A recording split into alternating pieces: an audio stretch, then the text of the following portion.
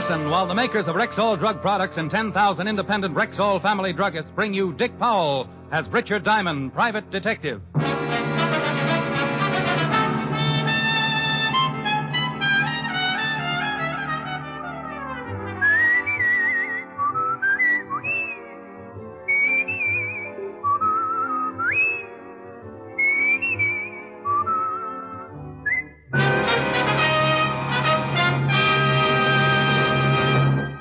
Good evening. This is Bill Foreman speaking to you for the 10,000 independent druggists who have made the word Rexall part of their own store names. They've done that because they recommend and sell the 2,000 or more drug products made by the Rexall Drug Company. The new Ann Delafield Reducing Plan is a good example. This plan is one of our druggists' most popular sales items. It helps you lose quickly, easily, up to 5 pounds a week, and where it shows. No wonder our customers like it. It's the work of famous health and beauty expert Ann Delafield, who has successfully reduced more overweight people than any other expert alive. That's why you can be sure of a safe, sound, scientific plan with no drugs, no calorie counting. You get vitamins, special appetite-reducing wafers, and a big beauty book to guide you. See how easy it is to be slim. Ask about the Ann Delafield Reducing Plan at Rexall drugstores everywhere. Good health to all from Rexall. Now your Rexall family druggist brings you a transcribed half hour with Richard Diamond, private detective, starring Dick Powell.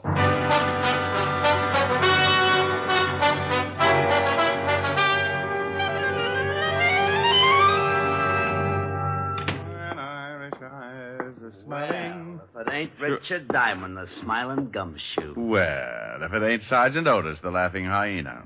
The lieutenant in? Yeah, go on in and spoil his afternoon. You know, Otis, I think you've got the kindest, most wonderful face in the whole wide world. You do? Absolutely. But I do wish you'd do me a favor. Well, sure, anything. Stop wearing it upside down. Hello, Walt. Hello, Rick. Sit down. Oh, thanks. What's doing? Want a sandwich? I'll take some of that coffee. Sure. Something on your mind, Rick? No, just got tired of sitting around the office. No business? Not in a week. Got any sugar? Oh, yeah, I forgot. Here. Yeah, Otis? Lieutenant, I got some guy on the phone who won't give me his name. Says he wants to talk to you. Matter of life and death. Okay, put him on. Right. Homicide, Lieutenant Levinson. I'm going to say this once, so listen carefully. Tonight, somewhere in New York City, I'm going to kill a man, and there's nothing you can do about it. What? Promptly at 8 o'clock, somewhere in this city, I'm going to kill a man. Hello? Something wrong? Some guy says he's going to kill somebody at 8 o'clock tonight. Oh, dandy. Crank.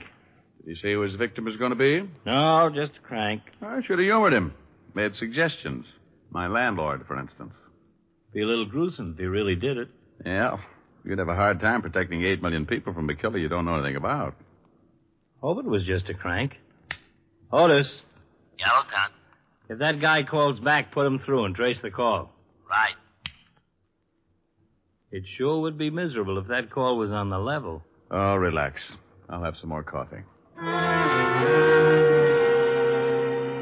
I had some more coffee. Walt worried a little, not a lot, because the big precinct caters to a good number of cranks every day. We talked about old times, and around 6, I matched Walt for dinner. He stuffed himself at the automat until I ran out of change and begged for mercy. Then he dropped me off at my flat on 53rd and went back to the precinct. I showered, shaved, slipped into my blue suit, and headed for the door.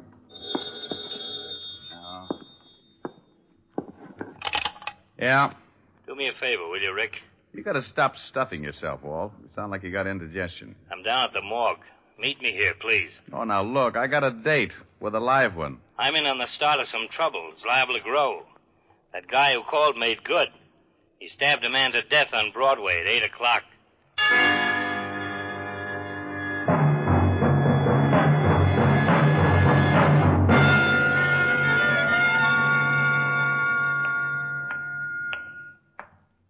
Here he is, Lieutenant. Hello, Walt. Hi, Rick. Thanks for coming down. Okay, Hal. Who is he? Or, who was he? Brother identified him, Abraham Weiss. Stabbed in the heart from behind with a long, thin instrument. On Broadway at 8 o'clock. That's right. A dozen people saw him stagger to the curb and fall. Most of them just thought he was drunk. You think your boy on the phone did it? 8 o'clock, right on the nose. Whoever did it must have walked up behind him, jabbed him just below the left shoulder blade, and kept on walking. What do you want me for, Walt? If this guy on the phone did kill Abraham Weiss and we can't find a motive, it's a little more than a simple killing. We may be mixed up with a madman. Oh, so I qualify in that league. You're one of the few guys who really is interested in criminal psychology. Well, I think it's the answer. You can't stop something unless you know the cause. Will you give me a hand, Rick? Sure. I've got Weiss's family at the station. Let's go see them.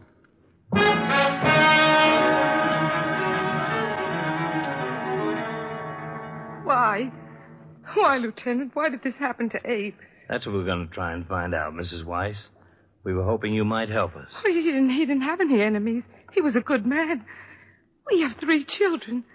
I left them with Mrs. Bilotti, my neighbor. It's going to be hard on them. You're sure your husband didn't know it? No. He didn't have any enemies. He was a good husband and a good father. Everybody liked him. Why, only last week, Mrs. Dowd up the street from us told me.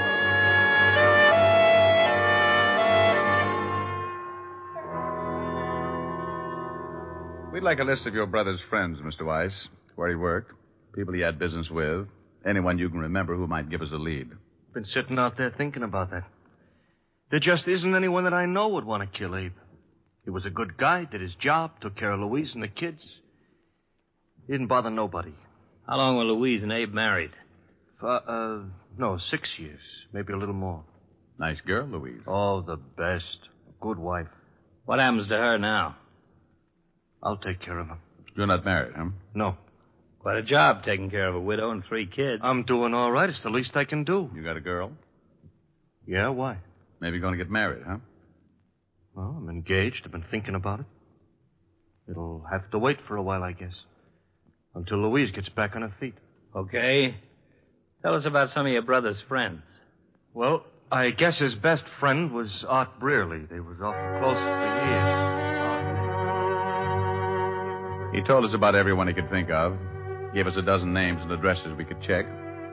Like Louise, Martin couldn't figure why anyone would want to kill Abraham Weiss. The next was Mrs. Rebecca Weiss, tired, the hurt in her eyes enough for all the mothers who had raised a son and lost him. We'll try not to keep you too long, Mrs. Weiss. It's all right, Lieutenant. You want to help? Would you like a glass of water? No. When will I be able to see Manson? It's right that I should see Manson. A few questions first, if you don't mind. I know you're trying to help. Just me a few questions. As many as you like, Lieutenant. Not long with Mrs. Rebecca Weiss. Nothing that would help to catch her son's killer. So we checked the people who had known Abraham, and there were plenty. His boss gave us a few more names to add to the long list. All of them friends who couldn't imagine why anyone would want to kill a nice guy like Abe. At 7:30 the next morning, Walt looked at reports and poured more coffee. Here. I'll put sugar in it. Thanks. If that phone call was on the level, why would a guy kill like that? Call us and tell us he was going to do it. What'd be his reason? Well, couldn't guess. But if that guy who called did do the killing, you can bet he'll phone again. Why? Well, he bragged he was going to do it.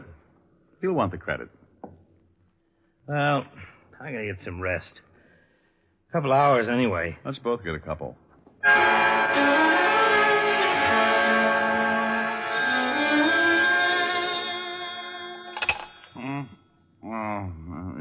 Yeah? Sorry. That doesn't matter.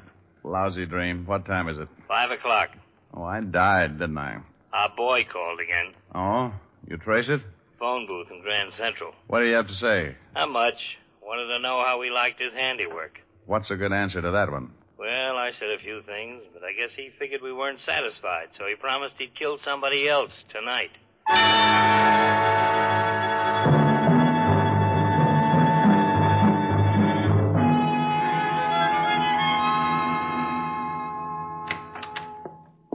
Hello, Rick. Seen the papers? No. Here. Fiend terrorizes city. Unknown killer murders at will. Police baffled. Everybody's on my back. Exactly what did he say? You want to hear? I made a recording. Let's hear it.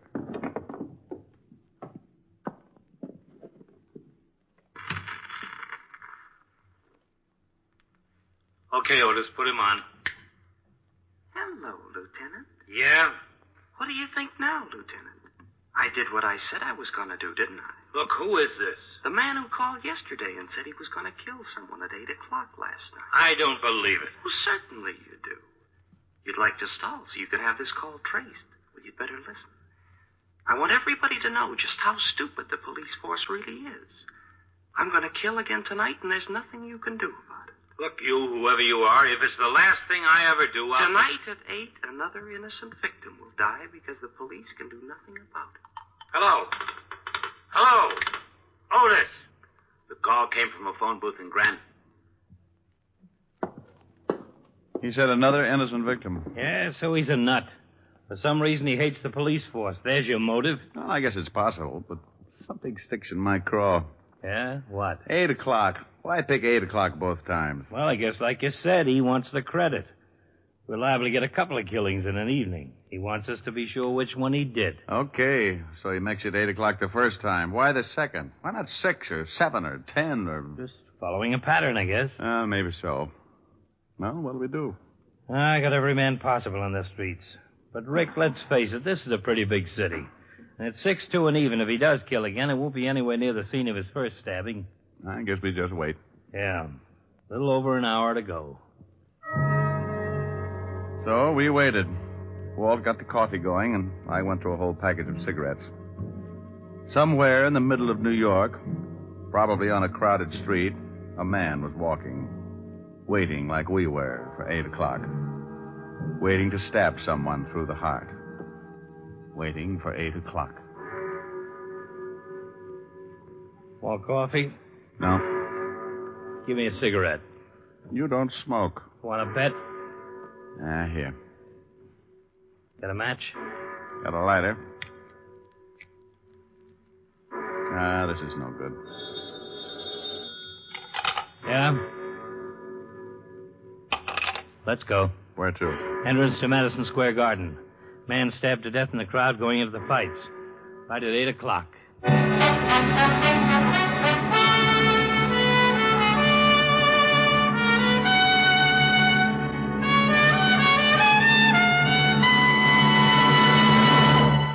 Now you can get 5 times the established daily requirement of all vitamins with known minimums in one formula. It's Rexall 5X Multivitamins, a marvelous new product direct from the world-famous Rexall Laboratories. In this new, carefully balanced formula, Rexall scientists have provided a tablet that is 5 times stronger than the minimum daily requirement of all vitamins with established minimums, plus red crystalline B12. Rexall family druggists are so anxious for you to reap the benefits of this amazing new vitamin formula that they invite you to try it for 10 days at their cost. They offer you a 10-day trial size, a regular $1.79 value in itself, free of extra cost, with a purchase of the regular bottle of 50, both for only $6.95.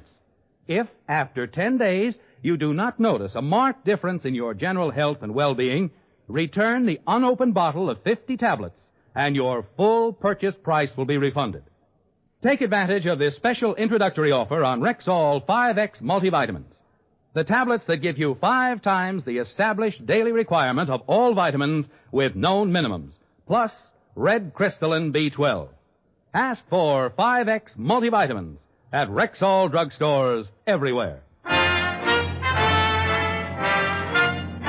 And now back to tonight's adventure with Richard Diamond, Private Detective, starring Dick Powell.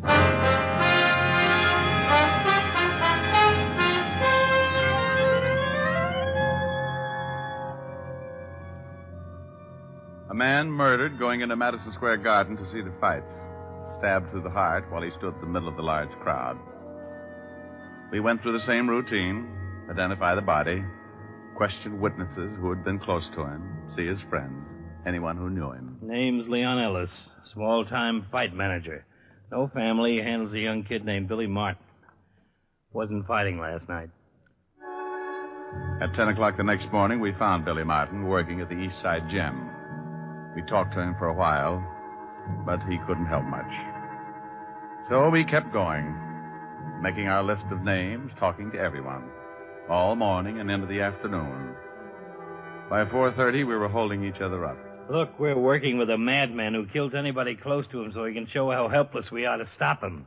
The whole city's in a panic. The newspapers are blasting everybody in the department, yours truly in particular. Yeah? I got him on the line again. He even bragged to me about this last killing. Trace it as fast as you can. Right. Start that recorder, Rick. It's our boy again. Okay. Go ahead. 5th Precinct, Lieutenant Levinson. You can skip the formalities, Lieutenant. Your sergeant told you who was on the line. Well, I did it again last night, didn't I, Lieutenant? Okay, so we can't stop you. I admit it. I'll admit it to the papers. That should make you happy. The police department can't do anything about it. That's what you want, isn't it? Again tonight, Lieutenant. One more person will die. Now, wait a minute. At least give me a chance to talk to While you. you trace the call? No. Tonight at 8 o'clock, and you can't stop me. Hello? Yeah? Call came from a phone booth in Rockefeller Center. Pick's the right place to call from. We look pretty silly rounding up everybody in Rockefeller Center.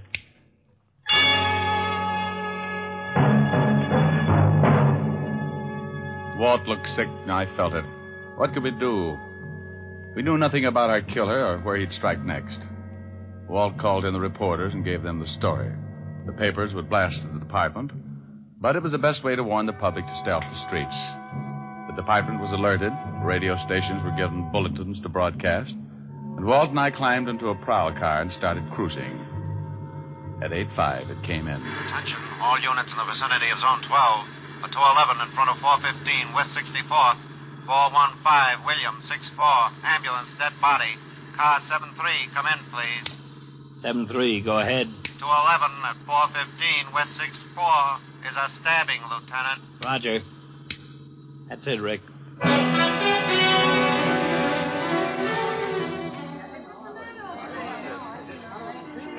The victim was an elderly man dressed expensively and lying face down on the sidewalk. Again, no witnesses to the killing. Most of the people who had seen the man fall realized almost immediately what had happened because of the publicity on the last 2 killings. But like one man said... Well, how are you going to see who killed him in a crowd like this? Maybe 100 people on the block when it happens. Oh, you guys better start doing something.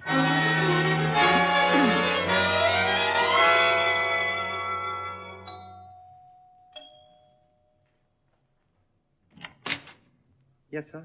Does Mr. Arthur Reeves live here? Yes, sir, but Mr. Reeves is not in at the moment. I'm from the police. Lieutenant Levinson, homicide. Homicide? I'd like to talk with everybody in the house.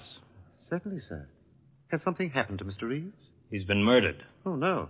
No, not Mr. Reeves. How many people in the house? Myself, the maid, and Mr. George Reeves, Mr. Reeves' nephew. Tell him I'd like to talk with him. And we talked with the 3 people in the dead man's house. The maid, the butler, and George Reeves, the nephew. I warned him not to take his walk tonight. I showed him the papers. Did he usually take walks at night? Has for the past 15 years. Know why anyone would want to kill him? Mr. Reeves? Of course not. You know very good and well it was that fiend what did it.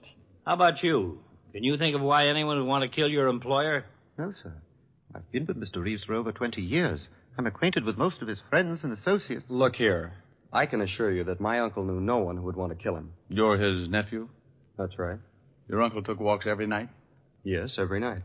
Well, if you don't mind, we'd like you all to come down at the station to make statements.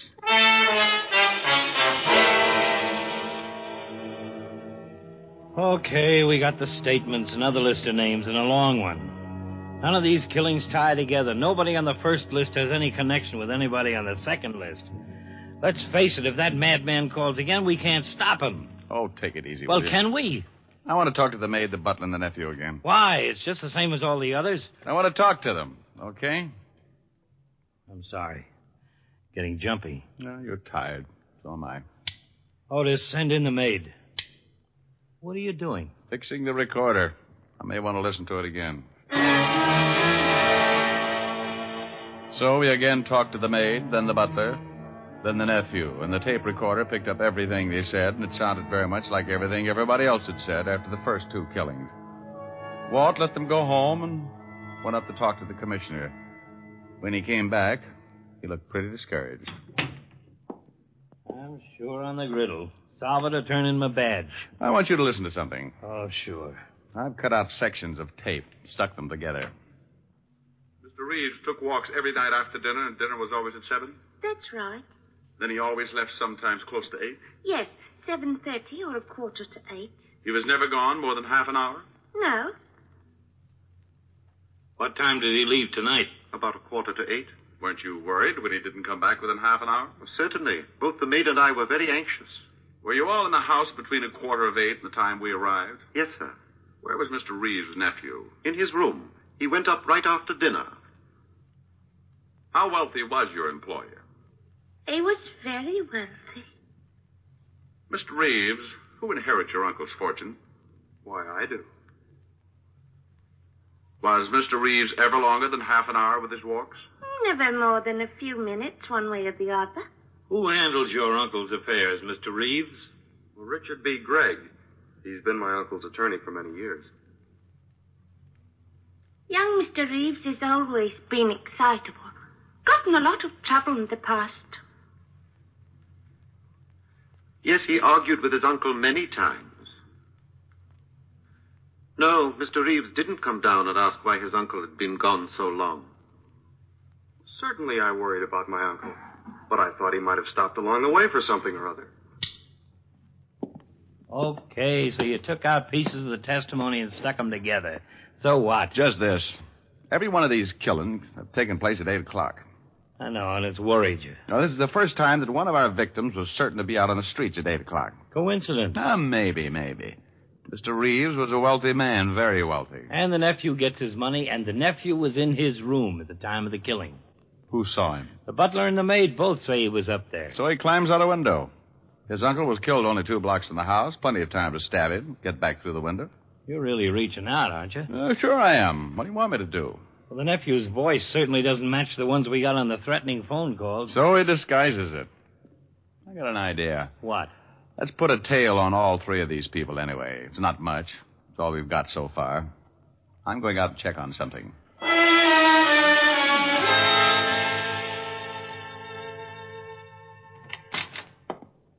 What? Here's something that'll make your hair curl. I just saw the attorney for the Reeves estate, and he said the old man was planning on changing his will, leaving all his money to charity, not his nephew. He was supposed to meet with Mr. Reeves this morning. And Reeves gets killed last night. Pretty convenient for the nephew. We can't arrest him on that. No, but it makes a good motive. You think the nephew would kill 2 men and then his uncle, just so it would look like a madman had picked out another innocent victim? You gotta admit it'd be pretty clever. There's an understatement. Yeah? He's on the line again, Lieutenant. I'm tracing it. Oh, no. Our boy again. There goes your theory. Hello? You can't do anything, Lieutenant. I've killed 3 men, and you can't stop me. I'm going to kill again tonight at 8. Hello? Was him, all right. Tonight at 8. Rick, we've just got to do... Yeah? Call came from Grand Central again. Okay. Well, what happens to your theory now? Well, he might do it again. Expect you to react just this way. Who's tailing George Reeves? Harrison. When does he report in again? Checks in on the hour. Last time was about 20 minutes ago. 40 minutes to go, huh? No way of contacting him? No. Okay, we wait.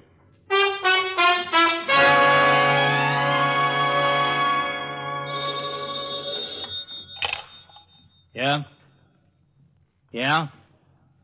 Where was he at 4:46?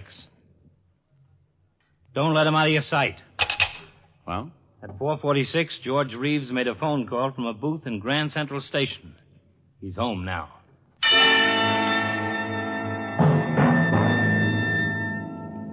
Well, we had something. A motive and a man calling from Grand Central, but not enough to make an arrest. We waited until 7 and then headed for the Reeves house. The area is surrounded. He'll have 2 men on him no matter where he goes. He's still in the house? According to Harrison. No, I want to do more than pick him up with a knife. Here he comes. Yeah.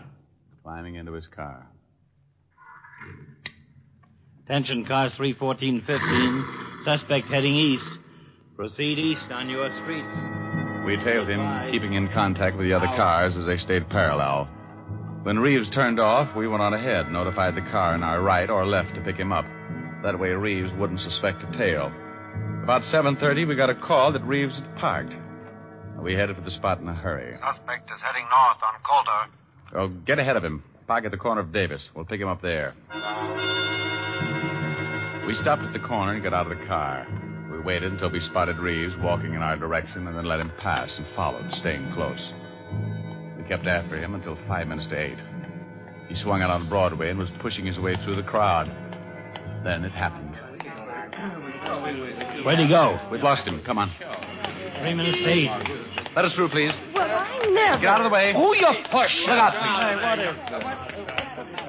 You see him turn off? No, he's got to be... Walt, crossing the street. Let's go. Reeves. What? No!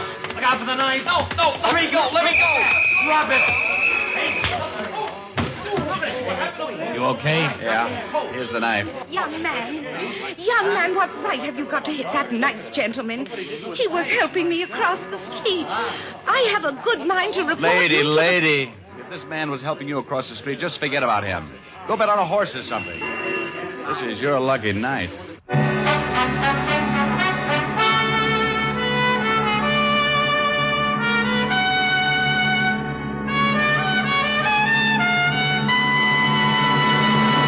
Right when you need it most, Rexall scientists have developed a wonderful new product, Rexall Sunburn Cream, available now at Rexall drugstores everywhere.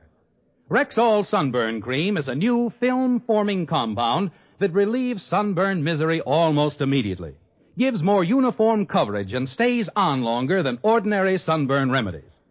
The protective agents in Rexall Sunburn Cream relieve the soreness and annoying itching of a fresh sunburn, soothe and cool the fire, help you sleep easier after overexposure.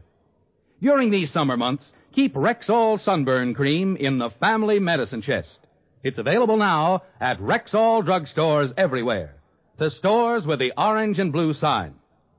Good health to all from Rexall.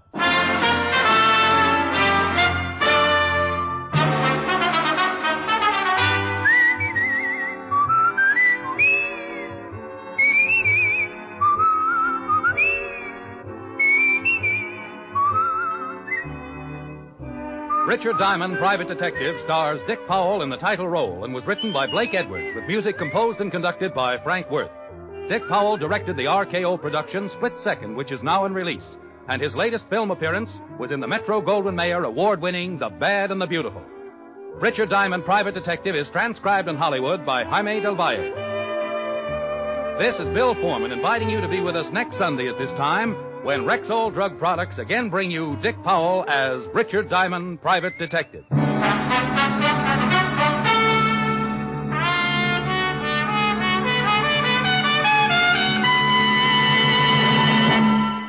Attention people on sugar-restricted diets. At last you can get a non-fattening sweetener in granulated form. It's Rexall Sweetenet Sprinkle, the easy-to-use sugar substitute in a shaker. Just sprinkle it on food for all the taste, none of the calories. And there's no bitter aftertaste. Remember the name, Rexall Sweetenet Sprinkle, at Rexall drugstores everywhere.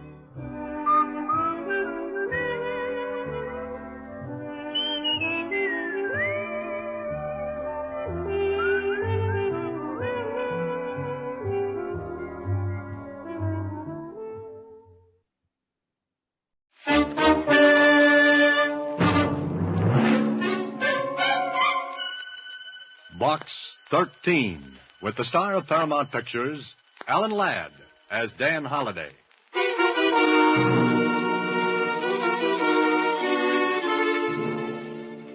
Box 13, care of Star Times.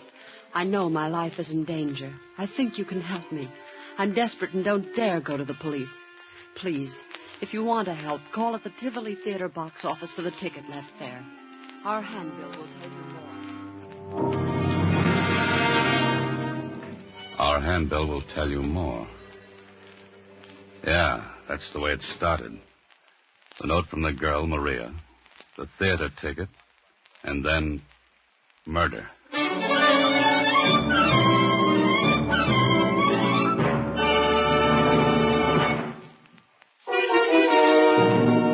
And now, back to Box 13.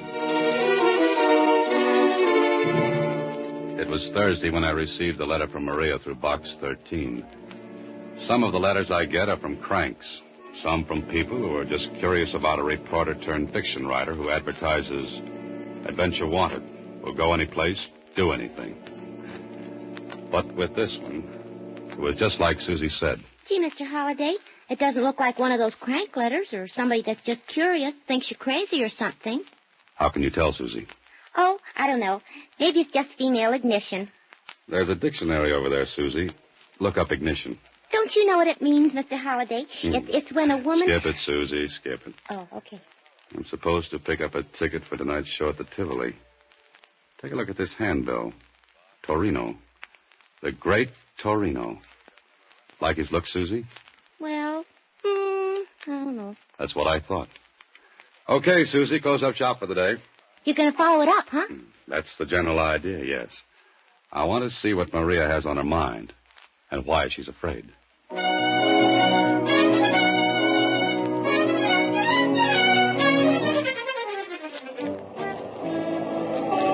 This was it.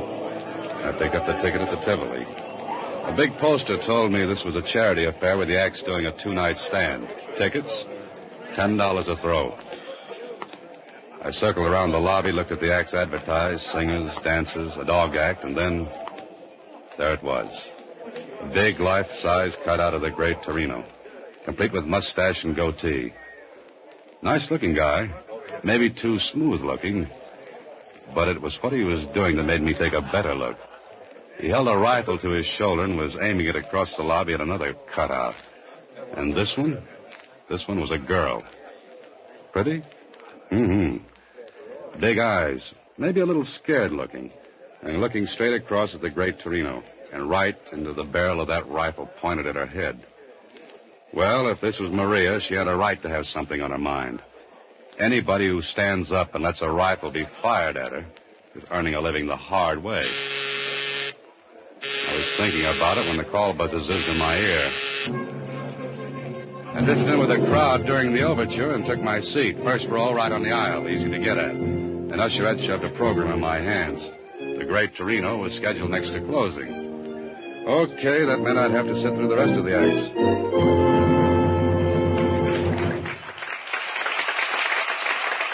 I did. It was skipping. But the great Torino was something different. He had two assistants, a girl and a good-looking young guy. It was a magic act with class, and Torino was clever with his hands. He did a trunk effect that was really great, and the girl who helped was the same girl whose cutout was in the lobby. Torino tied her with a rope, slipped a big canvas bag over her, and locked her in a trunk. He fired a shot, and bang, the girl came running down the aisle. And the trunk she was put in, well, empty. All done in a split second, too.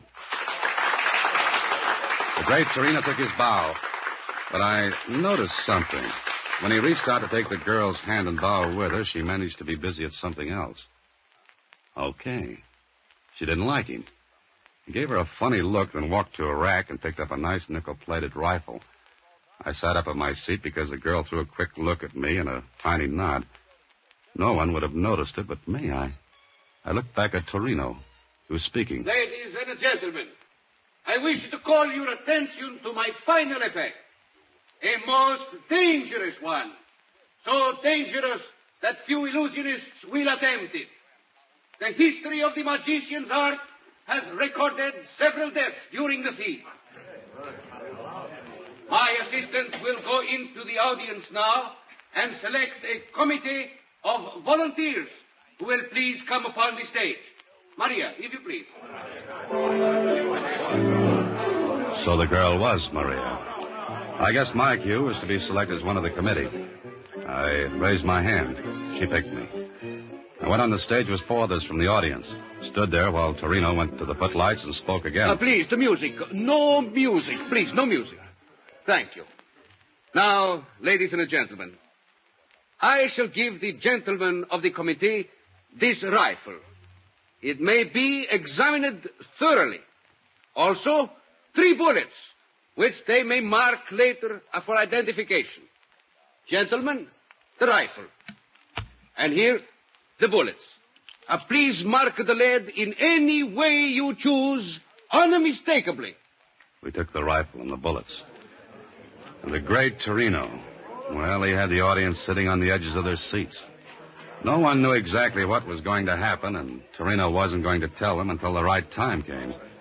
Then one of the other men on the committee spoke to me, and... bullets look okay to you? As good as any bullets can look. 22s, huh? Yeah. How do we mark them? Initials? Yeah, good idea. The 3 of us cut our initials in the lead. That all right with you, mister? Good. How about the rest of you? Suits me. I've got a knife here. Yeah, let me see the rifle. Yeah, sure, here. Rifle look okay? No gimmicks? Not that I can see. All right, my initials are cut in the bullet. You want to cut yours? Oh, yes. I cut my initials, D.H., in one of the bullets. So we had 3 bullets with initials cut in the lead. No chance for substitution. Then Torino took the rifle and the bullets. Thank you, gentlemen. Grazie tanto. You are satisfied? Sure, I am. Yes. Good. Now, if you will all watch closely, I shall load the bullets in the rifle. So, and what is your name, sir? Holiday. Good. Then, Mr. Holiday, if you will please hold the loaded rifle until I am ready for it. Oh, sure. In this way, there can be no trickery. Ladies and gentlemen, you saw me load the marked bullets, yes? So, and you have the loaded rifle. Good. Now, ladies and gentlemen, may I introduce once more Maria. Maria? The young lady is as courageous as she is lovely. Maria, you will take your place, please. Mr. Holiday, would you care to shoot at Maria? Oh, no. No, thank you. Then that leaves it up to me. No. The rifle, please. Oh, here you are. Thank you. Ladies and gentlemen, I shall ask for complete quiet. Thank you. Maria, you are ready? Yes. I'm ready. The great Torino walked to the other side of the stage. He raised the rifle to his shoulder, pointed it at Maria. She was pale as death. Her arms were tense, tight. Perspiration stood out on her forehead, and on mine, and on everyone in the audience. Then, so help me, this is what happened. A bullet appeared between Maria's teeth. She let it drop to a plate she held in her hands, then... And 2 more bullets popped between her teeth and fell to the plate. No one in the audience moved. No applause, just that tense feeling. Torino walked over, took the plate. His hands never touched the bullets. I'll swear to it. He walked to me and the other 3 men with me, and... Gentlemen, you will please to identify the bullets, yes? This one. Initials T.G. That's me. Yeah, that's mine, all right. Thank you. And this one, K.R. Mine. Thank you. And the third, D.H. That's mine.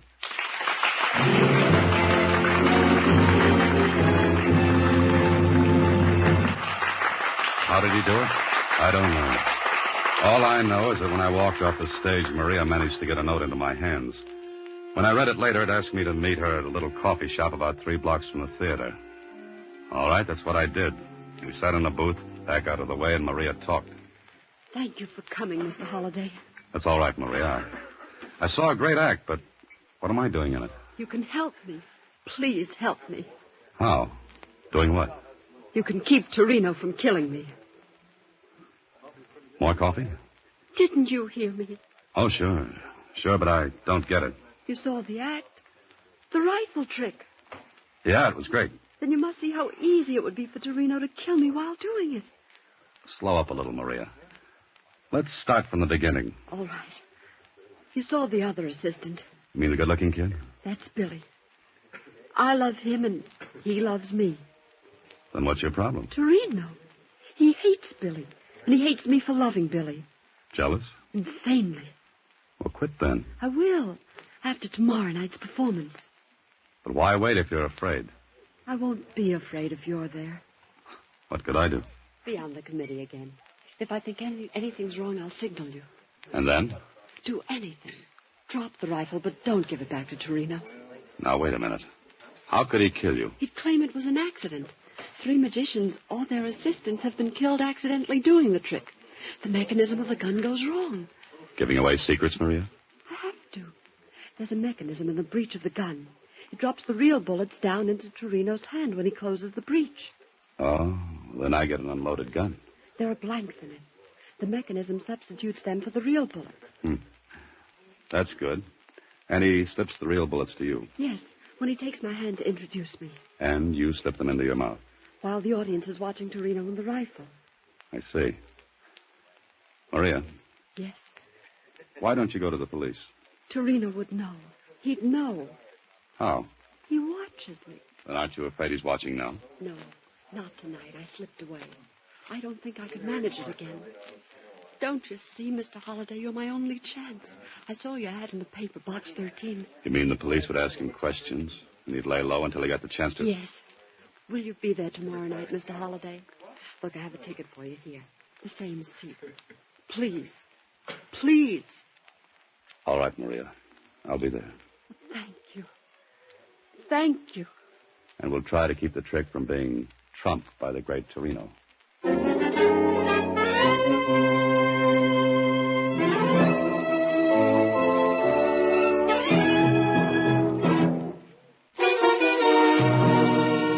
And now, back to Box 13 with Alan Ladd as Dan Holliday.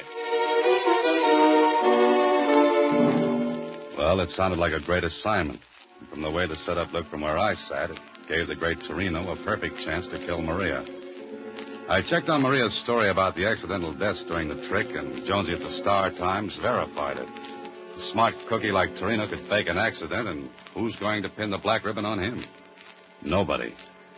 Okay, it's up to you, Holliday, to figure it out.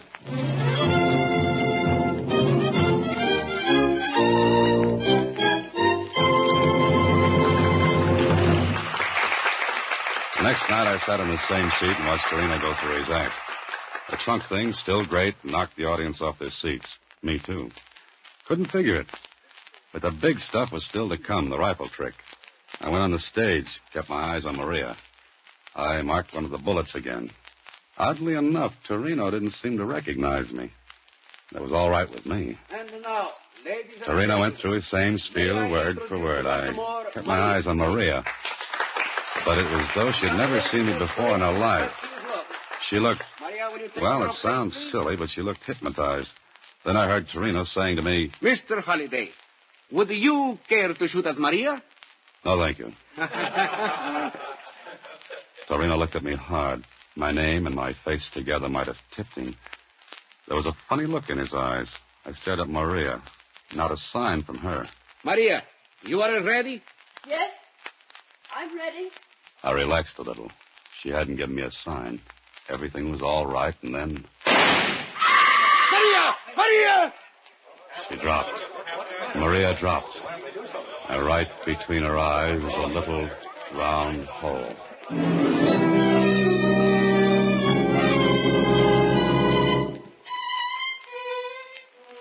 Look, Holliday. Is that straight, that story? Sure it is, Kling. She was afraid she'd be killed. But you say she didn't give you a high sign. No, she didn't even look at me. But she told you if there was anything wrong, she'd tip you. Yes, but she didn't tip me. Okay. Sergeant. Yes, sir, Lieutenant. Get Torino over here. Yes, sir. All right, Joe. Lieutenant Kling wants you. Got any ideas, Holliday? I'm dry. Bone dry, Kling. What about this guy, Billy, she told you about? I told you. It was accident. Something she was go wrong. Please. Quiet. Now look. Accident. She's wrong accident that happened. I am an artist. You tell me I do something wrong. No, it is a wrong Holy accident. mackerel. Sergeant. Million times. Sergeant. Yes, sir. Put this guy in his dressing room and keep him there till he blows off that head of steam.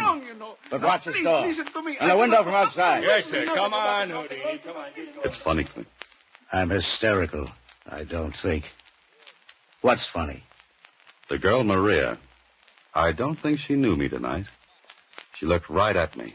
Didn't give me a tumble. Yeah? So? She told me she'd signal me if anything was wrong. I don't get it. But it looks as though she... She what? She deliberately let Torino fire a gun she knew was set to kill her. That makes great sense. I know, no sense at all. And besides that, they're... Get away with it. You're going to let him tell you it's all an accident. Well, don't believe him. He killed her. That's Billy. Kling. What? Let me ask him a couple of things. Now, look, Holliday, I'm in charge of this case. You're in on a rain check. Okay, but I'm in, huh? Yeah, for the one reason that Maria told you about it, and He killed her. It wasn't an accident. Oh, I better go help the sergeant. Any objections if I mosey along with you? None. Just keep your mouth closed, that's all. Sure. All right. So I listened while Kling asked questions. But there was something knocking at the back of my head, asking to be let in. Something I'd seen, heard, remembered. I didn't know. But what bothered me was Maria not giving me a signal. When she said she'd know if Torino was up to something. Billy answered Kling's questions. No. All I know is that Torino bluffed Maria. He said he'd kill her if he saw me hanging around her. Who loads the rifle with blanks? Maria. Maria. She do it tonight? She always does it. I don't believe it. Maria loaded the rifle herself. She did. Before the performance. So I got an idea. I left the stage where the investigation was going on, and I walked backstage toward the dressing rooms. I wanted to talk to Torino, but there was a large blue cop sitting at the door. He looked at me and... Well, Holiday. Oh, hi, Murph. I feel lousy. No, that's too bad. Say, think I could talk to Torino? No. Oh, no, look, you can watch and listen. Tell Kling everything that goes on. Playing detective, Holiday? Nope, playing a hunch. What about? Why not listen and find out? And if you learn anything, tell Kling. And you might learn something good. You mean something that might break the case? Yeah, might. Oh, well, What's the matter, Murph? Can't you use a couple of stripes? Aye, sure. Oh, okay. But I'm standing right here, understand? Sure. Right. Hey, you, get up and... Oh, brother. Look. Ain't nobody gonna ask him no questions. No, I don't think he's in any shape to answer. A promotion, you say? A promotion? I'll be lucky if I ain't fouled up for good. This guy's been knifed right under my nose. That's right. Somebody stabbed Torino. He was as dead as Maria. And nobody saw anybody go in or out of the dressing room. There was one window. It was open. But the officer outside swore he had his eye on it. Nobody in or out. And nobody in the room but Torino. Well, the knife was in his back, so suicide was out. Kling and his boys turned the room upside down. Torino's apparatus and trunks were shoved around. Still nobody. And it turned out nobody had a motive for killing Torino except Billy. Me? Me? Are you crazy? I never left the stage. I was talking to you. I was answering questions. I can't be in two places at once, can I? He was so right. Kling was tearing his hair. Then more questions. The rest of the acts were strangers to Torino. Knew nothing about him. I was thinking about it when something hit me. Something Billy had said. While Kling was still firing questions, I got to a phone.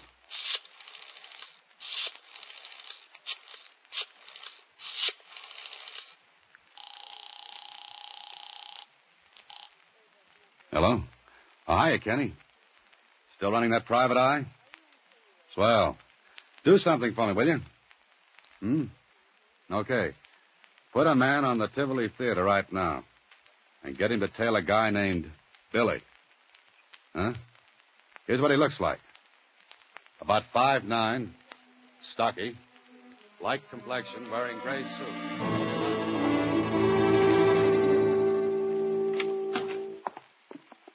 Good morning, Mr. Holliday. Hi, Susie. Any messages? Uh-huh. The detective agency called. And what? What's the message? Oh, I wrote it down in shorthand. Here.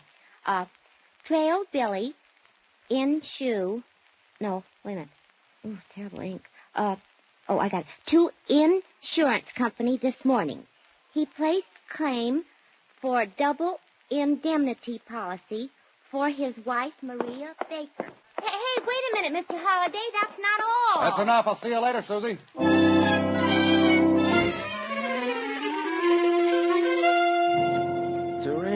Torino. Step on it, Jonesy. Oh, you want hard facts, it takes time to find them.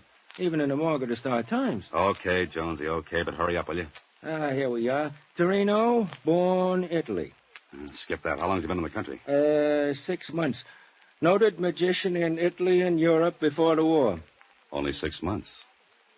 Now, Jonesy, if you were a magician, you wanted assistants. How would you get them? Advertising a billboard, magazine for show folks. What else?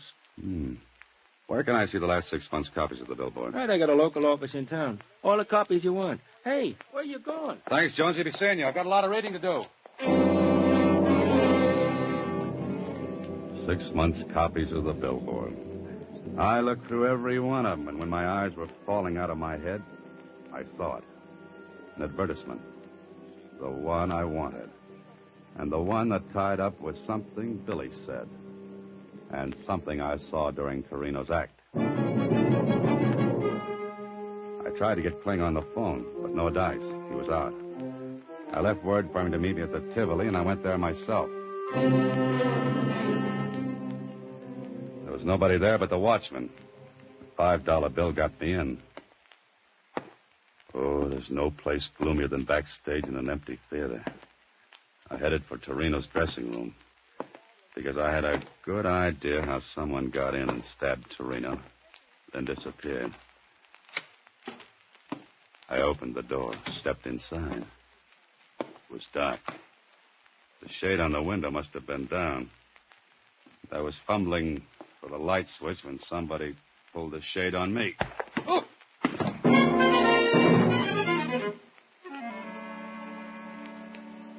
Got any idea who slugged you, Holliday? Yeah, Kling, I have. All right. Who? Billy, maybe. No dice. He didn't come near this place. We had a tail on him. Do you know about the insurance? Sure. But he couldn't have killed his wife because she loaded the blanks into the gun. Uh-huh. And the medical examiner's report on the bullet that killed her? What about that? 22. No initials on it? No, none. So it looks like this Maria deliberately planned her own death. It wasn't an accident. If it had been, the bullet in her head would have been marked. Kling, put out a dragnet. For who? For the one who slugged me. I'll cut it, Holliday. If you know anything, spill it before I lose my temper. Who do you want to pick up? Here's a description. Young woman, about 26. 26. Brown hair. Brown hair. Lovely blue eyes. Blue eyes. About 5'2". 5'2". Worked as a magician's assistant. Hey, what are you giving me? That's Maria. Uh-huh, Maria. She's dead, you dope. You mean her twin sister's dead, Kling? Twin sister? What are you talking about? The trunk effect Torino worked could have only been done with twins. Billy tipped me off on it. Billy? Sure, when he said nobody could be in two places at once. And Torino advertised in the billboard for twins. You are dreaming this. Put out a dragnet for Maria. Who stabbed Torino? Maria. She got her twin sister to take her place in the rifle trick last night. That's why I didn't get a signal from her. The sister didn't know me from Adam. Now, look, Holliday, we searched this dressing room. There was nobody in it when Torino was stabbed. Maria was here. Look. False back in this cabinet. Good old magician's gimmick. She was here all the while. Maria and Billy took out an insurance policy on her and planned to make me the patsy. Because I'd testify that she told me Torino hated her, that she was scared. Torino was knifed to keep him from spilling about the twins. Billy was in the clear on that, because he had an alibi when Torino was killed. Okay, Clint? Okay. We'll put out a dragnet.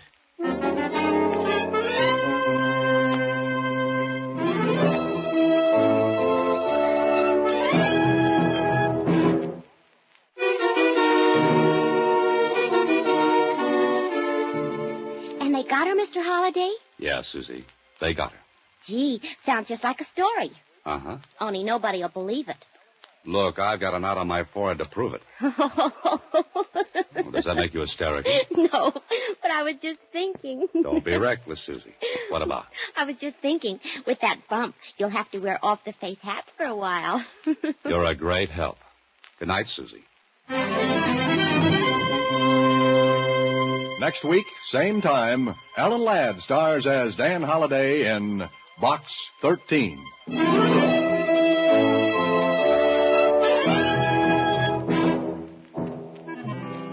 Alan Ladd appears through the courtesy of Paramount Pictures and may currently be seen in Wild Harvest. Box 13 is directed by Richard Sandville with original story by Russell Hughes and original music composed and conducted by Rudy Schrager. The part of Susie is played by Sylvia Picker. This is a Mayfair production.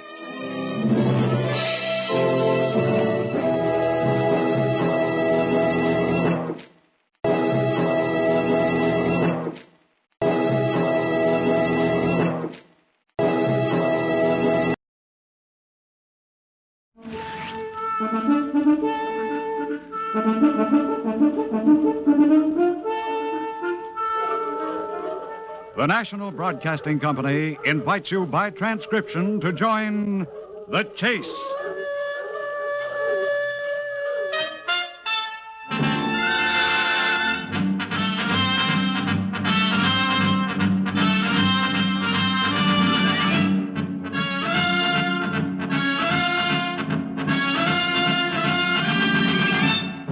In the animal world, there is the hunter and the hunted, hound and fox, hawk and sparrow, cat and mouse.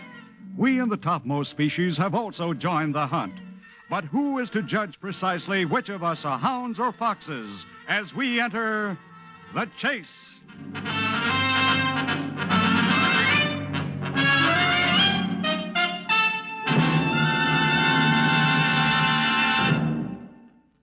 The day I finally made the switch from Detective Sergeant Peter Peru to Detective Lieutenant Peter Peru should have been a happy day because it's just what we've been waiting for, Joan and I. The promotion. Oh, how we chased that promotion. Maybe you didn't know it, but the difference between a sergeant's pay and a lieutenant's pay is $9.62 a week. Not much, but all the difference, Joan always used to say, that we needed to get married on. Well, now I've got the lieutenancy, and I've got the miserable $9.62 more a week. But now I haven't got Joan. What stopped us?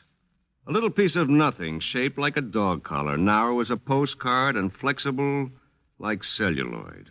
A dictation tape. Yeah, that and a miserable dictating machine and the man who used them. It all started the night I went to pick Joan up at the office where she worked as a secretary. Generally, I knocked off duty at about the same time she finished work, but if I was tied up on a case, she'd just stay on doing some freelance typing job she'd picked up from an employment agency.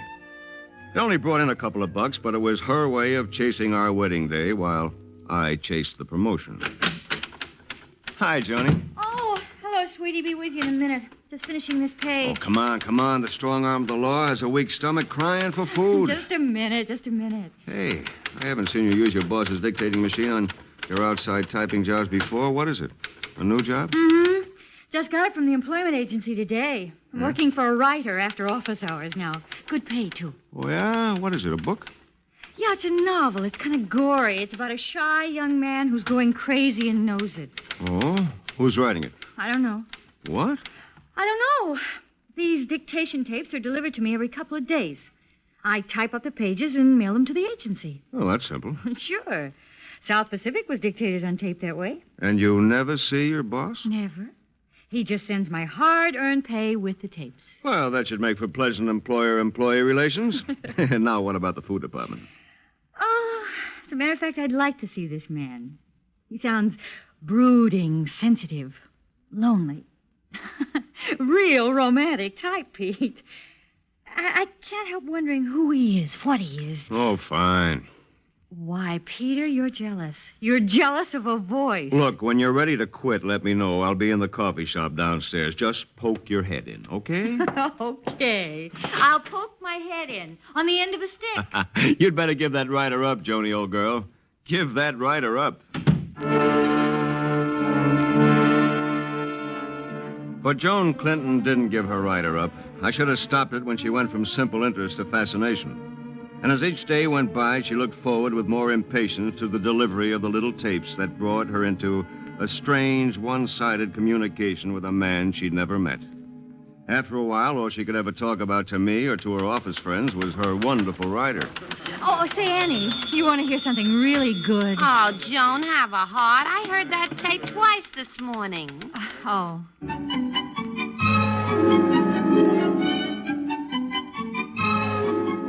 Still hearing from your writer, huh? How's that story coming? The one about the shy fella going nuts. Oh, Annie's just wonderful. And today he added a postscript on the tape. He said when the book was finished, he'd find out who I was and he'd come to see me.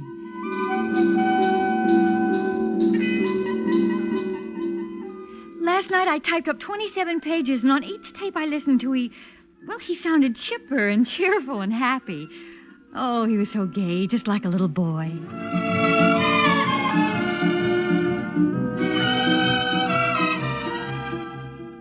No night work lately, Joan. How come? I don't know, Pete. I don't know. I suddenly stopped hearing from him. His last tape sounded so sad and strange. And that was 10 days ago.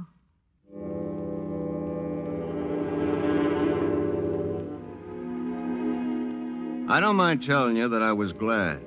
Yeah, I'm no Gregory Peck, you know. I'm not even a fair Humphrey Bogart for looks.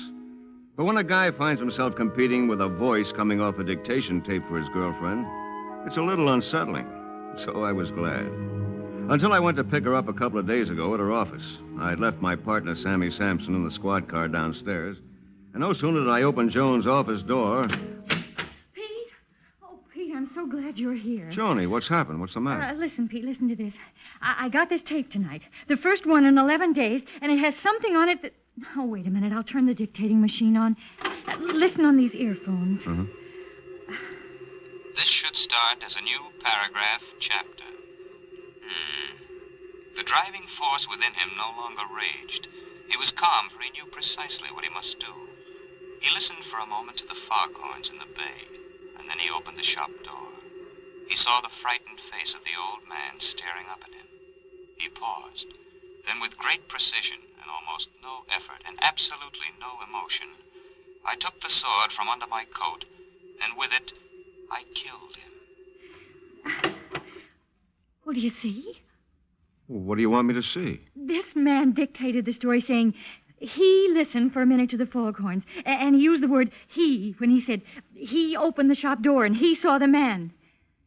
But when it came to the violence, the killing, he said I. I took the sword, and with it, I killed him. Joni, what are you driving at? Pete, this man's been writing about someone who's lonely, moody, depressed, about someone who's going mad, someone who kills. He's not writing just about someone. He's writing about himself.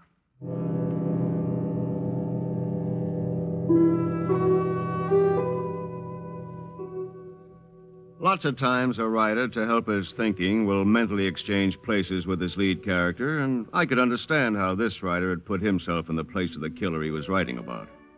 That's why the guy on the tape had said I instead of he, that's all. I read it someplace, and it made sense, but it took me 15 minutes of the biggest salesmanship I could deliver to bring Joan to the point where she agreed with me. Oh, here, Joni, drink this and you'll feel better. Then I'll drive you home, and I want you to forget all this stuff. You just haven't been your old self, sweetie. Guess I've been working too hard, Pete, and thinking of this voice. Oh, he's probably a timid little man of 50, married and henpecked, and using the story as a release for his inhibitions and frustrations. I'm sorry I've been such a jerk, and I've been so unfair to you. Oh, Pete, how could I be so silly? Oh, Pete. Forget it, kid. Ah, this is worth it. Pete! Pete! Hurrah! Holy cats. I forgot all about Sammy Sampson. Oh, it's my fault. I'm sorry. Pete! Here, hold this glass, Johnny. Uh-huh. In here, Sam. Pete, I just picked up a general alarm on the squawk box in the car. What is it? Murder. Where? On the waterfront. An old man killed. with a sword.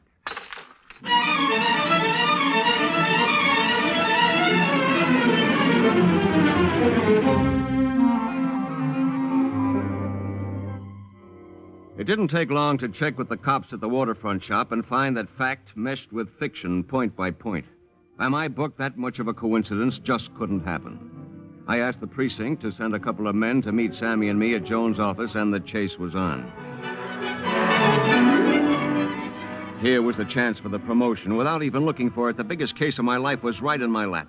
The only thing wrong was that my only lead, my hottest lead, was my own sweetheart.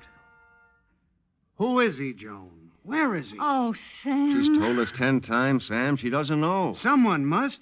Look, let's run this down. The Harriet House Employment Agency got Joan this typing job, right? Right. This writer mails 2 or 3 tapes in a plain white envelope to Joan's home every couple of days, right? Yeah, but with no return address to give us anything to go on. Except this one's postmark shows it was mailed last night from the main Times Square postal station. Oh, swell. The biggest in the city. That should be cute to trace. Okay. Then what? After I type up the script, I send the pages back to the Harriet House Employment Agency. Well, he must pick them up there. Andrews. Yes, Sarge? Get the squad car, Andy. Find a Mrs. Harriet House and pick her up. She runs the Harriet House Employment Agency in the drill building. Take her to her office. I'll meet you there in 20 or 30 minutes. Right, Pete. Now, look, Joan, were you ever given any reasons why he didn't have you come to him where he could dictate directly to you? I wish he had me come to him. If he's mentally ill, if he's sick, I might have helped him. All right, Joan, cut it out. The woman at the agency only said he likes to work this way. You don't know him like I do. He's sensitive. He's easily disturbed. Yeah, he's sensitive, all right. You're not fair. You haven't proved anything yet. Why should you be so sure he's the killer? Aren't you? Pete, could it be possible, just possible, that this sword murder at the waterfront and the killing that Jones' writer describes is just a coincidence? Sammy, I just... Sergeant Peru. Andrews, I thought I sent you to find Harriet House. She's been found, Sarge. A cleaning woman from her office building just called into headquarters. Harriet House is at her office, dead. Some nut killed her with a sword. Any questions, Sammy? Joan?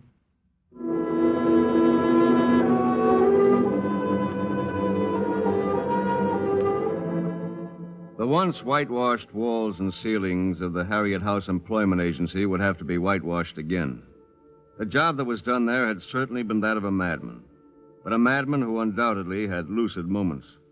Because the file folder that had held the scripts Joan Clinton had so carefully typed was found next to the destroyed body of Harriet House.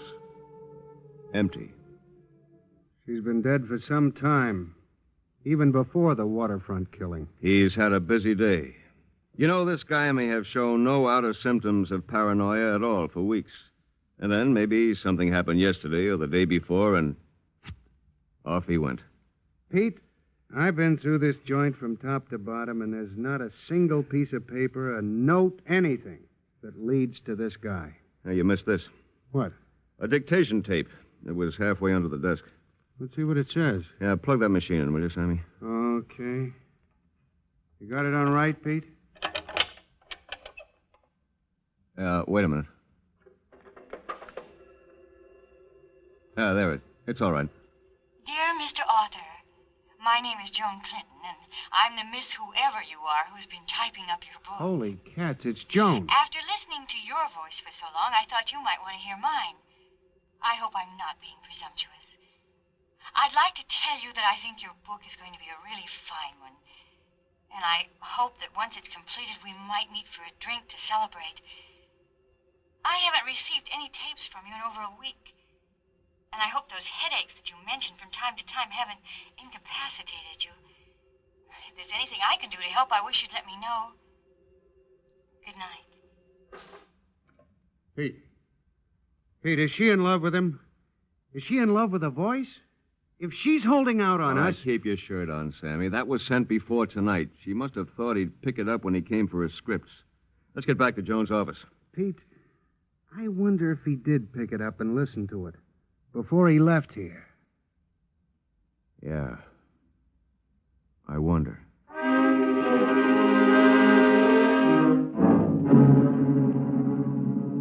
Joan, I want you to stop pussyfooting around. We're losing time, and you haven't told us everything we should know. Now take it easy, Sammy, and back up or I'll back you up. If you think I'll watch you give Joan a going over, you're nuts. You listen to me, Peru. There's a maniac loose somewhere out there. And also out there are lots of men, women, and children.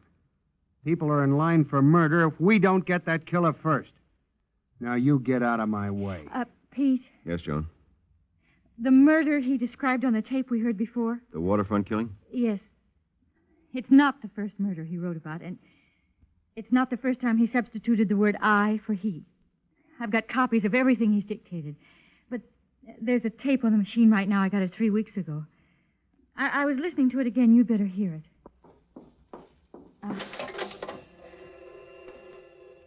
Hello, Princess.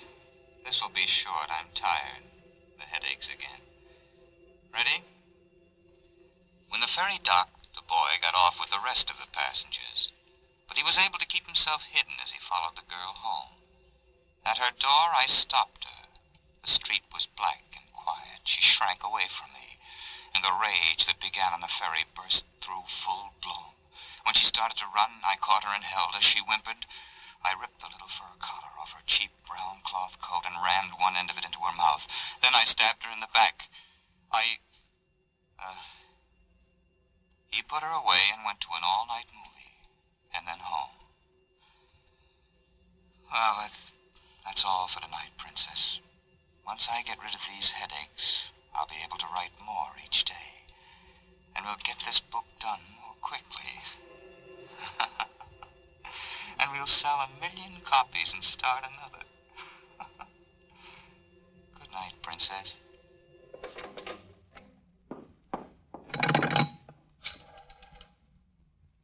Operator, get me police headquarters. Give me homicide.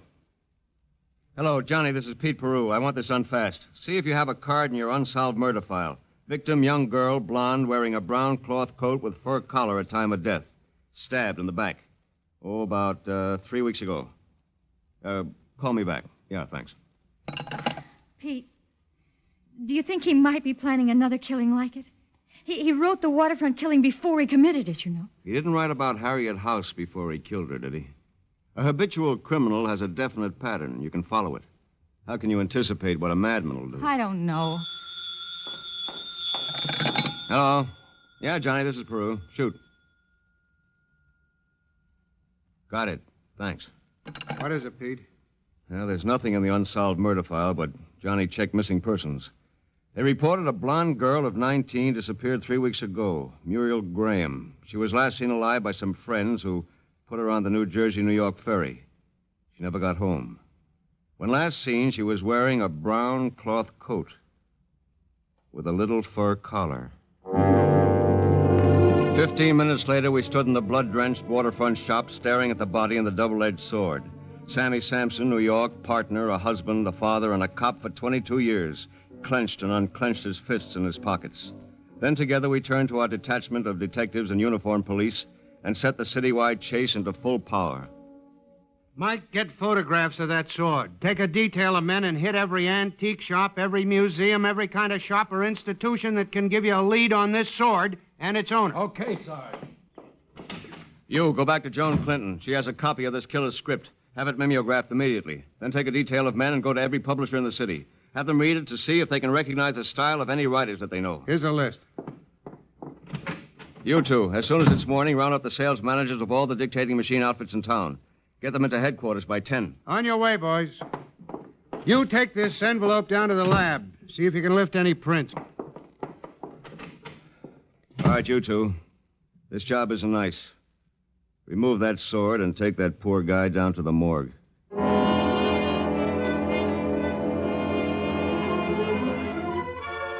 A homicidal maniac was loose and raging in a city of 7 million. But by noon, the manhunt had blanketed the city. Sergeant Peru, I got a list showing the names and addresses of all the people in the entire city that company sold dictating machines to. Okay, thanks, Andrews. Yes, sir. Our friend probably did his writing from home. Eliminate all the business addresses on this list and have your details start their investigations in the residential areas first. Check the salesmen. See if they recall selling dictating machines to anyone who might be a writer. Gotcha.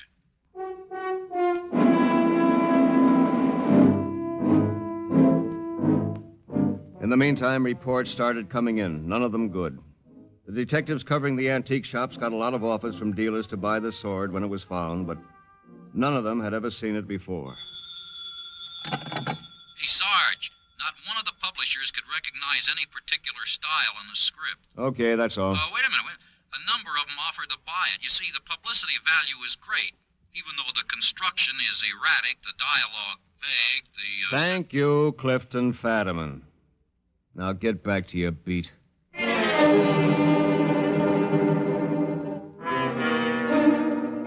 The chase continued through the rest of that day and the night. The populace of all the 5 boroughs in the city, not knowing where the killer prowled, cleared the streets by nightfall. It was a Jack the Ripper panic. Nightclubs, theaters, and movie houses lost business, and the papers screamed. And to Sammy Sampson, myself, and the other jokers on the job, on duty and off duty were only figures of speech. Then we got our first break. The killer contacted Joan Clinton.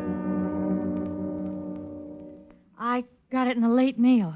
A tape. Where's the envelope it came in? Here. Uh-huh. Mail last night. There's your postmark, Sammy. Ansonia Postal Station. That's almost in the center of town on the west side. Yeah. That section runs from about West 59th Street to West 74th or 75th Street, and from 5th Avenue to the North River. Hello, Homicide. Johnny, Peru. Get on this right away. Get that list of people who bought dictating machines in the city. Get it narrowed down to just those people in the Ansonia section of Manhattan. Now, I want that list. Then call in men working on the antique shops, the ferry boats, the Navy Department, all the men we've got on the case. Put them all in the Ansonia section. One of the people in that area using a dictating machine is our man. Right. Pete, listen to this. This is the tape Joan got.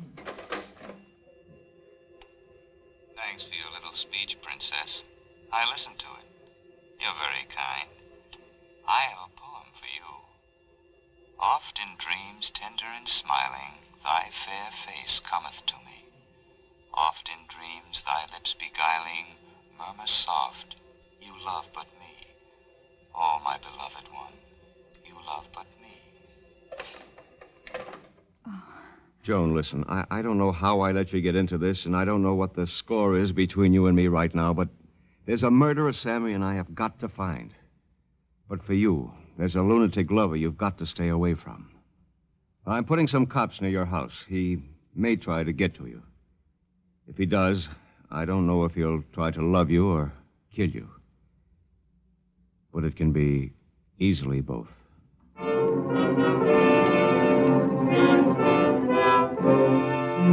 It took time to bring our men in and concentrate them in the Ansonia section. The Ansonia section of Manhattan is a mixture of enormous apartment houses and filthy slum areas. The number of people packed into this 1 square mile easily exceeds 250,000. On top of this, the number of people there owning recording machines proved to be many times larger than we anticipated, and the work of finding and questioning dragged slowly. When night fell that day, Joan and I piled into Sammy's squad car for a lift home. I'll drop you off first, Joan. There's a plainclothes man in front of your apartment house, so you don't have to worry. But keep your door locked and stay near a phone. If this guy doesn't go berserk again tonight, I think we'll have him by morning.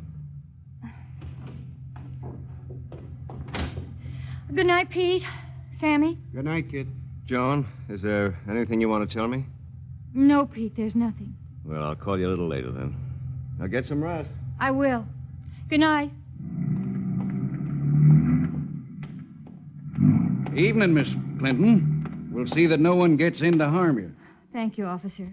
I'm sorry to cause the trouble.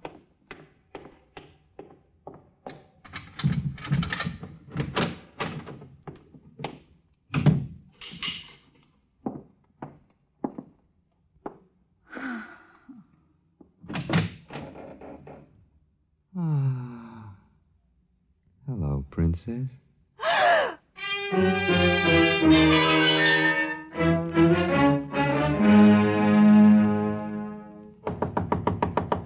I've been phoning her for the last 20 minutes, Sammy. I got worried. Now she doesn't answer the doorbell. I'll get this open in a minute.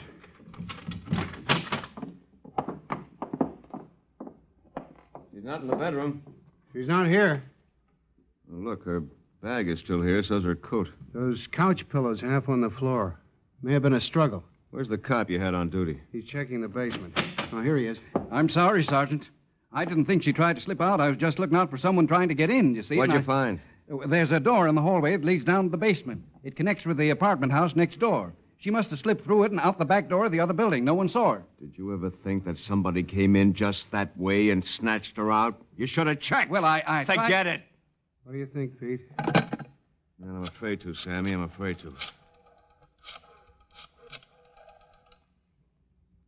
Hello, homicide. Johnny, I want you to put out a description alarm for Joan... What? Go ahead. Holy cat, when? Listen, get all the prowl cars in that district to converge on that block and tell them to be on the lookout for Joan Clinton. I think he's got her as a hostage, if he hasn't killed her. What happened, Pete? Missing persons closed their file on Muriel Graham. They just found her in a refrigerator in a basement on the west side. She died from dozens of knife wounds in the back. She was still wearing her little brown cloth coat, and the fur collar was stuffed in her mouth. You got the address? Yeah. Right in the middle of the Ansonia section.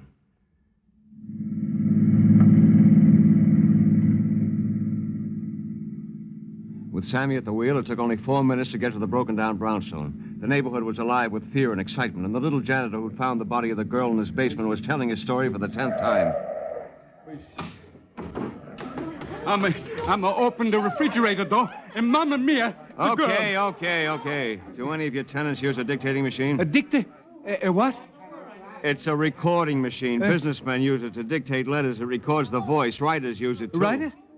There's a loony in a 3C. He says the writer. Always he carry the books. Always talking to himself. Talking to himself? Yeah, lots of times I go past his room. No one in there but him. But he's a talker a mile a minute. That's him. Tom, get that crowd back. Get some men in the back of the building and a couple on those roofs. Sam, you come with me. Now, you two lay back and cover us. Everybody call him a loony because of the way he look and he talk. He's a craze. Why didn't you tell the authorities about him then? Why? What? What's the matter? He's no hurt to nobody. Look, mister, you've been a great help, and thanks, but you'd better stay here. Come on, Sammy. 3C must be on the next floor.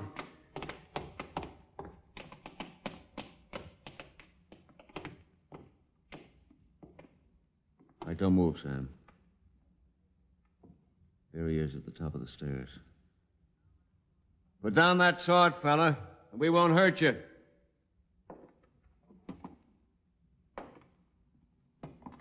He's coming down, Pete. He's still got that sword. Watch out, Pete. He's going to throw it.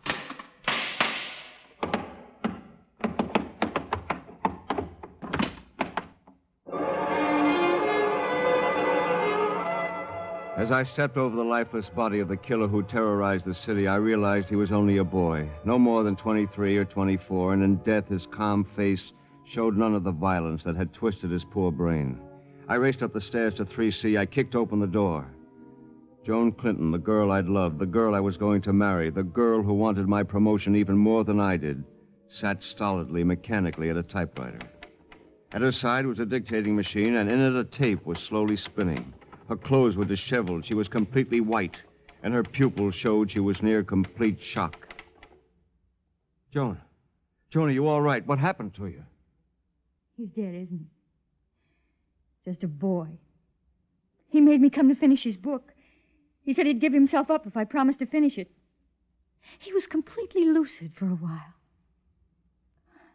Now, everything's settled, isn't it? Joan, he didn't do anything. He didn't hurt you. Hurt me? Hurt me? He was very gentle. Really very tender.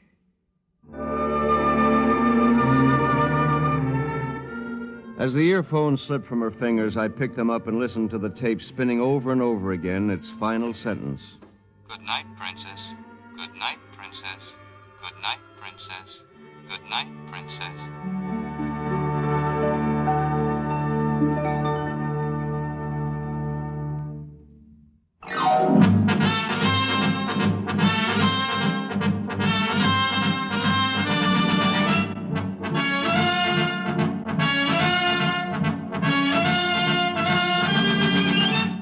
The Chase was created and written for the National Broadcasting Company by Lawrence Klee. In tonight's cast were Grant Richards, Anzie Strickland, Ann Thomas, John Raby, John Gibson, Walter Black, and Guy Rep. The Chase was directed and transcribed by Dan Sutter. This is Arthur Gary speaking. 3 chimes mean good times on NBC. In coming weeks, there'll be some changes. Tuesday, the 26th, marks the return to the air of Cavalcade of America. Thursday, August 28th, welcome back the king of the cowboys, Roy Rogers.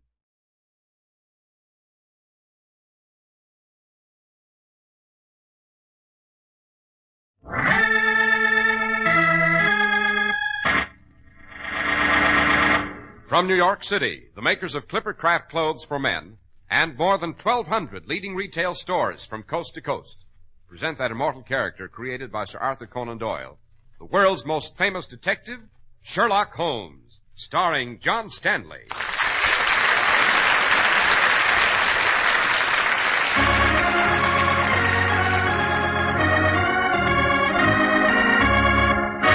This week's story, The Adventure of the Grey Pasha.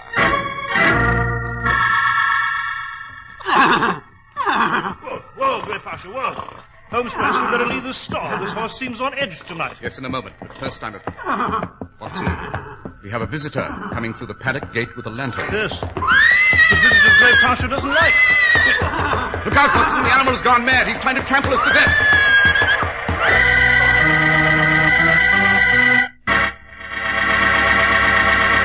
We're at the door of Dr. John Watson's study, and we're about to hear another of his adventures with the fabulous Sherlock Holmes. Well, good evening, Mr. Harris. Good evening, Dr. Watson. Hard at work tonight? Yes, I've just finished a rather remarkable memoir, Mr. Harris. It happens to be one of my favorites. And this time that word is apropos. In short, Mr. Harris, this particular adventure concerns the sport of kings. Well, horses, eh? More particularly, a horse, Mr. Harris. And after you've shown our audience why Clippercraft clothes should be the favorite of discerning men at any odds, I shall be glad to relate this story. And I'll wager it'll hold you on the edge of your seat, right down to the finish. I'm sure it will, Doctor. It goes without saying that you'll be cooler in a specially designed summer-weight Clippercraft suit. But you have another great satisfaction. People will remark how cool you look. That's right, you feel better and look better in your new Clippercraft suit because Master Tailoring assures you that this suit won't creep up or crawl or turn into a mass of ugly wrinkles. That special smartness, that wonderful cool look, won't cost you a lot of money either, because you can buy a tropical weight Clippercraft suit for only $33.75 to $42.50. You get a better suit and save money through the unique Clippercraft plan, whereby more than 1,200 independent merchants pool their tremendous buying power. You get the benefit. So common sense says, be sure your summer suit is a cool Clippercraft.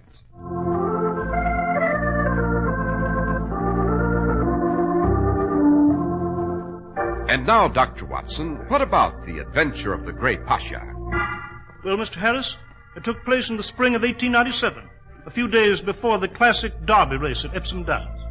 The odds-on favorite that year was a horse named Grey Pasha, owned by Lord and Lady Kempton. And the second favorite was Roulette, owned by a clubman and man about town named Alex Brand. Lord Kempton and Brand hated each other mortally, and London gossip whispered that Lady Kempton was the reason. Then one night in a London club, the two men gambled at cards. Lord Kempton lost heavily. And finally...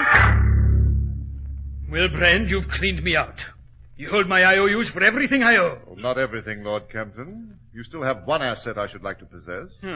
My wife, no doubt. You forget your manners, my dear sir. Gentlemen do not bandy a lady's name over a gambling table. Why, you oily swine, are you trying to teach me... I'm trying to tell you that I'm interested in your racehorse, Grey Pasha. You bought him from me as a colt. Now I should like to buy him back.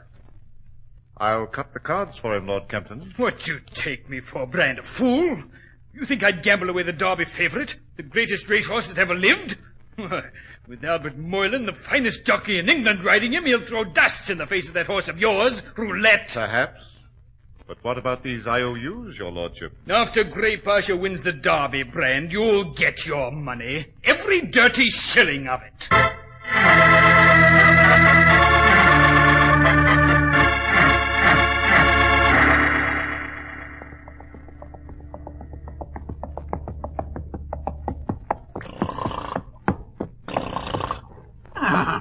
Good boy, Pasha. Good run, lad. All right, Charlie. Take him, will you? All right, Albert. Yeah, make sure you give him a good rub down. Oh, hello, Moylan. Mr. Brand, who'd expect to... Mr. Brand, what are you doing here? If Lord Kempton finds you're about his training grounds... Don't worry about his lordship, Moylan. I expect to own his estate here right after the Derby. That was a good ride you gave Grey Pasha just now. Oh, we'll do fine in the Derby, I expect. Suppose you don't do so well in the Derby run, Moylan. What do you mean? I mean, my horse Roulette can win if Grey Pasha doesn't. Naturally, I expect to pay for any small services you might render. And pay liberally. Shall we say £1,000? Not for 10,000, Mr. Brand. You can't bribe me. I've worn his lordship's colours for 5 years, fair and honest, and I ain't going to sell him out. And if you're not off these grounds pretty quick, I'll call Lord Kempton to run you off.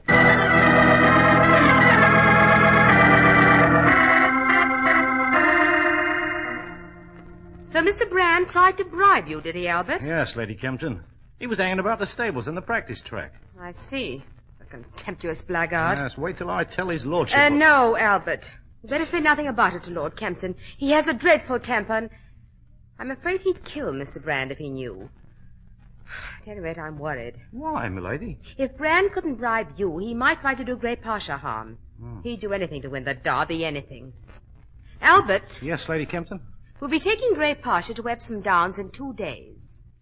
Perhaps you better sleep in the stable with him just to make sure that nothing goes wrong.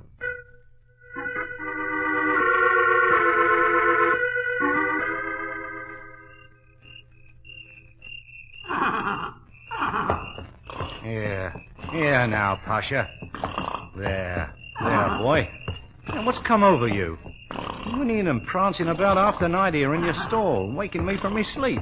Oh, I never saw you so strung up and edgy, I didn't. Oh, what is it, lad? There's no one about but us. Pasha, what is it? Here, what's come over you? Pasha, no, be still, boy. Pasha, have you gone crazy? Pasha, no, Pasha, no.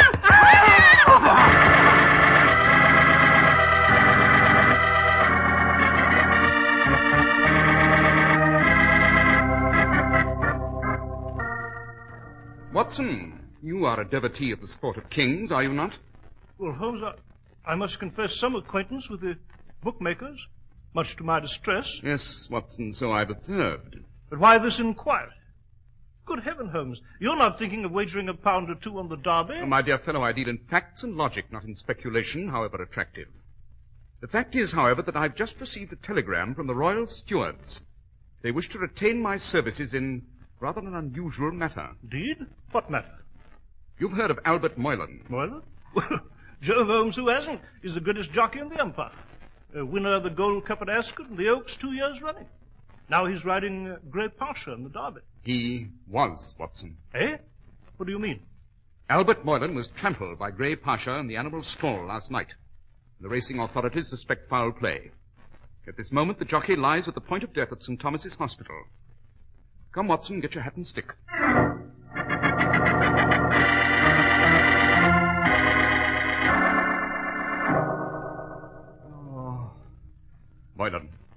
Moylan, listen to me. Try to answer my question. He's in a bad way, Holmes. Took a horrible beating. Smashing hooves of that horse. But he hasn't long to go. Moylan, listen to me, old fellow. Did you see anyone around the premises when... After Pasha went balmy, I saw someone running with a lantern. Yes, go on, my lad. With a lantern through the paddock gate. I thought it was... Moylan. Freddy's gone. Yes, poor chap. Sad ending. A great career. Yes, quite. Well, Watson, there's nothing more we can do here. Watson, about this man Brand. It's correct, is it not, that he and Lord Kempton, the owner of Grey Pasha, are mortal enemies? Yes, Holmes. Not only that, Brand used to own Grey Pasha as a colt. And now he owns Roulette, second favorite in the Derby. I see. All right, come, Watson, let's proceed to the Kempton grounds and examine the stables. It's barely possible that our equine killer had a human collaborator.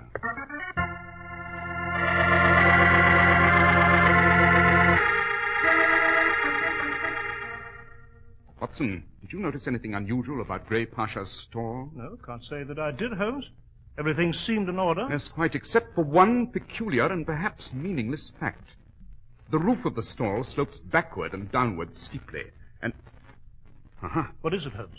Note the footprints here by the paddock gate. What about them? They're some hours old and probably were made by the person Albert Moylan saw last night. And apparently that person was intoxicated. Eh? How'd you know that? It's elementary, my dear fellow, elementary. Observe the irregular, staggered pattern of man's hobnail boots. Note how the prints veer onto the grass and then back onto the footpath. Watson, suppose we go up to the house and talk to Lord Kempton.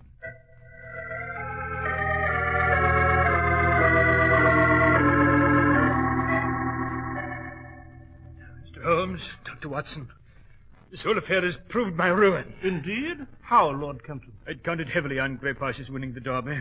I needed the purse money desperately for personal reasons. Now Grey Pasha can't win.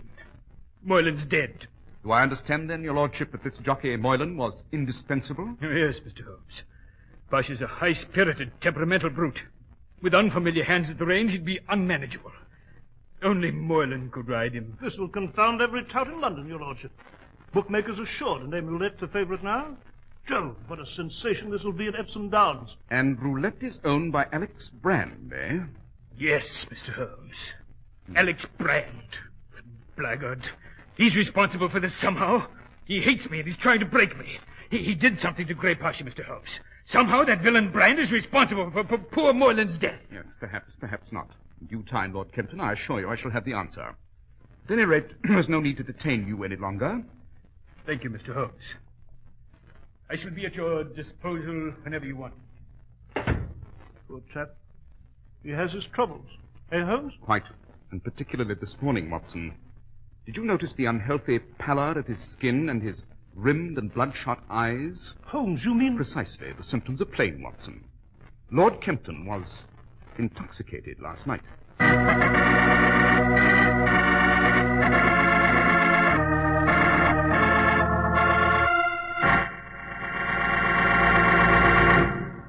Now, let's begin by pointing out that Clipper Craft clothes are essentially economical. In fact, you'll be surprised at the amount of money you save on a fine Clipper Craft suit. But that's not the only reason Clipper Craft clothes are worn by the best-dressed men in your community. Men who could pay more, much more. They choose Clipper Craft because they like the master tailoring, the exceptional materials, and because they have such implicit confidence in the fine local independent merchants who sell Clipper Craft clothes. Each Clipper Craft suit and sport jacket is guaranteed by the Clipper Craft label, that famous trademark derived from the staunch Clipper ships that established honest New England trade everywhere in the world. Now remember, you can get a superbly fitted, all-worsted Clipper Craft suit for only $45. That's why men who know insist on Clipper Craft clothes bearing the Clipper Craft label. So be sure to visit the Clipper Craft store in your city. These leading stores in the metropolitan area are proud to add their names to Clippercraft in your suits, sport jackets, and tropicals.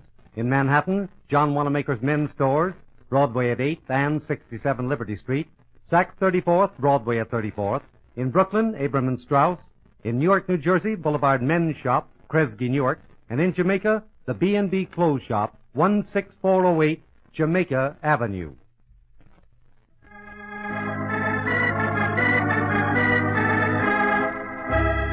And now, Dr. Watson. Dr. Watson, you were relating to us the adventure of the Grey Pasha.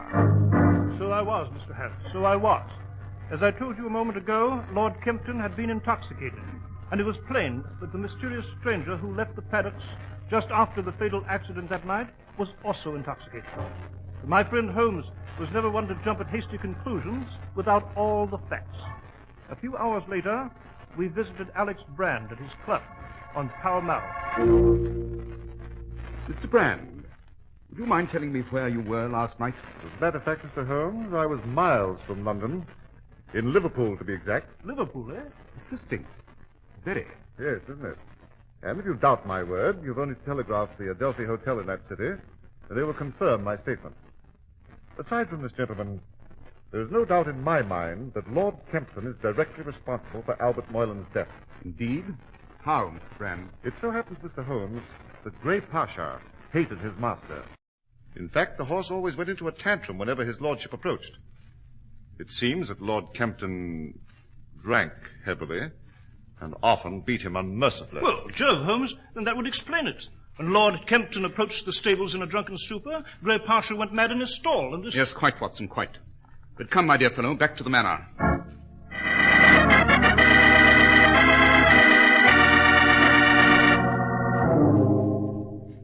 So his lordship did leave the house late last night, Lady Kempton. And in an intoxicated condition, eh?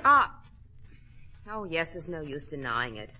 He drank heavily because he was worried about his debts to that blackguard, Mr. Brand. It might interest you to know, Lady Kempton, that his lordship wandered down to the stables last night. Charles? He went out at the stables? Then Grey Pasha, he must have seen Charles coming, and he must have... He must have what, Lady Kempton?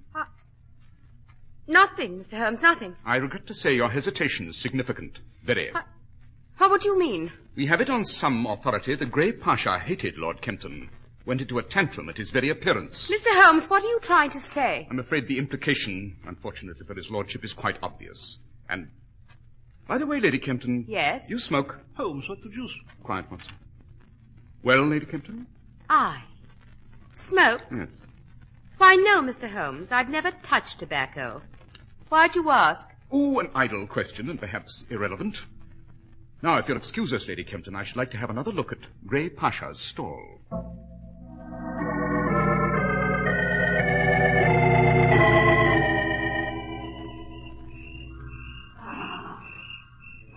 Well, Watson, there's Grey Pasha's stall just ahead of moonlight. Blessed Holmes, why did you ask Lady Kempton whether she smoked? Because I noticed a brown stain on her fingers resembling nicotine. Well, what of it? Merely a detail, perhaps worthless, perhaps significant. And speaking of details, did you notice that Lady Kempton is a slim and athletic woman? And that the rug on her sitting room floor was a bit untidy? What's the floor of her sitting room got to do with all this? I shall know better when I examine the roof. Confound it, Holmes, you are a Chinese riddle tonight. First you speak of a floor, then of a roof. What roof? The roof of Grey Pasha's stall here, Watson. As you see, it's quite accessible to anyone of reasonable agility because of its low pitch to the ground. I propose to climb up there now and give it a thorough examination. Well, Holmes, what the deuce do you expect to find up there on the roof? Patience, Watson, patience. What is it? What'd you find? The boards of the stall roof here are warped apart. I can see down into the stall itself through this aperture. Is that significant, Holmes? It is indeed very significant. Watson, suppose you find a dark lantern somewhere about the premises. I'm quite sure you'll find one of the groom's cottage, if nowhere else. But why, Holmes? For what purpose? I should like to examine the interior of the stall below, and particularly its occupant, Grey Pasha.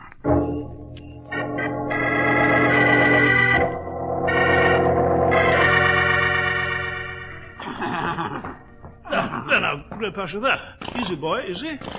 Holmes, I don't like the way this beast is acting here in the stall. He's a high-strung animal, you know. Yes, he is indeed, Watson, but try to keep him still while I examine the back of this brute by the light of the lantern His here. back? Yes. Holmes, what do you expect to find there? If I'm not wrong, my dear fellow, Holmes, what is it? Observe, Watson, note. These tiny scars on Grey Pasha's back, they're quite fresh, and... Watson. Yes? We seem to have a visitor coming through the paddock gate with a lantern. Jove, Holmes, you're right. And it's a visitor Grey Pasha doesn't like. Watson, look out, the beast's going mad. Holmes, he's trying to trample us to death. Back, Watson, back, shrink against the wall. Stay clear of his hoof while I wave this lantern in his face. Holmes! Quick! He's shying away from the lantern. Out through the door. Back, you brute, back. Hurry, Holmes, I'll get the door open for you. Quick, Holmes! Oh, thank heaven. Got out safely. That was close. Yes. So speaking of getting out, Watson, our visitor's doing the same, running toward the manor in the moonlight. Holmes, who can it be? I can't tell from here. The man who plotted this fiendish and devilish scheme, Watson. Mr. Alex Brand. Brand? And he lied. He was here last night when Moylan... On the contrary, he was in Liverpool last night. I checked by telegraph. Jove, Holmes, and who did Moylan see when... Now, patience, Watson. I shall explain later. We must get to the manor at once.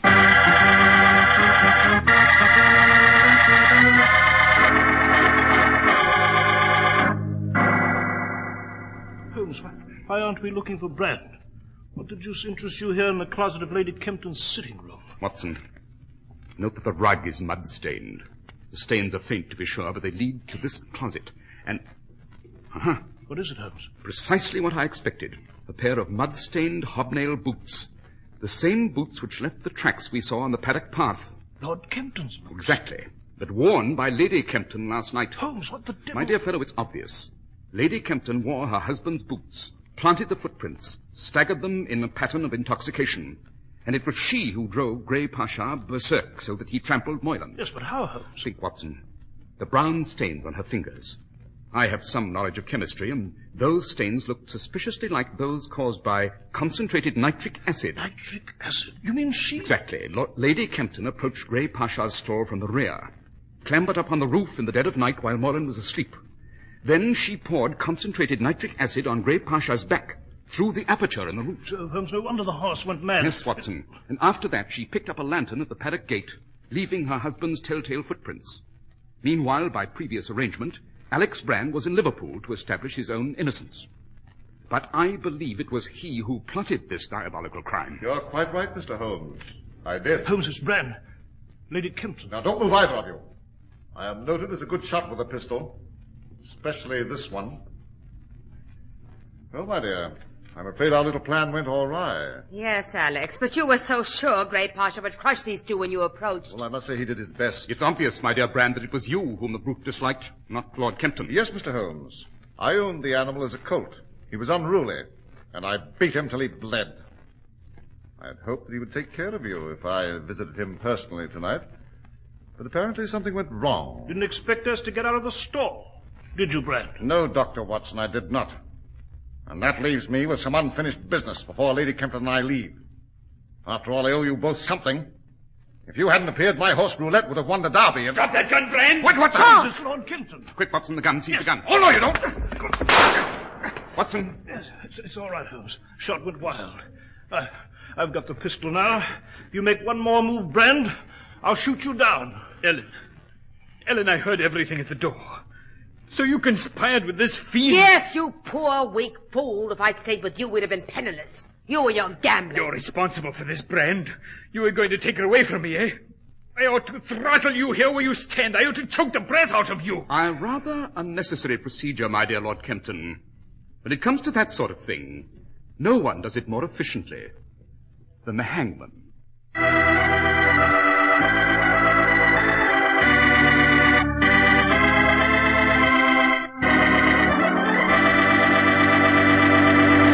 Well, Dr. Watson, that was an exciting adventure indeed. Yes, Mr. Harris. And although neither Grey Pasha nor Roulette ran in the Derby, I managed to pick the winner. Oh. And shall we say, earned an extra month's pension money? Well, good for you, Doctor. And now, Dr. Watson, what adventure will you have for us next week? Next week, Mr. Harris, I shall relate to you the adventure of Dr. Winthrop's notorious carriage. It concerns a bouquet of orchids, a purple vest, and a dismembered corpse lying in an alley by the stage door of an abandoned theater.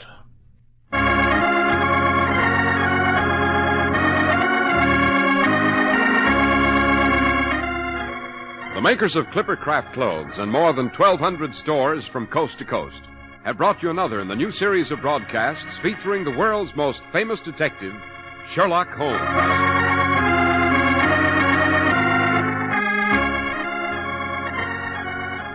Our stories are based upon the character Sherlock Holmes, created by Sir Arthur Conan Doyle, and the program is produced and directed by Basil Loughrane.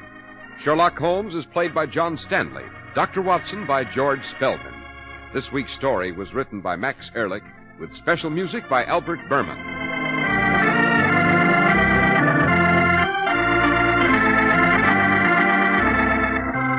If you don't know your Clipper Craft dealer, write Clipper Craft, 200 Fifth Avenue, New York City.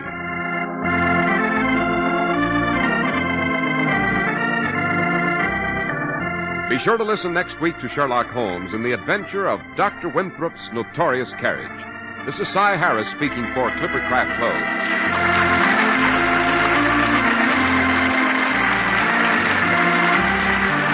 This is the Mutual Broadcasting System.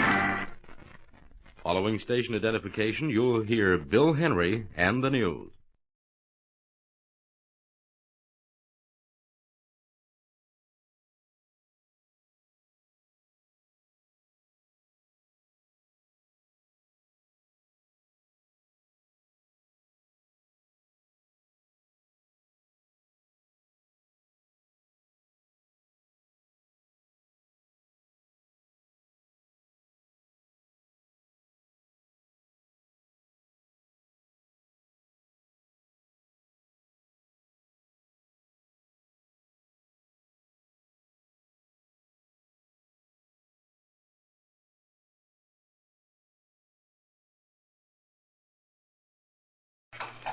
Want me to tell you what's the matter with people, Mr. Vance. Philo Vance. Oh, yeah, that's right. Vance. Want me to tell you what's the matter with people, mister? Well? They're in a hurry. Always in a hurry. Rush here, rush there. Why? Well, some people have to be in certain places at certain times. Yeah, but why? Well... Suppose everybody was late getting there. Then it wouldn't make any difference, would it, Mr. Vance. Philo Vance. Oh, yeah. Perhaps your logic is correct. So happens I have an appointment with the district attorney, and I'm early, so I thought I'd take your hansom through the park. I'm glad you did. Nice to have somebody to talk to. Of course, I could talk to my horse, Sadie, and in fact, I do. But once in a while, a man likes to get an answer, eh? Isn't that right, Sadie? Huh? Right, Mr. Smith. Edward Smith. No, Vance, you said it was, didn't you? Yes, but that seems such a long time ago. Oh, yeah. Say, what are you doing up at the district attorney's, Mr. Vance? You're not in trouble, are you? Hardly. I'm a private investigator, and Mr. Markham is a friend of mine. Oh, you say you're a private investigator, Mr. That's right, I am. Funny thing me driving you, then. Awful strange things been happening in this park last couple of days. What? Well, for the past year, rain or shine, hot or cold, an old gent and a lady, about 60, 70 maybe, have been meeting on the bench just around the bend of the road. Yes? Well, last couple of nights, only the lady was here. Seems like she was waiting for the old gent, but he ain't showed up. Now, where do you think he is? I haven't the slightest idea. Some private investigator. I'll tell you something, though, mister. The last night this old gent was with the old Judy, she was crying something fierce and kind of pleading with him not to do something. Only I guess he did it anyhow on account if he ain't shown up in the last couple of days. It might have been a lover's quarrel. Not the way he kissed her just before he left. Nah, something awful funny's going on with them two, mister. If I ever seen anybody who needed help, it was that old lady. Say, she's probably there now. What are you going to do about it?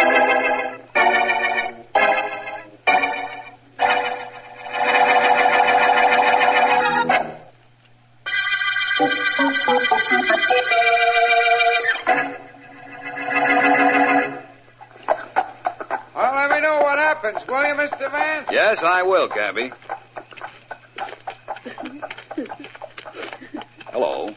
Something wrong? No, nothing really. Forgive me for speaking to you. My name is Philo Vance, and I understand you're in trouble of some sort. No, I don't think so. Thank you just the same, sir. You're very kind, but there really isn't anything. You are crying. Mr. Vance, when you reach my age, there are so many things a woman can find to cry over. It's really nothing anyone can help me with. You might tell me your name. That certainly isn't a secret you'd mind sharing. Well, I'm Mary Davis. Miss Mary Davis. Hello, Miss Davis. Hello. Now that we've met formally, do you mind if I sit here on this bench? Oh, not at all. It'd be nice to have someone to talk to. Oh, thank you. Miss Davis, I'm a private investigator. Oh, really? How nice. Apparently you don't understand. Well, to be perfectly honest about it, I don't. Well, when people are in trouble, I try to help them. You, for instance. I know you're in trouble. Won't you let me help? Oh, please leave, Mr. Vance. But why? Only a moment ago you seemed anxious for me to sit down. Go away, please. Go far away. Leave me alone and never come back. Never. I don't understand, Miss Davis. I don't want you to understand. I don't want anybody to understand anything. Just go away. That's all I ask you to do. Go away. Well, I only wanted Mr. Vance, I'm an old woman. I love only one thing in this world, one man. And if you don't go away and go away quickly, Jason will be killed. Now will you go away?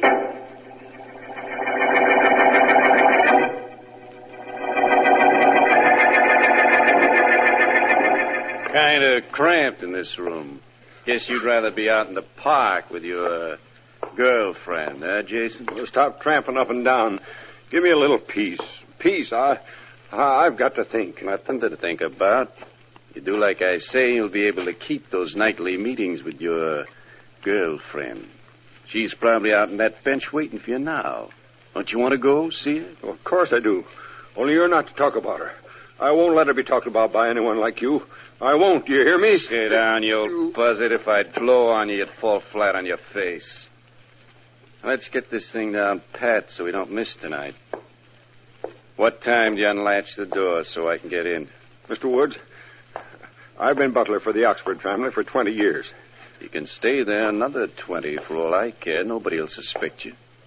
That's why I dreamt this whole idea up. You open the front door. I come in. You hand me the combination of the safe. I pick up all that cash and those jewels in the library safe. Go out before anybody knows I've been there. Oh, I can't. I can't do it. I can't get you the combination. I can't let you in the house. Okay, so you stay here till you decide you can. Look, I just made up my mind. You're getting out of here right now, reporting for work. You know Oxford opens the safe every night. Watch him close and get the combination, and at midnight you're coming down and unlatching the front door. Am I? You don't. Now take care of that Judy you're so in love with, that Mary Davis. I told you never to mention her. I'll do more than slap you and mention her if you don't do like I say. How come you never married her, Jason? Oh, shut your mouth. Okay. I guess that is none of my business. But money and jewels are my business. You're going to do as I say about that door on the safe so that at midnight tonight, business is going to be very, very good.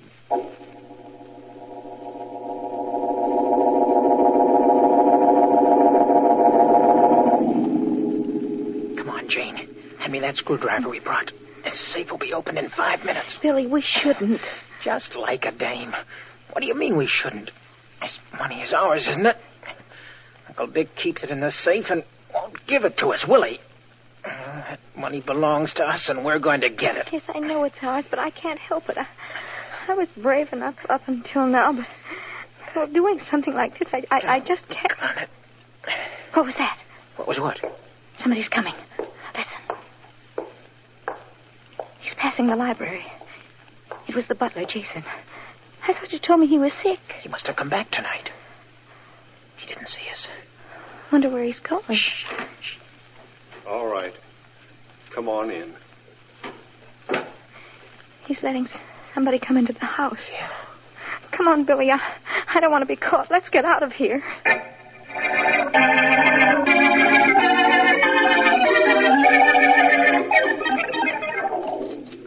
You're old, Vance, only please, no double sixes. I've enough trouble beating you at backgammon without you getting lucky, too. All right, Markham, no double sixes. Here we go.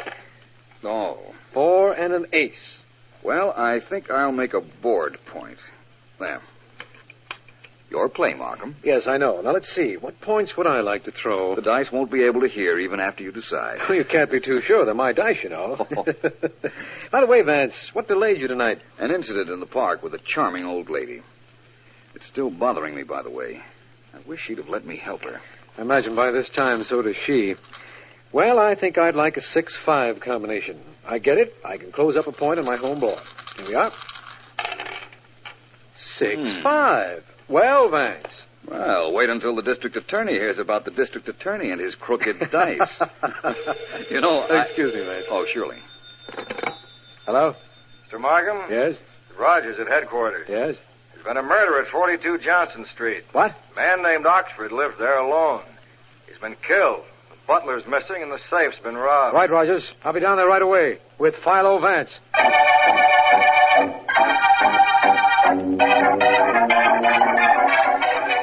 All right. Rogers, never mind. Philo, Vance, and I'll go into the murder room alone. It was the master bedroom, wasn't it? Right, D.A. Nothing's been touched except the body's been removed. Good enough. Coming, Vance? Of course.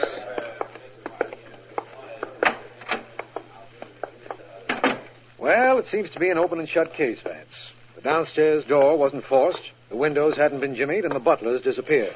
Apparently, he got tired of working for a living, strangled his employer, and departed. Apparently. You have a file on him, Markham? Rogers checked. We know his name, Jason Masters. But he's never been in trouble, and apparently he's worked here for quite a while. I see. Anything else I should know? Only that the dead man had a niece and nephew, Jane and Billy Reed. They're his heirs. Will you want to see them? I might as well. Apparently our murderer has covered his tracks pretty well. Perhaps Jane and Billy Reed might lead to a clue.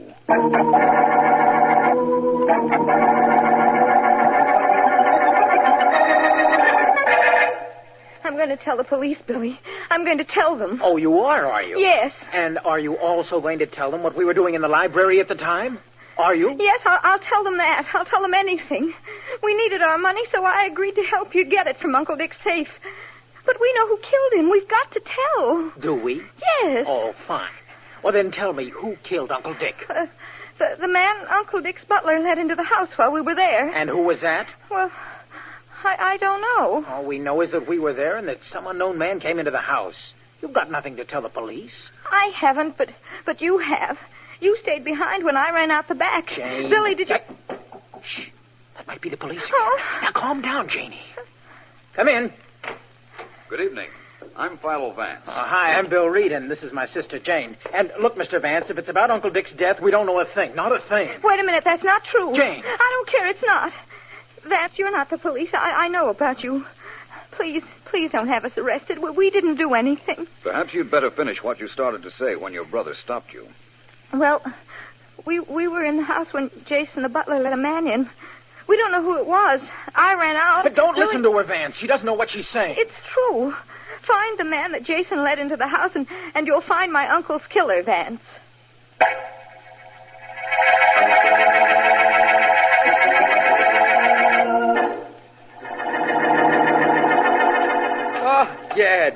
Vance. Well, like I was saying, mister, riding through the park in my hansom cab gets to be a habit. See? You rode in it last night, you ride in it again tonight. That's right.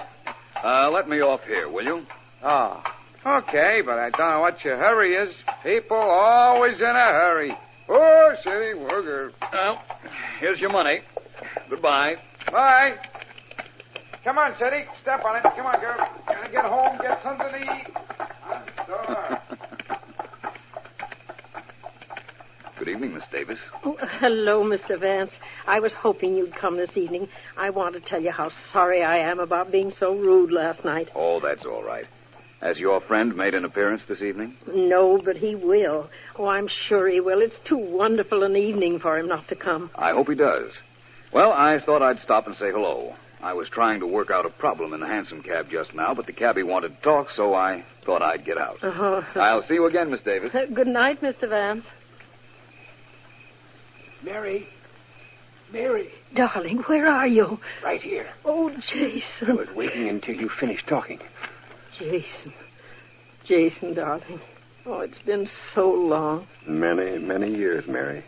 Too many. But it's not too late. Whatever time we have left, we'll spend together. We'll go away and forget. Forget? Yes, darling. Forget everything.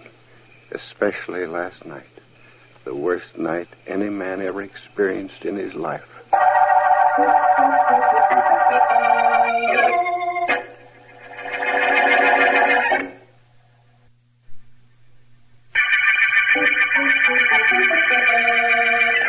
This is District Attorney Markham.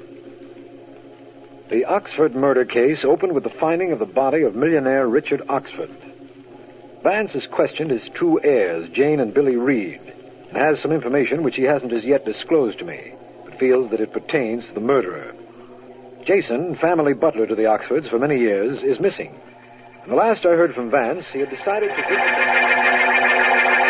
No. Please. No, I can't tell you anymore, Mary. Don't ask me. But, Jason, you must. We can't start Perhaps off... Jason will tell me. Good evening again, Miss Davis. Mr. Vance. Mary, Who is this? My name is PHILO Vance, Jason. I was hoping you'd show up here tonight. You were Mr. Oxford's butler, weren't you? Yes, I was. But believe me... You had nothing to do with his death, I know. And by the way, in case you think my coming here just now was coincidence, it wasn't. Miss Davis here mentioned your name the first time I saw her, the time she ordered me away. Yes, I did. I didn't mean to, Jason. Believe me, I didn't mean to. No, I don't imagine she did. But the fact that the Oxford butler was missing, the fact that she hadn't seen you for a few days was too much coincidence to ignore, especially as the name Jason fitted both of you. I decided to wait for you to show up. And here you are. All right. Here I am. Now what, Vance? Now you tell me who it was that you let into the Oxford house. How could you know that? It doesn't matter, Jason. Tell him. Please tell him. All right. It was a man named Harry Woods. He threatened harm to Miss Davis here unless I did what he said. Then he killed your employer. Well, I don't know. When I let him in, I went to my quarters. Do you know where I can find him? I know where he lives. I should. I was kept there for 2 days. Good. Give me the address, and Mr. Markham and I will try and get his number.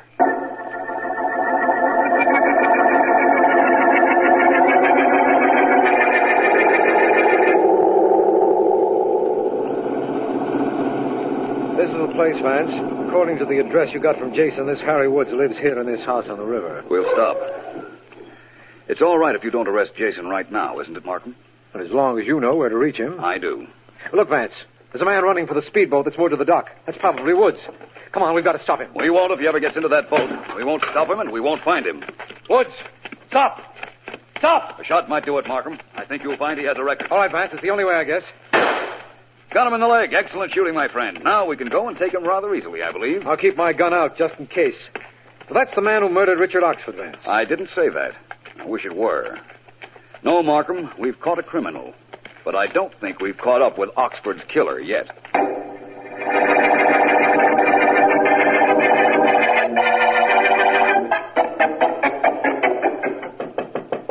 Come in. Mr. Vance? Miss Davis. Well, please come in. Thank you. Mr. Vance, I came to tell you that Jason and I are married. Congratulations. I'm glad you did tell me. And I came to ask a favor. He's told you all he knows about Mr. Oxford's death.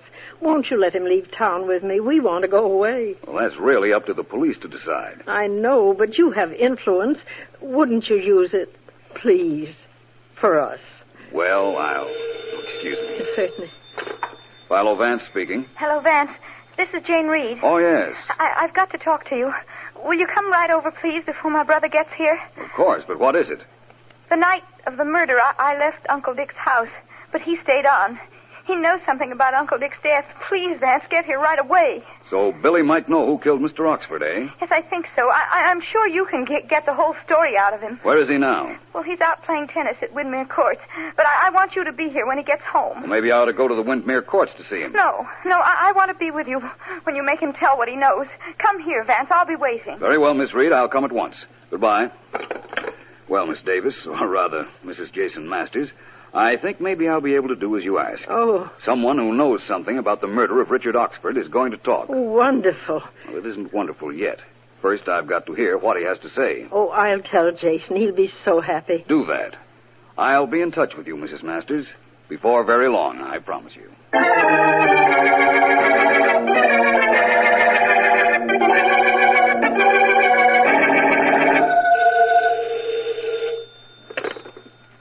District Attorney Markham speaking. Markham, this is Vance.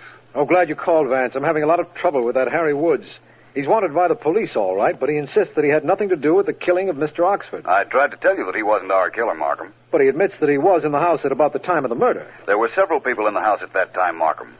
I think I'm about to deliver the real killer to you. Excellent, Vance. Who is he? Not so fast, my friend. Young Billy Reed is going to do some talking.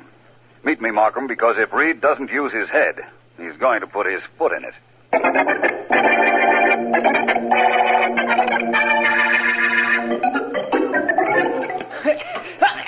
Hey, you're running me ragged, pal. Cut it out.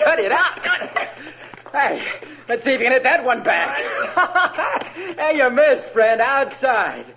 Well, looks like my game. Now me for the showers and home. See you later, Frankie. Okay, Billy. So long. Yeah, sure was. Dum dee dee dum dee dee da dee dum dee dum dee dee dum dee da dee. Mr. Reed. Oh, Jason. What are you doing out here at the courts? I came to see you. Come over here where we won't be watched. Well, all right. What is all this? Hey, how did you happen to know I was here? Oh, that isn't important, Mr. Reed.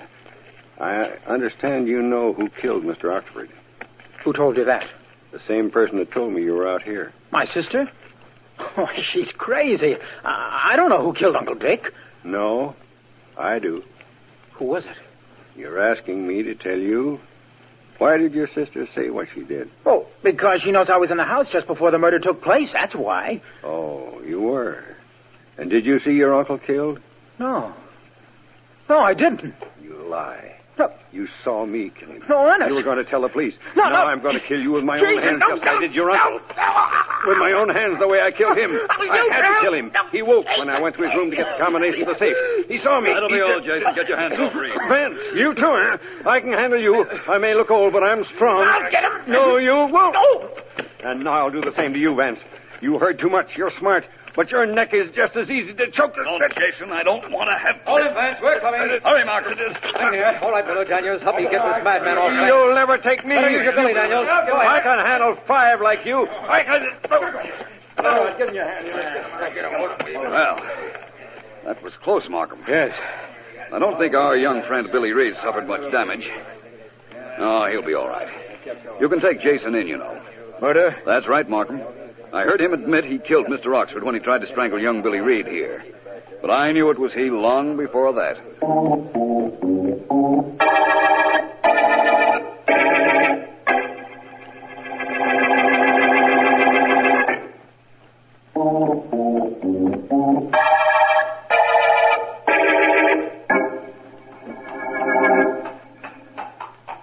Say, I've been reading about your work in the Oxford murder case, Mr. Vance. That's right, Vance. Yeah. Hey, I've been reading about it. You're pretty smart. Only you solved the case in too much of a hurry. Everything everybody does is in a hurry. Why? Well, it seemed like a good idea at the time. Let's let it go at that. Hey, tell me something. Yes? The papers say you knew it was this old Jason guy even before you heard him brag about it while he was choking this Billy Reed. How'd you know? Well, that wasn't difficult. First of all, Mr. Oxford was killed in his bedroom. Why would anybody kill him there if the only motive for murder was robbery of the safe? Oh, that's why it couldn't have been either that Billy Reed or his sister, huh? His sister had left the house, and young Reed had no reason to go into his uncle's bedroom. All he was there for was to get into the uncle's safe, and he could have done that rather easily. But how about this Harry Woods guy that the district attorney shot? He was a fugitive from the police, as I suspected, but he never knew that Jason had crossed him. Apparently, Jason had given him the combination of the safe, but Woods found it empty. And the reason it was empty was because Jason had been there first. Woods had no reason to go into Oxford's bedroom. None at all. Yeah. Well, how come Jason had a reason? He wanted the money from Oxford's safe. Money he could get married on. Apparently, his mind went a little haywire during the past few years, and he decided to get the combination of the safe from his employer's room. He was caught, and so he strangled Mr. Oxford. Seems to me he was taking a pretty big chance. Not really. There was always Harry Woods to throw the blame on. Yeah, sure there was. You know, there's one other thing I don't understand. And that is? Well, how this Jason all of a sudden made up his mind to kill young Billy Reed at the tennis court where you grabbed him. He thought he had to kill Reed. You see, Jason's wife was with me when Billy Reed's sister phoned and told me her brother was in the Oxford house the night of the murder and had probably seen the murderer.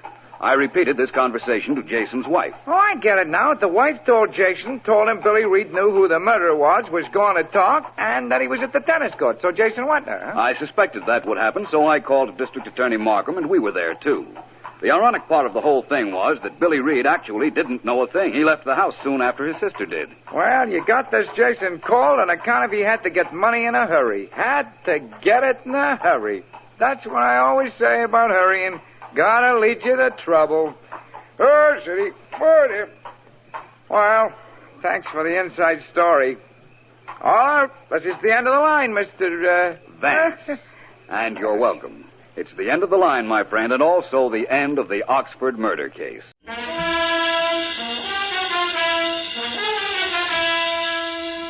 In response to requests representing millions of listening friends, the National Broadcasting Company is pleased indeed to bring you again The Adventures of Sam Spade, Detective.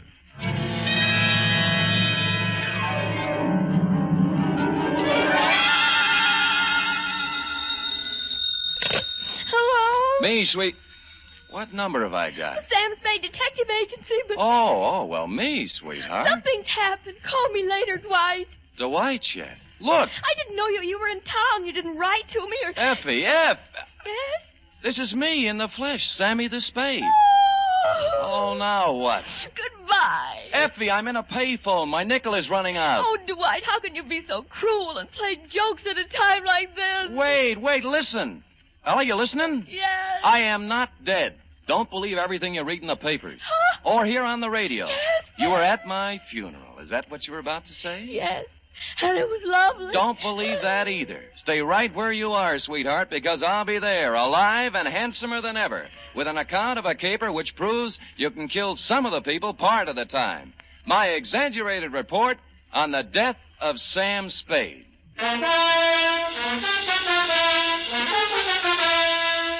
NBC welcomes back to the air a character who has captured the public imagination more completely than any other since the birth of Sherlock Holmes. William Spear, radio's outstanding producer-director of mystery and crime drama, brings you the greatest private detective of them all in The Adventures of Sam Spade. Ain't it grand to be bloomin' well dead? Candles at my feet, candles at my head. We're not open for business today. I mean, Mr. Spade's office is closed right now because... I'll wait. Oh, you look just like Mr. Spade. What's your name? Spade. S-P-A-D-E. Spade. Sam never told me he had a twin brother. He doesn't. But then you... I'm me, Sam. Oh, wait, come here. Now do you believe me? Well, I know. Oh, what's the use? Oh, you're so much like him. Oh, never mind. Now get your pencil and paper and take it. Date November 17th, 1950. To Miss Effie Perrine. That's me. From Samuel Spade. That's me. License number 137596. You must have been the last one to see him alive. Did he tell you to give me a message? Shut up. Subject, my death. Dear Effie, since the sight of me in the flesh, breathing, hungering, and living doesn't convince you, maybe this report will. Think, if you can, back to last Monday. Now, if you recall, it was about 11 o'clock when, on the flimsy pretense that we needed stamps for the office, you drew $2 from petty cash and stepped out to buy a pair of step-ins. And that's when my client materialized. He was small and thin and carried with him the unmistakable odor of stale flowers. His black alpaca suit, string bow tie, elevator shoes, and white gloves had no bearing on his conversation. Oh, dear. My name is Chester Swan. Are you sure? Yes. My name is Spade. What can I do for you? How tall are you, Mr. Spade? 6 feet in my feet. Weight? 178. I always notice a man's bone structure, don't you? Oh, always. Open. Huh? Open. Let me see inside. I guess? Mm-hmm. All right. Fine. Oh, well, now that you know me this well, Mr. Swan, what can I do for you? Oh, dear. Perhaps I shouldn't have come here at all. I'm sorry, Mr. Spade. Well, really? Oh, dear. Oh, hello again, Mr. Swan. You wanted to talk to me? Yes, but I can't talk now. Mr. Spade. Still here. There. I live at 8516 Claremont in Berkeley. I'll be there tonight. Oh, dear.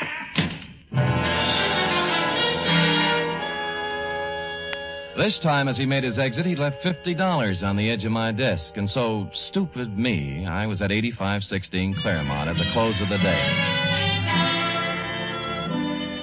It was a small white cottage with green shutters and a white picket fence. There was a hill in back and a brook in front.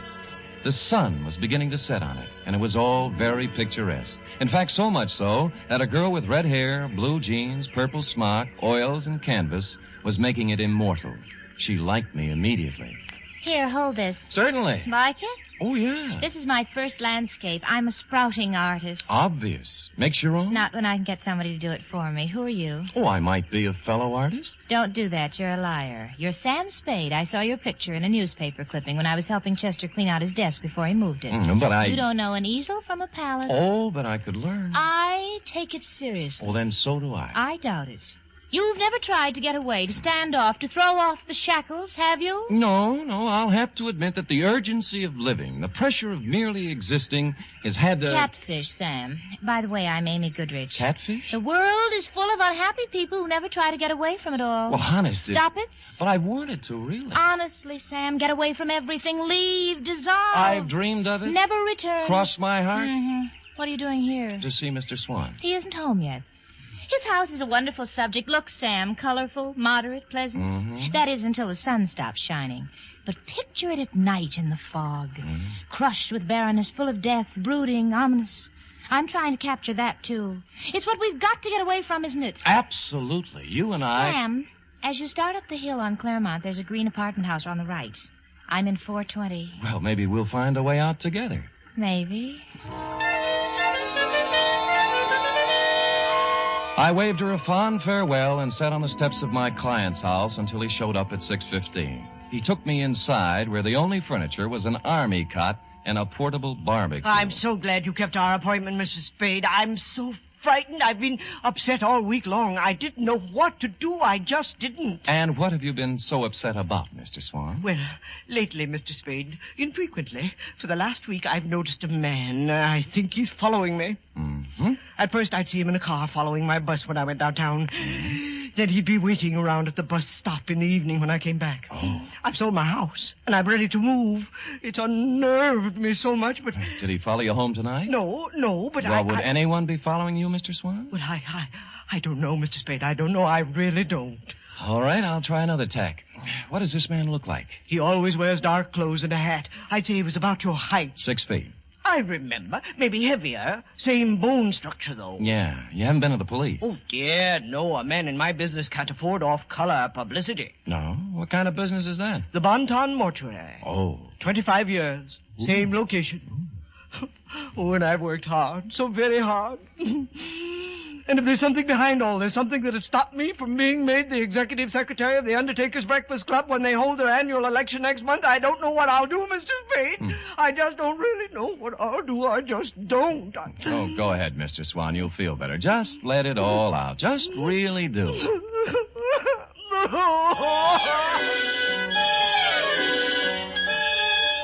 And he did. When he stopped crying, I instructed him to go about his daily habits as always and left, assuring him I'd get to the bottom of it all. I walked down to the corner ostentatiously, which is a neat trick well calculated to throw nefarious observers off the track and lull them into false security. And when the bus showed up 10 minutes later, I got on it, rode 3 blocks, walked back, and took a plant across the street. A clever ruse, as you see, to invite a showdown. 2 hours later, a man about my size in dark clothes appeared over the hill and crept stealthily to the front of my client's cottage. He had his eyes glued to the window when I walked up behind him. Hey, let go of me. Come on, you're going inside. Listen, I'm no peeping Tom. No, you're the bloodhound type. I'm inviting you in for a real sniff at your no, father. you don't. Well, all right, then I'll go quietly. Okay, that's better. Now we'll just walk on. The kick he landed on me wasn't according to Queensberry. I couldn't move for 3 or 4 minutes, and by that time he disappeared. When I recovered my faculties, I reported the incident to my client, who cried himself to sleep. After I bolted him in for the night, I stopped on my way down the hill at apartment 420 in the little green apartment house. She was still wearing the blue jeans and the purple smock. And she still had the same ideas. Come in, Sam. You said you were serious about getting away from it all, and a whole day has passed. It was that pressure of living. I'm here to apologize. You are not, but go ahead. I'm sorry, Angel. I love to be fooled, Sam. You're forgiven. How's the painting coming? The one of Swan's cottage. Slow. Fog is always tough. Looks nice, though. How long you been on it? 3 weeks all told. Well, then you've had a pretty good plant on the house, haven't you? Ever notice a tall, broad-shouldered guy in a dark suit casing the place? Tall, broad-shouldered? Pretty much like me. Could anybody be pretty much like you, Sam? No, you're right. Sam, is there something wrong? No. Well, then don't stand there doing nothing. Do something. Who, me?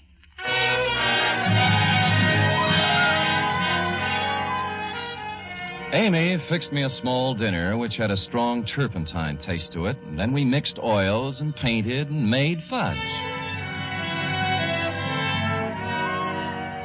Next afternoon at the Hall of Records, I did a little spade work on Chester Swan. His application and permit to practice undertaking in the city of San Francisco were dated 1938. Details: unmarried, 52 years of age, graduated from mortician school in Ohio, listed one living relative, nephew, Theodore J. Swan, Toledo, Ohio. I was gathering the above information when I smelled whiskey over my shoulder, which is always good luck. It was Al Torrington, who was also in the private investigation racket in this city, and he was leaning, peering from my face to the card that I held in my hand. Did he get over to you, too, Sam? Who got over to me, Al? Him? That thinny with the tears. What's his name? My eyes ain't so good. Swan, Al. Chester Swan. Mortician. Yeah, that's him, Sam. The same one exactly. Came to my office 2 weeks complaining about somebody following him. And he did nothing about it. Said I was too fat. Oh, well, you are, Al. Are you sure? Sure, I'm sure. And some other of the boys said he was around there, too. Wanted a private eye, but he wanted a man who looked just right. How right? Obviously as right as you are, Sam, because it looks like he picked you. Yeah.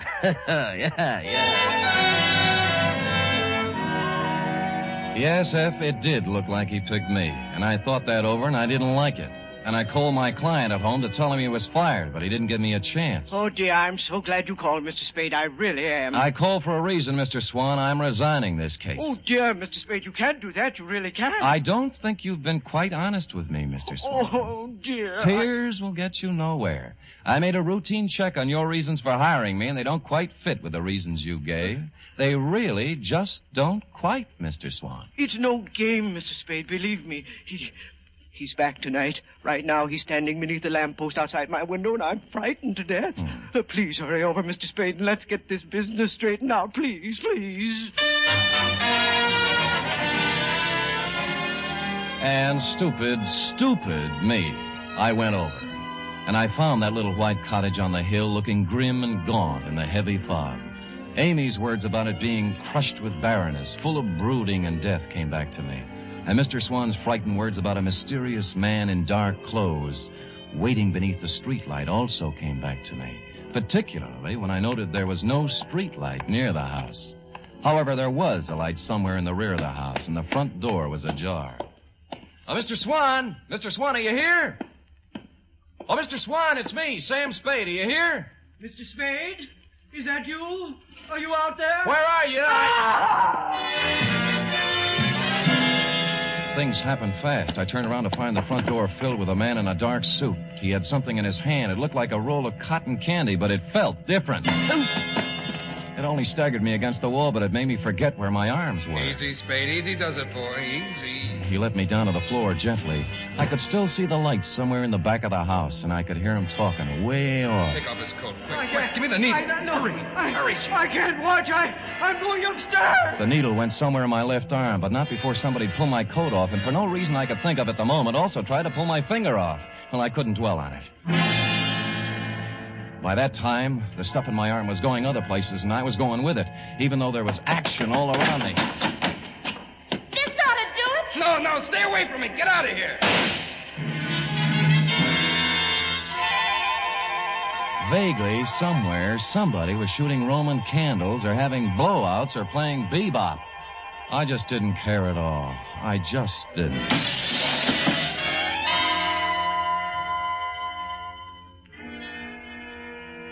The first thing I saw was sunlight. It was the kind you see in a picture. It was a picture of a little white cottage with green shutters. You guessed it. I was in Amy's apartment, where we made fudge together. I got to my feet somehow. Right here. I've had it here for 2 days. We'll have to figure out the best thing to do with him, though. I knew the best thing to do with me. There was a fire escape in a window. I got out there and I weaved against the wall. He's gone. Oh, what do you mean he's gone? He couldn't have gotten away with that load he was carrying. I don't know. He was unconscious when I left. Well, don't just stand there. We've got to do something. There might be trouble. Now, let's get going. I didn't wait to find out what they were going to do. I made my way down the fire escape and started walking for the street, and that's when I noticed my shoes didn't fit me anymore. They weren't mine. And neither was the gray flannel suit with the label marked Tidkeys. Neither was the blue shirt. While I was at it, the ring on my finger engraved Emerson High 1936 wasn't mine either. My new belt buckle had a big letter T on it. which is not my initial. It really isn't. And I didn't have any use for the eyeglasses in my coat pocket either.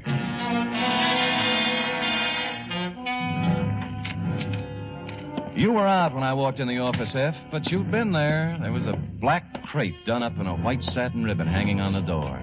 The desk blotter was drenched with salt tears, and a newspaper folded back to page 13, and I'll sue the Chronicle on this if it's the last thing I do, gave me a 2-inch spread. Item, November 15th, 1950. 15? What happened to the 13th and the 14th? Detective perishes in Berkeley fire. I read it through once, then twice. It was my obituary.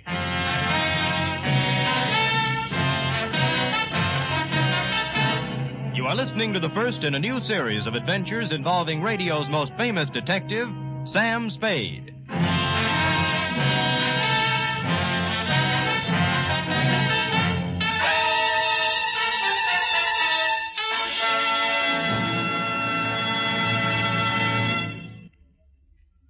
Later tonight on most NBC stations, Duffy's Tavern comes your way with another merry half-hour session, starring Ed Gardner as Archie the manager.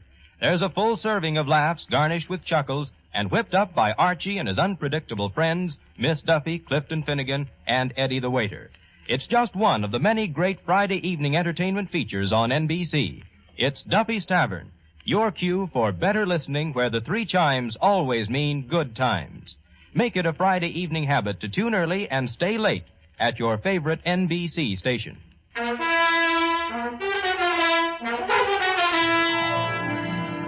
And now back to Caper Over My Dead Body, tonight's adventure with Sam Spade.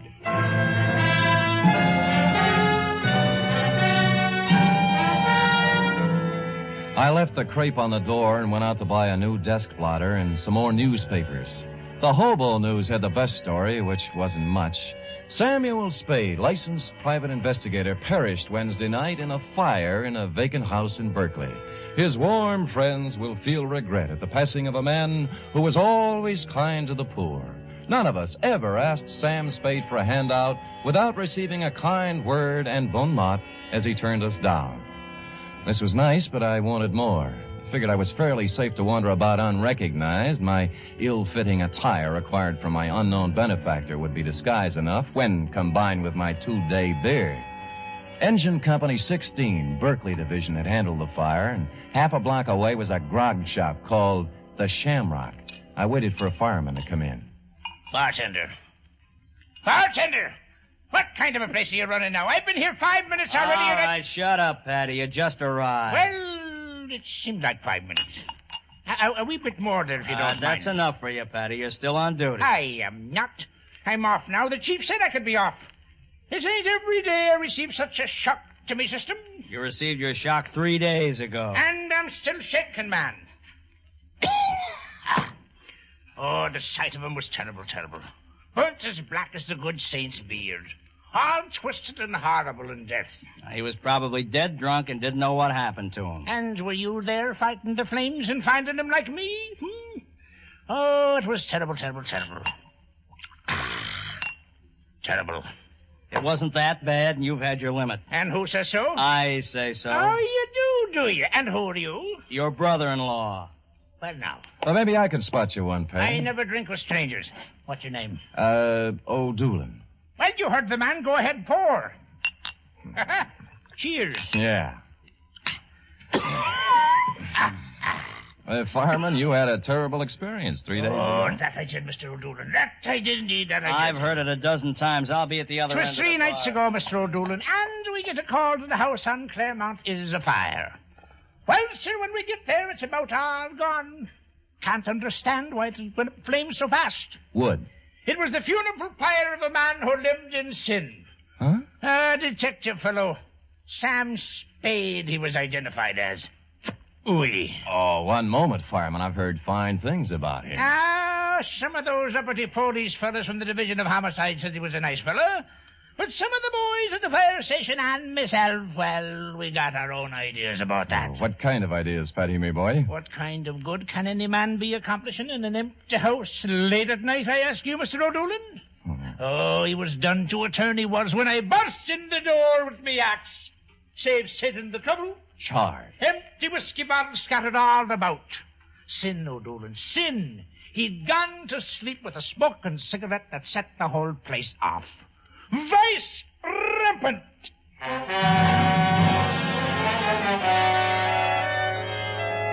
From there, I went downtown to a telegraph office where I sent a wire to Toledo on a long chance. And while I was waiting for an answer on a not-so-long chance, I slunk into the Bon Ton funeral parlor to pay my respects to the departed. I stood in the back of that dimly lit chapel and scanned the scene. 3 of the boys from homicide were there, blowing their noses. 2 chorus girls I thought had long since forgotten me were there in black, deep V-necks. My insurance man was there, looking awful worried. 1 Chronicle reporter with photographer, and a shoeshine boy from our building, and the bailiff from the courthouse, just to mention a few I could make out. And you were there, Effie, up front near a closed casket.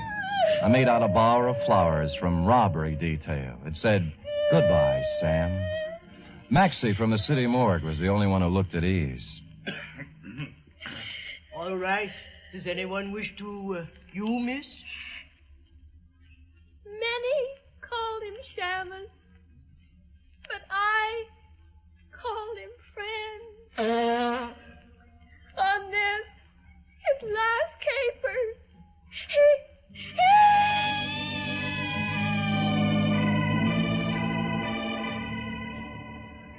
I was touched, Effie, and I would have stopped the whole thing then and there, but I had to find out who was in that casket. I reeled out the front door with tears in my eyes and slid around to the back door and into Chester Swan's private office. And there I made a phone call and got an answer to my telegram, which caused me to make another call to his bank. By that time, most of it was right in place. A search through his desk revealed nothing, and a safe standing in the corner the same. But then my answer walked right in the door. Oh, Sam, darling, I was so worried when I found you'd left, but I saw you at the funeral and I thought you'd be here. And the guy was with you? Was he worried, too? Oh, him. That was Dr. Jesslyn. Sam, you'd been out for 2 days, and I didn't... Oh, Sam, you're safe. You got away from it all. You've escaped, darling. Yeah. They're burying me right now. I'm dead. It's so wonderful, Sam. Only one thing. Where do you fit? The caper. I was supposed to burn up in that fire, and what was left was supposed to look enough like Theodore J. Swan, class of 1936, Toledo, Ohio, to let beneficiary Chester Swan collect a nice pile of insurance money. Sam, what are you talking about? Who's Theodore J.? What did you say? Chester's only living relative. They're burying him right now. Somebody lost his caper. You want to tell me? Darling, I was at the house the night of the fire, working on my foggy picture. You didn't see me when you went in, and later on you didn't come out. And I went over... And I was on the floor, and a man was bending over me. He changed clothes with you, Sam, and I screamed, and he pulled out a gun, and I hit him with a hoe. And I drug you out on the lawn. And then what happened? I put you in my car and took you home. I was going to phone the police, but I decided it was something you were working on, and I went back to the house, and it was burning, and you knew the man you'd hit on the head was in there. Believe me, Sam, I didn't know the house was going to burn down. I wouldn't kill anybody, Sam. I only wanted to... You only wanted to help me, and you did right, Angel. Oh, Sam. That's all right. I'm your witness. You didn't start the fire. You mean somebody really started it? Chester. He thought it was me lying on the floor in there. The bank tells me he's about to go busted. He figured this one out with his nephew to scare up some insurance, though. I'm about the same size. Hold me, Sam. Hold me. It's been horrible. This is the kind of thing I was trying to paint. Now I'm smack dab up against it, and I'm sick. I'm scared. Easy. Sam, you're really dead. There's our way out, Sam. Just leave now. Let it go the way it is. They all think you're dead. Oh, dear. Huh?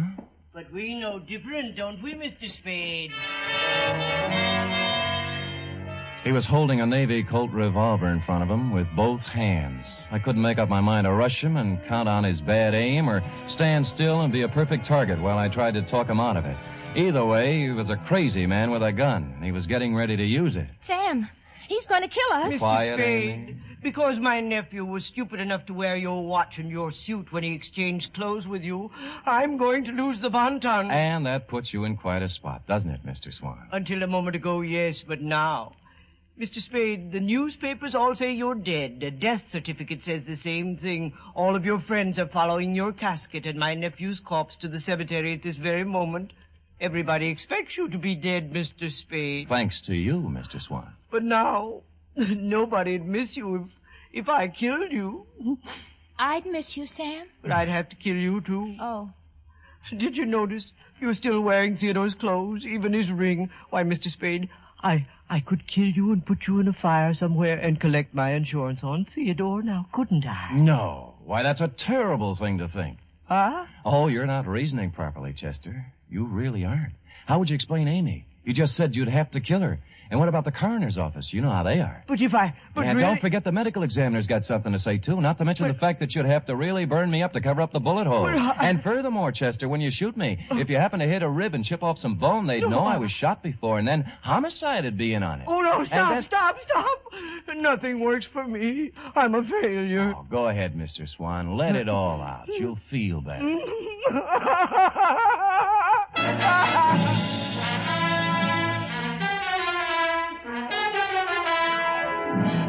And he did.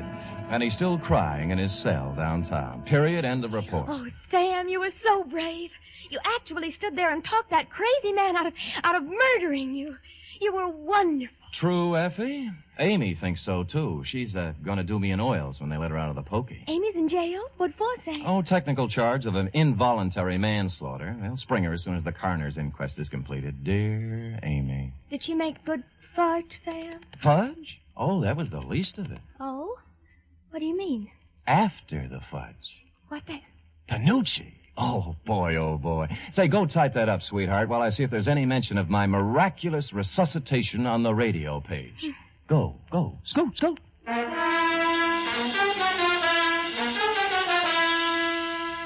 There certainly is a mention of Sam Spade on the radio page for Friday. Sam Spade is one more in the list of great shows to join up in NBC's Parade of the Stars.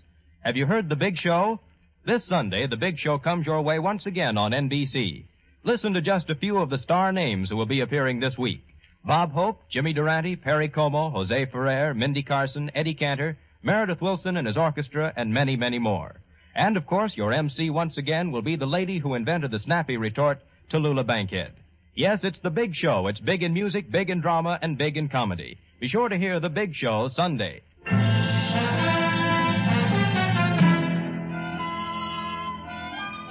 Well, here it is, Sam. All typed up. Good. I will sign it, and you will keep it, always, to remind you that I'm still here. Oh, Sam. Living, breathing, brave, and handsome. A paragon.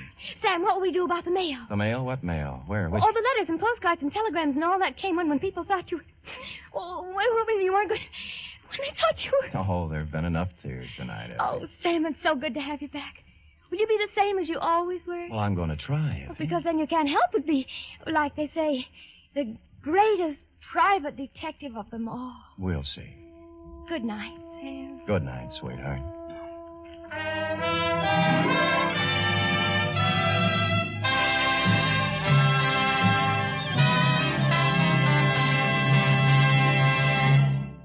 The Adventures of Sam Spade are produced, edited, and directed by William Spear. Sam Spade was played by Stephen Dunn. Lorene Tuttle is Effie. Script for tonight's adventure by E. Jack Newman. Musical scoring by Lud Gluskin, conducted by Frank Worth.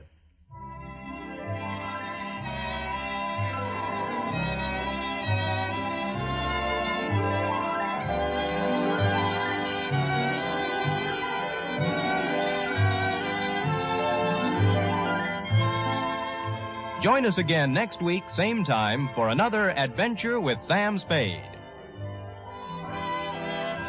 Hear the magnificent Montague, then visit Duffy's Tavern on NBC.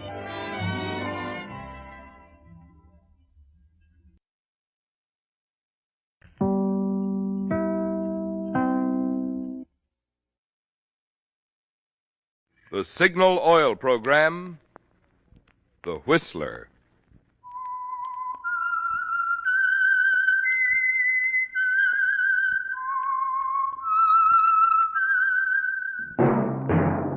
That whistle is your signal for the Signal Oil Program, The Whistler.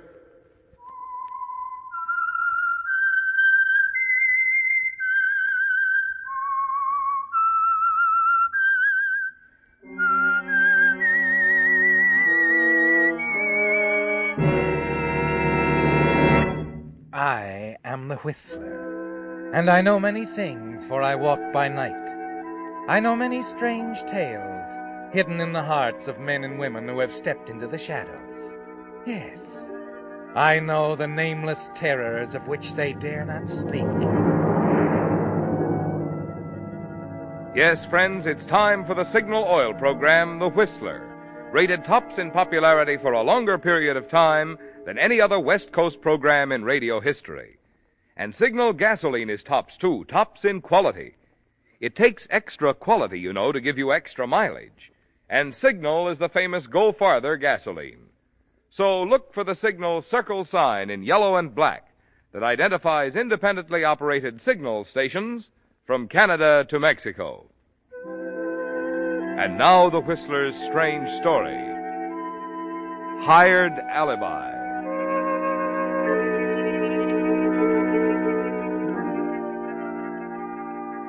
The dry desert heat that enveloped the highway seemed to add to the pressure and anguish tormenting the lone man in the swiftly moving automobile. Paul Burns' hurried trip to Los Angeles had proved useless. There wasn't a chance of escape for him now, and he was forced to drive back and face his wife Edith, tell her that he had failed. If only there was a way out, someone he could turn to talk it all over and perhaps somehow find a way. Hey, how about a left? Huh? Oh. Thanks, friend.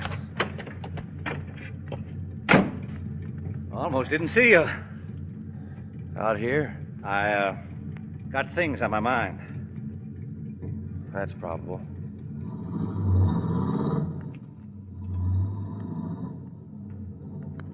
When you're driving with the sun in your face, it's sometimes hard to see anything but the white ribbon in the road. How far are you going? Flagstaff. Then 50 miles north I'll get out at Flagstaff. All right. A little warm for this time of the year, isn't it? Yeah, the weather's warm. As for what happened in the election, I'll agree with you. That's how I pay for my ride, isn't it? High talking? No. It isn't necessary. I just Go thought... on. Pick a subject. Only keep it down to my level. Since you seem to limit yourself, perhaps you should decide. Okay. Women, sports, towns, automobiles. All right. Automobiles will do.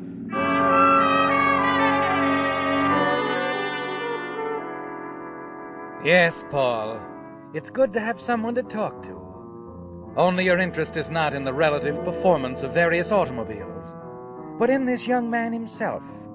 He's rough and hard, but oddly handsome. And as you drive along, you begin to speculate about him. Wonder vaguely if you haven't seen him somewhere before. And suddenly it comes to you, Paul, and you tense with excitement. If it's true, it can change a lot of things, can't it? Yes, but you've got to be sure. Something wrong? No, I just noticed I'm out of cigarettes. I thought I'd pull in at that cafe up ahead. Oh, sure. Would you mind running in for me? Hey, look, you sure you're not just tired of my company, maybe? Of course not. Here, get a pack for yourself. Thanks. Thanks, I'll do that. You wait nervously, Paul, until he disappears into the little roadside cafe. Then immediately you turn around and pick up the newspaper on the back seat. His picture stares up at you from a newspaper dated early in the week. Norbella. He's Joe Norbella. Yes, Paul.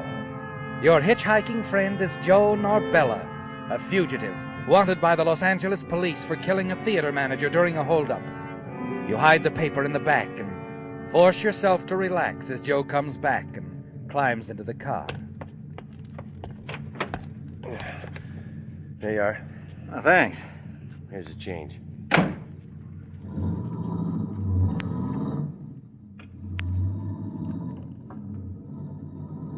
Light? Sure. Thanks. Okay. What do you do for a living, son? Odd jobs. I like to keep on the move. You said you were going east. Any particular spot? No particular spot. I bet you wouldn't like where I live. Okay, I'll play. Why? I'm Paul Burns, general manager of the Silver Canyon Mine. Am I supposed to be impressed? No.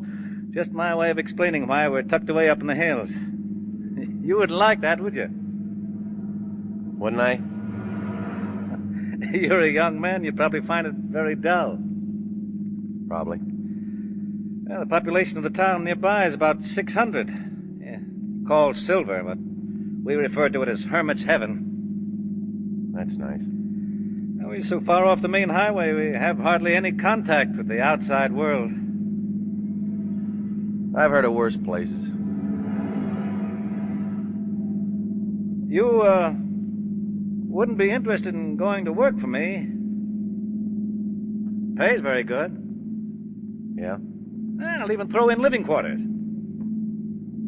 You would, huh? Yeah. You'd be sort of an all-round handyman. It's difficult getting young fellas to work in an out-of-the-way place like a silver mine. Yeah, I guess it is. I don't blame them. Working up there is next to disappearing. But it's $75 a week to start with. 75, huh? What do you say? What is your name, by the way? Joe. Joe Webster. Well, Joe, how about it? All right. You got a deal, Mr. Burns. When do I start? As soon as we get there. And, Joe. Yeah? I think this is going to work out fine for both of us. Just fine.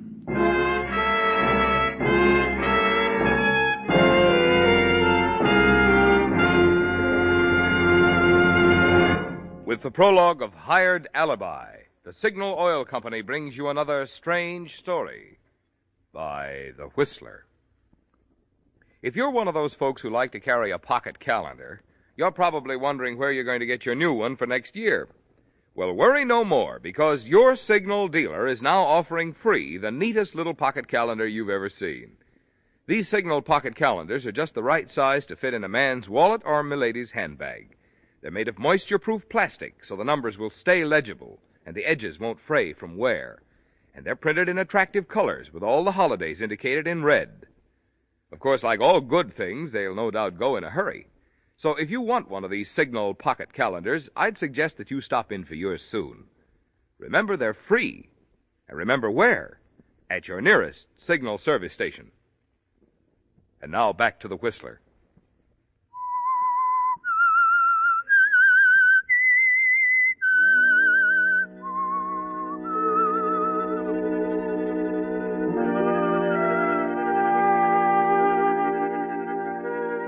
It was a strange meeting, wasn't it, Paul? Two men brought together on a lonely Arizona highway. You and Joe Norbella. Joe, a fugitive who tells you that his name is Joe Webster, and that he'll be happy to take a job at the mine you operate. It all fits together, doesn't it, Paul? Making a pattern of escape for you. A simple but clever one. And all you have to do is be careful, not let Joe become suspicious. It's almost 1 o'clock in the morning when you turn off the highway. Wave to the guard as you drive through the gates of the mine property and up to the house. Joe seems more relaxed now, doesn't he? But you know that you must be patient, go easy. And you try to be casual as you lead him into the house and back through the hall to the guest room. I hope you'll find this comfortable. Yeah. Yeah, looks fine. We'll talk about your job in the morning. It's late, and I don't want to wake the family. Sure. Well, good night, Joe. Just make yourself at home.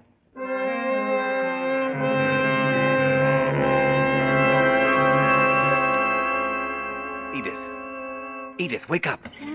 What? Oh, you're back, Paul. Yes. Did you get the money? No, John didn't have it. Fine, brother. He didn't have it, that's all. Don't worry. Don't worry. How can I help it? Went through the books again tonight. There isn't any way to cover the shortage. You've used $14,000 of the company's money. Maybe so, Edith, but we're not beaten yet. Is Ruthie home? Yes, she's asleep. Nothing on her mind. And she's not going to have either. I won't have her involved in this. Let me handle it my way. Like the way you handled the $14,000 making those surefire investments? Well, you thought it was a great idea while I was doing it. Go wake Ruth and tell her to come in. There's something I want to discuss with both of you. Something important. All right, Paul. I hope you know what you're doing.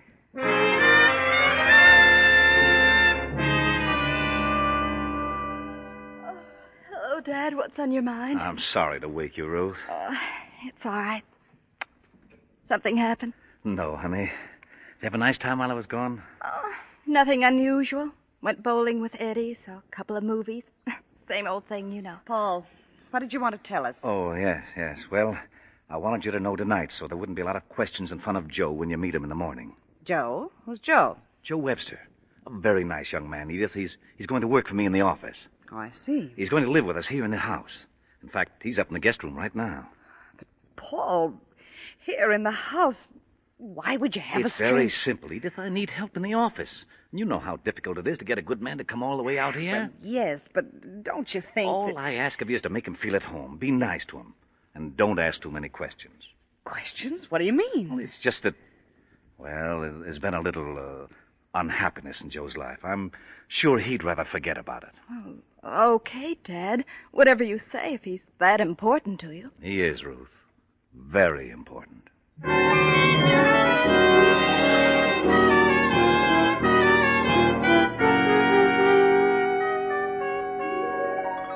For the first time in months, you sleep peacefully that night, knowing that everything is going to turn out all right after all. And the next morning at breakfast, you're completely satisfied with the warm, friendly welcome Edith and Ruth give Joe. That's important, isn't it, Paul? Yes. Joe Webster must be happy here. He mustn't become restless and want to leave. Not until you're ready to put your plan into operation. And then after breakfast, you lead Joe down the path to the office. You think you're going to like it here, Joe? Yeah, I like it. So far, no complaints. Maybe I'm wrong, but I sort of got the idea I'm supposed to go on living with you at the house. Is that right? Of course. I want you to feel right at home, Joe. Oh, that won't be hard. We got a nice family. There's only one thing bothers me. Well, what's that? You. What? Now, look, you don't know me. You pick me up off the highway, you give me a job. Next thing, I move right in like I'm one of the family. Why? Well, Now, don't tell me that you've always wanted a son. I couldn't take that. No, I'm not going to tell you. It's just that it's hard to get a young man to stay in an out-of-the-way place like this. Yeah, but why put me up in your own home? Just one more inducement. It's hard to find good boarding places around here. Besides, it's convenient for me. I won't have to go looking for you if I want you after hours. Now, here we are. What have you got to lose by staying here, Joe? Nothing, I guess. Nothing at all. That desk over there will be yours, Joe. You want me to sit behind a desk? What's wrong with that? Look, put me on an engine. Give me a pick and shovel. Oh, but, Joe, I need you here in the office. Work isn't hard. Typing records, time cards, payrolls. I'm a little better with a bulldozer than a Remington. You'll learn. Anybody can do this work. It won't be too difficult, believe me. I still don't get... Don't back down on me now. I need you here in the office. To be perfectly frank, I've been counting on it. You have? Well, that's the way you want it, okay, but you may be sorry. I don't think so, Joe. I don't think so at all.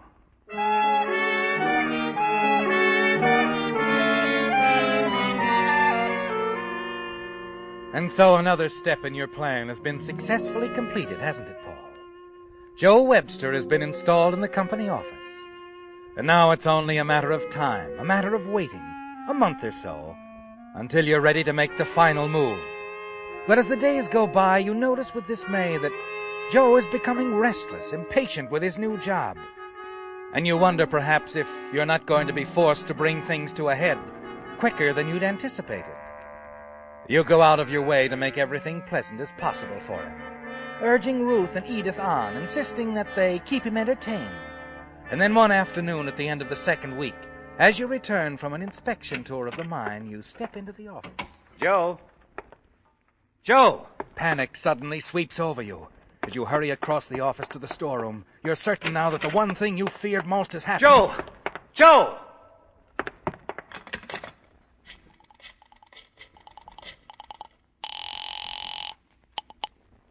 Main gate. Frank Nelson speaking. Johnny, have you seen Joe Webster? Webster? Yeah, Mr. Burns. He came through here a couple hours ago. One of the boys gave him a ride into town. Into town? What for, do you know? Well, beats me, Mr. Burns. Oh, he did ask me about the bus schedules, the Flagstaff. Maybe The bus? I see. All right, thanks. Slowly you cross the room and slump down into your chair behind the desk. He's gone. Joe Webster is gone, and he won't be back. You're certain of that, aren't you, Paul? He's walked out on you, and your plan has collapsed. You stare at the date on your calendar, a date circled in red, little less than a month away. Only a miracle can save you now. You lean back in your chair and stare out the window. Watch the distant hills turn from gold to purple, and then fade from sight as darkness sweeps in over the desert. Then, wearily, you walk back up the path to the house.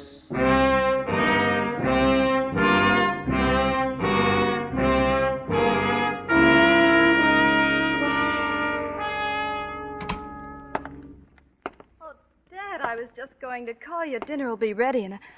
Oh, where's Joe? He's gone, Ruthie. Gone? This afternoon. Oh, but why? Did he say... He left without a word. Oh, I see. Well, that's that. Dinner'll be ready in a few minutes, All Dad. right, Ruthie. All right.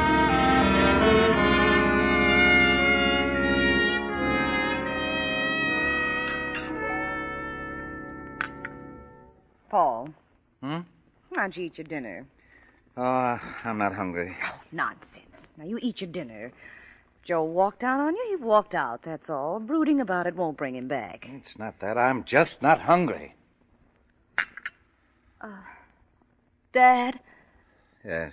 did Joe mean so much to you that leaving upset you so that you can't even eat? Oh, no, of course not. I'm just tired, that's all.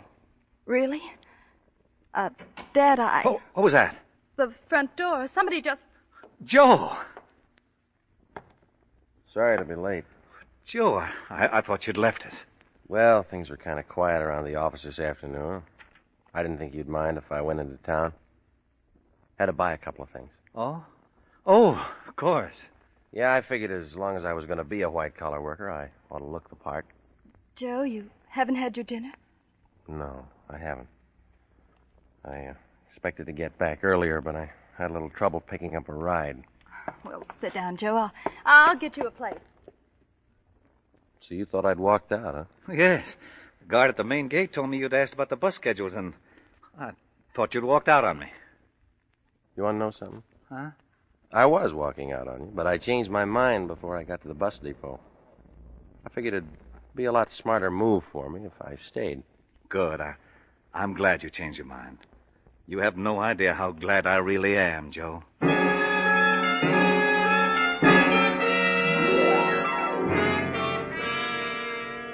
You're certain you know why Joe Webster changed his mind, aren't you, Paul? Because he realized he'd be better off here, hiding out at the Silver Canyon mine, rather than risk capture on the open highway traveling from town to town. Yes, you're greatly relieved now that he's back, but you're not going to take any more chances. You're going to move swiftly before Joe has the opportunity to change his mind again. That night after dinner, as the four of you are drinking your coffee, you decide to waste no time in setting up your next move. But that means working with Edith alone, and somehow you've got to get rid of Joe and your daughter Ruth for a few hours. Look, why don't you youngsters drive into town? See a show or something, huh? I'd love to, but, well, maybe Joe doesn't feel like it. Sounds okay to me. I could stand a movie. Oh, swell. You might show Joe around town, Ruthie. It's not much of a place, Joe, but, well... It's not the place. It's who you're with. Ready, Ruth? I'll get my coat. Why don't you bring the car around? Be careful driving, Joe. Ruth is my pride and joy. She's all we have. Okay. Have a nice time. Thanks. Good night. Good night. What are you up to, Paul? As soon as they've gone, I'll run down to the office and get the books, Edith. We've a lot of work to do. Wish I knew what you had on your mind. You will, my dear. But the auditors will be here in a month. Less than that. I've tried not to worry. Listen to me, Edith. It's all going to work out. We'll be in the clear. All we have to do is fix the books. But how? We'll arrange the books so that the money that's missing will be listed as cash on hand. Oh, what good will that do? When the auditors go to the safe, they won't find the money. Then what? Don't worry. I'll be able to account for it. Every penny of it.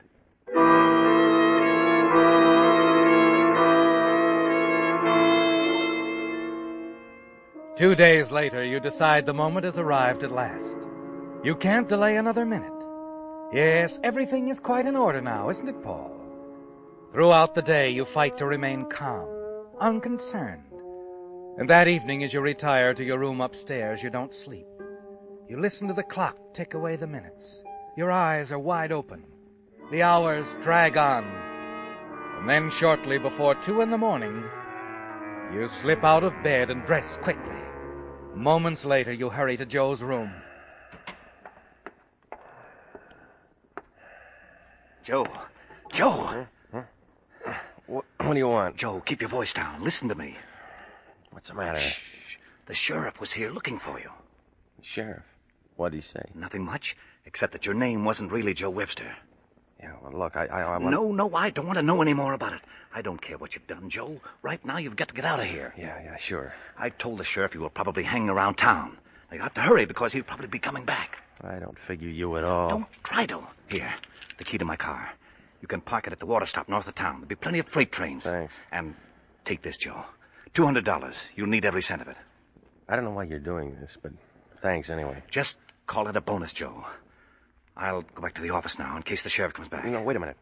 How am I going to get past that guard at the gate in your car? You might have been tipped off. Don't worry, son. I'll take care of it. You'll get through. Now, hurry.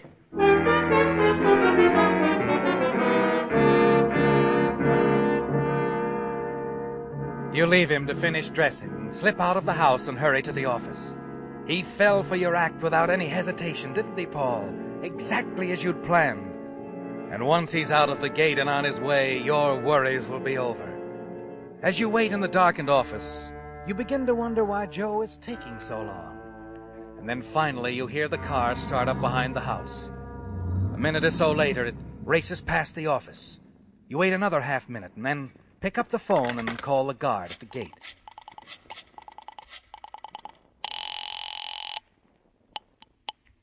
Main gate, Carter speaking.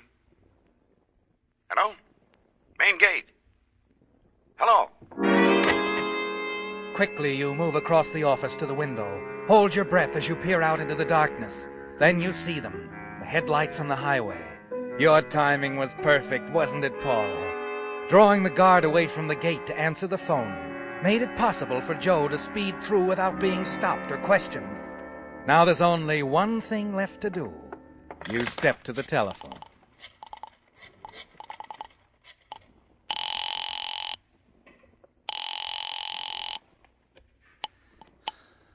Sheriff's office, McHale speaking. Sheriff, this is Paul Burns at the Silver Canyon Mine. Oh, yeah. What's up, Mr. Burns? There's been a robbery here. The safe's been cleaned out. Over $14,000. What? My car is gone, too. I guess that's what woke me up. I heard it start up. Well, any idea who... Yes. I'm afraid it's a young man I had working here in the office. Joe Webster. He's gone. All right, Mr. Burns. Let me have the license number of your car. And don't worry. He won't get far.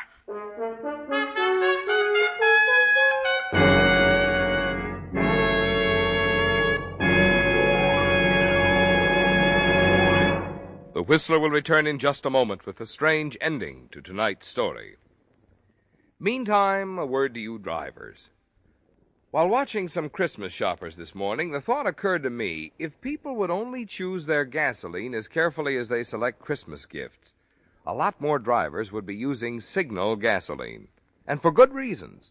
One, of course, is Signal's good mileage, which has made Signal gasoline known throughout the Pacific Coast states from Canada to Mexico as the Go Farther gasoline. But equally important to you is the proud performance in today's Signal gasoline, which naturally goes hand in hand with mileage. After all, the only way today's Signal can give such good mileage is by helping your motor run more efficiently. And when your motor runs more efficiently, you also enjoy quicker starting, faster pickup, and smoother power, the things that make driving more pleasure. That's why Signal says, to be sure of all the things you expect of a quality gasoline, you have just two things to remember. One, in gasoline, it takes extra quality to go farther. And two, Signal is the famous Go Farther gasoline. And now back to the Whistler.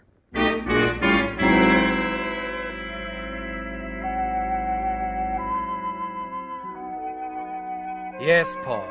You're quite pleased with yourself, aren't you? As you sit in the mine office waiting for the news of Joe Webster's capture. News that will spell out your final victory. Then you can wake Edith. Tell her the shortage in the books has been covered, and you're certain she won't blame you. For Joe Webster, alias Joe Norbella, is wanted for murder anyway. And one more crime won't make much difference. It's true they'll never find the missing money.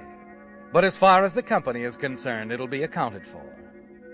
Then, shortly before dawn, a car grinds to a stop in front of the office. And a moment later, the sheriff enters. Morning, Mr. Burns. Morning. Did you get him, Sheriff? Yep. Picked him up about an hour after you called. You have no idea what a shock this is to me. I never dreamed he'd do such a thing. Well, this may be another shock. Huh? You only had a couple of $100 on him. A couple of $100, but there's more than 14,000. Maybe he hid the rest somewhere. Don't worry. If he did, we'll find it. I hope so. Might interest you to know Joe Webster's wanted by the L.A. police on a murder charge. Murder? Mm-hmm. His real name's Norbella. Pretty smart operator, so they tell me. Yeah, he was a fool to try this, even with an accomplice. Accomplice? Yeah, we had to book both of them. But Joe didn't have any... Norbella claims he was framed. Says you gave him the $200. He's lying. Well, that's what I figured. Too bad, too, because if Norbella was framed, we might save his accomplice. Why? If they were together, they were guilty. Yeah, I'm afraid you're right. Too bad, though. What do you mean? Well, this is going to shock you, Mr. Barnes. The accomplice I spoke of is your own daughter, Ruth. Says they were running away to be married. Ruth? Married? That's right. I know she's everything in the world to you, Oh, but... no, Sheriff. Not Ruthie. She's innocent. I framed Joe Norbella. I gave him the $200.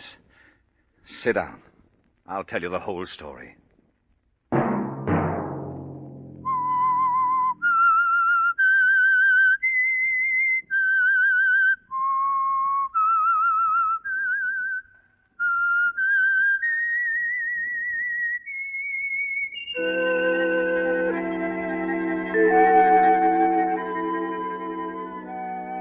Let that whistle be your signal for the Signal Oil program, The Whistler, each Sunday night at this same time. Signal Oil Company has asked me to remind you that those Salvation Army kettles you'll be passing between now and Christmas will provide Yuletide cheer for over 1 million needy men, women, and children.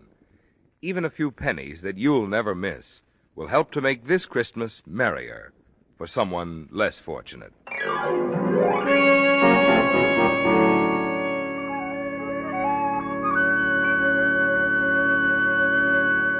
Featured in tonight's story were Jack Webb and Ed Begley. The Whistler was produced by George W. Allen and directed by Sterling Tracy, with story by Bernard Gerard and music by Wilbur Hatch, and was transmitted to our troops overseas by the Armed Forces Radio Service. Remember, at the same time next Sunday, another strange tale by The Whistler. Marvin Miller speaking. This is CBS, the Columbia Broadcasting System.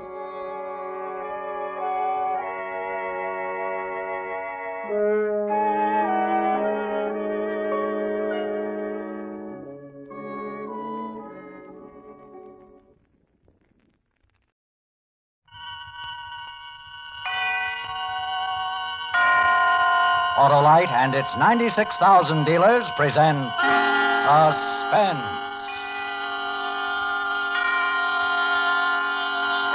Tonight, Autolite brings you a suspense play of love and death in a New York penthouse, The Well-Dressed Corpse, and starring Miss Eve Arden. Before our play begins, here is a word about Autolite from our good friend Harlow Wilcox. Hi, Mr. Wilcox. What can I do for you? Well, Sam, my friendly Autolite spark plug man, you can tell me what you think of those fresh, frisky, and frolicsome ignition-engineered Autolite spark plugs. They're tops, Mr. Wilcox. Now tell me, if replacing worn-out spark plugs with ignition-engineered Autolite spark plugs will give a car smoother performance, quick starts, gas savings. You bet. What else would you like to know? Well, are Autolite spark plugs made by the same Autolite engineers who design coils, distributors, and all the other important parts of the complete ignition system used as original factory equipment on many leading makes of our finest cars? Why, of course. Oh, and that's why we say Autolite spark plugs are ignition engineered, designed to perform as a perfect team with your car's ignition system. Sure. Can I tell you more? Yes. Do Autolite spark plug dealers, like you, replace worn-out spark plugs with ignition-engineered Autolite spark plugs, either standard or resistor type? Of course. But you know all about that, Mr. Wilcox. Yeah, but I just love to hear it. But you said it. And I'll say it again, because you're always right with Autolite. And now, with the well-dressed corpse and the performance of Miss Eve Arden, Autolite hopes once again to keep you in suspense.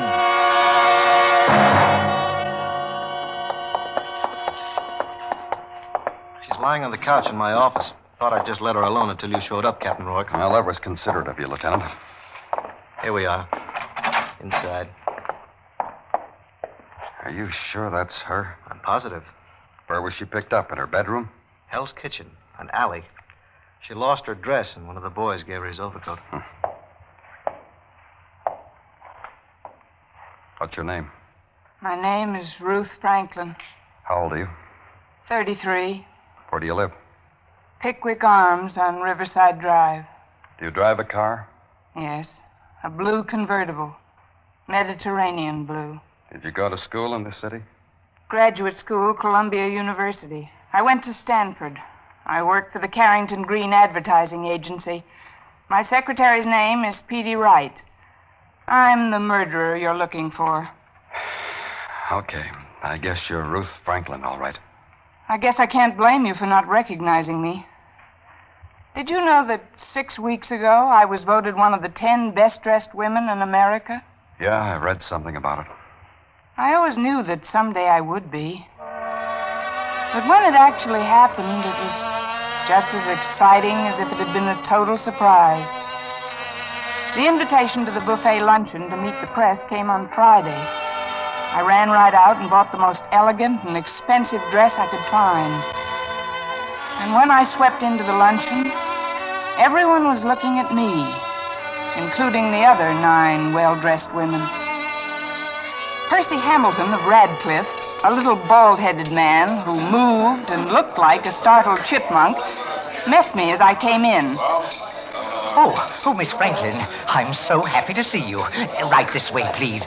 You're a little late, you know. Percy, baby, you've confused me perhaps with a debutante. I work for a living. I'm going to put you here at table 13. Oh, pardon me, Mr. Mason. That's all right. Mr. Mason, may I present Miss Franklin? How do you do? How do you do? You two are going to be luncheon partners. Well, I'll run along. You, of course, couldn't be anyone else but the best-dressed Franklin. I'm not sure I like the way you said that, Mr. Mason. My tone was not meant to imply a personal indictment, Miss Franklin. In fact, it's a commendation. You play your part very well in this racket. Racket? Racket. Oh. I always draw the most charming luncheon partners. It was undoubtedly something in your childhood. They made you wear Buster Brown collars or velveteen knickers. I wore dungarees. No, it's just that I have the best prima facie evidence anyone ever had that this is a travesty on good taste and artistic judgment. Before I move to another table, Mr. Mason, I'd be utterly amused to hear one sentence telling me why you feel this way. I'd be happy to oblige. You see, I was picked as one of the best-dressed men. Mr. Mason, for the first time, I'm beginning to savor the sweetness of your judgment.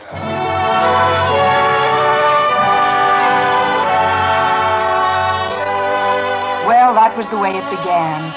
A little careless banter while we sized each other up.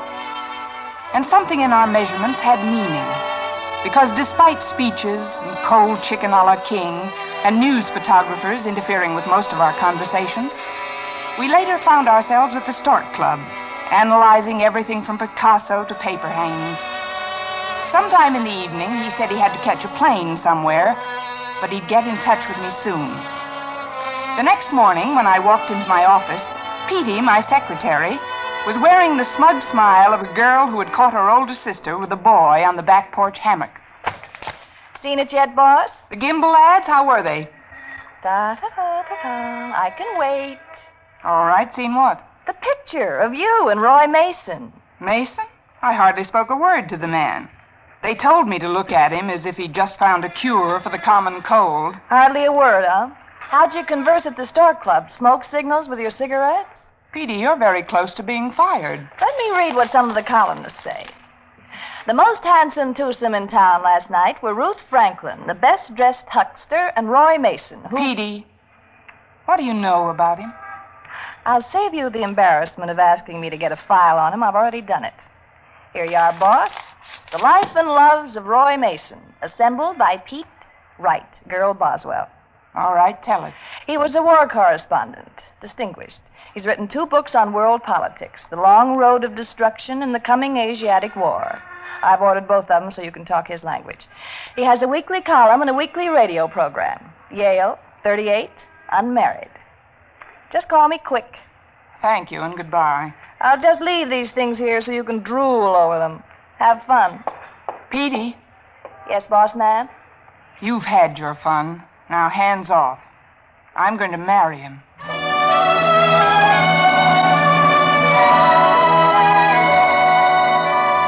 I read those clippings through from beginning to end.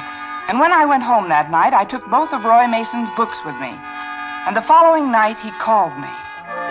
And then it was practically every evening, and cocktails and weekends and meals and fireplaces and books and talk and talk.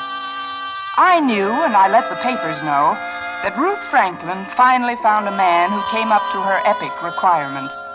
I had him hooked. Now it was time to reel him in. Roy, I have some news I know you'll be interested in. You gonna run for president? Oh, no, nothing as small as that. I'm going to get married. You're going to get what? Married. Oh? To whom? A man named Roy Mason. I just decided. Ruth. I'm sorry, I can't. I'm already engaged. Who is it, Roy? A Long Island socialite, Elizabeth Granger. You know her? No, and I don't believe I'd want to. Oh, Ruth, did you think we were going to be married? Of course I did. And so did every newspaper and columnist in town. I never pay any attention to the gossip columnists. Well, a lot of people do. Oh, Ruthie, now, don't take it like this. You must have known I had a life before I met you. I should have known a lot more, I guess, than I do. Ruth, don't lose your head over this. What do you expect me to do? Break down and beg you to change your mind and marry me? I'm sorry, Roy. I'll go home and read an old coward play and get over it.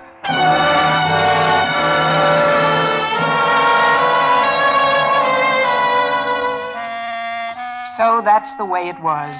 I'd saved myself for the one man who had what I had. Brains and guts and talent. And I suddenly found out I'd saved myself for what I couldn't have. I went home, threw his books in the fireplace, and sat down to have a long look at me.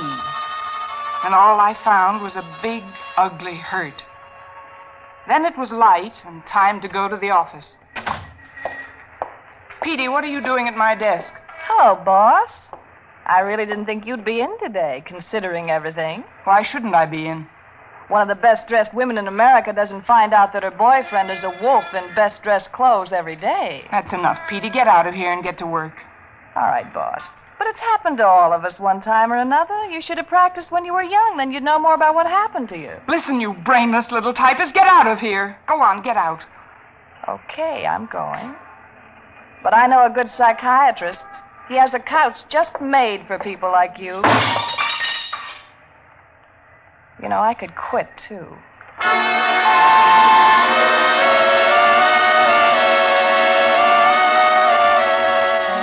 The whole office knew about it.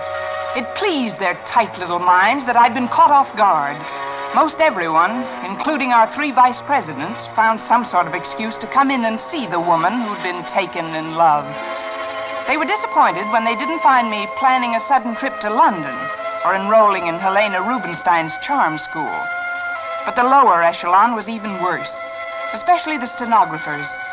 They handed me those grief-sharing eyes, usually reserved for 16-year-old girls who've been jilted by the high school fullback. But by 5 o'clock, I swallowed 2 aspirin and my pride and called Roy. You've had 3 cigarettes and 2 martinis. Any conversation coming up? What is it, Ruth? Newsprint, for one thing. Those nasty little black tracks on those clean sheets of white paper.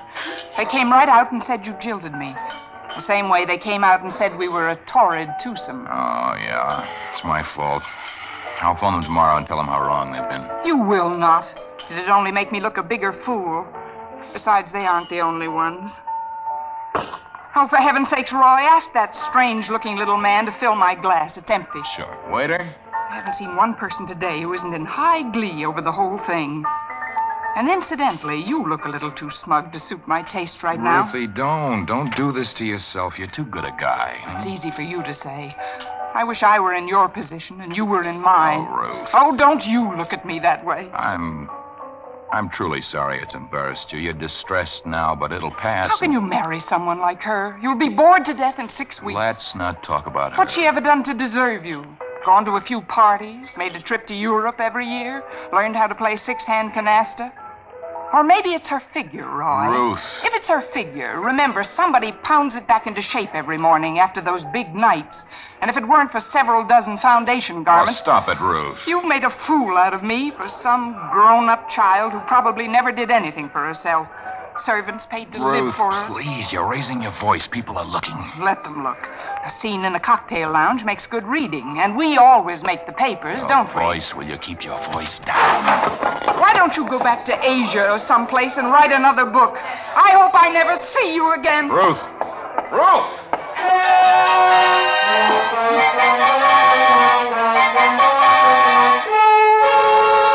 Roy looked foolish shouting after me. I looked even more foolish trying to make a dignified exit through the tears. Oh, leave it to me. I did a good job.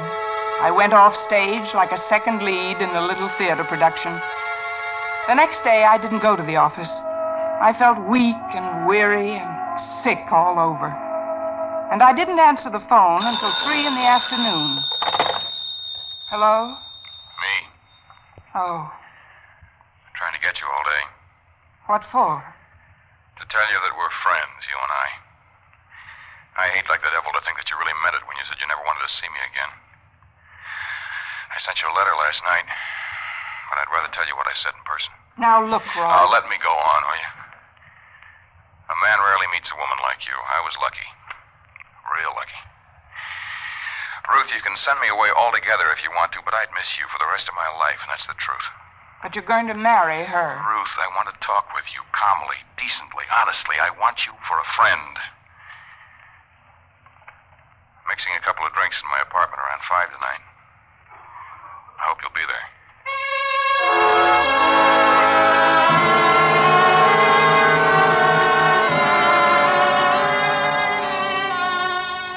All of a sudden, I saw a way out of everything. And I spent the next 2 hours getting ready for Roy.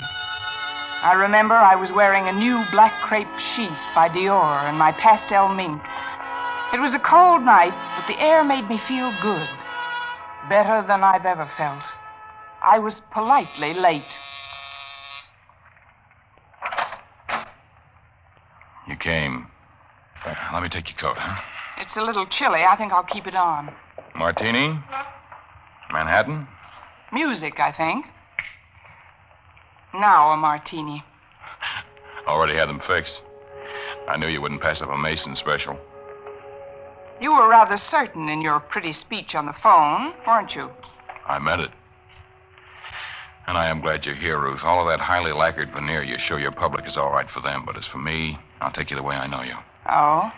Tell me more. Underneath $40,000 a year and being the best dressed, you're quite a gal. One look told me that. This amounts to a hats-off conversation. Now, Ruth, we're ready to talk, you and I. Let's do it, huh? For the first time since we met, I know all about you. I know what makes you work. And I don't like that one bit, Roy. I don't like being ripped open for the public to watch. You don't understand. Don't touch me. Ruth. Yes, it's a gun, Roy. Oh, for heaven's sake, Ruth. Ruth, stop this. You got it all wrong. Put down that gun. Ruth. Get a doctor. We'll say it was an accident. Stay away from me. Phone a doctor. No. No, it wasn't supposed to be this way at all. Ruth. Ruth. I wrote you.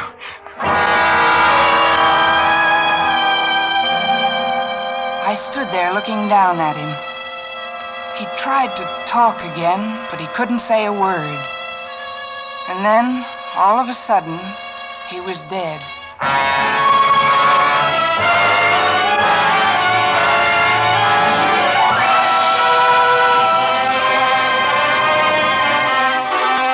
Autolite is bringing you Miss Eve Arden in The Well-Dressed Corpse. Tonight's production in radio's outstanding theater of thrills, Suspense.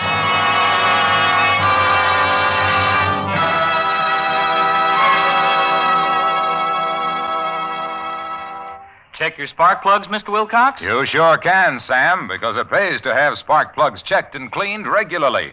Helps keep a car running right. Sure does, Mr. Wilcox. And it only takes a couple of minutes for an Autolite spark plug dealer like myself. Why, when worn-out spark plugs are replaced with new ignition-engineered Autolite spark plugs, you'll get away in a flash for a ride that's smoother than a gigolo's line. Because you'll get smoother performance, quick starts, and gas savings. He's off again. Ignition-engineered Autolite spark plugs, you know, are installed right on the assembly line as original factory equipment on millions of leading makes of our finest cars and trucks. Money just can't buy better spark plugs for your car than Autolite. You're right, Mr. Wilcox. So, friends, see your neighborhood Autolite spark plug dealer soon and have him replace worn-out spark plugs with world-famous ignition-engineered Autolite spark plugs. And whether you choose the resistor type or the standard type, you can be sure you're right, because you're always right with Autolite. And now Autolite brings back to our Hollywood soundstage Miss Eve Arden in Elliott Lewis's production of The Well-Dressed Corpse, a tale well calculated to keep you in suspense.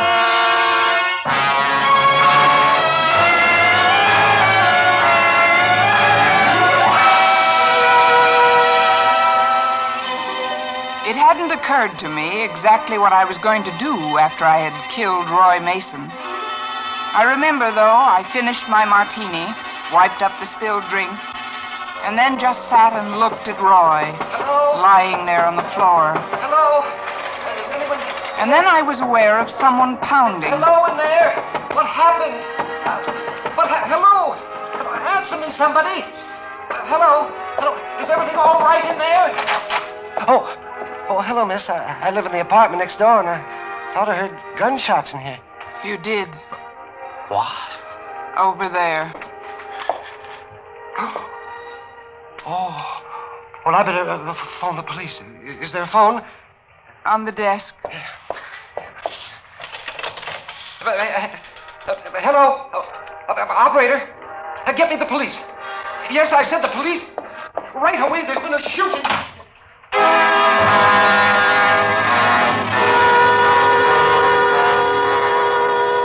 No one lifted a hand to stop me. Downstairs, I got a taxi back to my own apartment, changed, threw some things into a bag, gathered up my jewelry and what money I had. I took my car out of the garage and drove to the station and caught a train as far as Greenwich. There, I registered under another name at a small hotel. I was going to go on up to Canada the next day, but there was something I just had to see before I left the country. So instead, I caught a train back to New York.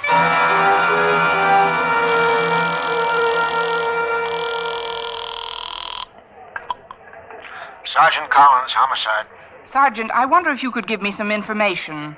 I'll try, miss. I'm from the Kansas City Star. I happen to be on vacation in New York, but as long as I'm here, I'm trying to cover the Mason case. Yeah.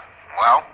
Has Mr. Mason been buried yet, or do you... Edgeflower Mortuary. Rosary tonight. Burial tomorrow. Thank you, Sergeant.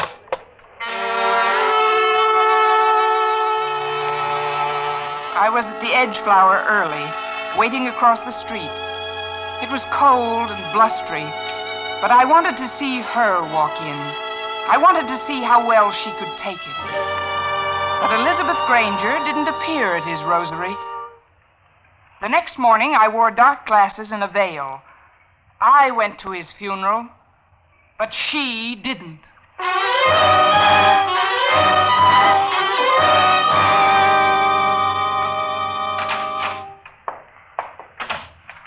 Hello, Petey. I've been waiting for you. Boss, don't you know the police are looking all over town for you? Petey, who is Elizabeth Granger? Where does she live? Oh, that. She isn't in the phone book. She wasn't at his funeral. There are no pictures of her in the papers. You know these things. Tell me, please. I can't help you. Nobody can help you now. You're a walking dead woman. Petey, listen to me. I don't want to listen to you. I'm afraid to. I'm afraid I'll end up like you someday. Well-fed, well-dressed, successful, well-known, but dead. I came here for help, not to listen to your opinions. Everything you ever said in your life was a lie. I did your legwork, looked up things for you, verified them, checked them. Well, I checked about you just to satisfy my curiosity. You didn't go to Stanford or graduate school at Columbia. You were born and brought up in Hell's Kitchen. You went as far as PS 432. You hated everything you had and were, and you tried to wipe it out. Petey, you must know. Tell me about Elizabeth Granger. I'll tell you this much. You're not going to have the pleasure of watching her suffer along with you. You know why? Because Roy Mason wrote you a letter that came this morning.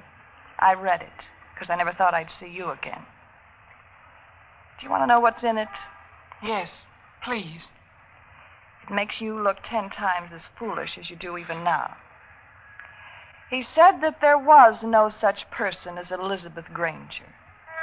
You're lying. He just invented her. Just invented her to get away from you. You're lying. There has to be an Elizabeth Granger. Here's the letter. Look for yourself.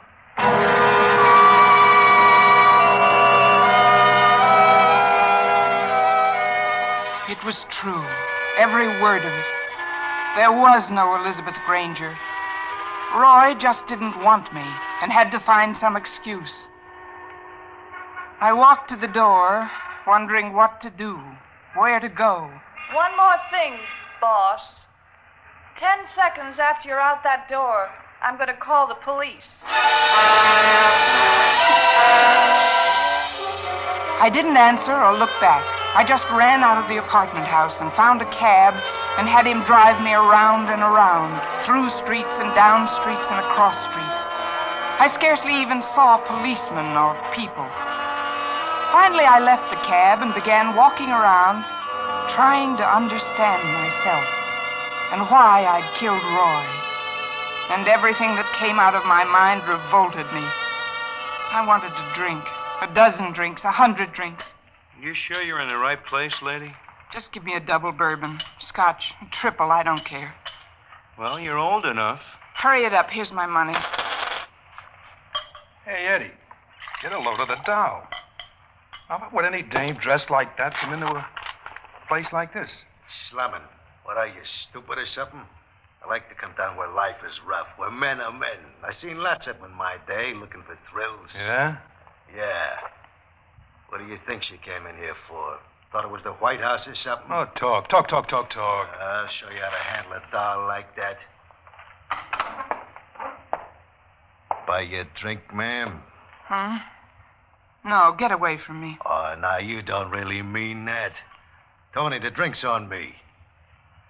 Why don't we have it in the booth over here? We can talk, huh? Get away from me. Who do you think you are? All right, Eddie, no sale. Who does she think she is, anyway? She's got no right in here unless she wants to be sociable. She's a bum, and you know it, Tony. Eddie, can't you see this is a lady? Now go for a walk. Lady?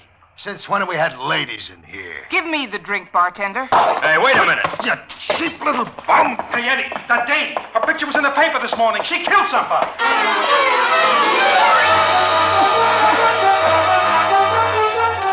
I ran out of there It was only a matter of seconds until they called the police, so I just ran. I saw a police car, and I ran the other way. 2 blocks away, there was another police car at the intersection. I found an alley and ran down and fell headlong over a garbage can into the dirty, foul snow. I couldn't get up, and I cried cold tears. Come on, dearie. Come on. What are you doing? You won't need this coat where you're going. Leave my coat alone. That's all right, dearie. That's all right. Come on, the dress now. My dress! Ruby, help me get it off. You can't take my dress off me! I can use a fancy dress like that, and you can't wear it in jail. I'll tear it off you if I have to. Don't, please, you can't. All right, here you are. Cops, grab her shoes, Ruby, and let's go. My dress! They took my dress! Okay, here we are, lady. You let them do it. Why did you let them do it? We'll get them. Now, come on. Lift up your head. I gotta see you. Oh, don't hurt me, please. I'm somebody. Yeah, that's what I thought. Ruth Franklin. I'm somebody. I'm somebody.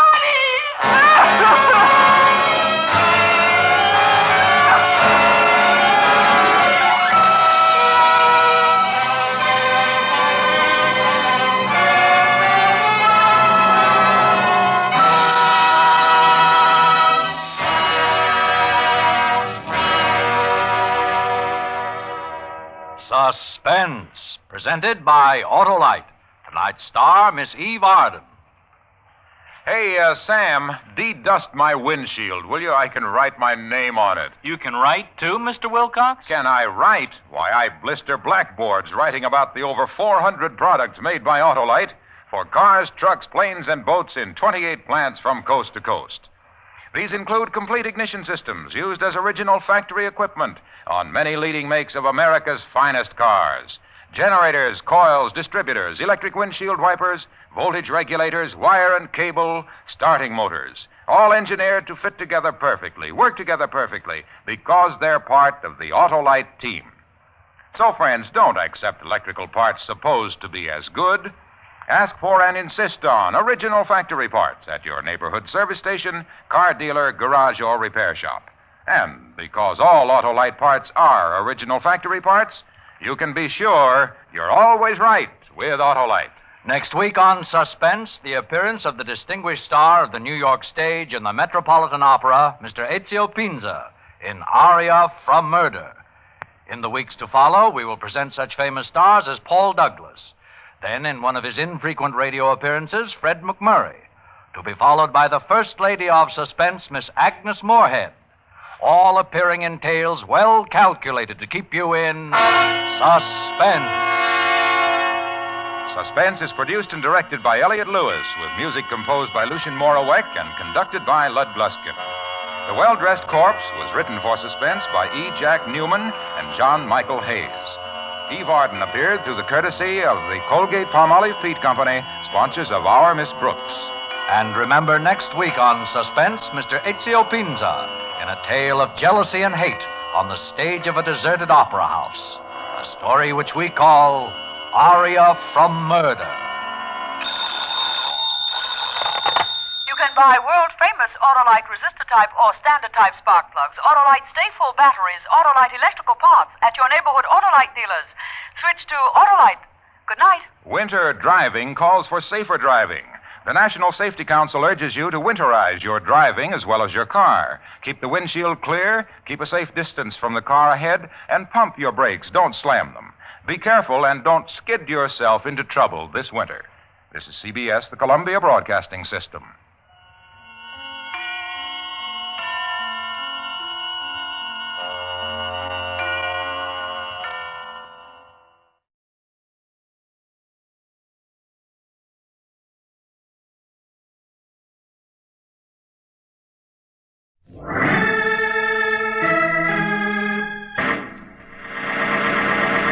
From New York City, the makers of Clipper Craft Clothes for Men and more than 1,200 leading retail stores from coast to coast present Sir Arthur Conan Doyle's immortal character, the world's most famous detective, Sherlock Holmes, starring John Stanley.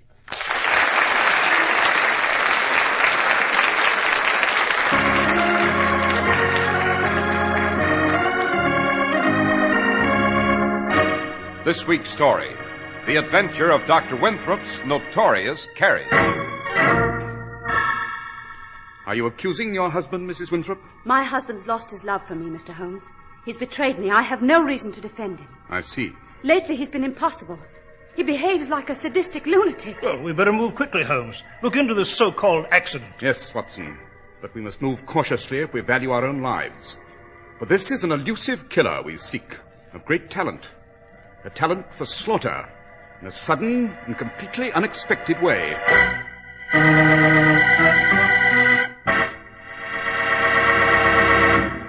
Put on a fine Clippercraft summer suit, and you find it delightfully light, cool, and comfortable. Wear it a while, and you notice your Clippercraft suit keeps its smart appearance long after other suits are wilted, crumpled, and baggy. The amazing way a Clippercraft lightweight suit holds its lines is assured by Clippercraft's master tailoring and Clippercraft's careful selection of fine summer fabrics. Try on a Clippercraft suit tomorrow, and you'll see what we mean. You'll be delighted to see how little you have to pay. A tropical weight Clippercraft summer suit costs only $33.75 to $42.50, and your new suit will be envied by men who usually pay many, many dollars more. You save all that money through the unique Clippercraft plan, whereby more than 1,200 independent merchants from coast to coast pool their tremendous buying power. You get the benefit. Wear a Clippercraft summer suit and feel better, look better, and save money.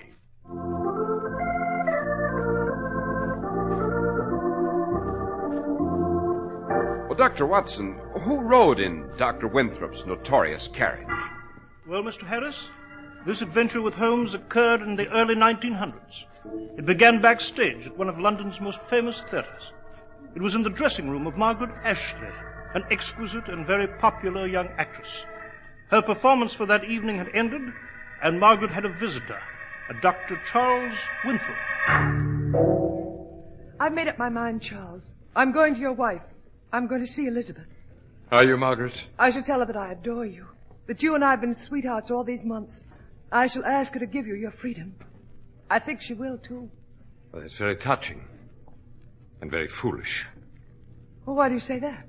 My word, you've an appalling, self-centered mind, Margaret. Like many women, you believe that simply because you want something, you'll automatically get it. My wife would not be struck at all by the magic of our romance. To her, this would be a rather cheap, sordid business, an insult to her ego. Being a mature and poised woman, she'd take this with an air of dignity and tolerance, but in her heart of hearts, I'm afraid she'd be furious. Well, then let her be. Are you satisfied with these desperate, dangerous meetings? You're coming to my flat if and when you can find the time, if and when you can somehow lie to Elizabeth? It has been difficult, yes, but... I'm sick of it. I shan't tolerate it. We must face it, Margaret. We must do as best we can. I'll tell you you're tired of her, that you love me, that you see her only as a dowdy, bedraggled housewife, that your marriage was wrong to begin with. It's nothing more nor less than an exercise in boredom. Now, look, Margaret, I want you to control yourself. Control myself? In heaven's name, why? I want you, and I'm going to fight to keep you. When a thing is wrong, must you go on and on and on with it? I said you will not tell Elizabeth. Nothing on earth could stop me. I will. What do you mean? You knew I was married, Margaret. You knew the terms of the bargain. You accepted them gladly. But we love each other. Do we? Now listen to me. You made a great romance out of this. I didn't. You wanted to believe I was in love with you, that I couldn't live without you, simply to please yourself, to cover up the truth. What truth? That this has all been just a lark for me. That I was attracted to you because you're very beautiful, and that's all. And that is all, Margaret. It begins and ends there. I don't think it does. Oh, yes. It's taken years for me to become a reputable physician, Margaret. It's taken every ounce of strength and every moment of time I had to achieve a position in my profession and in society. I've a well-ordered household. I've a decent, honest wife who loves me. You're not going to place a bomb under that structure. Oh, yes, I am, Charles. Now that you've told me how you really feel, I'll give you a taste of my vengeance. I'll wreck your home and your life, and I don't think for one moment that I can. You'll do nothing of the sort. And do you know why? Do you know why you won't say a word to my wife? Go on. Tell me. Because if you do, I'll kill you. He'll never do that. You could never get away with it. You underestimate me, Margaret. I haven't an ordinary mind. I've a way. A wonderful way. Remember that. And remember, if you go to Elizabeth, I'll murder you.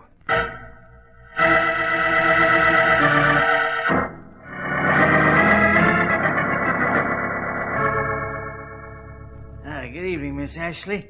Shall I call a cab for you, miss? Yes, Peter. It might be a bit difficult, miss. Awfully late. You're the last to be leaving the theatre. I wanted to avoid the crowd that's always here at the stage door, Peter. I'm exhausted. I couldn't possibly write an autograph or smile at anyone. Your gentleman caller hasn't been here in a few days, eh, miss? No, he hasn't. That's such a fine gentleman. I certainly miss those tips of his, I do. The cab, Peter, please, please. I hear a carriage coming now, miss. Perhaps it's a cab. Yeah. He'll be having a talk with a bobby, he will, ripping down the alley at that speed. Look out, miss! He's driving right at you! He's locked her down! Stop! Come back here, you! Stop! Stop! Oh, he's killed her. He's killed her.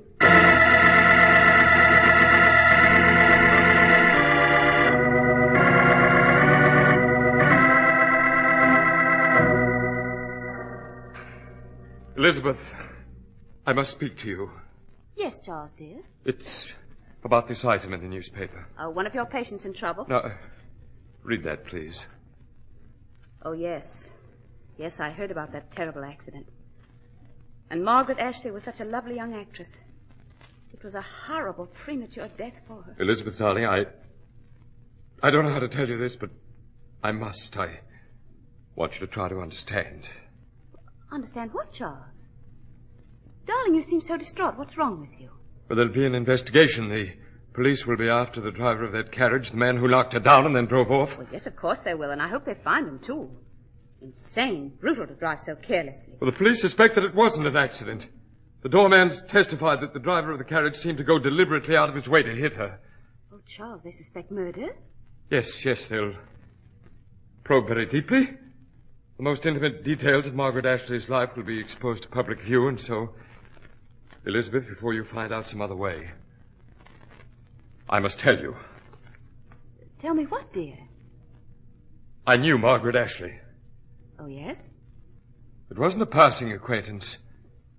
I was seeing her regularly. I visited her flat whenever I had the chance. She was in love with me. Oh. You were sweethearts, Charles. Is that it? Yes. I've no excuse. It's just some mysterious element in the chemistry of a marriage that does that to a man. I'm prepared to do whatever you say, Elizabeth.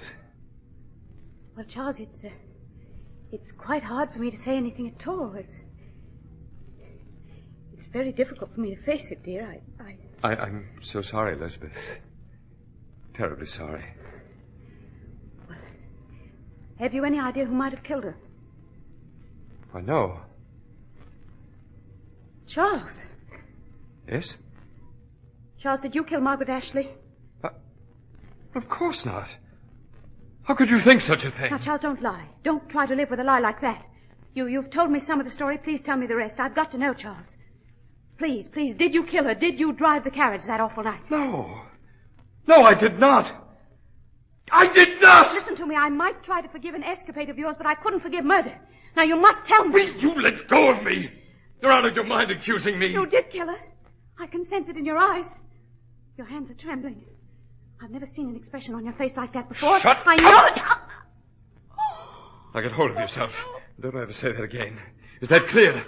If you ever say that again, you won't live to say another word.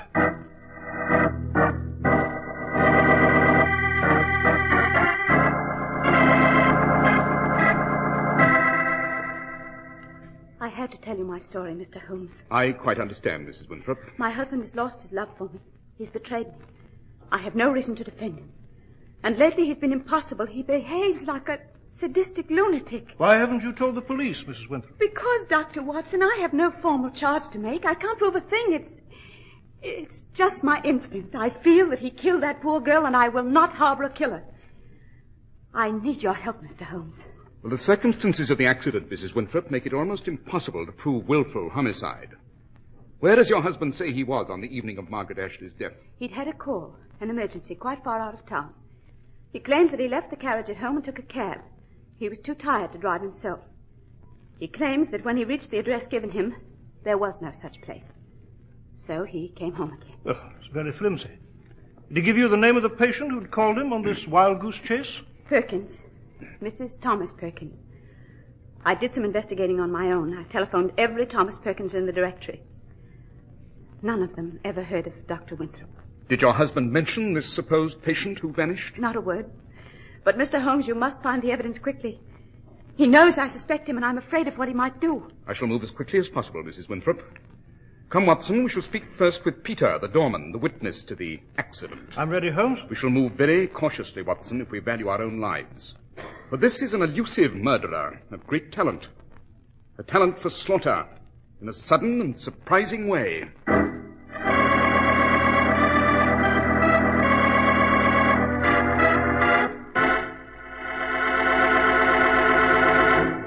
With June just around the corner, you can expect a sudden heat wave any day. And that means many men will rush into Clippercraft stores for new, smart, cool, lightweight suits. So, to get the very best in service, the widest selection and prompt attention, it's smart to come in now for your Clippercraft summer suit. And it's smart at any time to buy your suits from the fine local store that sells famous Clippercraft lightweight suits at only $33.75 to $42.50.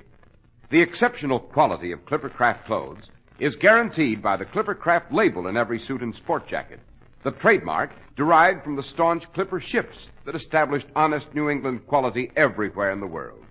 You can always rely on Clippercraft clothes and the store that proudly sells them. That's why men who know insist on Clippercraft clothes bearing the Clippercraft label. So be sure to visit the Clippercraft store in your city. These leading stores in the metropolitan area are proud to add their names to Clippercraft in your suits, sport jackets, and tropicals. In Manhattan, Saks 34th, Broadway at 34th. John Wanamaker Men's Stores, Broadway at 8th and 67 Liberty Street. In Brooklyn, Abram & Strauss. In Newark, New Jersey, Boulevard Men's Shop, Kresge, Newark. And in Jamaica, the B&B Clothes Shop, 16408 Jamaica Avenue.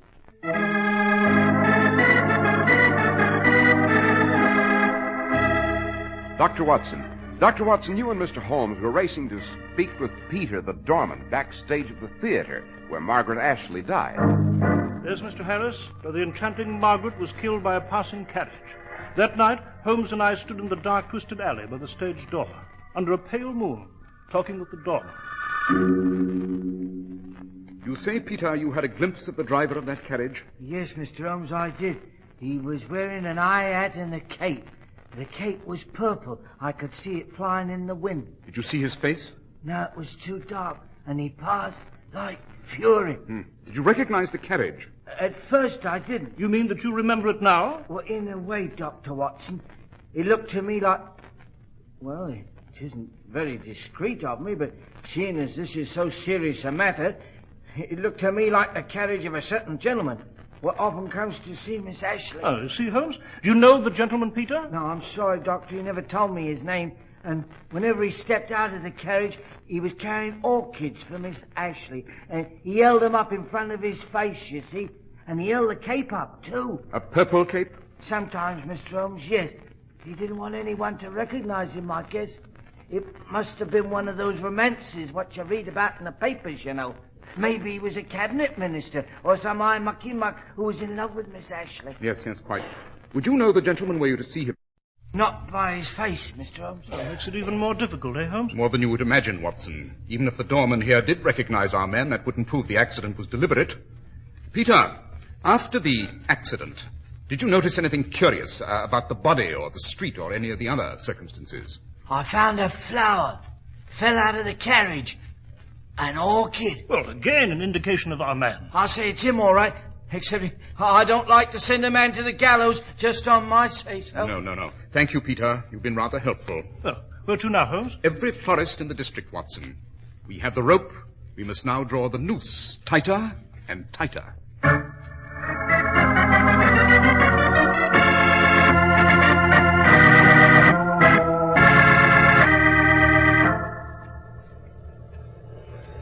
That's the door to Dr. Winthrop's house, Holmes. Let's just keep an eye on it. Mrs. Winthrop said he'd be leaving about this hour. Once he's gone, we can speak to her, look at the house, and search for clues. But we must have him out of the way first. Holmes, that florist. He recognized the photograph of Dr. Winthrop. Said he always bought flowers there. But he wasn't there on the night of Margaret Ashley's death. You seem very impressed, Holmes. Confounded why? Shh. Look, Watson, there he goes. He's leaving his wife now. See? Yeah. As he's going down the street. She's waving goodbye to him from the doorway. Attractive blonde, isn't she? Why should he lose interest in her for the sake of that actress? Fascinating as that province may be, Watson, it is not within the bounds of my territory. Now come, across the street. He's out of sight.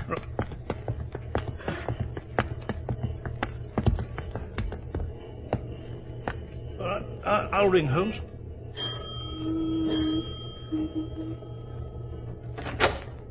Oh, Mr. Holmes, Dr. Watson, he's just left. Will he return shortly? No, we've time. Come in. Well, lovely home, Mrs. Winthrop. It was, Dr. Watson, until the shadow fell across it.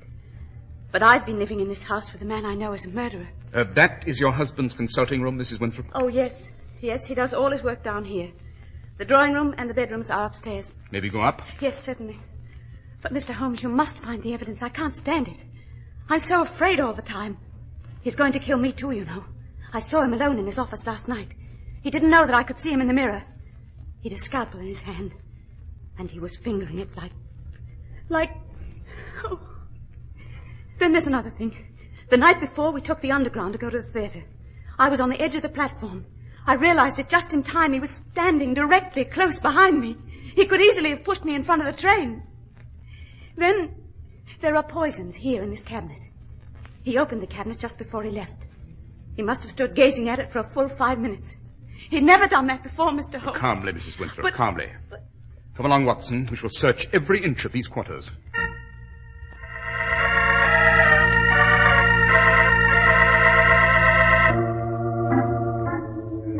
By George, Holmes, we've gone through every room. No letters from Miss Ashley, nothing at all here. Not a scrap of evidence. Mrs. Winthrop, in which wardrobe does your husband keep his clothes? Oh, here, Mr. Holmes. But you'd better hurry. This has taken a great deal of time, and he may be back soon. Looking for the outfit he wore the night he drove the carriage, Holmes? Aha! The purple cape, trousers, double-breasted jacket to match, and on this shelf, a high silk hat. Oh, please be careful. I never touch his things. If he suspects that anyone's been in his wardrobe, he'll have another one of his fits. I see. Well, I believe this concludes the search, Mrs. Winthrop. Yes, but have you found anything? We'll discuss it downstairs, then we can slip out of the back door. Yes. Well, Holmes, should we risk Mrs. Winthrop's life again for another night? Wouldn't you advise her to leave on some pretense until you have the facts that you want? I have the facts, Watson. Really? Facts which prove I killed Margaret Ashley? Dr. Winthrop. Charles, I didn't hear you come in. I came in very quietly through the front door, Elizabeth. I heard voices upstairs. I kept very still and waited for you. You scheming, conniving... My arm! You break my arm! I just want to keep you close to me, that's all. If you move, Mr. Holmes or Dr. Watson, I'll take this scalpel I have in my other hand, and I'll drive it into my wife's back. Charles, please listen to me. It won't help to kill me. Mr. Holmes will see that you die for it because he knows now. You sent for him, didn't you? You wouldn't believe my story. I'd like to kill you slowly, Elizabeth. You should suffer a bit. Need strokes of the scalpel to cause unbearable pain. But a slow death, the same slow death you've given me with your suspicion, your accusations. Killing your wife now would accomplish nothing, Dr. Winthrop. It would to me. I don't care about the consequences. I said killing your wife would not be necessary, Dr. Winthrop. His Majesty's hangman will do that. What? I said His Majesty's hangman will do that. Well, I don't know what you mean. He dropped his scalpel. Watson, quickly pick it up. Yes, I have it, Holmes. I wanted to be sure you didn't pick it up, Mrs. Winthrop. Since you drove Dr. Winthrop's notorious carriage, since you killed Margaret Ashley. I did? Mr. Holmes, that's preposterous. Bolt the door, Watson, and guard it well. Yes, right.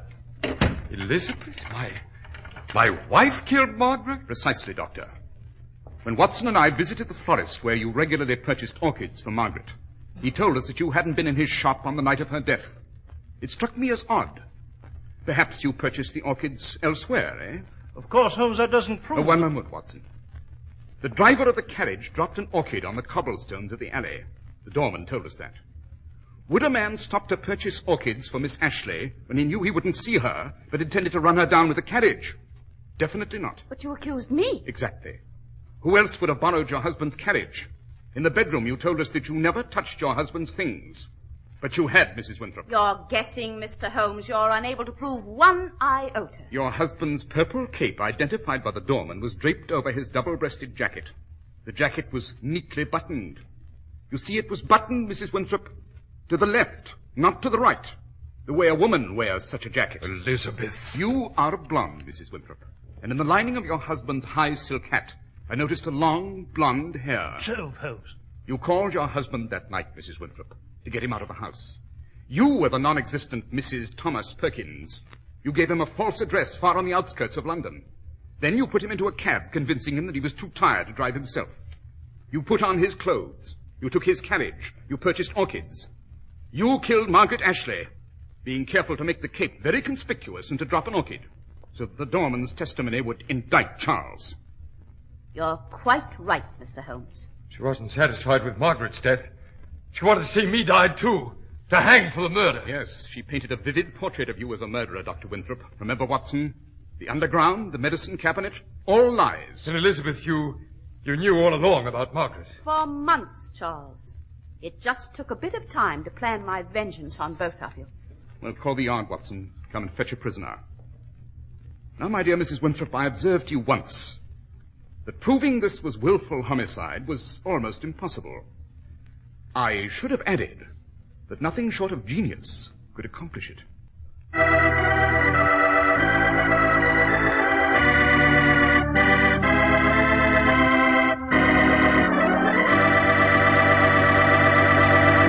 Well, Dr. Watson, that was a very astonishing development, to find that Mrs. Winthrop had driven the doctor's carriage. Well, if surprises are your dish, Mr. Harris, then you've something to look forward to in the adventure I shall relate next week. And what do you call that memoir, Doctor? Next week, Mr. Harris, I shall relate to you The Adventure of the Curious CRYPT.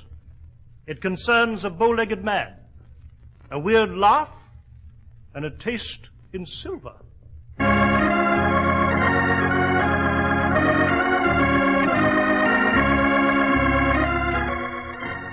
The makers of Clipper-Craft clothes and more than 1,200 stores from coast to coast have brought you another in the new series of broadcasts featuring the world's most famous detective, Sherlock Holmes.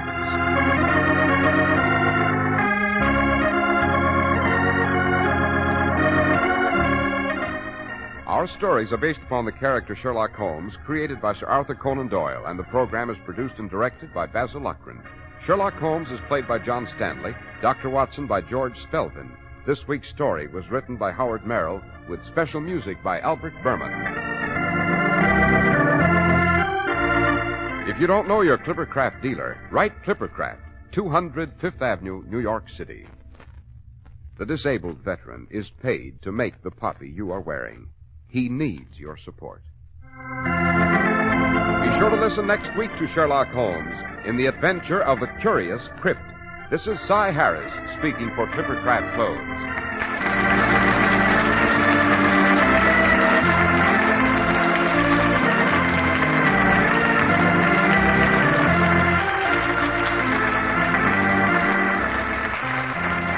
This is the Mutual Broadcasting System.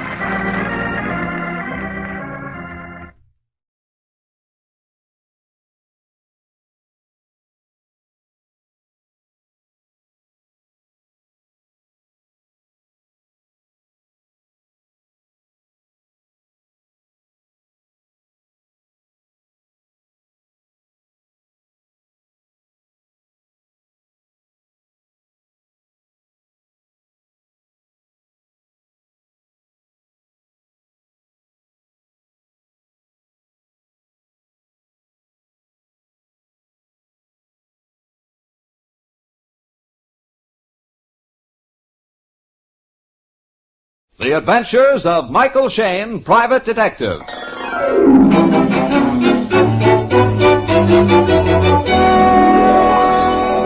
The The people who make 76 gasoline and Triton motor oil, Union Oil Company, present The Adventures of Michael Shayne, Private Detective, starring Wally Mayer and Kathy Lewis.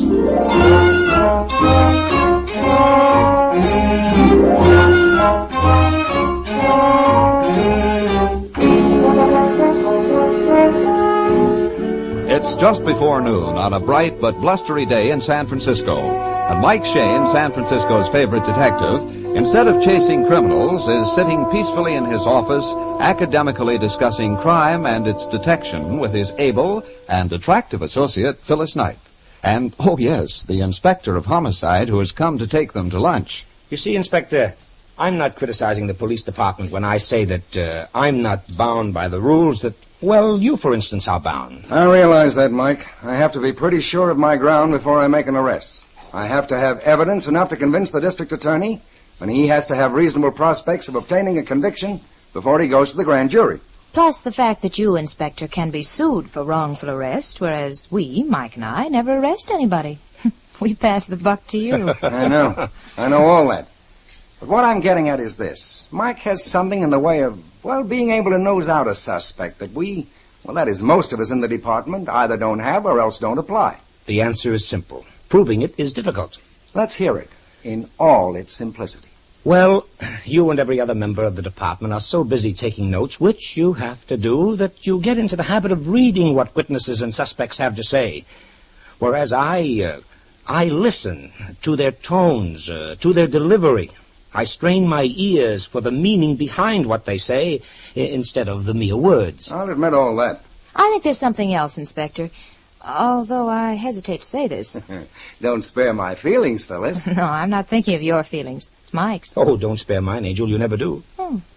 Well, in spite of the fact that Mike hates criminals and hates crime, I think he has a criminal mind. Angel, what you just said. I mean it.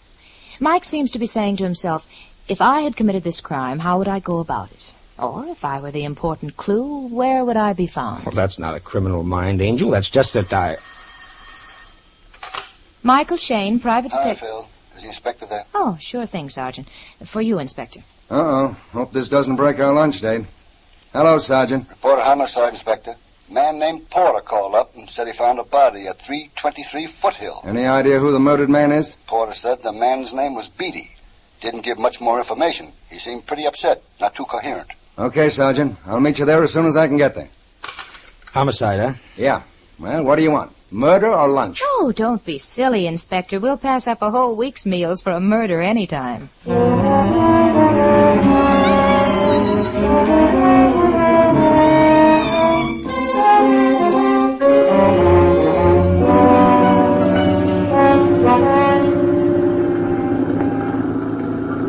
This is the street.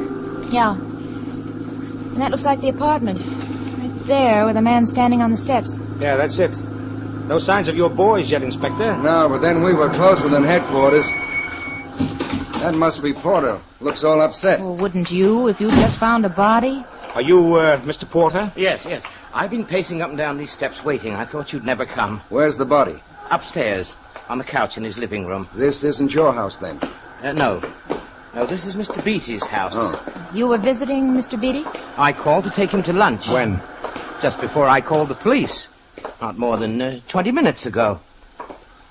In this way, please. Mm-hmm. Yes. Well, I went in, and there he was lying on the couch. There was a knife sticking out of his chest. I ran over to him, felt for his heart, and got my fingers all sticky with blood. You shouldn't have touched the body. Well, I didn't know it was a body. He might still have been alive. Had he been, I would have called a doctor before I called the police. That makes sense. Where is he, in this room? On the couch there. But he must be. Body? There's no body on this couch. But he was there. Maybe you were mistaken. Maybe he wasn't dead. Oh, but he was dead. He was cold. He was bleeding. His heart wasn't beating. Ugh. What's the matter, Angel? Oh, there's blood on the couch. I just got my hand in it. So you're right. Here, here's my handkerchief. Thank Well, if he was dead, someone must have removed him. But they couldn't, Inspector. There's only one entrance to the apartment through the front door. There's no back door to the apartment? No, and I've been here all the time. I haven't been out of the sight of that front door since I discovered his body. I feel sick. I've got to sit down. Okay, now calm yourself. I don't blame you for being upset. But we'd better get this straightened out. Mr. Porter, tell us what you did from the very start. Well, I told you. I came to take him to lunch. If he was dead, how did you get in? Well, the door was open, and that's funny, too, because he was always careful about locking and bolting it. Go on. The door was open, so you went in. I found him, and when I saw he was dead, I phoned the police. You'll probably find my bloody fingerprints on the phone. Yes. Then what did you do? Well, I walked up and down, and I went to the front door. I came back, and... Oh, I remember. I saw the mail lying in the hallway. I absently, almost unthinkingly, picked it up. Where did you put it? On the table there. Mm-hmm. Huh? Oh, the wind must have blown it on the floor. There. That's it? That's it. Then you did what? Well, that's all. I walked back and forth, and I'd walk downstairs to the front door to look for the police, and then I'd come back. And you were never out of sight of that hallway and front door? No, not for 1 second. Well, it's a cinch that even Houdini couldn't take a body out this back window. That window was open? Yes. No signs of anything on the sill. No, and even if there were, Mike, look there. Workmen working on that building would be bound to see anything like that. Yeah, you're right, Angel. You up there, Inspector? Yeah, come upstairs.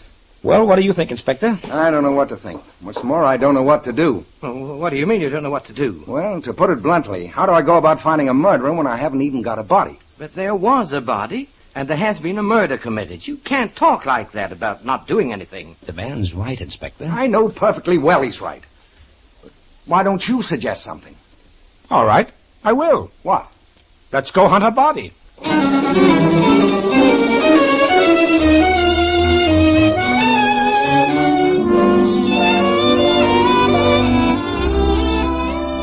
We'll return to the adventures of Michael Shayne in just a moment. You know, you hear a lot about magical post-war products and how easy they're going to make your life. Well, friends, one such product is here already. Yes, that's right. It's Union Oil Company's Luster Wash, a product that makes washing your car just about the easiest, simplest thing you've ever done. All you do is empty a small package of Union Luster Wash into a pail of water. Using an ordinary rag, apply the mixture generously over the car.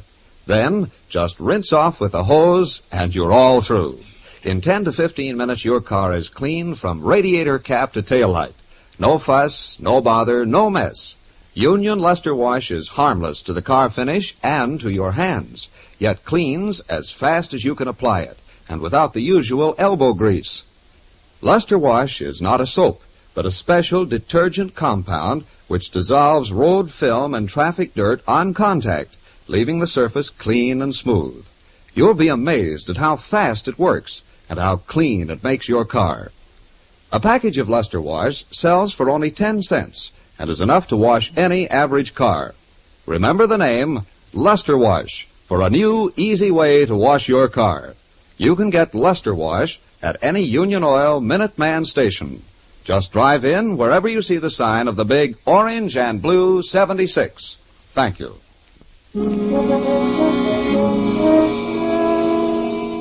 Mike, Phyllis, and the inspector have been confronted with a murder, a man who saw the victim, but so far, no corpse. They've finished searching the apartment and stand looking at one another. Well, if there's a body in this house, it must be in small pieces and hidden in cracks in the walls. Well, there's certainly no body in this apartment. But, Inspector, Mr. Shayne, I saw it. We know, Mr. Porter, but it isn't here now. Look, we've all had our say on the body. Let's change to something else. We've pretty well covered the apartment. Not only us, but the sergeant and his boys. We couldn't find a thing amiss. Granted. So let's take a look at the murdered man's mail. Oh, here it is. I put it on this end table. Oh, thanks. Ad from flower shop. Oh, open this one, Inspector. Okay. Here's another ad. And you open this one, Angel. All right. I'll tackle this one. Hey, Mike. What? Listen. I warned you for the last time. Settle up or else. Signed. I can't read the initials, but the signature looks like Reynolds. Oh, that must be... Yeah? Tell us more. Well, I don't know very much, but Reynolds and another man by the name of Weaver went into some sort of a deal with Beatty. They felt that Beatty had swindled them. Not in the way that they could go to law, you understand, but in such a way that Beatty didn't lose his money, but they lost theirs. And Beatty told me that he'd been threatened by them. He told me he was worried, but that was all. Why the dickens didn't you tell me this before? Because I didn't think it was important. You surely don't think that either Reynolds or Weaver would kill Beatty over a thing like that? We don't know, but it's our only lead so far. Wouldn't you say so, Mike? Oh, not exactly, but it's one we've got to follow up, of course. You'll return home, Mr. Porter? Yes, of course. I'll be there if you need me. Okay. Let's go, Phil, Mike. We'll go in my car. Let's see. The address on this stationery of Reynolds is Stats Building. I'll stay behind, Inspector, just in case of any phone calls or anything like that. Watch out, Sergeant. Doesn't anybody want to know what was in the letter I opened? Huh? Why, you little... I wondered why you were so quiet all of a sudden. What is it, Phil? No, I didn't want to read it while we were in the room. You think we'd better wait till we reach the car? Oh, no. We're out of earshot. Okay, shoot. It says, I don't suppose I should care what happens to you, but just the same, you are a fool. I've told you before that I don't trust Porter, and I'm more sure of it now than ever before. What's the signature? There isn't any. But although it's written on a typewriter, I'll make you a bet. What? What? I'll bet you this warning was sent by a woman.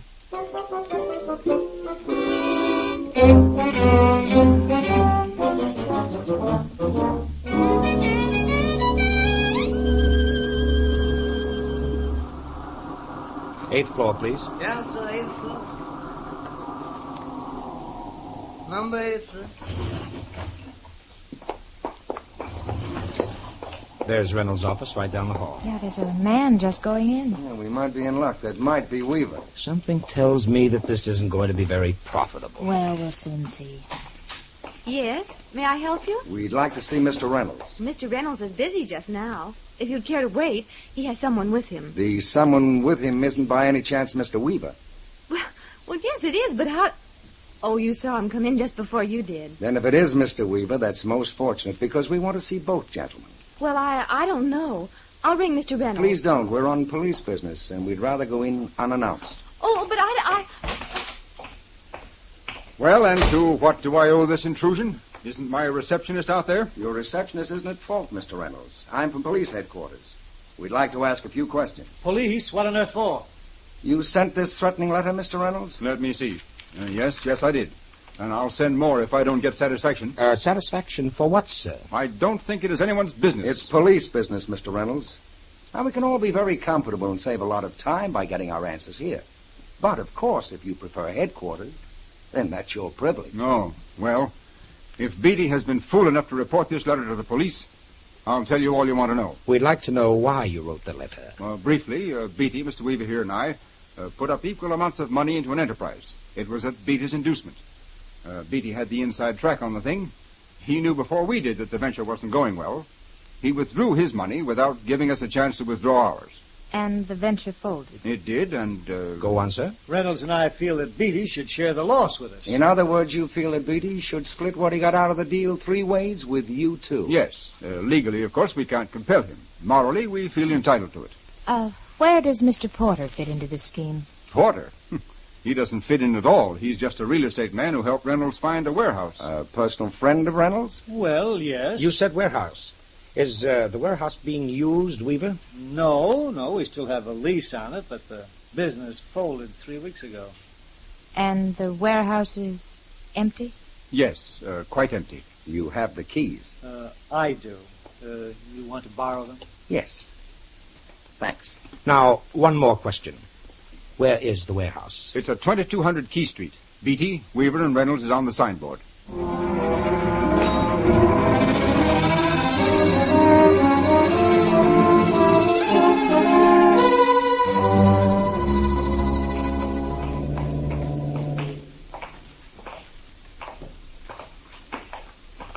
Oh, boy, what a rat trap. Yeah, well, here's hoping it's more than just a rat trap.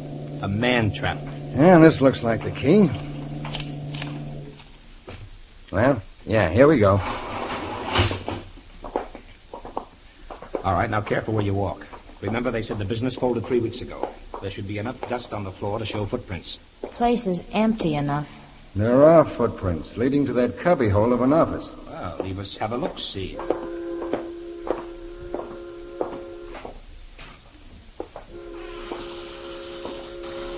There's not a blessed thing in here, except this old table. Take a look, Phil, Inspector. Yeah. You noticed how the dust is disturbed? On the edge of the table, next to the wall. That means that table was moved. Yeah. Now, it may not mean a thing, but keep it in mind. Outside of that rickety chair out in the warehouse, that seems to be everything. No loose boards or hidden closets or anything? Nah, pretty much of a blank. Mike? Yeah? Inspector. Yeah? Here. Take a look at this chair. I may be wrong, but... What is it, Angel? Oh, look, that spot. Dry, shiny. It looks like brown paint, but it... Could be blood, huh? It does look like blood. One single drop. If it is a blood spot, it dropped from quite a height. You see how it's spread out like a seal? Inspector. Yeah? That table. Let's get it out here, right in the center of the floor. Okay.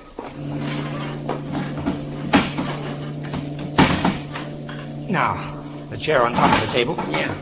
Mike, that ventilator in the roof. Right, Angel, right? I didn't notice it till now. Oh, it's a common failing. People never lift their eyes high enough. Now, give me a hand, Inspector. Okay. I hate to twist an ankle, even on a murder case. There. Any luck? Yes. Yes, blood on the edge of the vent. You need a flashlight, Mike? The body's here, all right.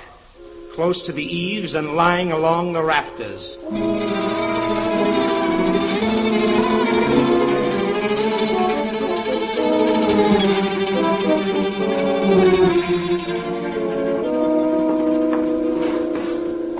That'll do till the police surgeon gets here. Yeah, okay. Phil, will you make an inventory of all the stuff as we search it? Mm-hmm. Shoot. Okay. Leather wallet, identity card, J.J. Beatty. Driver's license, age 52. Mm-hmm. I think he was stabbed twice, Mike. Once in the back, and that was the stab that killed him. Stabbed again in the chest, eh? Looks that way. Autopsy will tell us definitely. Mm-hmm. Pocket handkerchief. Okay, one or two. One in trouser pocket. One folded in breast pocket of coat. Mm-hmm. Got it. Checkbook. Balance, $800.30. Any stubs to Porter, Reynolds, or Weaver? No, Mike. Seems to be all for light bills, gas bills, department store purchases, things like that. Pipe. Tobacco pouch and book of matches. Yeah. Bill clip with $25 in loose cash. 3 silver dollars, 90 cents, and 2 streetcar tokens. Old-fashioned gold watch and chain. Watch engraved. J.J. Beatty from Fellow Workers, Wadsworth Plant, Kansas, 1913. Uh-huh. Fountain pen and pencil. And that seems to be it. Okay, then. That's all. Got it. Got it all down in my own inimitable shorthand. So, that's all, is it? What do you mean, Mike? Yeah. Why that cat that ate the canary look on your face? Once before I told you that something was so blamed obvious that I wasn't going to tell you what it was. Oh, we remember, Daddy. Okay. The same thing applies here. Now, come on, let's get going. I don't know where you'd like to go, but I'd like to put in a phone call. Who to, Phil? First, to Mr. Beatty's wife, if he has one, ex or otherwise, to see if she wrote that warning note to Beatty. One run. Go ahead. If no Mrs. Beatty exists, then to the little receptionist at Reynolds' office for additional... 2 runs, no errors. I'm with you. Good. And I'd like to use a police teletype. I'm with you on that one, Mike. We'll teletype Kansas to see what associates Mr. Beatty had in the days of his past. But I'm still puzzled about what you seem to know that we don't. I don't know a thing that you don't know, Inspector. I'll give you one hint. Just one. But you mustn't ask any more questions. I'll bite. Go ahead. Just put your hands in your pockets, Inspector. That's all. Just put your hands in your pockets.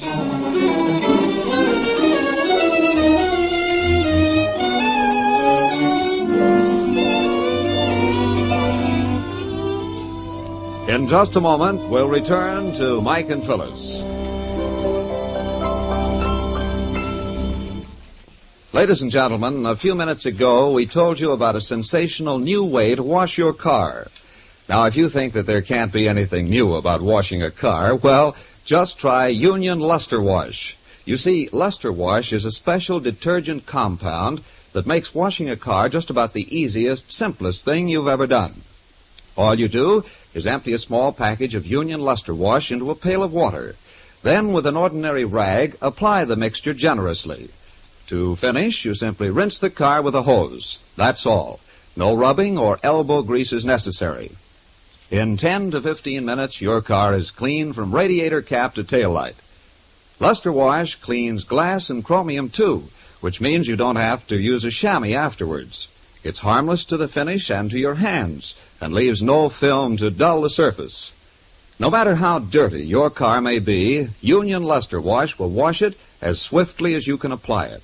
A package sells for just 10 cents, 1 dime, and is enough to wash any average car. Remember the name, Union Luster Wash, for a new, easy way to wash your car. You can buy Luster Wash at all Union Oil Minuteman stations. Just drive in wherever you see the sign of the big orange and blue 76. Thank you.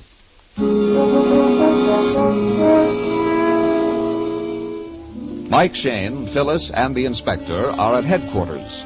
Phyllis is on the phone. Mike is looking at his notes, and every few minutes, the inspector guiltily puts his hands in his pockets, pulling them out again when he catches Mike's eye. Doggone you, Mike. You got me as self-conscious as a giggling schoolgirl. It's your own fault, Inspector, your own fault. If the solution of the murder depended on it, I tell you right now, but, well, it's only one mate. Hush, kids. Huh? She's on the phone. Who? The ex-Mrs. Beatty. Oh. Hello? Mrs. Beatty. Yes? Mrs. Beatty, don't hang up when you hear my question, because if you do, you'll be called right back, and that will be by the police. Yes. Go on. Did you by any chance send a note of warning to Mr. Beatty? Well, Mrs. Beatty? Yes, I did. Why? Well, it's hard to explain, but there was something about this Mr. Porter I didn't trust. Oh, I haven't seen much of Mr. Beatty these last few years, but I've met him socially several times when he's been with this man Porter. Mm-hmm. Go on, Mrs. Beatty. Well, that's all. I have only a woman's intuition for not trusting Mr. Porter. He reminds me of someone. I can't remember who, but someone not to be trusted. And that's all? Honestly, that's all. Thanks very much. Well, there's not much there. She sent the note, but just womanly intuition made her distrust Porter. You think she was telling the truth? Well, yes, don't you? Not entirely. Not the whole truth, and nothing but the truth. Yes? Report from Kansas, sir. Bring it in, Sergeant. Yes, Inspector. I'll get it typed up. Doggone, if there isn't something in the Kansas report, we're going to have a regular unsolved mystery on our hands. Wouldn't like to call in Sherlock Holmes or Father Brown, would you? Oh, Mike, this is serious. This is murder. I know it is, Inspector. Now, look, both of you. Yeah? When we burst in on Reynolds and Weaver, they didn't show any signs of knowing that Beatty was dead. I mean, they were wholly taken up with the idea that Beatty had brought the police into it because of the threatening letter. That's right. Yeah. As a matter of fact, Reynolds said that if that letter didn't bring results, he'd send more letters. Right, Angel, right. And although that could be cleverness, I'd be inclined to mark it down as truthfulness. You may be inclined to mark it down that way, Mike, but until we have the murderer in our hands, everybody who ever knew Beatty is a suspect in my little list. Granted, Inspector, but Weaver didn't hesitate to give us the keys to the warehouse. You can't lay too much stress on that, though, Mike. Both Weaver and Reynolds knew that we could get into that warehouse without keys. True, but to be able to carry off their interview with us with such savoir-faire would indicate that they were very clever and very experienced crooks, which I, for one, don't believe they are. Yeah, but Mike, murderers don't have to be crooks. Many a killing is a criminal's first and last crime. I know that, Inspector. I'm thinking out loud to convince myself. You see, what I... Yes, sir. Not much, I'm afraid. Let's see what this says. Only connection Beatty ever had with police was his witness in robbery trial. His testimony was essential in proving guilt of defendant. And the defendant's name was Porter. Yes, Phil, the defendant's name was Porter. Well, what are we waiting for? That's it. No, not quite, Phil. You see, Porter died in a penitentiary in 1936.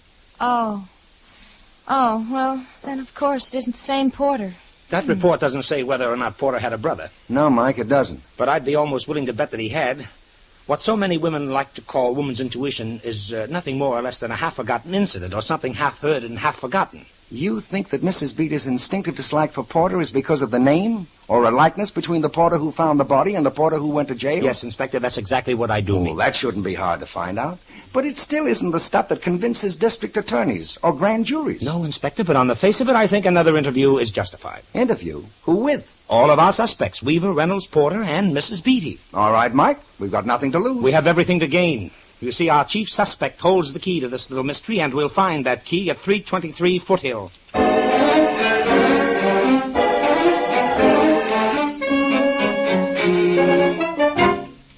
I can't understand why... Quiet, please. Quiet. Now, to some of you, this is going to be somewhat of a shock. But Mr. Beatty has been murdered. What? We found the body in the warehouse you used, Mr. Reynolds and Mr. Weaver. But Mr. Porter had the distinction of finding it first, although he lost it again.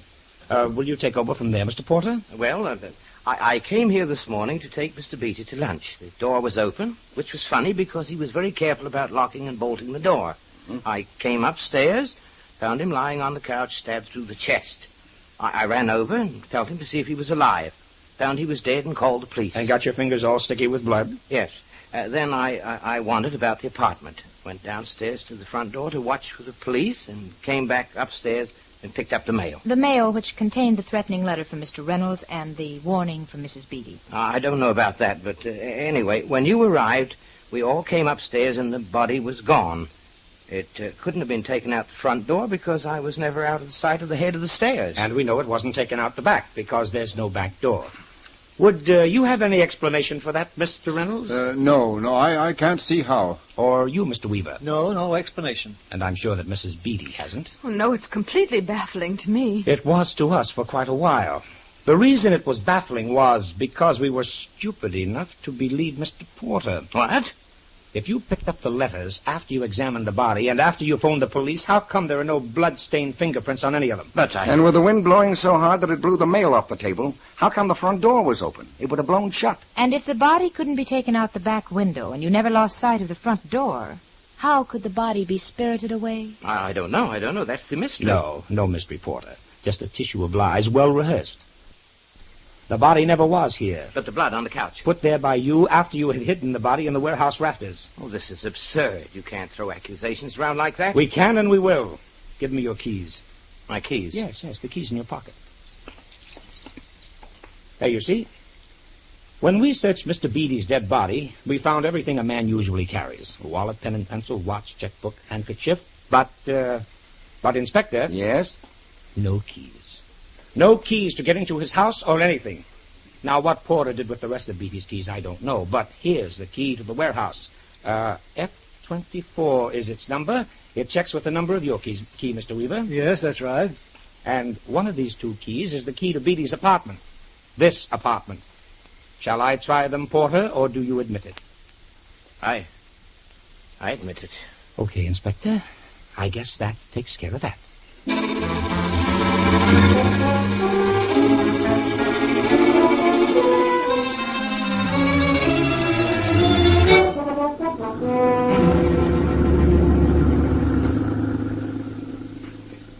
Well, here it is early in the evening, and we're on our way home. Ha-ha! But we're not on our way home, Angel. No?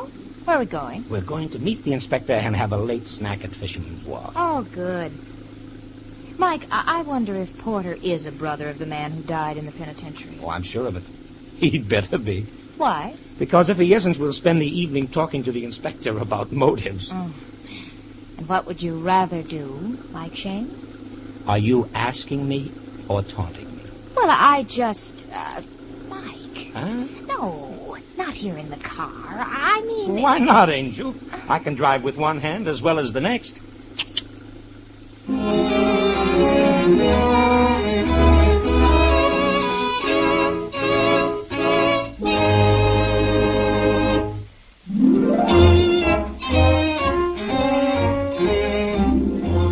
Tune in again next week at 8 o'clock for another adventure with Michael Shayne, Private Detective, starring Wally Mayer and Kathy Lewis, with Joe Forte as the inspector.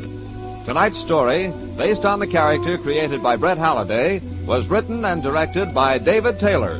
Music was composed and directed by Bernard Katz. This is John Lang saying goodnight for the people who make 76 gasoline and Triton Motor Oil. Union Oil Company.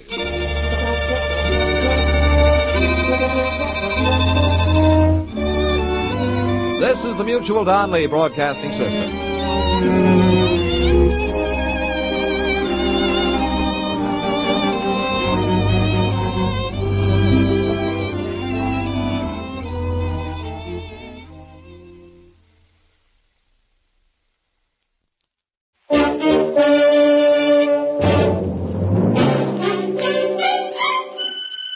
Box 13, with the star of Paramount Pictures, Alan Ladd as Dan Holliday.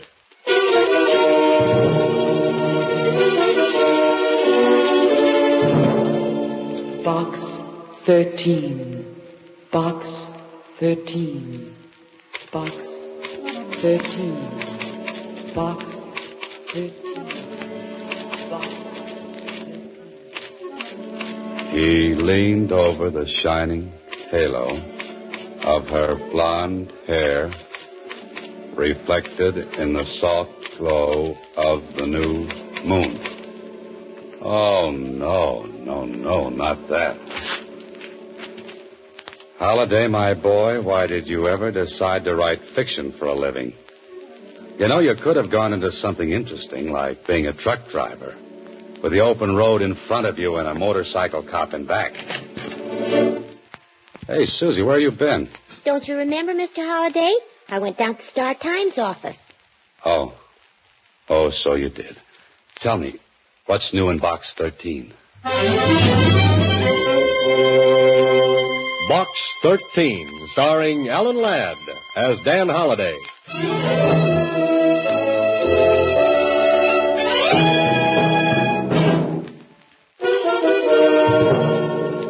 Now for Box 13, starring Alan Ladd as Dan Holliday.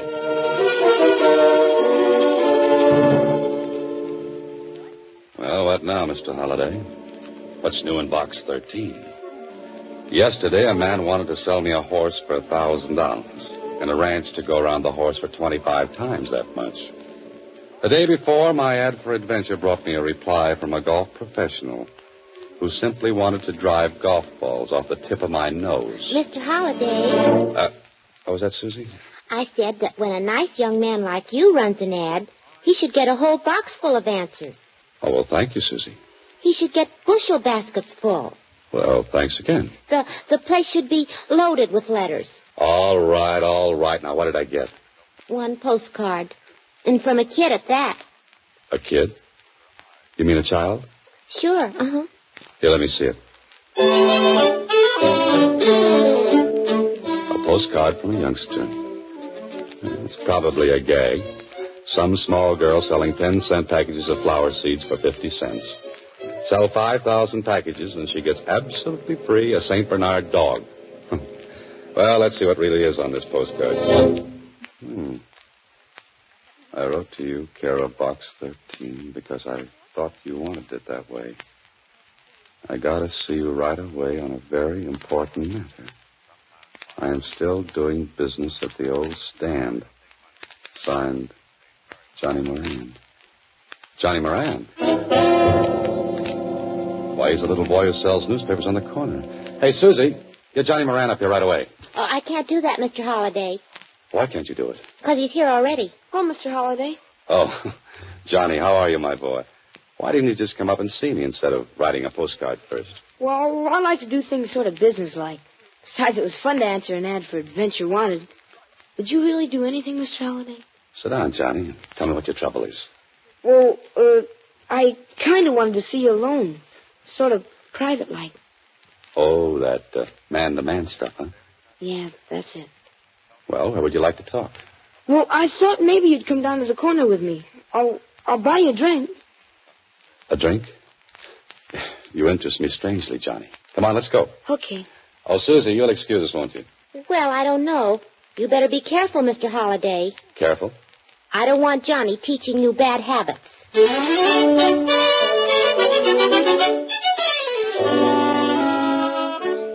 Johnny Moran is a very nice boy. Can't be more than 12, but he certainly seems to know his way around. Yes, Holliday, if you were ordering a small boy, this is just the model you would choose. But this drinking business... I'm worried about you, Mr. Holliday. You sure that lemon Coke is enough? Lemon Cokes are always enough for me, Johnny. Especially when I spike them with an ice cube. Say, how's your banana split? Well, this one's got a little too much chocolate. I like the last one better. Better finish it, my boy. You want to talk business, remember? Oh, yeah. Well, I thought you might have read about it in the newspapers. Of course, you could have missed it. It was way back on page 5. What was on page 5? Well, here, I got a clipping of the story. Read it.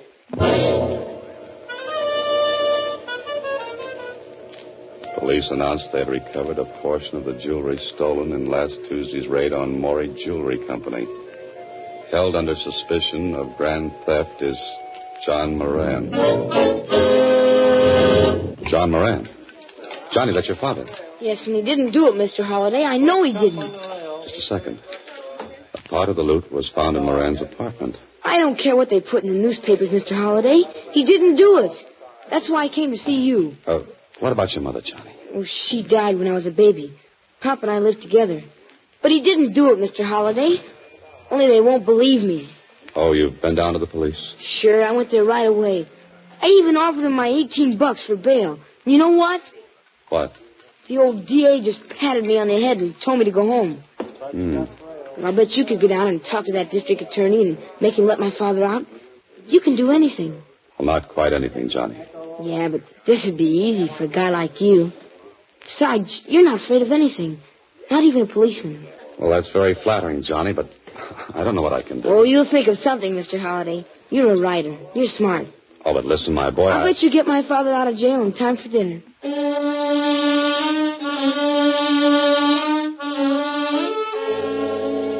Okay, Holiday. The boy says you can get his father out of jail in time for dinner. But what day? The story in the paper makes it look like they caught John Moran cold. You don't find stolen jewelry in a man's apartment if he didn't do the stealing. But there's a small boy waiting with all the faith in the world. So, Holiday, do something. The district attorney will see you now, Mr. Holliday. Oh, thanks. Holiday. Haven't seen you for a long time. Yeah, I know. I've been pretty busy. Huh, busy, huh? Well, then what brings a promising young author down to City Hall? Because he's a promising young author who made a promise. And I hope he didn't make a mistake. Hey, what in the world are you talking about? About a man named John Moran. You've got him locked up in your nice new jail. Yes, and from what we've got on him, he's going to stay there for a while. His son thinks Moran is innocent, Clark. Yeah. I feel sorry for that boy. He came down and talked to me, but what could I do for him? You've got the goods on Moran, then? Absolutely. The police found some of the stolen stuff in his apartment. Well, what's Moran's story? A woman who works in the same building with Moran asked him to stop in at the jewelry store and pick up her watch. While he was there, the stick-up artist walked in and held up the place. And that makes Moran guilty? Don't be in a hurry. The stick-up artist used him as a shield when he beat it. Moran claims the man forced him to drive the getaway car out into the country. Well, that still doesn't make him guilty. I think you've got the wrong person. This is where Moran's story went wrong. He walked into police headquarters and told it, but it sounded too good to be true. They detained him while a detective went over and searched his apartment. Oh? The detective found part of the loot. Moran couldn't explain where it came from. Well, to our office, it looks like he pulled a clever gag. We think he's in with the hold-up men. What about the woman, the one who sent Moran after the watch? Grace Willard? We don't have a thing on her. She's in the clear. I see. So, Holiday, you better forget about playing Don Quixote. The day of fighting windmills is over. Go home. Forget about Johnny Moran. Sure, Holiday, just forget all about John Moran. Write Benita the story and take it out of the typewriter. But how are you going to write the dialogue for a man who has to tell a small boy that his father hasn't got a chance? And describe the look in that boy's eyes. I don't care what that old district attorney said. My father isn't a crook. And your father should have been able to explain the stolen jewelry they found at your place. I'll bet he could, too. They just wouldn't listen to him. Oh, now, Johnny, if your father's innocent, they'll let him go. So you won't help me either. But I'm trying, my boy. What else can I do? Oh, nothing, I guess. See you later, Mr. Holliday. Oh, Johnny, listen to me. I'm kind of busy right now. I gotta earn a lot of dough, I guess. Johnny. Because lawyers come pretty expensive, I heard. Oh, look, kid. You better go home, Mr. Holliday. I should have handled it personally in the first place.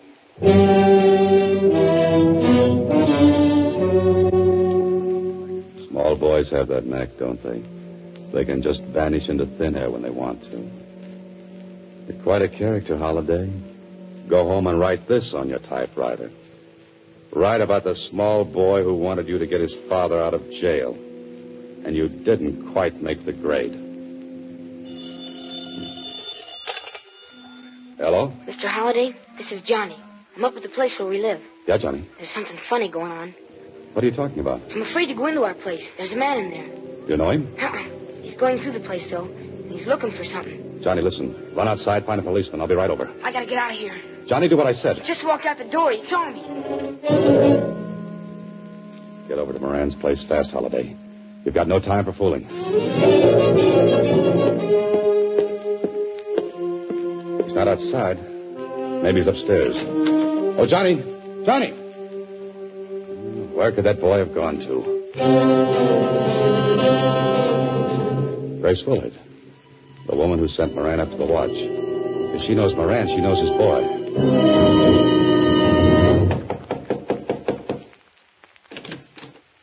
Yes? Oh, Miss Willard? Yes. Well, I'm Dan Holliday. Would you know where little Johnny Moran is? Come in. Now, what's this about Johnny? Well, he phoned me a few minutes ago from his place. There was a man going through it. He saw Johnny making the call. Johnny's disappeared. Yes. You phoned the police? Do you think he's been hurt? Well, the police knew nothing about it.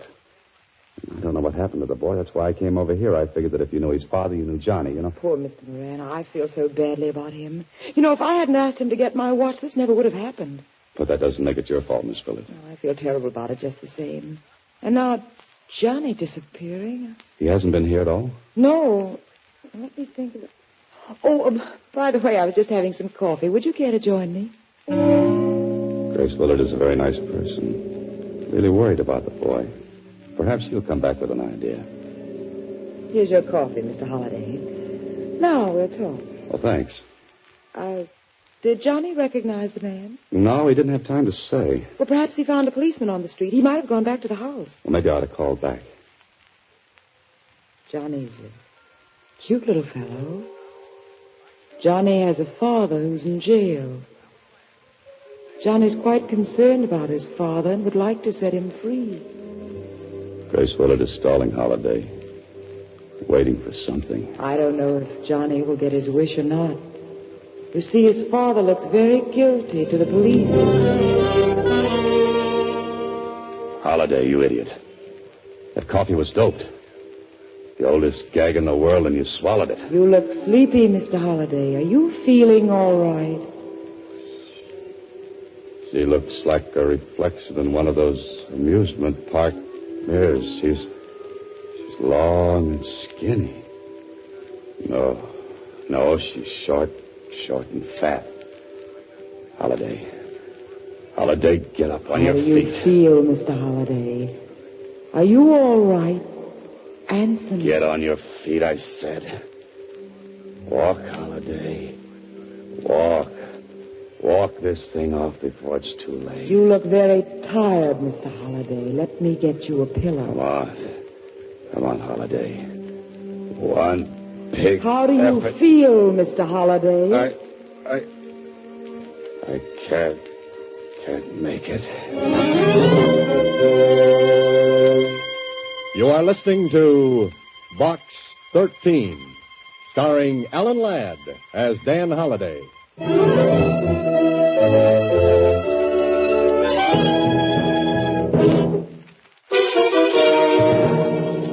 Box 13, starring Alan Ladd as Dan Holliday. Oh, take it easy, Holiday. Take it easy. Turn slowly now. Maybe your head still is connected to the top of your neck. That's better. Better. What am I saying? Where am I? An alley.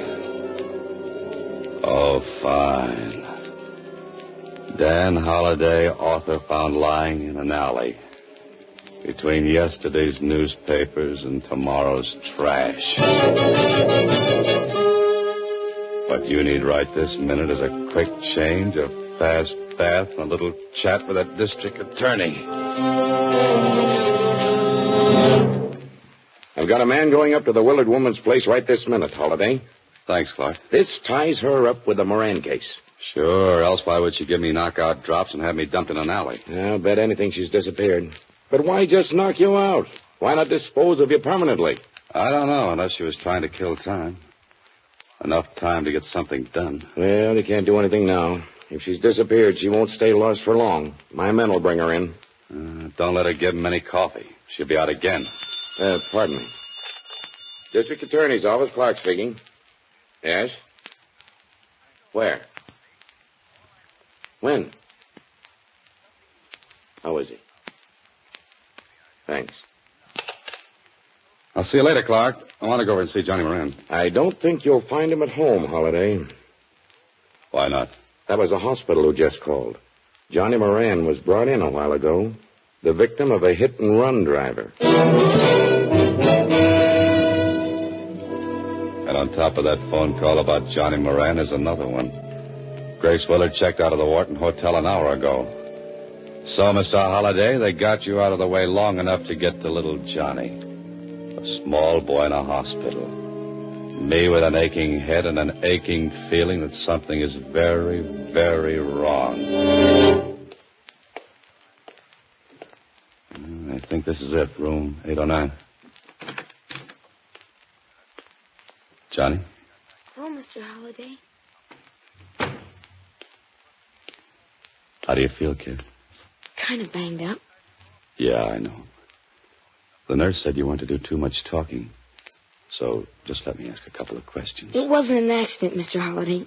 He did it on purpose. You sure about that, Johnny? Yeah. I was walking down a side street. He had to swing way over to the wrong side to hit me. Johnny, did he look like the same man who was in your place? I didn't get a good look at him. He was bent down way behind the wheel. Well, could you give me just a hint? Was he tall, short, thin, fat? All I know is... Yes? Johnny. Johnny.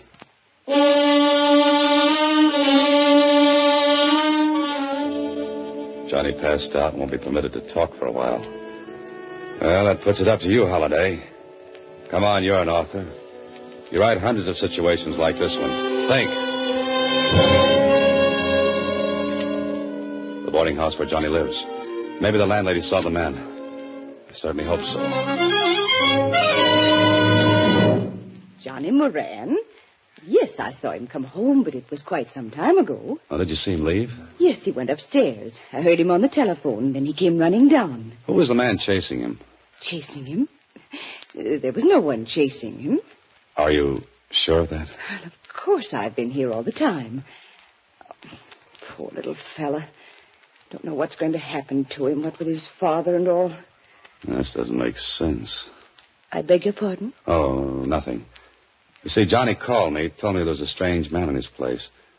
The man saw him, he hung up the phone and disappeared. But I saw no man. Are you sure? Only Joe Coakley, but he's one of my roomers. That is, he was. Was? When did he move? Today, just after Johnny left. Was he upstairs while Johnny was there? Why, yes. Yes, he was. Was he a friend of John Moran's? Oh, no, he never spoke to anyone. Stayed in his room all day and went out at night. Oh, one of those night flyers, huh? Could I see the room he occupied? This is Coakley's room, but it's empty. Well, Holliday, it looks like you're on the wrong track. Or are you? A stub from a dance hall ticket. I'd better talk to Johnny about this.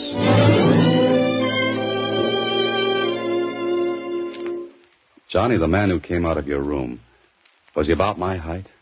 Did he have grayish hair? Did he wear a brown suit? Yeah, that's the man, Mr. Holliday. How come you never saw him before? He lived right across the hall from you. That guy? He only went out at night, after I was in bed. Oh? I'll see you later, Johnny. Hey, where are you going? Tonight I'm going dancing.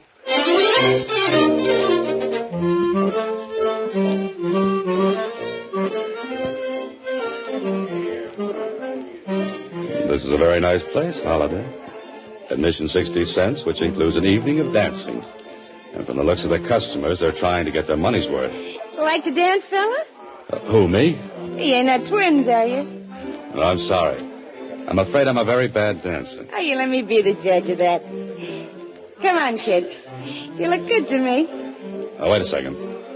Say, isn't that Joe Coakley over there? Oh, you know Joe?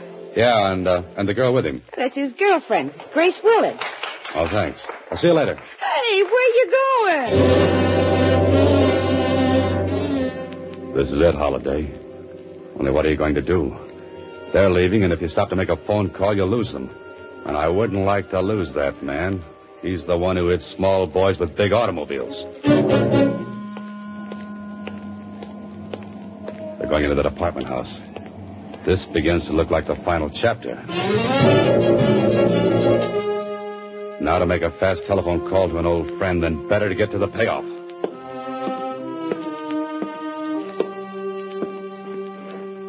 This is a very nice door. You can hear quite distinctly through it. Well, Holiday, here's where you cease to be a wallflower and become the life of the party. Joe! It's Holiday. Put up your hands, fella. Sure. Sure. Close that door, Grace. Well, here we are. Aren't we? Any replies, Joe? What are we going to do? You finish packing that junk, we'll figure out something. We can't let him stay alive. Finish the packing, I said. Too bad I didn't use poison in that coffee I gave him. Quiet. I noticed you were packing. Going away someplace? What do you think? And get away from that bag, Holiday. Oh, that's the stuff that was stolen from the store, huh? None of your business. Oh, going away together? You and Miss Willard?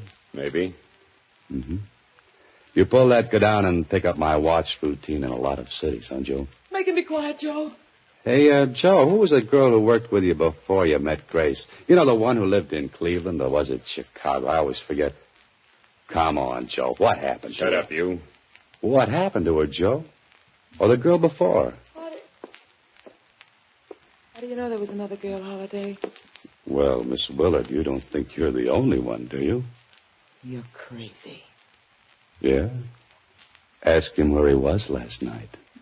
Don't pay any attention to him, Grace. He wasn't with you. Know where he was?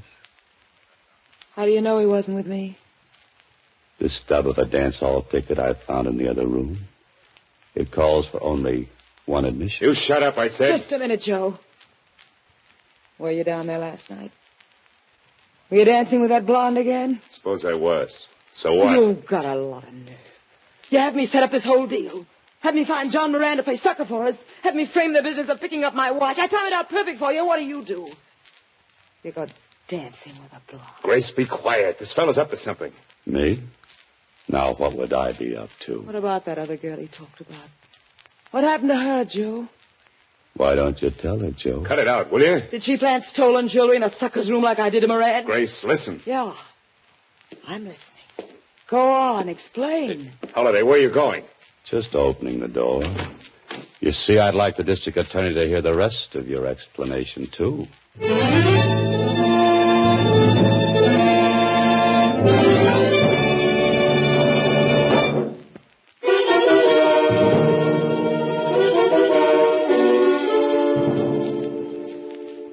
This is the last chapter to a story I was afraid might have an unhappy ending. But Johnny Moran's father is free. The district attorney has Grace Willard. Joe Coakley and the stolen jewelry. And Johnny? Johnny is out of the hospital. Mr. Holiday. What did you say, Johnny? I said you might have been killed going up to the apartment like that. No, I was safe for the DA just outside the door. Gosh, and you figured it all out by yourself. No, you helped, too, when you telephoned me. And I hate to mention this, kid, but did you bring the $18 with you? Sure I did. I pay off, you know. Here. Oh, thanks, kid. I was just a little worried. I was going to pay before, Mr. Holiday, but I didn't think you needed money that bad. I needed it to put with this check. Here. There was a $500 reward for recovering the jewelry, and it's going to a bank account for you. $500? Gee, gosh, I guess I'm rich. Johnny, what are you going to do with all that money? Well, the first thing I'm going to do is take you out and buy you a drink. How about an idiot's delight? A what? Idiot's delight. It's got a pint of ice cream, 3 bananas, some oranges, and 7 flavors. Well, Johnny, I don't know. Mr. Holliday, I just heard that Johnny got out of the... Oh, there you are, Johnny. How do you feel? I feel swell, Susie. I just invited Mr. Holliday out to have a drink. He can't go out, Johnny. He's got some very important work to do. Well, gee whiz. Thanks a lot, Susie. Thanks? What are you thanking me for? You don't know it, but you've just saved me from a horrible fate. Next week, same time, Alan Ladd stars as Dan Holliday in Box 13.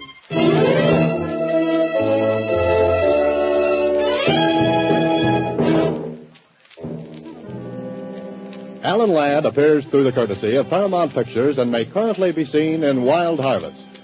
Box 13 is written and directed by Ted Hediger. The part of Susie is played by Sylvia Picker. Original music was composed and conducted by Rudy Schrager. This is a Mayfair production.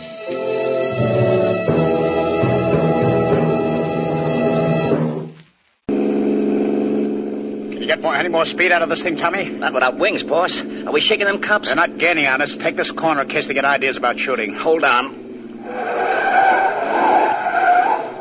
What now? Shall I head for the hideout? Not yet. Just keep the wheel steady. Your arm okay? Well, it hurts where that bullet went in, but it ain't bleeding much. Good. We're only a couple of blocks from our place, but the cops don't know that. I'm going to try and shoot one of their tires. Go to it, boss. I ain't got no desire to get grabbed right now. All right. Here goes. I got it, Tommy. I got it with the first shot. Take a look at the mirror. Look at that patrol car wobble. Wow, that was close. All we had to do was get nabbed with this loot we're carrying, they'd throw a library at us. You're not kidding. Okay, slow down right here. We're out of trouble. We're lucky to get away, Tommy. But the next job we pull isn't going to have any risk attached to it. A lot of dough, no shooting, we don't even show our faces. How does that hit you? Like a crossword puzzle. Unless... Hey, boss, we ain't going to work, are we? No. We aren't going to do anything at all. Somebody else is going to do it, and our job is simply going to be sitting back and collecting $100,000. $100,000 for doing nothing? Yeah. You feel all right, boss? Sure. Hey, what's the idea of stepping on it, Tommy? What's the idea? What do you think the idea is? If we're going to have to wait for $100,000, I want to get over to the hideout and start waiting as soon as possible.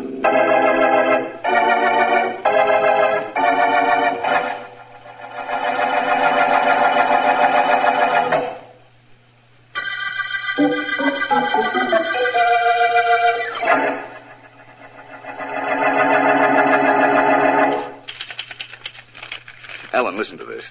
It's from this morning's Herald. It says, J. Henry Wheeler, executor of the will of Donald Burke, retired shipbuilder who died last month, says that he is satisfied that one of the missing Burke sons, heir to the fortune left by the deceased, has returned. Wait a minute, Vance. I don't get it. The lawyer is satisfied that one of the sons has returned. What does that mean? It means that Burke had 2 boys, Yeah? both of whom left home years ago and were never heard from again. As I understand it, the old man was kind of a tyrant. The kids couldn't take his abuse and ran away from home. Mm-hmm. Burke left all his money, about $250,000, to the boys in the event they returned. How is anybody to know that the son who came back is Burke's son? Well, Wheeler, the attorney, is apparently satisfied that the man who claims half the inheritance is the missing Fred Burke. The article in the paper goes on to say that he's been in China for 10 years and has no idea where his brother Ben is, but believes him dead. That's all? That's right. That's all I wanted to know. The whole thing sounds rather dull, Vance. What you need is District Attorney Markham to call up with news of a murder. Said he'd call back, didn't he? Yes, only that was about a will, not a murder. Whom would you like to find murdered? The guy who wrote the newspaper piece. Oh, really? Now, Vance, please. Oh, don't go away. Hello. Hello, Ellen. This is Markham. Vance there? Oh, hello, D.A. Yes, he's here. Just a minute. Mr. Markham, Vance, here you are. Thank you. Hello, Markham. Vance, this call is in the nature of a disappointment, I'm afraid. No murder? No murder. Merely a combination of circumstances that I don't like. Too much coincidence. What is? Have you been reading about the will of Donald Burke? Well, you asked me to, and as a matter of fact, I've just been reading the story to Ellen. One of his sons has returned, I understand. Yes, that's Fred. But Ben Burke has now made an appearance. Wheeler, the lawyer entrusted with the inheritance, just called me. He doesn't believe this Ben Burke is a legitimate brother at all. Well, can't Fred identify him? After 20 years, Vance? Well... Fred says he may or may not be his brother. The man who claims to be Ben knows all about the family and childhood of the Burkes, but then that's been in all the papers. Yes. Wheeler is afraid that if Ben is not the legitimate brother, he'll be turning over $100,000 to an imposter. Well, no question about that. Well, thanks for calling, Markham. I'll look into this. Good. I thought you'd want to. Bye, Vance. Bye. Going out, Vance? Yes, I'll phone you later, Ellen. Anything to say to me? Just this.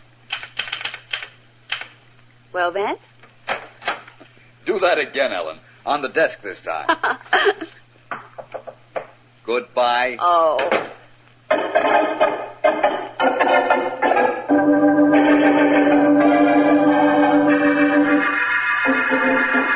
Look, let me tell you this, whoever you are. This business of you pretending to be my brother isn't going to work. Can you prove I'm not your brother, Fred? How can I? That's all there's to it, then. What's the matter? You want the whole $250,000 that the old man left for yourself? Maybe.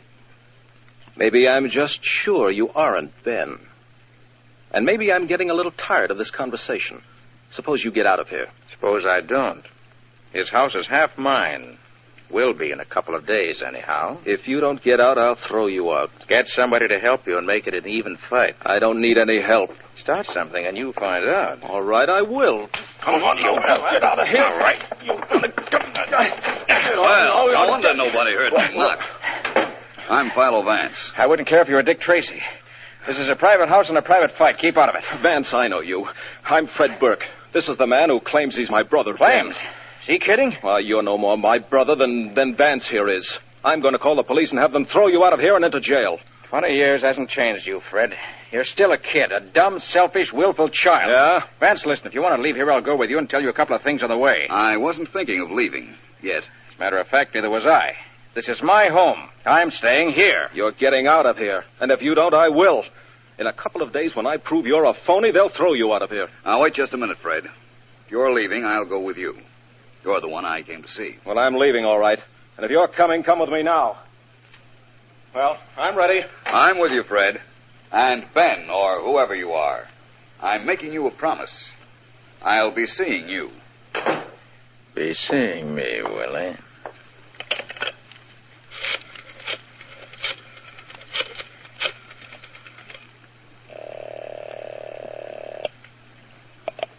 Yeah? Joe? That's right. Just want to give you a little report. Your idea is great so far. Sure it is. This is the way I planned it. Nobody's going to know you aren't the real Ben Burke. What's with this phone call? Just wanted to tell you that you'd better have some more answers ready. Philo Vance just left this house with my brother, Fred.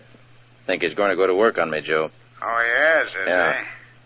Well, we'll take care of him. Okay. You better hop back here so we can make some plans. I've got 100,000 reasons for not wanting Philo Vance to investigate you.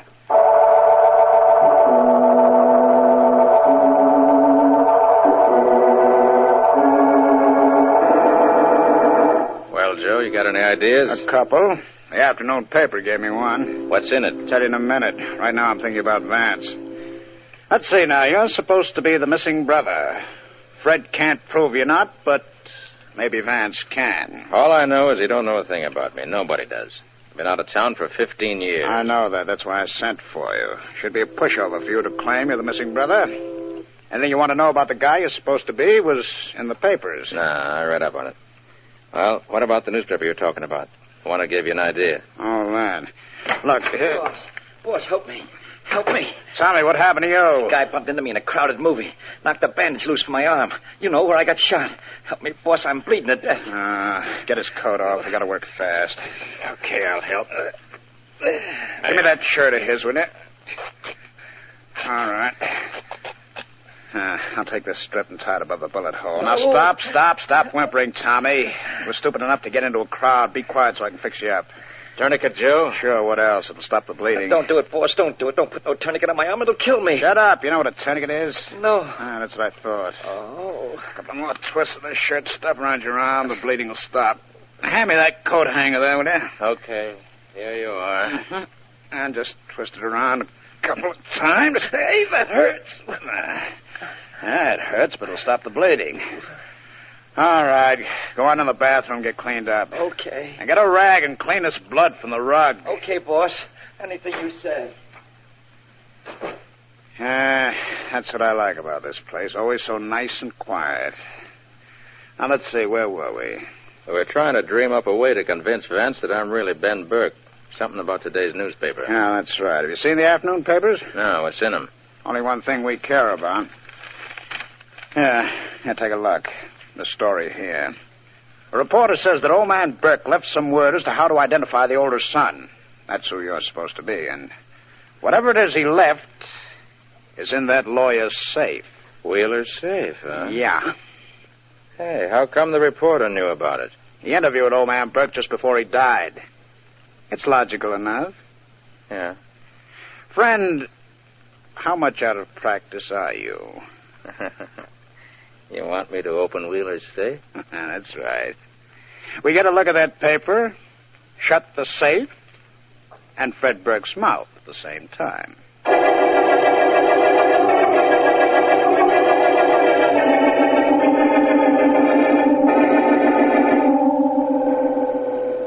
Do you think this will work, Vance? I don't know. When you're trying to anticipate human reactions, Markham, you're never sure. You can only try to lead people on to committing themselves. That's why I had that phony story planted in the newspapers. And that's why we're en route to Mr. Wheeler's office right now. It's your theory that the man who pretends to be Ben Burke will try to get at Wheeler's safe and learn just what it is that will positively identify him. Mm-hmm. 9th floor. Mr. Wheeler's office, 928. Watch your step. Thank you.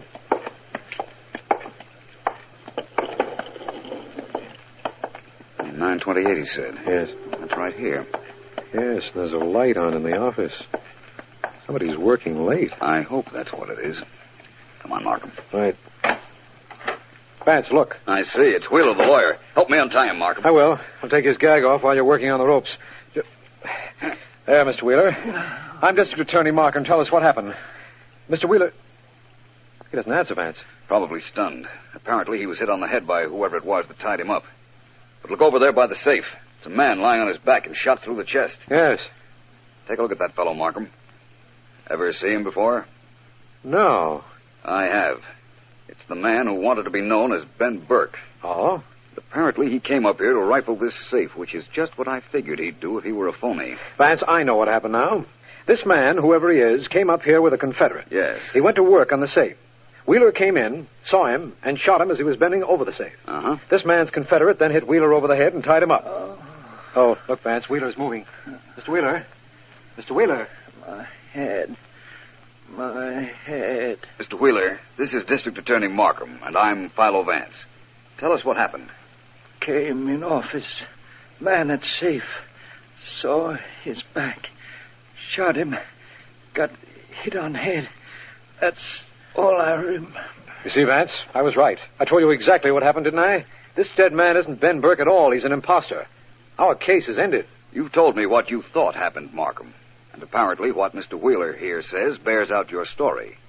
But actually it doesn't. Wheeler didn't kill this man. And because he didn't, our case is just beginning.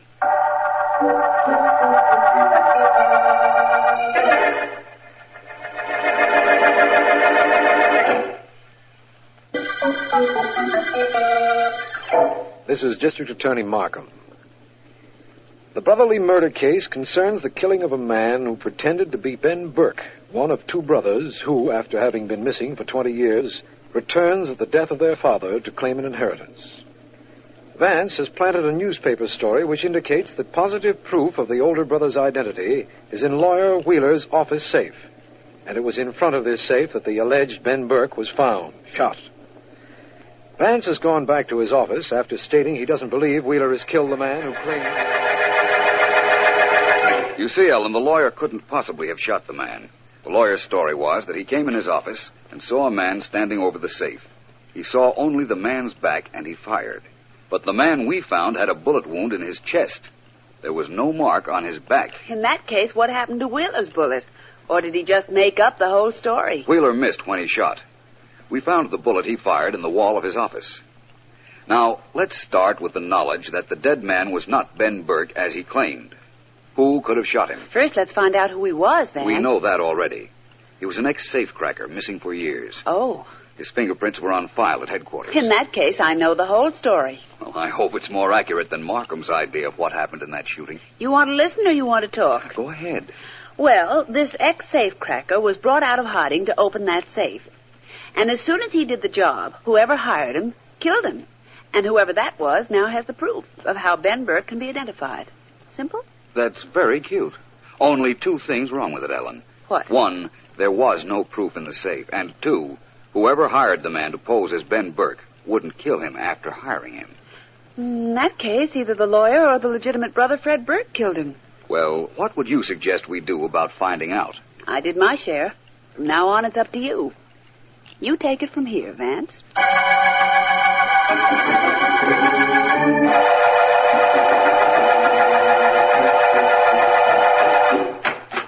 This the room where you doctor up accident patients? Yes. You'd better sit down, young man. We'll take care of that arm. I ain't got no time to have no arm taken care of. Just fix it so it stops bleeding. Of course we will. Now, please sit right where you are while I take a look at it now. Okay.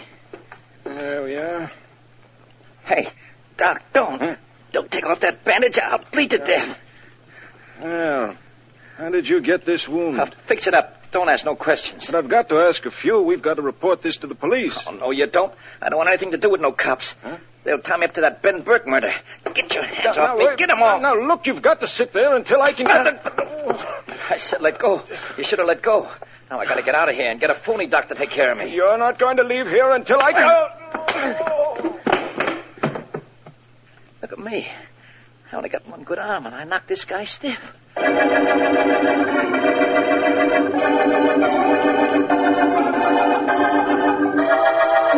Of course I want to help you, Vance, but how can I?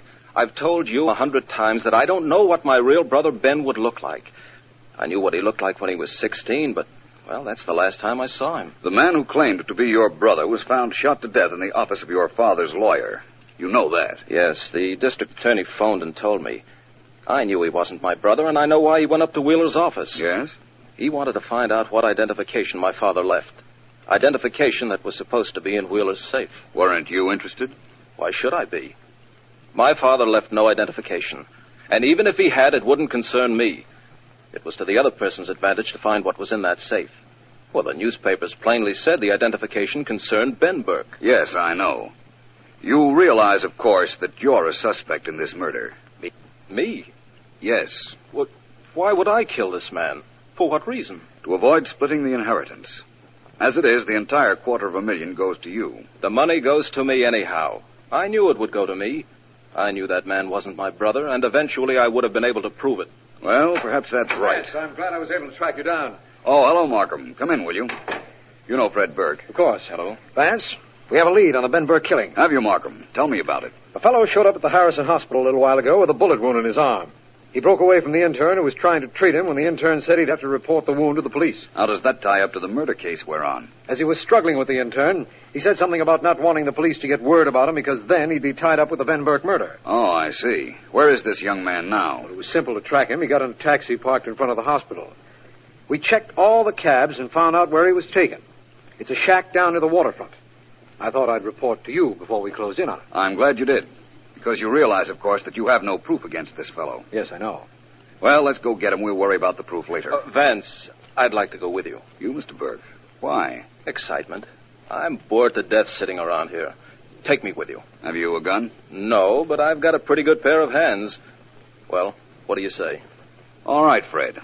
Before the night's over, a couple of hands may come in mighty handy.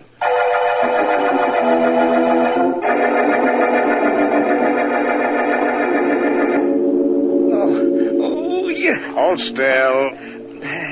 All right. How's that feel now, Tommy? Better, Joe.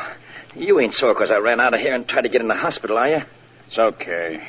I got scared. I got real scared. I thought I was going to bleed to death, boss, but when they wanted to report me to the cops, I scrammed. I done right, huh? Yeah, you did. Now that arm better heal in a hurry. Yeah. We've got to go back to doing stick-ups, and I need you to drive the car, and you need 2 hands for that. I'll drive it one eye for you, boss, if you want. But what happened to this gimmick of yours where we were going to make that $100,000 doing nothing? That blew up when Pete got shot at Wheeler's office. Oh, so that's what it was. You got him to pretend like he was Ben Burke. In that case, Why did you kill him? Don't move either of you. What? Come on in, Vance. Burke. That question your friend just asked you is one thing I'd like the answer to. Why did you kill this fellow Pete who was masquerading as Ben Burke? Hey, Joe, who's this? That's Markham, district attorney. Next to him's Philo Vance. The other bum, I don't know. He's Fred Burke, but I'm still waiting for an answer to my question. We heard enough outside the door to tie you two up with the murder, but I thought you might tell us why you did it. Who said I killed Pete? Well, your friend here just asked you why you did it. That seems to imply you did it, doesn't it? Does it? Tommy, listen to this, huh? Yeah, boss. Tommy, why did you shoot Abraham Lincoln? I shot Abe. You hear that, Markham? I just asked Tommy why he killed Lincoln. That means he killed him? Just a minute, my cute friend. All right, Vance, what's with you? You hired a safecracker named Pete to impersonate the missing Ben Burke. You told him to go to Wheeler's safe and get the identification papers you thought were there. But you found out he was going to double-cross you, and so you killed him. If you say so, Vance, you must have proof, and that's enough for me. Come on, you two. You're coming with us. Oh, no, we're not. Come on, Tommy. They won't shoot. We'll make a break. You'll make a nothing. Oh. Well, quite a right hand you have there, Mr. Burke. Yes, isn't it? You flattened our friend very nicely. Look, nobody clipped me here. I don't know nothing. I didn't see nothing. Besides, look at me. I'm wounded. See, my arm, wounded. We won't hurt you. However, we will take you downtown with us, you and your friend here, when he wakes up. Well, Vance, that's that, I believe. Are you indicating that we've reached the end of the brotherly murder case? Of course. You yourself said I just wanted to see what reaction my words would have, Markham. This Joe individual didn't kill the man pretending to be Ben Burke. He didn't? Well, then who did murder the man who claimed to be my brother? You did. Me? Are you kidding? Why would I kill him? How would I kill him? And even if I did, how could you possibly know? You told me. I? Not in words, but you told me just the same. You actually told me something just as important when you did. You told me that you aren't Fred Burke. What? That you, too, are an imposter. Why, you... Arrest him, Markham, for murder. And for not being half as clever as he thought he was.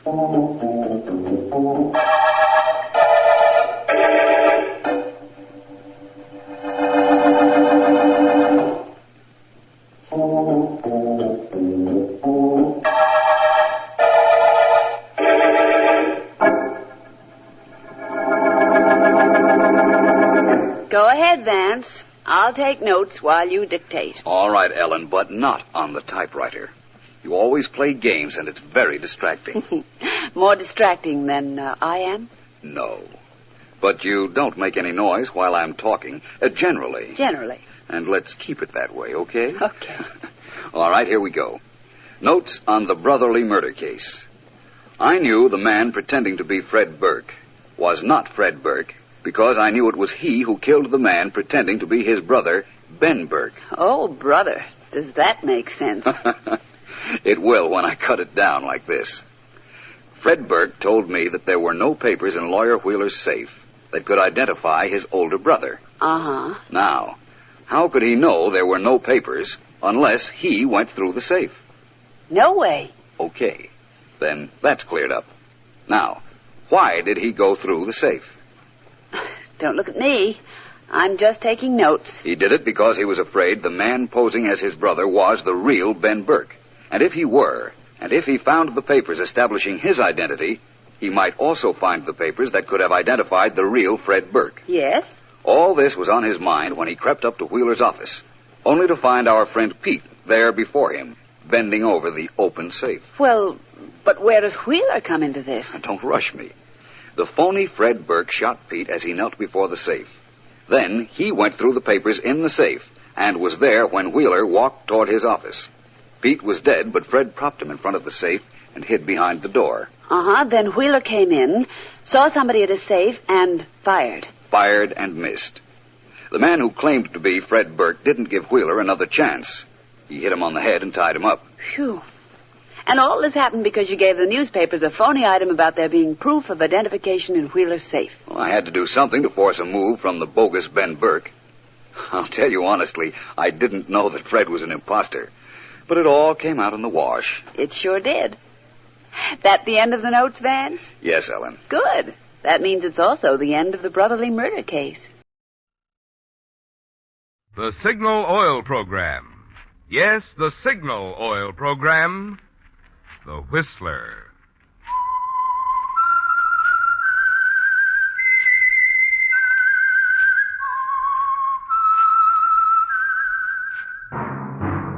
That whistle is your signal for the signal oil program, The Whistler.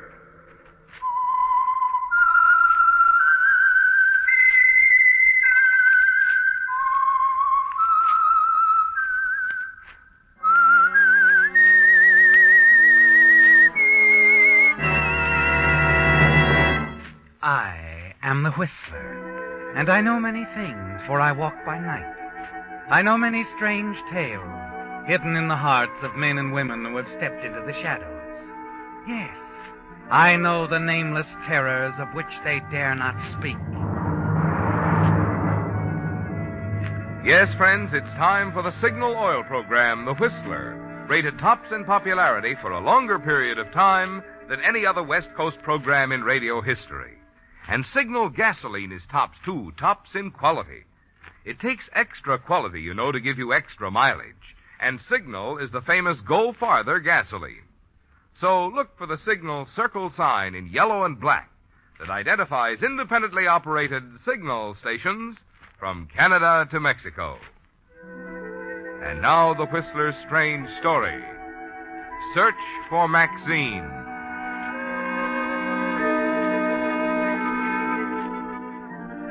For a long time, he'd been standing in the darkened doorway across the street from the Swank Bachelors Club. As Ted Pomeroy struggled to make up his mind, he stared up at the second-floor windows of the building and puffed nervously at a cigarette. It was the last thing he wanted to do, to go to Cousin Walter for a favor. But there was nothing else he could do. Ted was a good newspaper man who'd suffered one bad break after the other through no fault of his own. But he always felt that someday the big opportunity would present itself. Now that opportunity had arrived, but he needed capital. And Walter Pomeroy was the only man he knew who had the kind of money he needed. Suddenly, Ted flipped the cigarette into the street and hurried into the Bachelors Club. Unnoticed by the desk clerk, he strolled across the lobby, up the stairs to the second floor, and stopped before the door of apartment 206.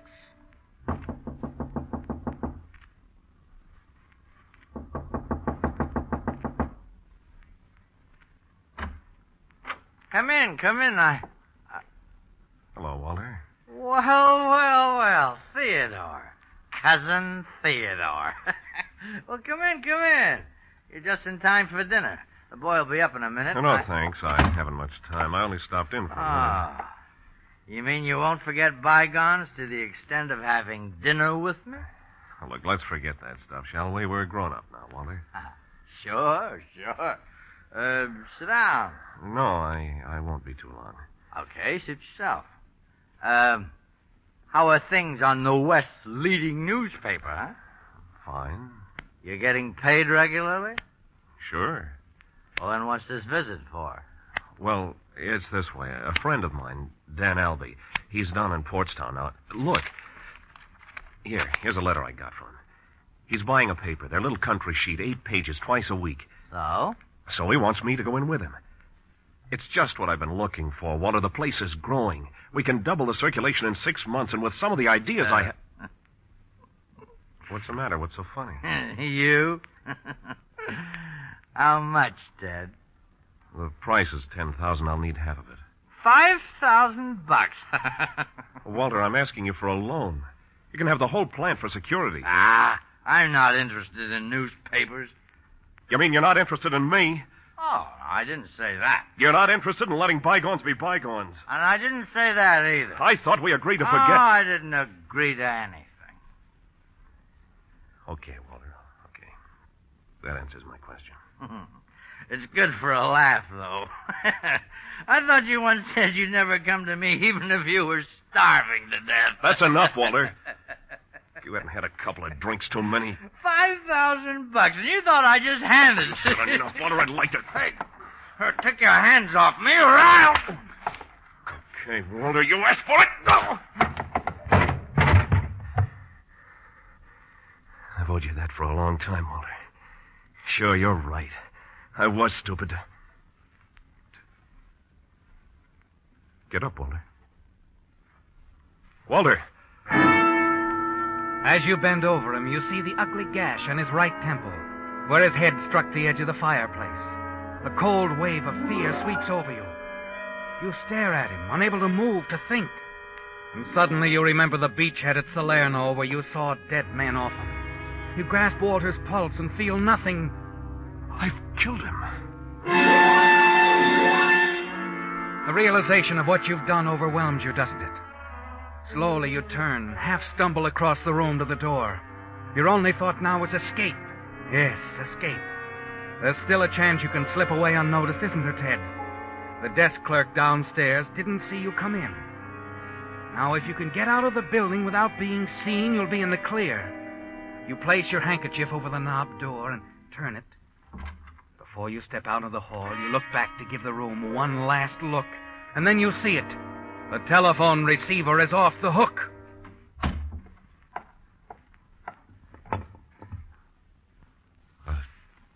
Hello? Walter? Yeah, this is Walter.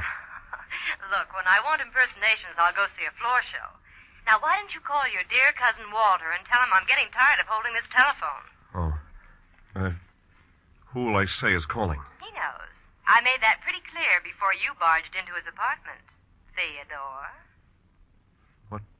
What makes you think I barged in? From this end, the dialogue sounded more like a brawl than a tea party. Come on, friend, put him on. Well, he's not here. He just stepped out. Then let me talk to Bill. Bill? Last name Putnam, Walter's business manager. You're supposed to have dinner there. Or is he now administering first aid? He hasn't arrived. Listen, why don't you give me your name and number? Walt I'll already has it. I gave it to him a year ago at a moment of weakness. Your dinner, Mr. Pomeroy. Hello? Hello? Are you still there? Listen, Walter won't be back. Call him later in the morning. Hey, what's going on? Mr. Pomeroy. You in there? Mr. Pomeroy.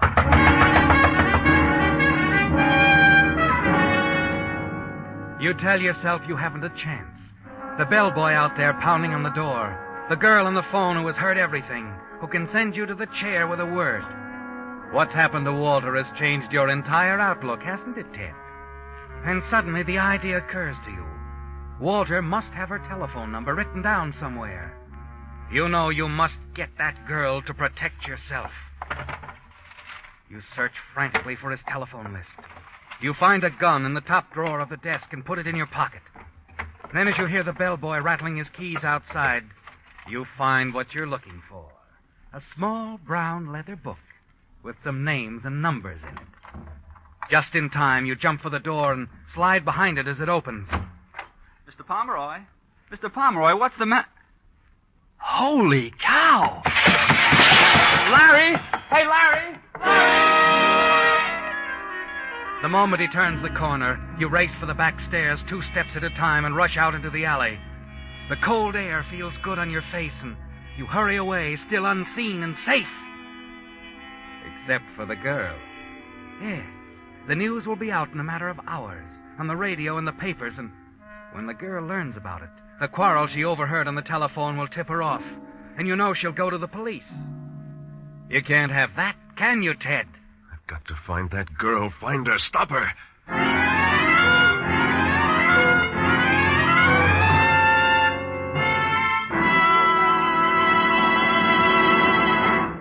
With the prologue of Search for Maxine, the Signal Oil Company brings you another strange story by The Whistler. Ponce de Leon spent his lifetime looking in vain for a spring whose waters would keep him young. Had he been looking for a prescription to keep cars young, I could have told him where to go. To a Signal service station. Yes, Signal dealers have just what the doctor ordered. Signal Premium Compounded Motor Oil for your engine. And Signal double-check lubrication for your car's chassis. There are good reasons why Signal Premium Compounded Motor Oil keeps that new car pep in your engine longer. Its 100% pure paraffin base is fortified with scientific new compounds that do so much more than just lubricate. As a result, Signal Premium cleanses your motor of carbon, gum, and varnish, protects bearings against corrosion, and does other important jobs that regular oil alone can't do. And when it comes to chassis care, Signal double-check lubrication is just as superior. Signal dealers use 9 specialized lubricants to give each part on your car the exact type of protection it needs for long, trouble-free service. And they check each part not just once, but twice, to make sure not a single part is overlooked. So when it's time for an oil change or a lube job, remember the place that has what it takes to keep your car young. Your Signal service station.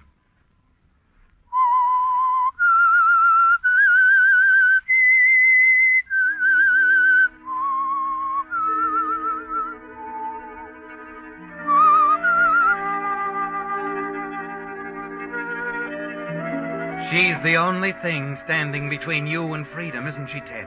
The girl who overheard your quarrel with Walter Pomeroy. And when she finds out what's happened at Walter's apartment, you know that you'll notify the police. And you know, too, that you must prevent her from going to the police. You have only little time to find her and silence her. It's going to be difficult locating this girl, isn't it, Ted? You don't know who she is. All you have is a small brown leather book with some names and phone numbers in it. Walter's memo book. A dozen names in it belong to women, and you wonder which one is hers. As you step into a phone booth, you try to hold the sound of the girl's voice in your mind, hoping you'll know it when you hear it again.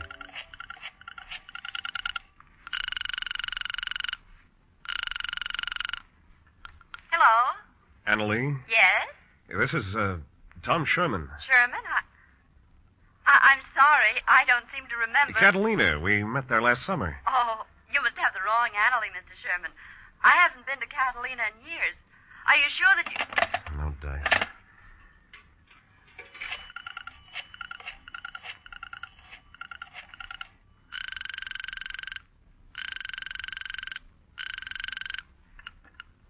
Hello? I'd like to speak with Louise. She ain't in. If you're the guy who's been bothering her, let me tell you... Let me see. Hilldale 17375.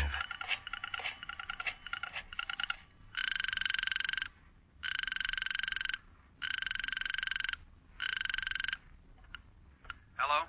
May I speak with Janice? Sorry, she's not here. She's visiting in the East. Can I help No, you? thanks. I'm sorry, sir. Your party does not answer. You say you're making a survey? Well, my little old head isn't much good at figures, but I'll surely be glad.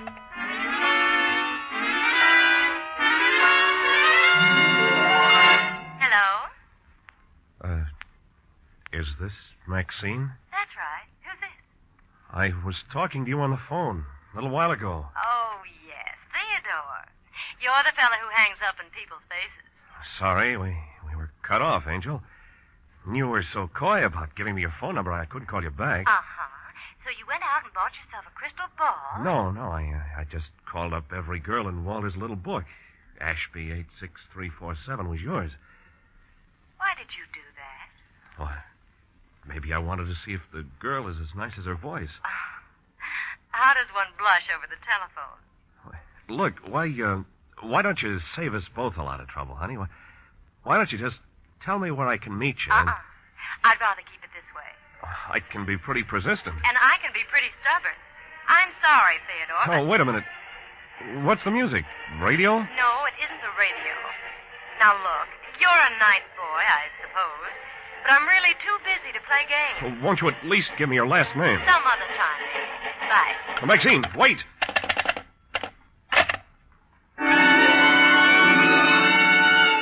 A feeling of panic sweeps over you as you stand there in the telephone booth.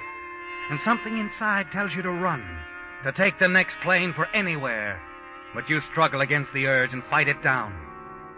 You've been a reporter a long time, haven't you, Ted? Certainly long enough to know what happens to a man who runs. What you must do is coldly clear. You've got to find that girl, Ted. It's the only way. Hey. Yeah? Through with the phone? Yeah, go ahead. Thanks. Hate to bother you, but I gotta get hold of the little woman. The more I explain to her now, the less I'll have to do when I get home. Boy, they're sure going all out in that parade, ain't they? Yeah. Parade? Excuse me. Sure, what's the matter? What was that you said about a parade? Well, like I said, a big parade coming up the street. Crosstown traffic's tied up for 2 hours. Coming by here? Yeah, band's down the street now. Man, that's what I heard over the phone. What? Nothing. Thanks. Thanks a lot.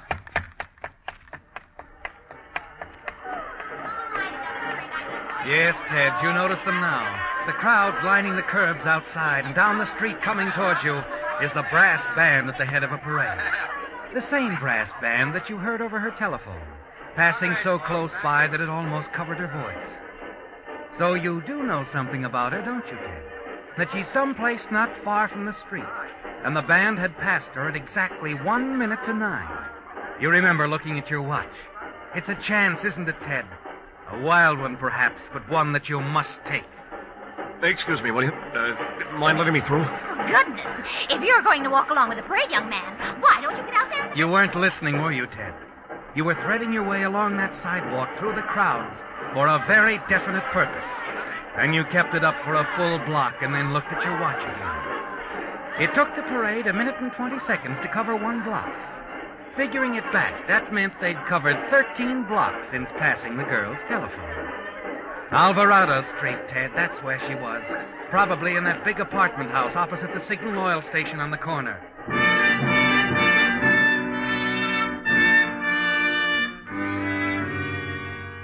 Apartment 20, Jones. 21, Leaves. Apartment 20.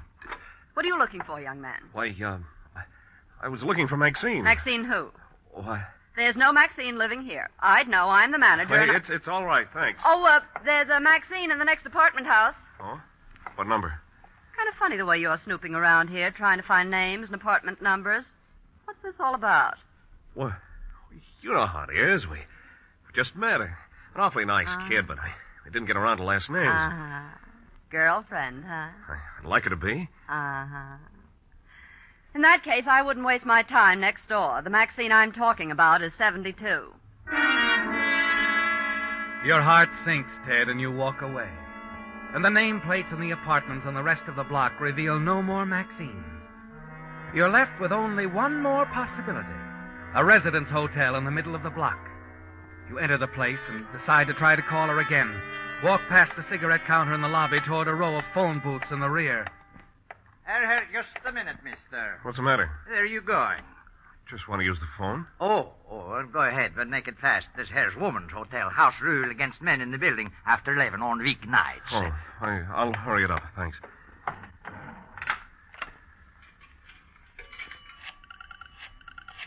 The janitor doesn't notice, does he, Ted? But you're trembling as you fumble for a coin.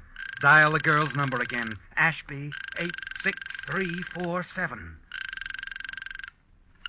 Hello? Hello, Maxine. Here we go again. What is it this time, Theodore? I'm still trying to wear you down. Because you like my voice? Right. And another thing. I think you live in the Grayson Arms.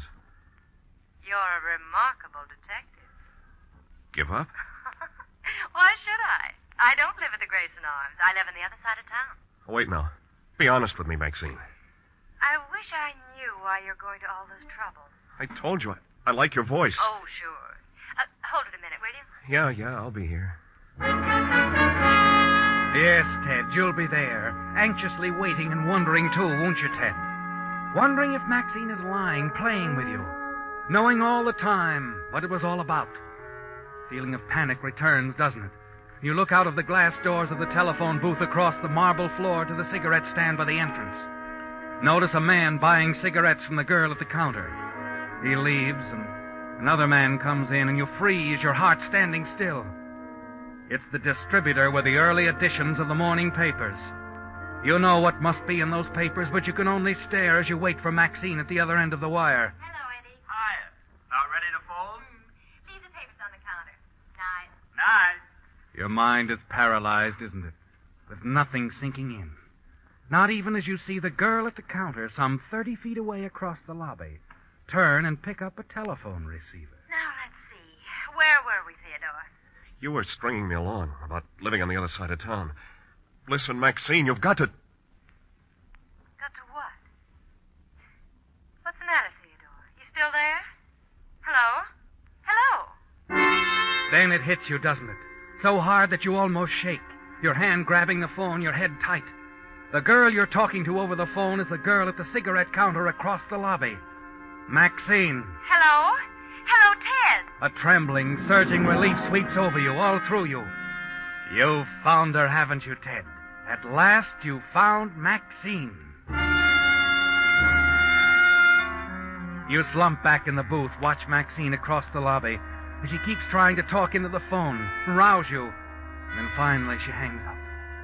You tell yourself that you'll wait there in the booth until she leaves and then follow her out. And then she reaches for something that makes you change your mind. You leave the booth and quickly cross the lobby. Wait a minute. Yes?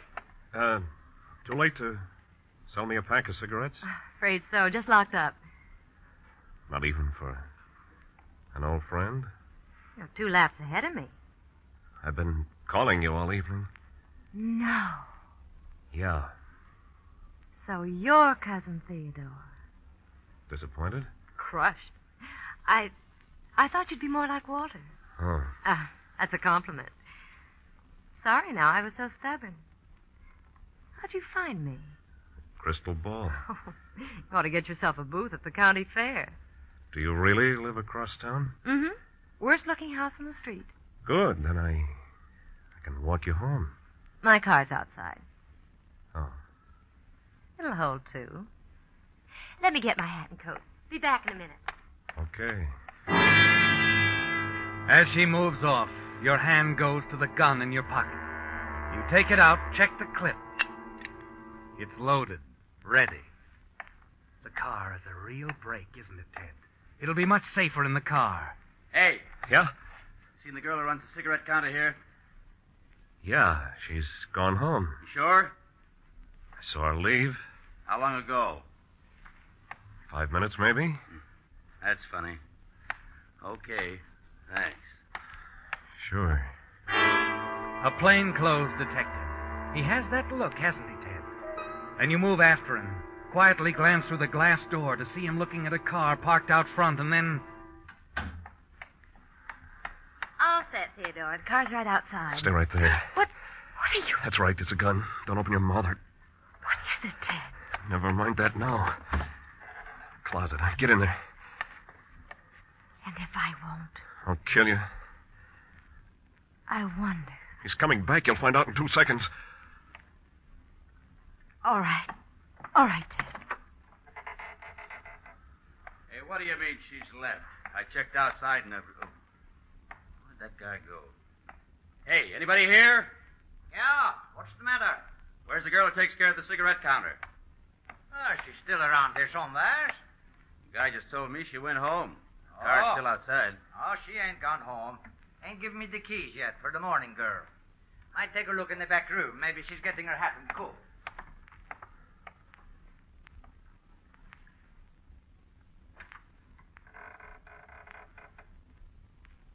They're gone. Come on. That's Bill Putnam, Walter's business manager. Shut up, I'll kill you right here. Now get going. Where? Across the street. We're going to take a walk. A nice, quiet walk in the park. We can be alone. And no one will see what's going to happen.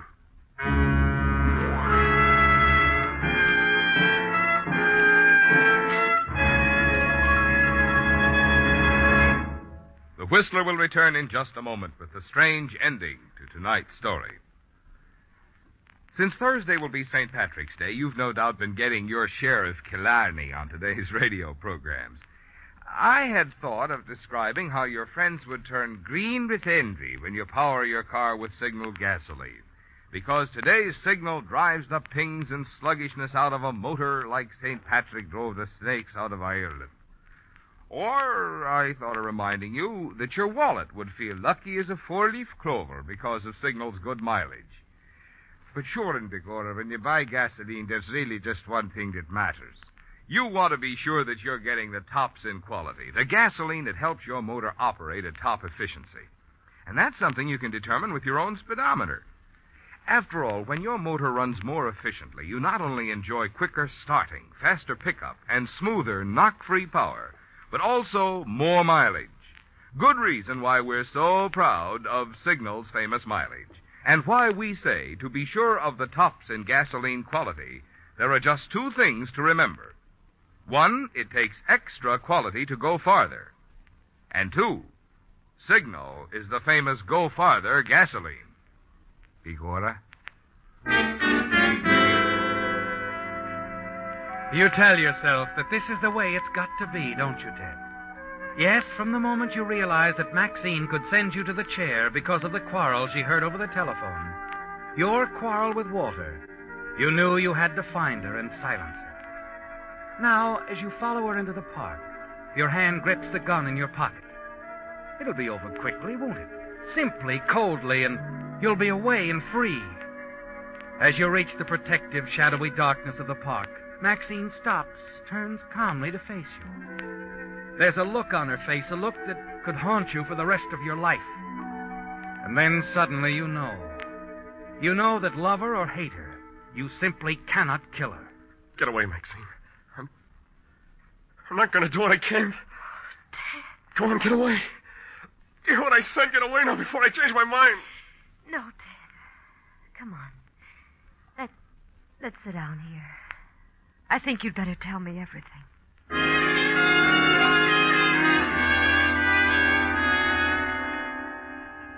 It's all over, isn't it, Ted? You know that whatever it is that's in a murderer isn't in you. And you can't bring yourself to kill Maxine. Now you sit with her on a park bench. You've told her the whole story. I didn't mean to do it, Maxine. I could never hate Walter that much or anyone. I know. Cigarette? Thanks. And now what, Ted? I'll have to take my medicine. Turn myself in. I'll just find an officer. You won't have to, Ted. Look, coming down the path. Bill Putnam. There's a policeman with him. Maxine! Maxine, where the devil have you been? The officer on the beat and I have been looking all over. Oh. Bill, this is Ted Pomeroy, Walter's cousin. Well, that's a break. I've been trying to locate you too, Ted. It's about Walter. They've got him down at City Hospital. Hospital? Then he isn't. Some lug busted into his apartment tonight and hit him over the head.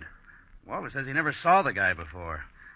Funny thing, nothing stolen, no sign of it. Maxine, did you hear? Yes, Ted. I heard. Everything's all right now. Oh. How about coming down to the hospital with me, Ted? Walter wants to see you. Keeps asking about you.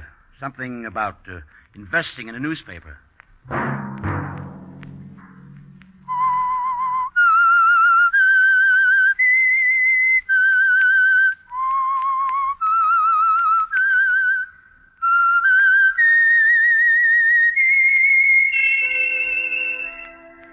Let that whistle be your signal for the Signal Oil program, The Whistler, each Sunday night at this same time. Brought to you by the Signal Oil Company, marketers of Signal gasoline and motor oil and fine quality automotive accessories. During the current Red Cross drive, Signal Oil Company has asked me to remind you, it's the little contributions each one of us make which enable the Red Cross to be of such big help in time of need. Featured in tonight's story were Rye Billsbury, Doris Singleton, and Joseph Kearns. The Whistler was produced by George W. Allen and directed by Gordon T. Hughes, with story by Harold Swanton and music by Wilbur Hatch, and was transmitted to our troops overseas by the Armed Forces Radio Service. All characters portrayed on the Whistler program are fictional. Any similarity of names or resemblance to persons living or dead is purely coincidental. Remember at the same time next Sunday, another strange tale by the Whistler. Marvin Miller speaking.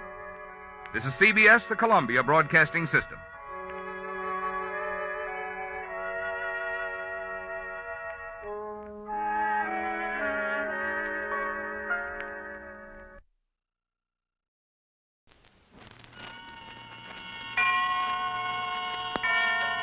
Autolite and its 96,000 dealers present Suspense.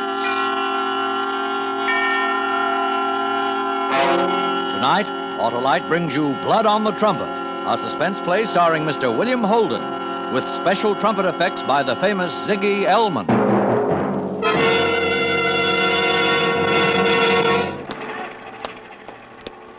And don't get to this part of New Orleans much, Sergeant Juno. I used to come and listen to the jazz once in a while. Well, who's been on the case? Me and Lieutenant Angelini. We've been on in study for 48 hours. This the place, Juno? Well, yeah, this is it. It's not exactly a respectable-looking hotel. When a man runs from murder, Cassou, he can't stop to live in style. Who found the body? Landlady. She called in.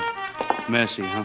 When you beat somebody's head in with a thing like a trumpet, it's real messy. All right, Cassou, this is it.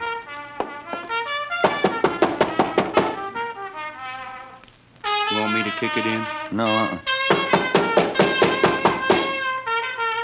Put your horn down, Vic. This is Sergeant Juno of the New Orleans Police. Put the horn down. Come out, kid. Come out with no monkey business. Let me break it down. No way. The police. Oh, I'm glad it's the police. I'm so glad it's the police and not him. Vic, in the presence of Police Officer Cassou, I arrest you for the murder of your wife. In just a moment, Mr. William Holden in the first act of Blood on the Trumpet. Hi, Harlow. Do I look any different? Well, should you? Of course. I'm winterized. Drove in to see my Autolite spark plug dealer. He changed the oil and grease, put in antifreeze. And check the spark plugs, too! And that's mighty important, Johnny Plug check, because spark plugs are the very heart of a car's ignition system. When they're right, your chances of starting, even in the coldest weather, are better than ever. So, when you have your car made ready for winter, check the spark plugs, too! And replace worn-out spark plugs with ignition-engineered Autolite spark plugs, world famous for quality and dependability. You'll get smoother performance, quick start, and gas savings. So, friends, it's last call. Have your Autolite dealer winterize your car now. Get worn-out spark plugs replaced with ignition-engineered Autolite spark plugs. Whether you choose the standard type or the resistor type, you can't buy better spark plugs for your car because you're always right with Autolite. And now, with Blood on the Trumpet and the performance of Mr. William Holden, Autolite hopes once again to keep you in suspense.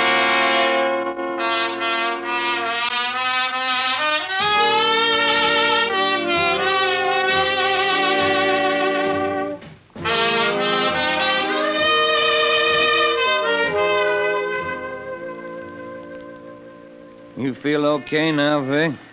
How's a guy supposed to feel when he's arrested for murder? Yeah. Want a cigarette? No. You done a good job on her, boy. Thanks. Oh, here's my report, Cassou. Get to Steno to type up 3 carbons and give one to Lieutenant Angelini. Angelini? Yeah, Vic, Lieutenant Angelini. He's the big boy in charge of the case. Very famous, New Orleans. Yeah, I've heard of him. Eichstadt told me about him. All right, Vic. Let's start from the reason why you killed Sarah, your wife. Oh, I didn't have a reason. It just happened. We had a fight. I don't know. I'm all mixed up. Come on, Vic, boy. Try hard for Sergeant Juno. Go back to when it started. When it started? Who can say when it started? Maybe it started the first day I married Sarah. In my own mind, I don't know. Or maybe it started when I started playing trumpet in Lou Eichstadt's club down in the French Quarter. They call me great, real great. The best trumpet since Beiderbecke Armstrong. Everybody thought so, everybody. Everybody but Sarah, my wife. She didn't. She had different ideas about it. She couldn't understand a man loving music.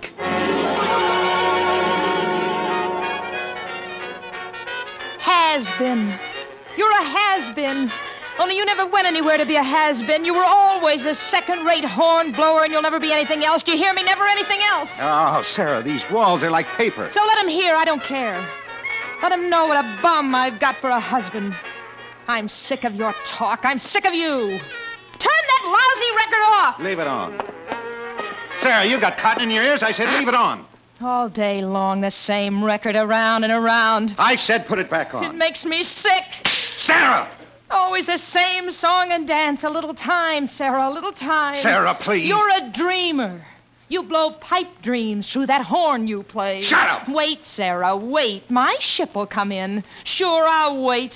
While I'm waiting, you beat your brains out blowing a horn in a cheap dive. Your ship's sunk, and you don't know it. You know something? I wish I was dead. Did you hear that, trumpet man? I wish I was dead.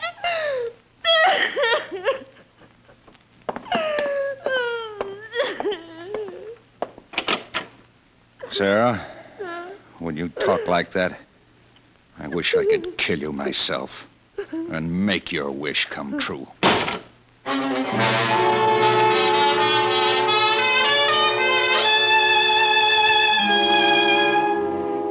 For 5 years, the same argument over and over, the same words, they never changed. I was late getting to the club, but I didn't care. Sarah talking to me like that. The first set, I was so sore I didn't need anything to make me hop. I blew that horn by the beat of my blood.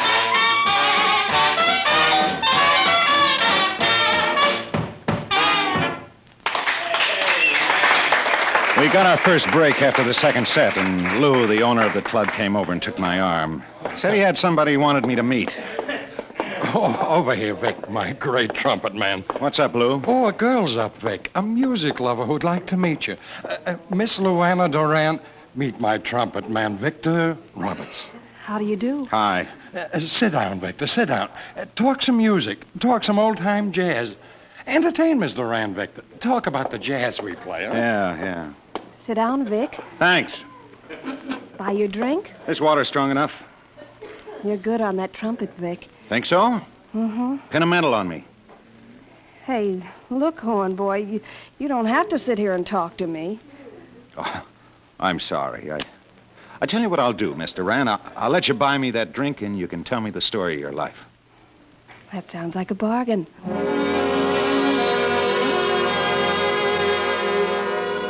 She ordered up, and we sat and talked. She told me the story. It was a brutal one. A sick father and a rotten mother. So to get away from it all, she married young. A musician that had had a sickness beside music. He drank himself to death. But from him, she'd learned something. She'd learned to love music, which was why she canvassed jazz joints. She said she'd been in every night for almost 2 weeks now, listening to our combo. She thought we were good, particularly the bright boy on the trumpet, me.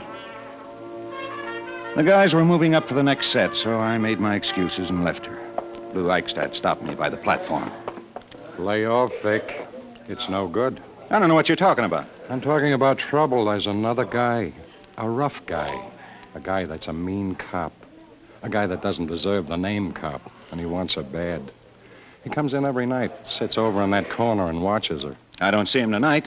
Rico Angelini is a bad name for you to mix with. Look, Lou, take it easy. I just met her. Lay off, Vic. Go home to Sarah, your wife.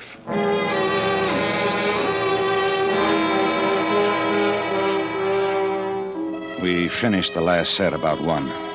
The table where Luana had been sitting was empty. Then one of the waiters came up and handed me a napkin. I looked at it. It had an address written on it in lipstick. Blood red lipstick. Capitular Hotel, Canal Street. I started to fold it up and toss it away, but then suddenly I thought about Sarah. And I didn't toss it away. I shoved it in my pocket and walked out.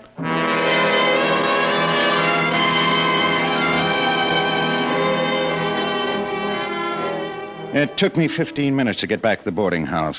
The light up in our room was still on, and Sarah was still up. And just like that, against the pull-down shade, I saw 2 shadows. One was the shadow of Sarah, and the other, the shadow of a man. I choked, and my breath came hard. My Sarah, my own Sarah, with some other guy. I waited 5 minutes, 10 minutes. Then the light snapped out. I went up the stairs onto the porch and ducked behind a swing. The front door opened, and the outline of a big guy came out and went down the steps. I couldn't see his face, but as he passed under the street lamp, I could see he was wearing a green checkered shirt collar. Sarah. My own sweet little nagging wife, two-timing me, playing me for a sap. I took the napkin out of my pocket. Thanks, Sarah, for helping me to decide. Then I went where the lipstick told me.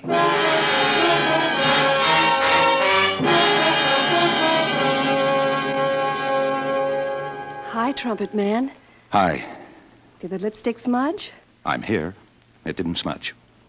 Want to come in? Lou Eichstadt says to lay off. He's your father, maybe? What do you want? A ride? How about a ride in my fast car, Vic? A ride this time of morning? I know a little place where they serve good black coffee. I've had kind of a rough time tonight. I'm tired. Too tired for some good black coffee? Oh, this is all crazy. A cup of black coffee and small talk? I like your looks. That's all. That's all? You think that's all? Down by the wharf? That's my last offer, trumpet man. I asked for it, didn't I? We went down and got into her car, and she headed straight for the wharf. At Chiarello's, the lights were low, the music was soft, and the coffee was good. We sat and talked, and pretty soon we got back into her car and drove close to the river. She stopped the car and looked up at me. Her eyes were real black. She moved her lips close to mine. Those blood-red lips. What's Angeliti? How'd you know? Oh, Lou Eichstadt. I get it. Who is he? What is he? A cop. I met him somewhere one night. He's called me a couple of times, but that's all. That's all? That's all, trumpet man. Nothing ever like this. Vic, let's go away, just you and I. That's not possible. Why? Tell me why it isn't possible. I have a wife. Now, it makes a difference, doesn't it? No, Vic. No, it doesn't. Why should it make a difference? I don't know. I just thought maybe it would. Vic, this can be for keeps. You really mean it, don't you? Let's go away and you'll see how much I mean it. Let's go away together. Leave her. We'll go away and start something new. Oh, Luana, I'm all mixed up in my mind. I meet you in one night. You don't even know me. We hardly know each other. I like the way you look. Vic, let's go away. Let's go away in a little while. I don't know. I'll wait for you, Vic. I'll wait for you at the hotel. All right. All right, baby. You wait for me at the hotel. No. Press hard on my lips, Vic. Real hard, just like you do on your trumpet.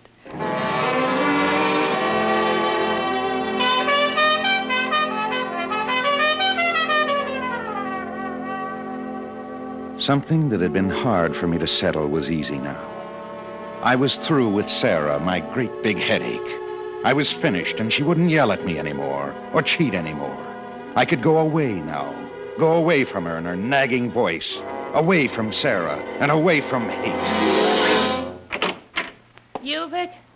Yeah, me, Vic. Where have you been all night? It's 4:00 in the morning. Your voice makes me sick.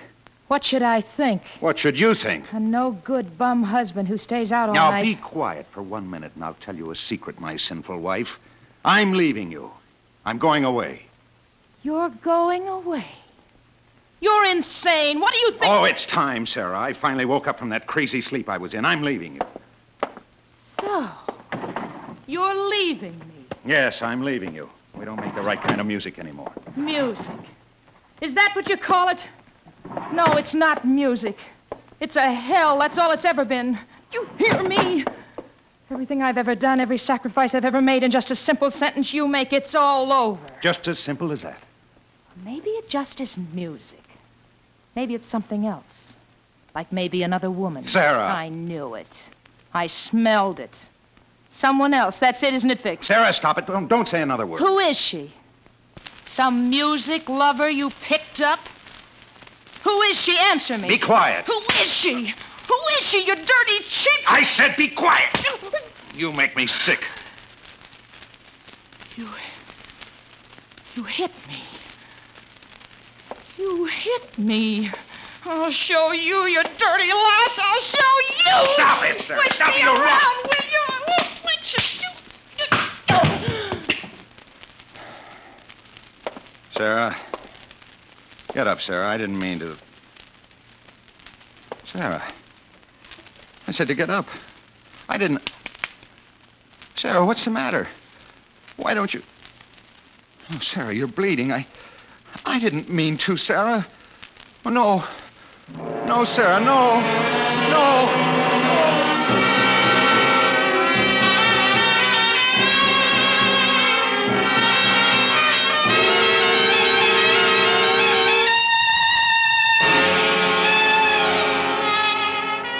Autolite is bringing you Mr. William Holden in Blood on the Trumpet.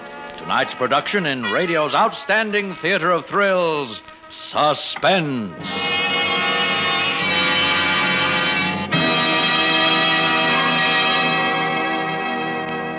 Winter, winter, quite contrary. How does your weather go? With blustery winds and ice and snow and frozen cars all in a row. That's a profound prognosis, my prophetic poet, unless you've had your car winterized.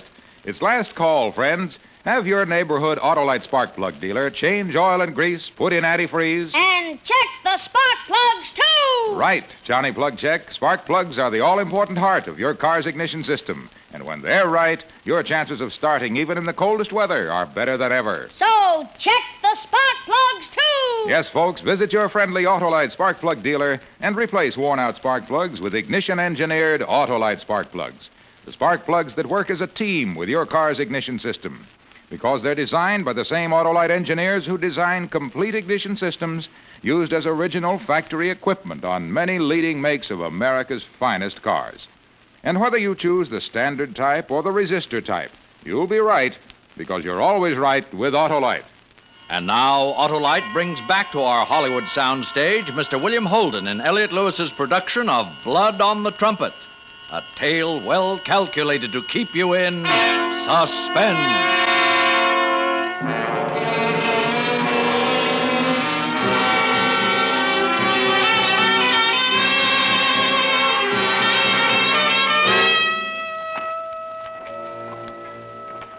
Something banged against my head. I turned over on my back and opened my eyes. And then I sat up. I was in bed, and the banging noise became a shade flapping against the window of a cheap hotel where I was hiding out. I got up off the bed and moved over to the window. The clock down across the street said 2:30. The sun was high and hot. I remember running from a boarding house last night. Running until I found this cheap hotel. What does a killer do? He runs from everything. I found a nickel in my pants pocket. And on this nickel, I pinned my hopes for survival. I called Luana. Hello? Luana, Vic. What happened, trumpet boy? She talk you out of it? Luana, wait. Please listen to me. Now listen to me close and try not to get excited. Hey, you sound as if... Luana, look. After I left you, I went home to tell Sarah I was leaving her. She got mad. She got real mad, so... Well, I got a little rough, and... Well, what I did, I didn't mean to do. Baby, Vic, what is it? What happened? I hit her a couple of times. I hit her, and she fell, and... Vic! It was accident. A mistake, Lana. I didn't mean it. I don't know how it happened. It was so fast, I just got mad, and... Vic, baby. Luana, listen, I've got to get out of town. I've got to run. I can't go back to the house. Where are you? Oh, some cheap hotel, the Piedmont, just off Decatur. I need money. You've got to help me. What can I do? Get me enough money to get us out of town. But, Vic... You said it. Last night you said we'd go away together. Vic... Meet me. When? Now, half an hour. No, you better stay right there. No one will spot you. Stay where you are till it's dark, then meet me. Where and what time? Tonight at 7 o'clock when it gets dark. Down near the end of the coffee stand in the Café de Monde. All right. Tonight at 7. Down near the end of the stand where it's dark.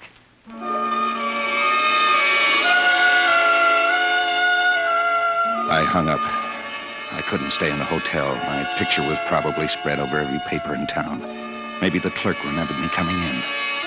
I'd better get out and move around. I went down to Decatur Street. It was starting to fill with late afternoon shoppers. I walked up and down the streets until 4 o'clock. And then I found an almost empty cafe and went in and ordered a cup of coffee. I was sitting there, staring ahead, trying to clear my mind, when suddenly I felt a big, flabby hand grip my shoulder. I turned and looked up into the beady gray eyes of the fat man with the green checkered shirt collar. Why did you do it, Vic? I jumped up, and with all my strength, I shoved both arms straight out and hit him in the stomach. I could feel both of my fists sink into the pounds and pounds of flesh. And then he was reeling backward, knocking over chairs and people, and I was running out the door and down the street. I slowed down, mixing in with the people pushing along. How was it possible? The guy that had been up in that room with my wife. Was it just a coincidence that he found me, or was he really looking for me? Time. Before I had no time. Now I had too much of it. I passed a movie theater. I stopped. Keep off the streets until dark. That was it. I went in. I don't even remember the name of the picture. I couldn't even concentrate on it. Because all the time I kept thinking about the fat man. What did he want with me? Was it really just a coincidence that he'd spotted me?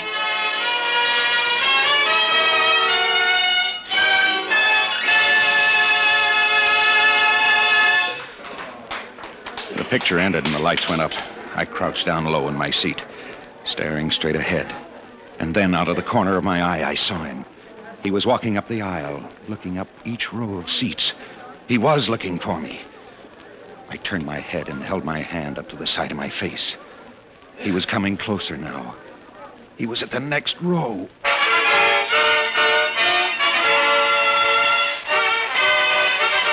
The lights went out and the newsreel started. I moved quick. I stumbled into the aisle and out into the lobby and got lost in the crowd of people leaving the show. It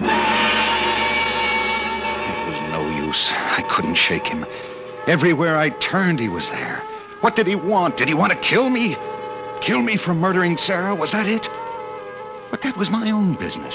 If I wanted to kill my wife, that was my business. Oh, no. Bad reasoning. I hadn't wanted to kill her. I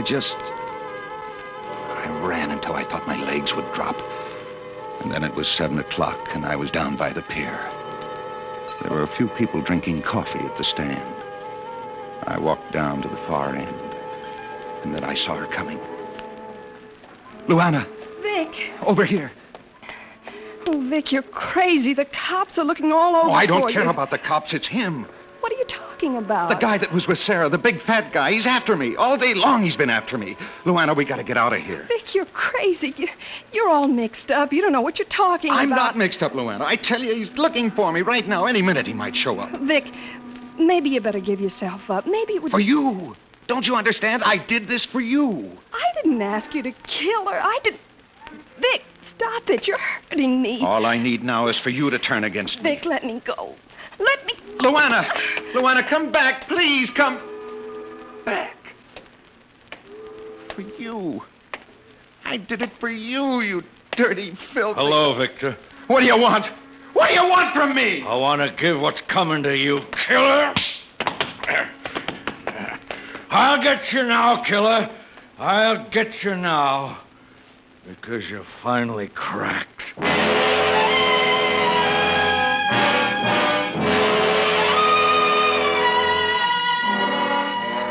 It was no good. I just couldn't run anymore. Everywhere I turned, he was there. I was being hunted by a guy with murder in his heart. Can you understand that, Juno? I made it back to the hotel, and I was waiting for him when you guys showed up. I never knew I'd be so glad to see the police. I never knew I'd be so glad. Mm-hmm. The girl turned you in, Vic. Luana. She cried, Victor. She cried when she told us where you were. I guess maybe she did right. Yeah, I guess she did. All right, sign this confession. Castlew, call in Lieutenant Angelini. Lieutenant, want to come in and look at the killer?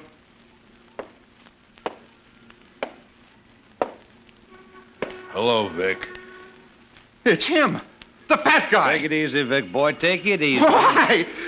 He made me go out of my mind. A cop was chasing me. I just wanted to see a killer run, Vic. Sign the confession, Vic. No, this confession is all wrong.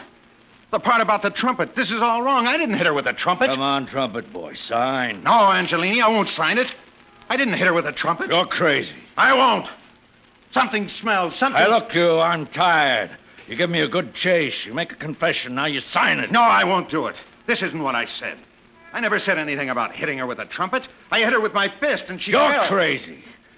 You murdered your wife in cold blood. You went up there after you finished at the club. You had an argument.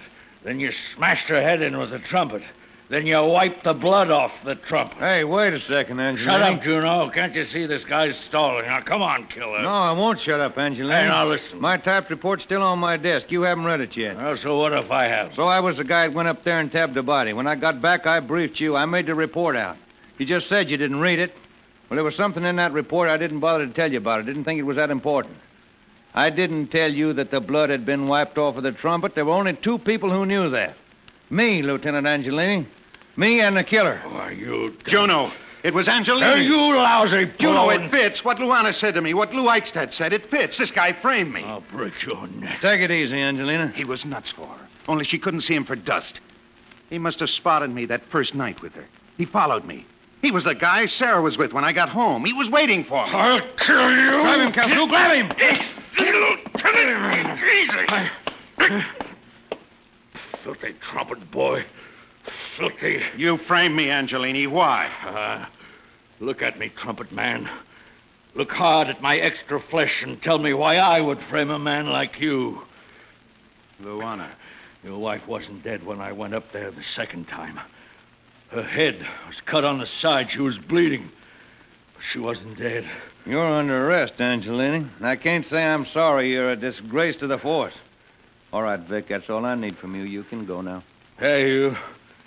She's waiting for you outside. Luana. And she's crying for you. Juno. Bright Sergeant Juno. Hey, do you think if maybe I wasn't so fat, she would have cried some tears for me? Sure, Angelini, sure. She might have cried for you.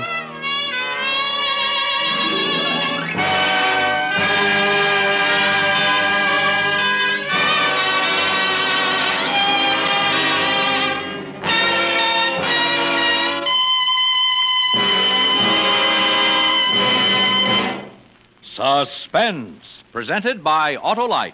Tonight's star, Mr. William Holden. Friends, this is Harlow Wilcox, and now I'd like you to meet our star, William Holden.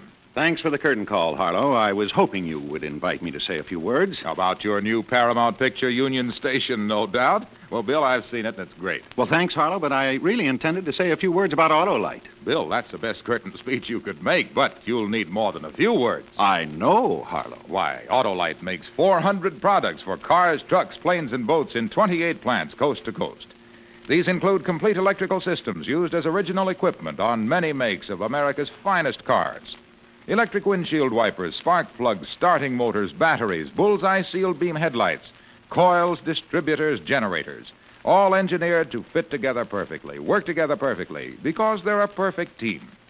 So, friends, don't accept electrical parts supposed to be as good. Ask for and insist on Autolite original factory parts at your neighborhood service station, car dealer, garage, or repair shop. And remember, you're always right with Autolite.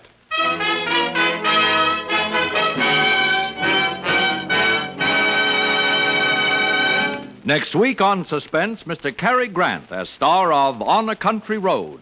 And in weeks to come, you will hear such famous stars as Ozzie Nelson and Harriet Hilliard and Van Heflin, appearing in tales well calculated to keep you in suspense. Suspense is produced and directed by Elliott Lewis, with music composed by Lucien Morawek and conducted by Lud Gluskin, with special trumpet effects by Ziggy Elman. Blood on the Trumpet was written for Suspense by Richard George Pedicini. And remember, next week on Suspense, Mr. Cary Grant in On a Country Road.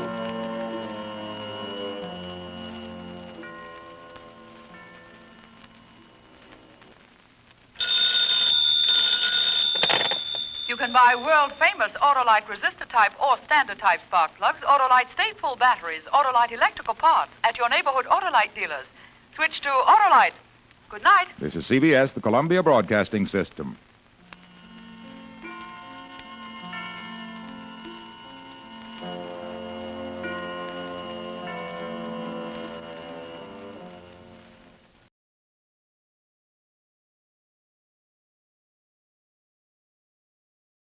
Ready?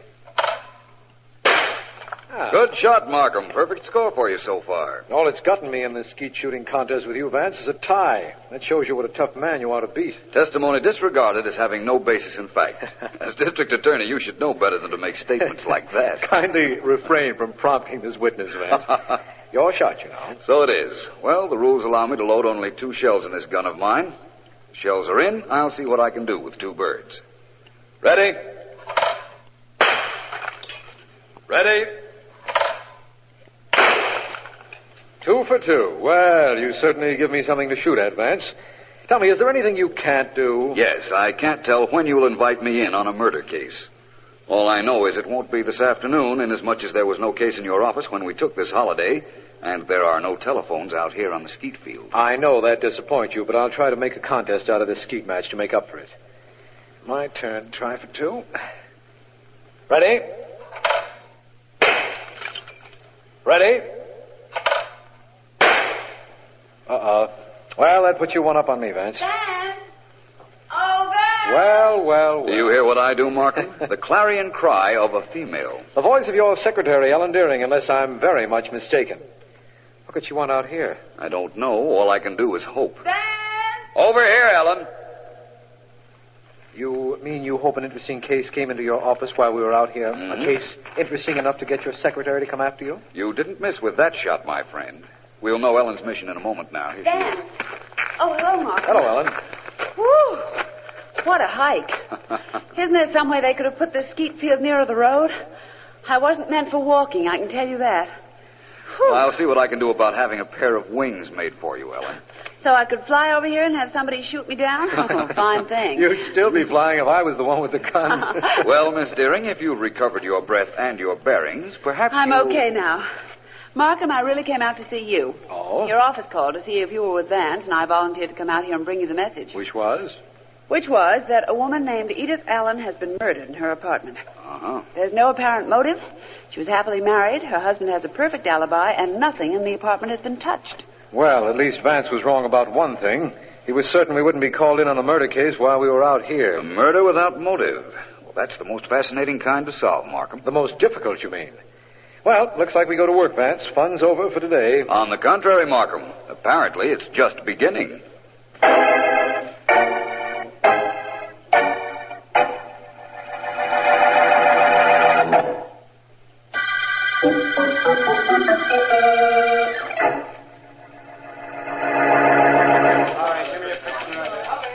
The slain woman had led an exemplary life and was respected by everyone in her community. Police are baffled by the lack of motive. Mrs. Allen was found by a maid lying on the floor near the piano in the Allen living room, strangled. With no motive and no clues, the police face one of the most baffling crimes in years. Homicide Department Sergeant Heath admitted to the Chronicle representative today. Good story, Joe. Nicely handled. Right to head for it yourself and give yourself a byline. Okay, Chief. Unknown assailant Look, strangles you didn't bring me Mrs. what I wanted. J.C. For Allen. heaven's sakes. I haven't Bye, been all day. I got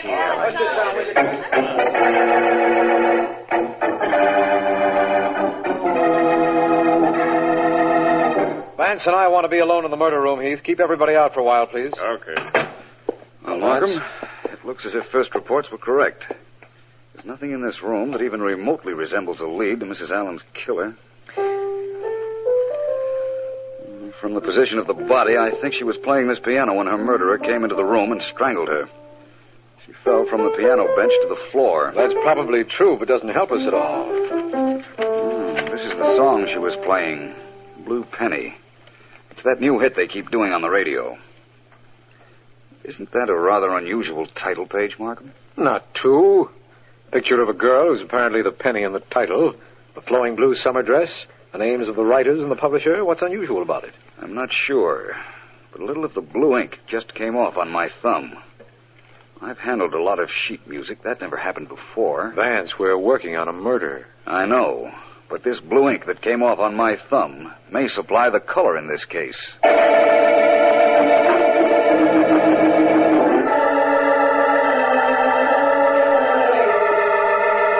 Yes, song's as good as Blue Penny? Yeah, it is. Another hit like that, and I'm going to go broke. Okay, I'll listen. Go ahead, play it.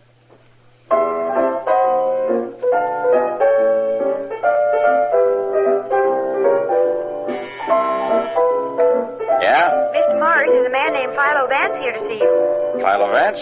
Tell him to come in. Bye, Danny. I'll hear the rest of that song later. I got a visitor. Okay. Oh, I beg your pardon. I thought... It's all right. Come in, Vance. This guy was just leaving. So long, Danny. So long. Well, Vance, what can I do for you?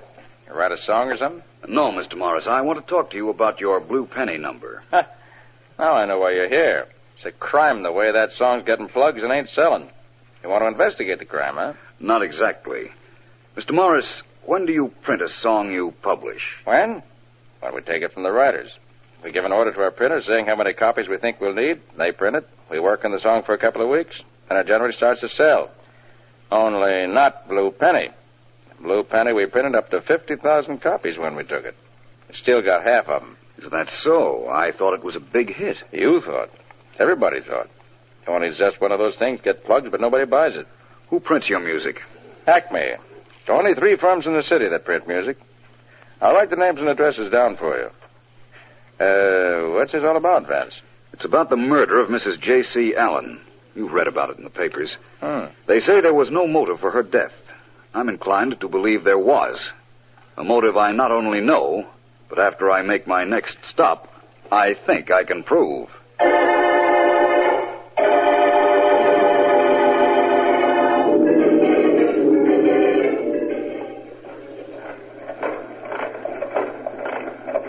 That's a pretty sound those printing presses make, ain't it, Ears? Pretty, Eddie. Beautiful. Ears, tell me how much of a genius I am. I like to hear it. Boss, you got a beautiful head. Beautiful. How you ever figure this out, I don't know. Neither will anybody else. How we can be making all this dough on something that sells for only a quarter at 30 cents? I don't know either, but it's beautiful money. Beautiful. Ears, listen. Yeah? A guy publishes a song. It costs him money to print. Money to plug. Yeah? Money for royalties. Well? He makes a hit out of it, right? Right. All right. I got a printing plant. I publish the same song. The publisher has all the expenses. I get all the profits. It costs me 2 cents to print. I get 18 from the dealer. 16 cents profit. On a 1,000,000-copy song like Blue Penny, figure it out. Too much for me, but I'll take my... Come on in. I'm Philo Vance. Which one of you is Ed Stevens? That's me. What's with you, Vance? I've been told there were only 3 firms in this city that were equipped to do music printing. I've already seen the other 2 companies. You mind if I look at your shop? What for? I have an idea about the murder of Mrs. J.C. Allen. Now, may I see your machines? Well, Vance, at any other time, I'd be glad to let you inside. This afternoon, maybe, if you come back. But right now, we're running some special stuff for a guy who asked that we keep everything very much on the QT. It's an announcement of some new product, and he doesn't want any word of it to get out. Now, that's understandable, isn't it, Vance? Of course. Thank you, Stevens. I'll be back later in the day. Goodbye. So long, Vance. Boss, you handle that beautiful. Beautiful. Only Vance will be back later. We'll have those copies of Blue Penny off the presses by then. I don't like the idea of Vance finding us. Maybe I ought to take care of him. Like you did Mrs. Allen? Yeah. Nothing doing is. We'll take care of Vance, all right. Only it'll be in a way he's never been taken care of before.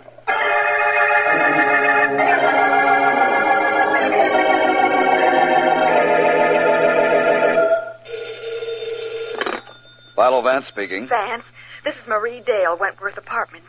You don't know me, but please come over here quickly. I've got to see you. What's the trouble, Miss Dale? Hurry, Vance. You've got to get here before he does, because if you don't, I'll be dead.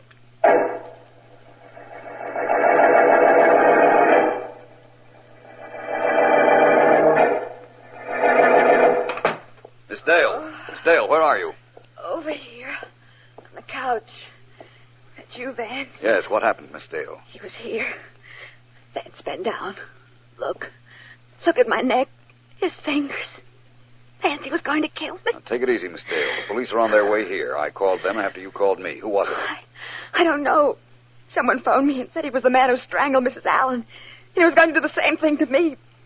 I read your name in the newspapers. Knew you were working on that case, and I phoned you. You sound better now, Miss Dale. I'm sorry I didn't get here in time. Oh, I'm sorry, too. But I'm all right now, Vance. And I'll be fine when the police get here. Thanks for coming. No trouble, Miss Dale. I'm very close to the man responsible for Mrs. Allen's death. Oh? I have an appointment at a printing plant in an hour. And I have an idea I'll wind up 3 things at that time. I'll find the individuals responsible for killing Mrs. Allen, the man who choked you, and I'll break up a very unusual racket.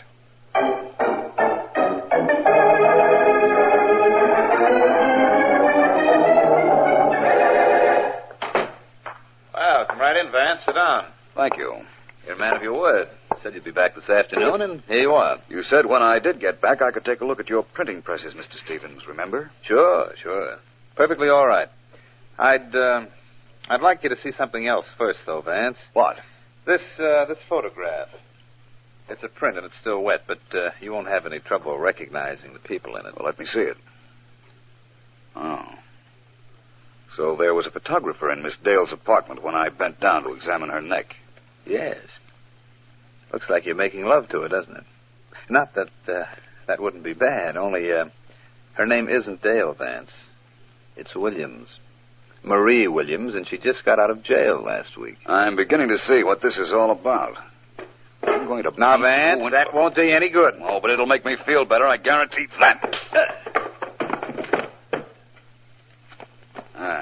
Now, wait a minute. Wait a minute, Vance. Slugging me won't help you any. I don't want anything from you. Just leave town for 2 weeks, that's all. 2 weeks. When you come back, I hand you the negative of this picture, and nobody will know you ever made love to a gal just out of jail. So that's the story, eh? Look, you can go through this plant with a microscope, and you won't find any evidence that we've been printing somebody else's music on our own. I don't know how you figured our racket, but there isn't a thing in this shop to prove what you think now. There was this morning when I was here, though. So? Look, Vance. You leaving town, or do I make 1 million copies of this picture and flood the town with them? Philo Vance, leading crime fighter in the city, and his girlfriend just released from jail after serving 7 years for manslaughter. Well? May I use your phone? Wait a minute, Vance. Calling the cops would be stupid. You've actually got nothing on me, not a thing. And if I go to the coop, I've got a friend who releases these pictures. I wasn't going to call the police, Stevens. I merely wanted to call the airport and find out what time the next plane leaves.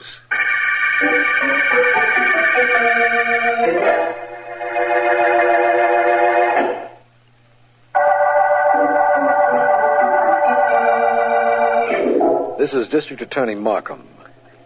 We're working on a case that started with the strangling of a Mrs. Allen, wife of a newspaper man. In some way, her death is linked with a piece of sheet music, a connection that Philo Vance knows but hasn't told me. Vance hasn't been heard from for several hours, and I can't understand why he hasn't been in touch with me. However, Ellen Deering, Vance's secretary, did call, and apparently Vance had left a note for her asking her to see Mrs. Allen's husband, J.C. Allen, a rewrite man on the Chronicle. Ellen should be with him now because it is several hours. Look, Mr. Allen, Vance left a message for me to see you. You've got to help me. How? Don't you think I want to find the man who killed my wife? What can I do to help you? Just one thing. Your wife played piano, didn't she? Yeah, sure, of course she played. Where did she buy her music? That's one question Vance wants answered. Where? Yes. That little shop around the corner from our house. Cut-rate music shop run by a man named Baker. What difference does it make? All the difference in the world, according to Vance. You see, his note said he knew who killed your wife. He knew why she was killed. But there's only one way of proving it. That cut-rate dealer is the one way a murderer can be made to face the music. And I'll see him after I see a certain young lady.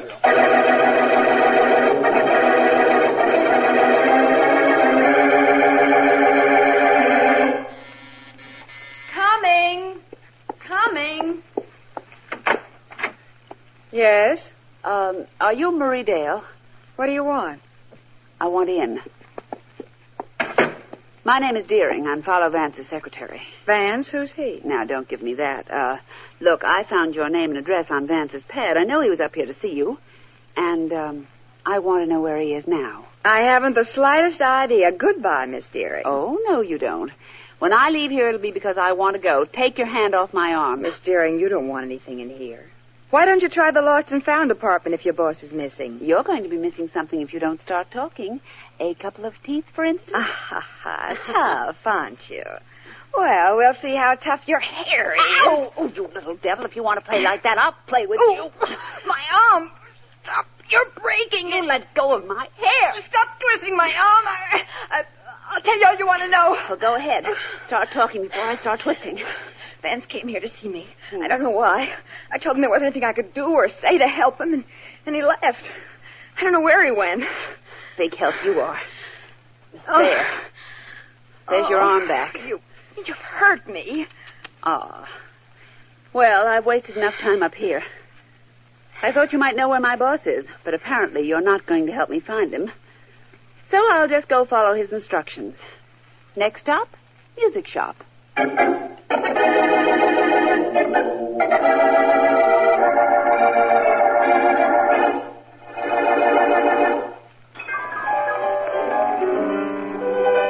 Take that record off, Mr. Baker. I can't talk to you with all that noise. Best-selling piano record on the market. She don't like it. Okay, lady, off it goes. By the way, lady, what happened to your cheek? Oh, I got caught on a couple of nails.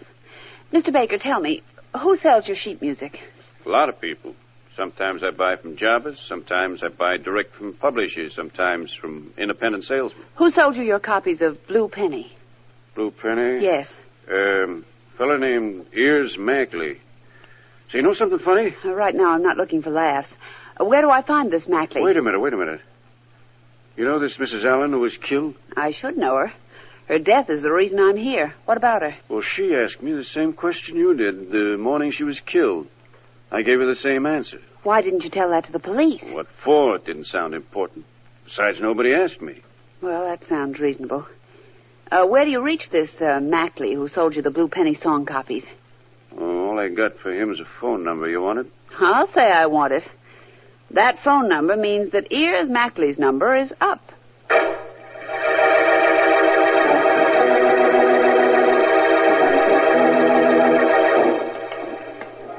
This is the printing place, Markham. When I called the phone company, I asked them for the address of the phone number I got from Mr. Baker. This is the place they gave me. Well, let's go in. Somehow I wish that Vance were here. No word from him? Nope. That's why I called you. Well, take a deep breath, Ellen, old girl. Here we go.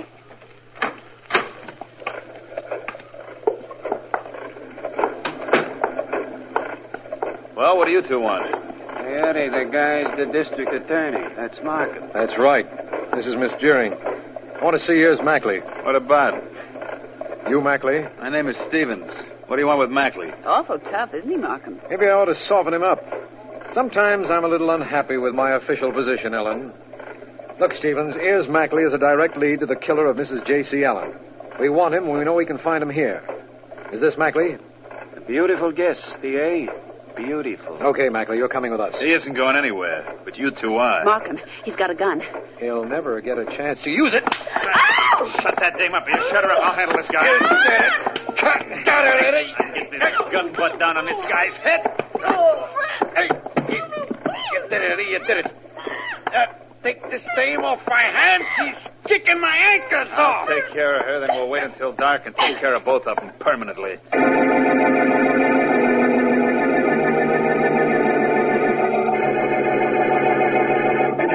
Pretty good actress I am, don't you think, Eddie? Shut up, will you, Marie? I gotta think. Well, I'm still a pretty good actress.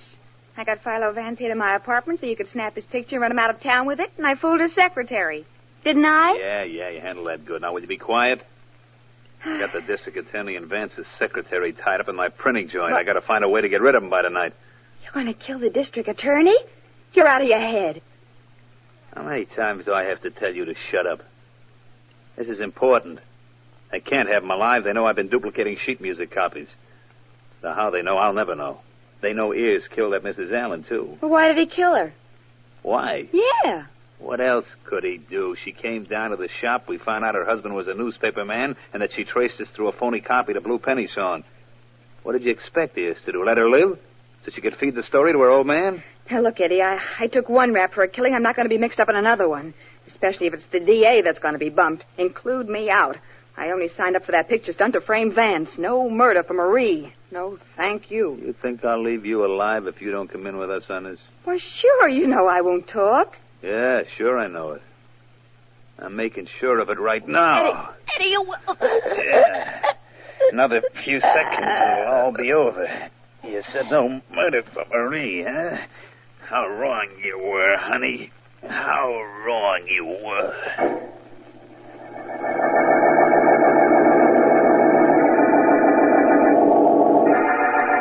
Markham. Oh, can you hear me? Yes, Ellen. I'm all right now. My head feels like a pumpkin. What about mine? I got slugged, too, right after they knocked you out. But we're still in that printing joint, I know that much. Yes. It's getting dark out. Oh, I wish I'd left word where we were bound for. Nobody knows we're here, Ellen. And nobody knows how tight these ropes are around my hands and feet. I'm tied up to a printing press, I think. I think I'm pretty well anchored here myself. I wish I had the explanation for all this. It's very simple. Or at least it's simple to Vance, wherever he is. I know where I wish he was, right here. Shh. Listen. What? The door just opened outside. It's Vance. He's come down to find us. Oh. Vance. Vance. In here. Beautiful voice he's got, right, Eddie?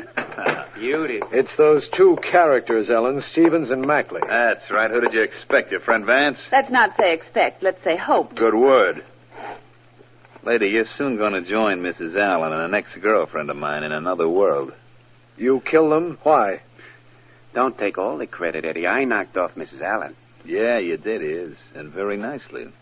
You mean beautifully? Have it your way. Markham, about your friend Vance, he'll be gone for a couple of weeks. And the way things are going, by the time he gets back, we'll be out of this country. Okay, Iz. Slug the dame again, and we'll cut him out of here. What? I'll Okay. take care of the DA. You just untie me You and keep I'll... away from me, you goon. Watch this, Eddie. I'll show you an artistic way of knocking a dame on the noggin. I Watch don't... you. Vance! Vance! Vance, where did you come from? You should be more concerned about where you're going. Come on, slug him, Vance. Slug the bum. Ellen, remember, you're a lady. Slug the bum, Vance. Really let him have it. Trying. Pretty tough. You're so right. I'm going to... Oh! Vance. Well, That last Mac was a dilly. A beaut. Whew, I'm glad you're not angry with me. Not at all, Ellen. While I'm getting you out of these ropes, I'll tell you I'm very pleased with you. You did exactly what I wanted you to do while I pretended to be out of town. What was that all about, Vance? I'll explain that some other time, Markham. And also how I figured out the racket Eddie Stevens was in. Like to hear it? I sure would. As soon as I get out of these ropes. There. Ellen's free now. Markham, you're next. Sounds like a barbershop. It should. You and I, Ellen, really had a close shave.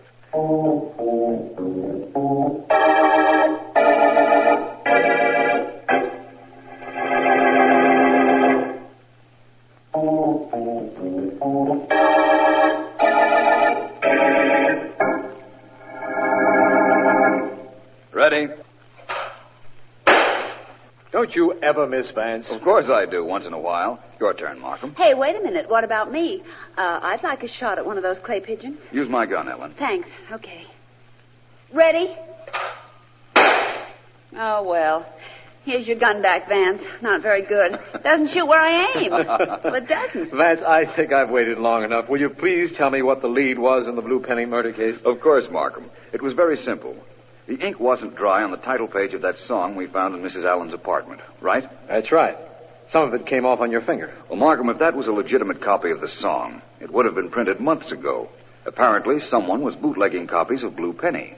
But who? Always a good question. I found out Eddie Stevens' plant could handle music. And when I went there, he wouldn't allow me to inspect the presses. I was sure then that I was on the right track. I pretended to fall for their blackmail photo scheme and had Ellen check the shop where Mrs. Allen bought her music. That led her and you, Stevens, and his friend. And I came out of hiding in time to handle them when they were about to mishandle you. They killed Mrs. Allen because she was on their trail and they knew she'd give her husband the whole story and he'd print it, eh? That was the motive. A little hard to find, but the motive just the same. I heard enough from Stevens while I was tied up to convict him, Vance. So I guess when I put him and Ayers on trial, that'll be the end of them. Of them and the Blue Penny murder case. Wild Root Cream Oil Hair Tonic and the new Wild Root Liquid Cream Shampoo present The Adventures of Sam Spade.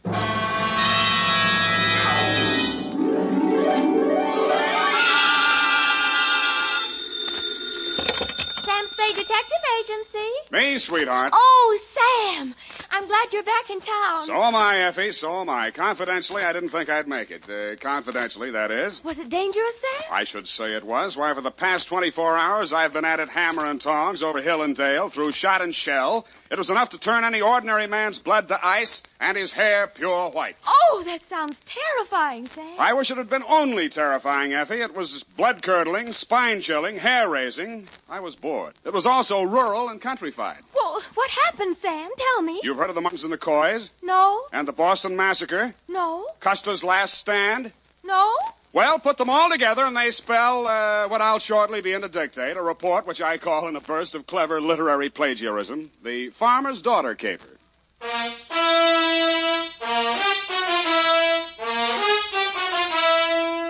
The Adventures of Sam Spade, Detective, starring Howard Duff. Produced, edited, and directed by William Spear. Presented by the makers of Wild Root Cream Oil Hair Tonic, the non-alcoholic hair tonic that contains lanolin. To look your holiday best, friends, be sure to use Wild Root Cream Oil, America's favorite hair tonic. Wild Root Cream Oil grooms your hair neatly and naturally, relieves annoying dryness, removes loose, ugly dandruff. What's more, it's non-alcoholic and contains soothing lanolin. Get Wild Root Cream Oil in the big family-size bottle or handy tube. Ask for it at your drug or toilet goods counter very first chance you get.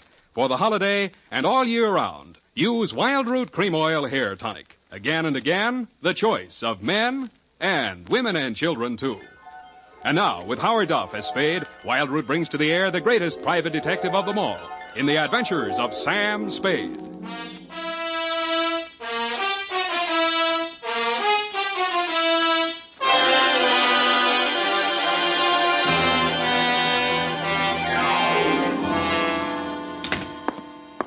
Effie, I'm right here, Sam.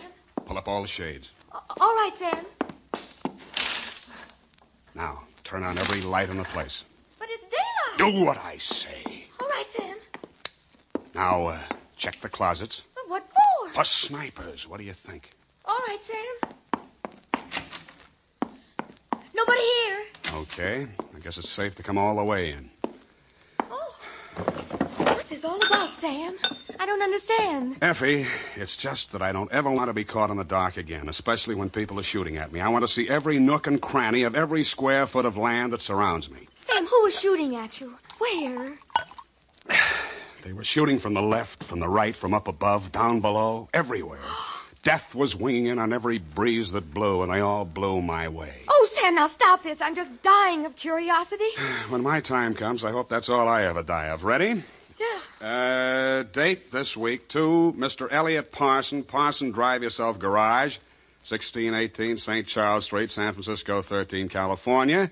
From Samuel Spade, license number 137596. Subject, the farmer's daughter caper. Dear Mr. Parson, I fear you have an explanation coming, one that you can pass along to your insurance company as to why the car I rented from you last week appeared as late as it did and in the condition it did. As you know, I rented said vehicle to drive to Middletown to bail a client out of the drunk tank. On the way back, a native showed me a shortcut, and I'll get him if it's the last thing I do. Dusk was falling, and so were my eyelids, when I saw a sign that said tourists invited. Behind it stood a ramshackle farmhouse in a surly woodland setting. I should never have knocked on that farmhouse door, but then I wouldn't have had any story to tell, would I? Good evening, young man. Good evening, madam. I'm afraid I need a room for the night. Well, of course you do. Land sakes, you're tired. I can tell by your eyes. Been on the road long? Too long. Land sakes, of course you have. Come in, please. Thank you, ma'am. You'll find this is the homiest tourist home in California. Really like mothers, eh? Like your grandmother's. No electricity, no phones, just quiet. I see. Now, I have two rooms, a $3 one and a $5 one. Which one do you think you'd like? What's the difference? One less blanket, one squeaky spring, and with the $3 one, you might have to take a walk. I'll take the $5 one, thank you. I'm Mrs. Elkins. Mrs. Bert Elkins. Who might you be? Sam Spade. Spade? Land sakes, that's a very unusual name. And who are you traveling with, Mr. Spade? I'm alone. Oh, I mean what company? We only accept traveling salesmen. You realize that. Oh, Yes, well, I'm traveling for the makers of Mouton Mustache Wax. Oh, use it all the time. You are well groomed, madam. You will go far, young man. Yeah, but before that, I'd like to go to bed. Well, come on, this way.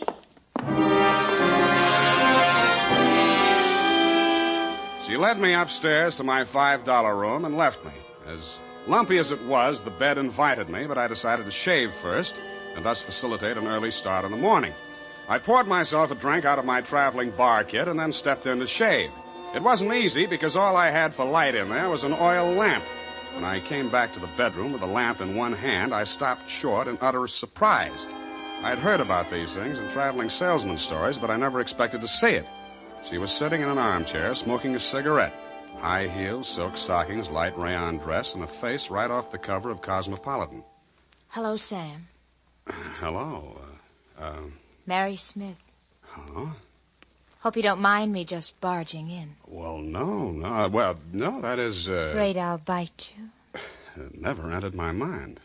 Well, I might. I'm so tired of talking to myself, I need someone like you. You know, you're not bad to look at. Who, me? Where do you live? What do you do for a living? Well, I guess you'd call me independently wealthy. I wish someone would. How nice. San Francisco? There must be some fog on my lapel. Look, Sam, I'll give it to you straight. I want to get out of here, go to San Francisco. Could you take a passenger tomorrow? Well, what would your mother say? She's my aunt. What do I care what she says? I don't belong on a farm. Out in a wet pasture ruins my nylons. I'm a city girl, Philadelphia. Why did you leave? My parents died. Look, Sam, I won't be a burden to you. I just want to get to San Francisco. After that, I'm on my own. Sam, take me with you. Please take me with you. You won't regret it. What am I going to do with this lamp? Who cares? Oh, Sam. What? I thought I'd find something like this going on in here. And what I... Get out of here. Go back to your room, young lady. Go on. Now, Mr. Spade. It does look bad, doesn't it? Oh, I'm not blaming you, Mr. Spade. Nan's sakes, it's her. She ain't responsible for what she does. She's like this all the time. Oh, I see. Now, when I go out, you just lock your door. Just keep it locked. But, ma'am, this is a $5 room.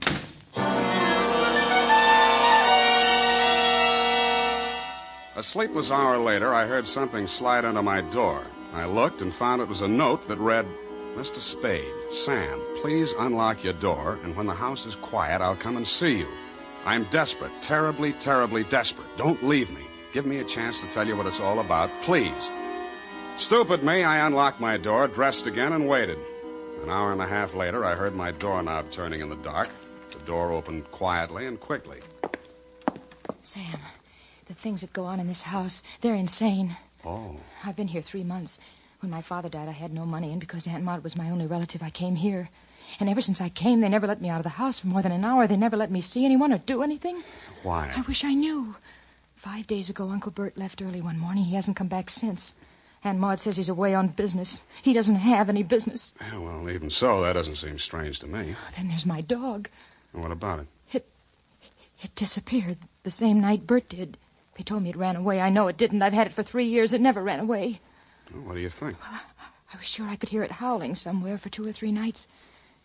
Then the howling stopped. I think I know where it is, but I don't know why.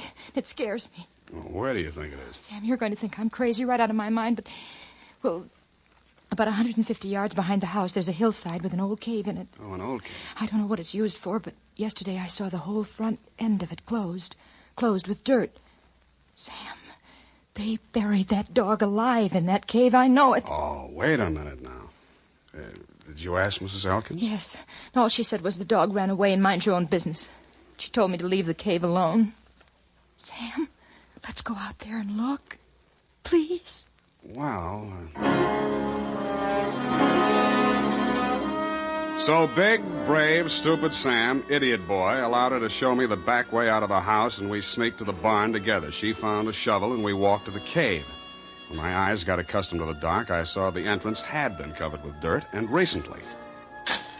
I took the shovel while she stood watching. I cleared half of the dirt away and worked as quietly as I could, but apparently not quietly enough. A flashlight suddenly hit both of us in the face, and a shotgun barrel flashed in the beam. Get away from there before I shoot your head off. Point that thing someplace else, please, ma'am. Just what do you think you're doing, mister? Digging. Mary, you get back to the house. No. Aunt Maud, I won't. Get back to the house before I count 3, or I'll put a load of buckshot right through you. Now, 1. Aunt Maud, my dog is in there. 2. All right. Now, Mrs. Elkins, suppose you put that gun down and tell me what this is all about. I got one thing to say to you, mister. Get in your car and get out of here, and don't waste any time doing it. But, madam... Your suitcase is in the car, and your $5 is with it. Yeah, but... Now get, before I shoot you as a trespasser. And I could do it, mister. Land sakes, I could do it. Now get. So I got under guard to my car. I got in and drove off. And this is in the driveway with the shotgun still pointed at me until I was out of sight. I turned left at the first crossroad, parked the car, and cut through the woods back to the farm. I could see a light in the living room. Nobody was in or near the barn. And when I got to the cave, there wasn't a sound anywhere. I picked up the shovel I dropped and started digging again. 30 minutes later, the shovel broke a small hole through into that cave, and a stifling blast of fetid air rushed out, and something leaped out at me in the dark. And it wasn't the dog. It was a human hand on a human arm.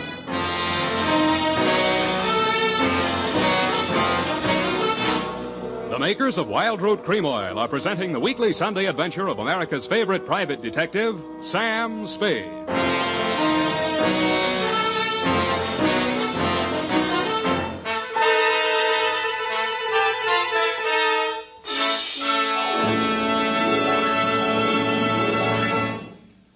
Now, here's important news on good grooming. If you want the well-groomed look that helps you get ahead, socially and on the job, listen.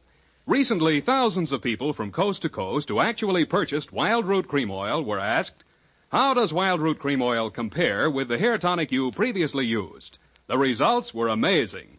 Better than 4 out of 5 who replied said they preferred Wild Root Cream Oil. Remember, non-alcoholic Wild Root Cream Oil contains lanolin. It grooms the hair naturally, relieves dryness, and removes loose, ugly dandruff. So if you want your hair to be more attractive than ever before, get the new 25-cent get-acquainted bottle of Wild Root Cream Oil, America's leading hair tonic, on sale at all drug and toilet goods counters. It's also available in larger economy bottles and the handy new tube. By the way, smart girls use Wild Root Cream Oil, too, and mothers say it's grand for training children's hair. Get Wild Root Cream Oil. Again and again, the choice of men and women and children, too.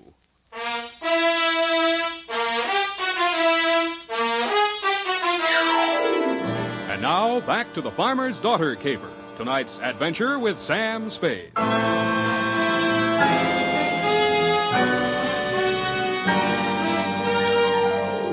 a night already full of surprises, I should have been ready for the next one, but I wasn't. The loose earth, which had blocked the entrance to the cave, suddenly fell away, and I fell with it. Then I heard something like nothing on earth. Nails dragged across my face, taking skin and flesh with them. I twisted and went down, and something went down with me. The snarl became a voice. Bury me alive! Bury me alive! I'll kill you! I'll kill you! And he did his best, which was pretty good. Finally, I got a good hold on him and sat on his chest. After that, I lit a match and looked at a tall, thin man in his middle 40s. He was caked with mud from head to foot. His hands were impossibly torn and bleeding. I could guess why. Judging from the stubble on his face, he'd been bottled up in that cave at least 5 days. How he was still alive, I didn't know. He acted like a madman, and he had every right to. But surprise, when his eyelids fluttered open again, he read a very sane line. I'm all done in. You got a drink, friend? Not on me. They hit me on the head and left me there. They thought I'd stay in there forever. Forever. Who put you there? Who did it? But they couldn't get me there. I dug my way out, didn't I? Didn't I? I dug my way out. Didn't I? The force of the bullets knocked them halfway back down the incline to the cave. All I could do was hit the dirt. Finally, when it seemed safe, I broke cover and ran smack into somebody carrying 2 bags. Oh, no, please. Let's have a look at you. Sam, it's me. Sam, I knew you wouldn't go away without me. I knew it. I couldn't stay in that awful house any longer. None of that now. Who was that shooting at you? I don't know. Where's your aunt? house, I suppose. I slipped out the back way. Any visitors tonight? No. What is it? What is it? I think I found your Uncle Bert. Come on. I led her back to the cave entrance and showed her the body of the man I'd dragged out. I watched her face a long time as she looked at him very carefully. That's not Uncle Bert, Sam. Really? No. It's Mr. Linden, a jewelry salesman. Came to the place a few nights ago. 5 nights ago? Yes, come to think of it. The same night your uncle disappeared. Tell me, did you ask Mr. Linden to take you back to San Francisco the same way you asked me? I... Did you? Yes. He said he would. He got up early and left without me. You didn't get far. What kind of car was he driving? I don't know. I don't remember. Do you drive a car?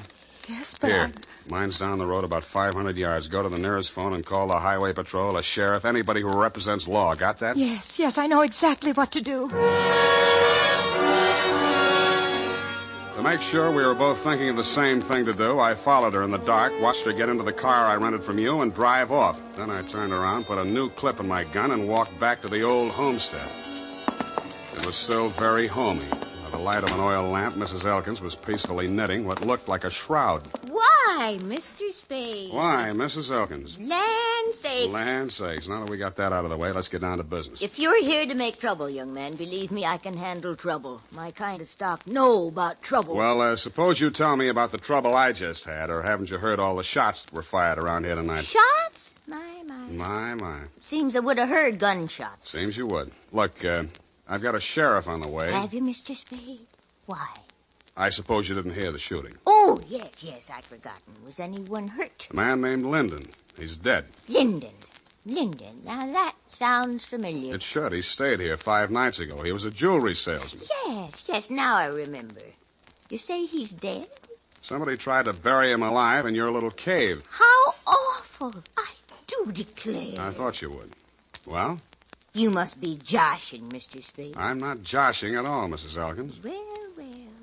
Buried alive, you say? Look, let's talk just like plain folks. Where's your husband?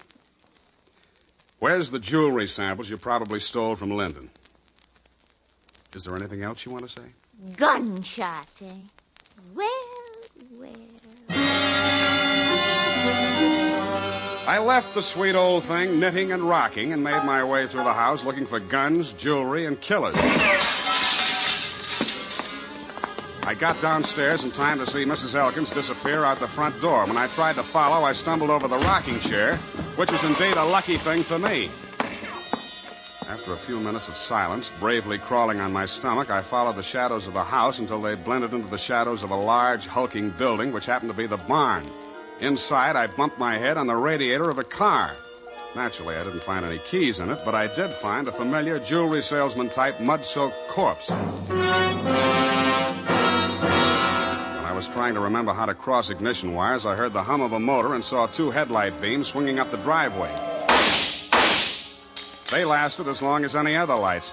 The car came to a lurching stop, and a thick-set figure in a Stetson hat stumbled towards me, tugging at a gun. That burned gall-blame cuss thing, Undo the flap. Oh, thanks. Huh? Put your hands up, whoever you are. You be the sheriff? You're dead blame right on the sheriff. You're dead blame right on the sheriff. Who are you? What's the idea of shooting the lights out my car? My car. Oh, you Slade? Spade. Well, I'm Homer Pickett, sheriff of this county. Homer? The girl come, woke me up, said all sorts of funny things going on around here. Said there'd been a murder. Now, who's killed? What's going on, Stan? Sam. Well, for one thing, somebody's been trying all sorts of ammunition on me for size. You don't say. I do say, Mr. Sheriff. Why? Because I found a man in a cave who'd been left there to die. Want to look at the corpse? You can look at him right here. He's sitting in this car. So, yeah. How'd he get here? Somebody moved him here. Shouldn't have moved a corpse till the police examine it. I didn't move it. Huh? Now, listen closely. Listening? Huh? I found the man. He was still alive. Then somebody shot him. Shouldn't have moved him. Then they tried to kill me because I found him. When they didn't kill me, they decided to hide his body. Illegal. They probably intended to drive away and dispose of it so there'd be no evidence when an efficient, smart, alert, courageous police officer like yourself came around to ask questions. Hey, that sounds reasonable. Who's behind all this? Well, Mrs. Elkins threatened me once and tried to kill me once. More! Well, land sakes. Well, that's her, yes. I want to talk to her. Where's she? Roaming the countryside with a gun, no doubt. Well, let's clear all this up, see what it's all about. Now, who's this fellow in the car? His name's James Linden. Got a pencil? Better write that down. Tilden, huh? Linden. Well, By any strange coincidence, Sheriff, you happen to know a man named Dundee, San Francisco homicide? Lieutenant Dundee, old Tom. Old Tom, yes. Shucks, I learned everything I know about police work from him. Yeah, well, that figures. And law's law. Dundee always said. Yeah, I've heard him say it, Sheriff. But... And I aim to enforce it around here. One side, Mr. Slade. Spade. Hey, you'll be sorry. Well. Now look here, all you Elkins. This is Homer Pickett talking, and I ain't no small-town constable. I'm the sheriff of this county. You'll get a square deal from me, but first I order you in the name of the law to throw down your guns. Well? My. You all right? Nothing but my feelings hurt. Oh, I warned you. I thought that'd do some good. Well, now you know. Hey, look, maybe it did do some good. I'm giving up, Sheriff. I'm giving up. It's me, Mrs. Elkins. She came across the farmyard as the first light was showing in the eastern sky. Her hands were above her head. One held a shotgun. Maud! Get back where you belong, Maud! We could hear, but we couldn't see him. Maud stopped, hesitated for a moment, and then began running towards us. She almost made it. I ran out to drag her back, expecting any second to be the target for the night. There was a sudden and curious silence as I pulled her into the barn. She was still alive. Thanks, sakes. That man's been missing everybody all night. Never thought he'd be able to hit me. Easy. I come from good stock. I'm no criminal, Mr. Spade. Sheriff, you know that. Yeah, I know, Maud. I know. Let me take a look at you. You'll be okay. Don't blame Bert too much. He wanted to have money once in his life. So when this man came along with all the jewelry, Bert went out of his mind, I guess. He put the man in the cave. And the dog, too. So the dog wouldn't call attention to him. And then he took the man's car, went into San Francisco to try to sell the jewels and the underwear. No luck, huh? Bert says they laughed at him. The jewels were just paste. Stampos. And he came back and found me at the cave, and he figured he had to knock us both off. I just stuck by him all the way. Now he's like a tiger that smelled blood. No telling what he'll do. We'll have to get help, Spade. Roadblocks, bloodhound. No, this is his land. He won't run. He'll hide here. Where? Why, in the cave. Well, I reasoned, one, that no matter how much a man loved his land, he was not going to let himself be trapped in a cave with only one exit. And two, it followed, therefore, that if he did hide in the cave, there was more than one way out, which the late Linden hadn't found. Sheriff Pickett volunteered to watch the front of the cave while I looked around for a rear exit. After a 20-minute search, which netted me nothing, I remembered the car parked inside the barn and how quickly Elkins had carried Linden's body to it. I went back there and took a look around. In a corner of the barn, I found a trail of dirt leading to a bale of hay. When I moved the bale, I found, you guessed it, a trap door. I pulled it open, caught a familiar whiff of used-up air, and lowered myself into a black hole that turned out to be a passageway. I cautiously made my way forward in the darkness for a few yards. Who is it? Who is it?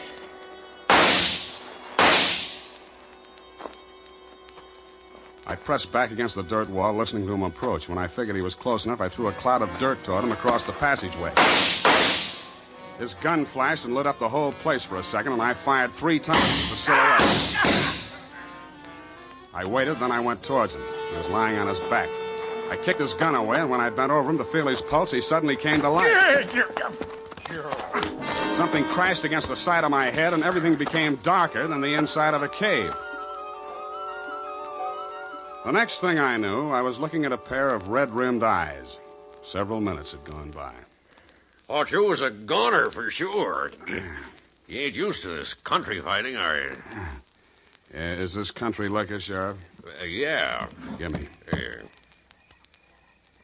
Yeah, country liquor. Tell me, Sheriff, did you by any chance... Well, sure. Of course I did. I got him, Slade.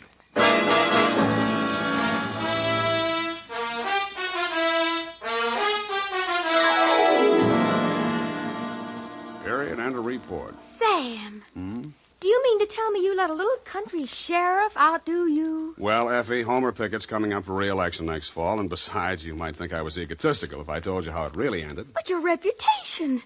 You're the greatest private detective of them all. And so I can afford to be generous. Now, not another word. Scoot, type that up.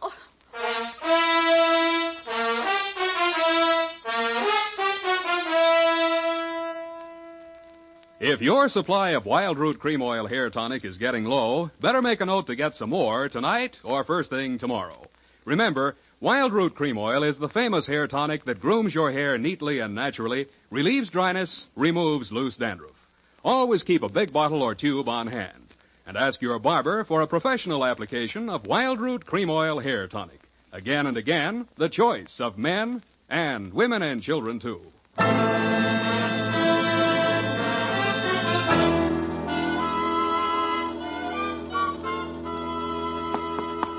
Here it is, Sam. Let me see. Let me see here. F. You rewrote the ending. I had to, Sam.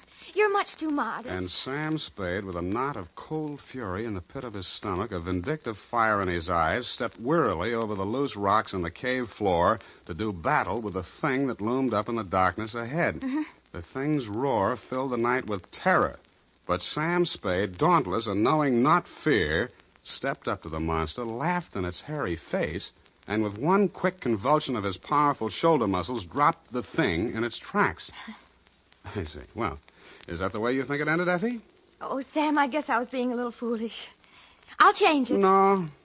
No, as long as you've done it this way, we'll leave it this way. Can't waste paper. No, I'll change it, Sam. Leave it! Oh! Sam, Yeah? I copied that ending out of an old Black Mask magazine. You what? Yes, Sam. Don't be mad. Come here. Come on. I copied that out of an old whiz-bang. Oh, Sam. Good night. Good night, sweetheart.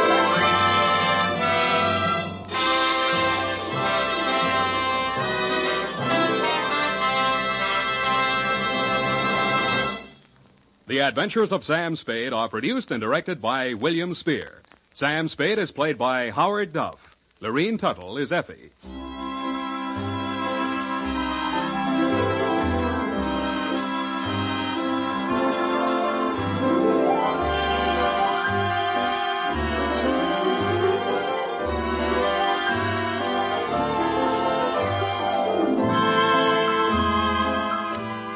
Tonight's adventure with Sam Spade was written for radio by John Michael Hayes and E. Jack Newman.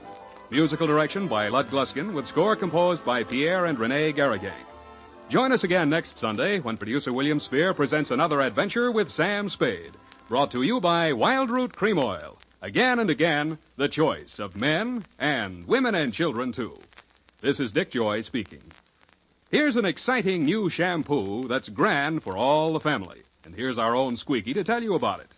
Look at your hair. Is it stringy and dull? Does it only cover your skull? The Wild Root Liquid Cream Shampoo is just the thing for girls like you. Gleams your hair, know what I mean, and leaves your hair squeaky clean. Squeaky clean? Squeaky clean. Wild Root Liquid Cream Shampoo.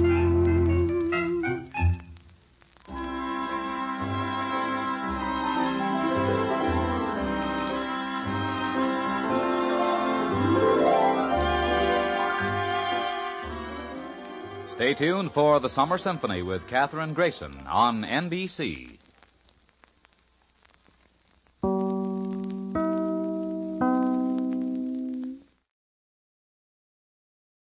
The Signal Oil Program. Yes, the Signal Oil Program. The Whistler.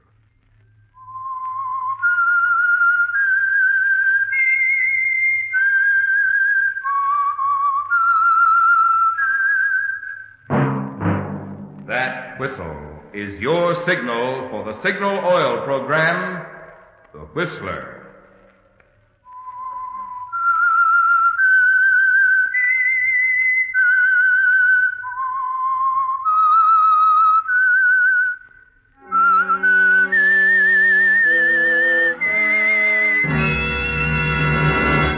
I am the Whistler. And I know many things, for I walk by night. I know many strange tales hidden in the hearts of men and women who have stepped into the shadows. Yes, I know the nameless terrors of which they dare not speak. Yes, friends, it's time for the Signal Oil program, The Whistler, rated tops in popularity for a longer period of time than any other West Coast program in radio history. And Signal gasoline is tops, too, tops in quality. It takes extra quality, you know, to give you extra mileage. And Signal is the famous Go Farther gasoline. So look for the Signal Circle sign in yellow and black that identifies independently operated signal stations from Canada to Mexico. And now the Whistler's strange story. Fatal Fraud.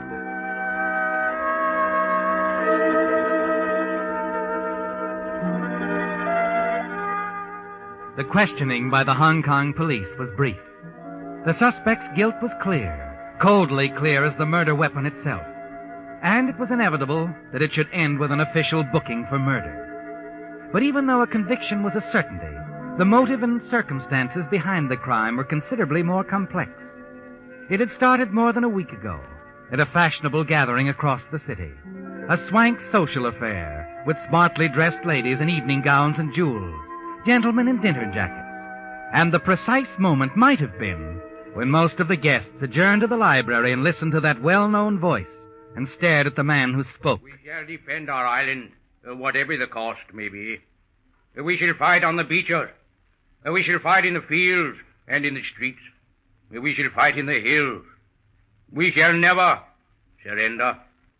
And even if, which I do not for a moment believe, this island or a large part of it was subjugated and starving, then our empire beyond the seas, armed and guarded by the British fleet, would carry on the struggle until the New World, with all its power and might, steps forward to the rescue and liberation of the old. Oh, well, I said. Oh, wonderful, Chris. A perfect impersonation. That's our Winnie, all right. You could fool me. Well, that's what he's famous for. Thank you. Not quite famous. Well, you should be, young man. All those voices, why, it's fantastic. No, it's practice, that's all. And a living. Is it a good living, Mr. Holmes? Huh? Oh. Oh, Catherine, you haven't met our clever young man. Chris Holmes, Catherine Dorn. How do you do, Miss Dorn? Fine, thank you. And you do very well, Mr. Holmes. Oh? You like the impersonations? Very much. That routine of yours must be quite tiring. Don't you think you've earned yourself a cocktail? He certainly has. Now run along, you two. Join me, Miss Dorn. You know, Mr. Holmes, that's exactly why I came over. I hate to drink alone. Alone? You? Oh, don't I'm not really an invited guest, just part of the help, you know, a secretary. Hmm? I'm here with my employer, Albert van Loven. Oh, the importer. Know him? The very nice old Dutchman. The rosy cheeks, bald head, eyes that sparkle. He holds his head to one side like this when he talks. Not impressed, Miss Dorn? Don't you think I do it rather well? You were excellent, Mr. Holmes. Excellent. Come along, before the martinis get too wet.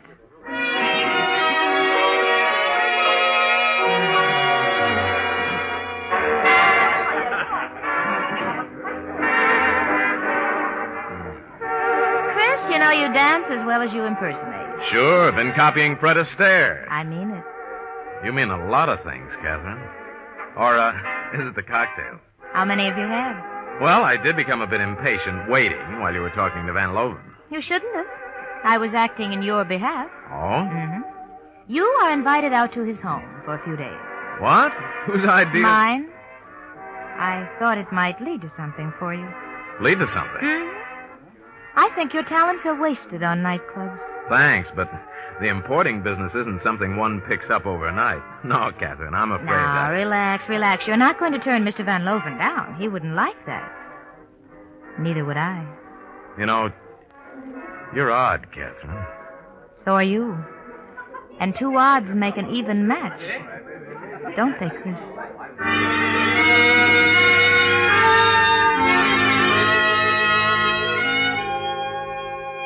Catherine is an interesting girl, isn't she, Chris? And you're pleased with her interest in you, pleased and a little flattered, because she's easily the most attractive girl at the party. And the following weekend at Van Loven's, you're even more impressed. Her friendliness puts you perfectly at ease, and you feel almost a part of this way of living. It's a very pleasant way, isn't it, Chris? Dinners on the terrace, brandy in the drawing room, excellent company, and later in the evening in Van Loven's private office, Catherine again. She's standing by a recording machine this time. What's this going to be, baby? Hong Kong's version of Hong Kong's blues? You'll see, Chris. VSL calling, Canton Office. Attention, Carter. Regarding back orders on shipments of Oriental drugs. Cancel and hold in warehouse until further instructions. Please notify us immediately regarding jade and artwork. Regards, Van Loven. Hey, what's this all about? Don't you want to learn the importing business? Make big money opportunities for young, ambitious men. Is this the special mail order course? And I'm the teacher. Hi, teacher. Hi, Chris. Come here. You like it? Better than an apple. Yeah. Catherine, why'd you ask me here? I'm just a guy kicking around. I know. Maybe better than you think. Not so sure you do. I'll admit I've been in a few deals that seem shady. Sure. That's what I said. 2 odds make an even match. You still haven't told me why you asked me here.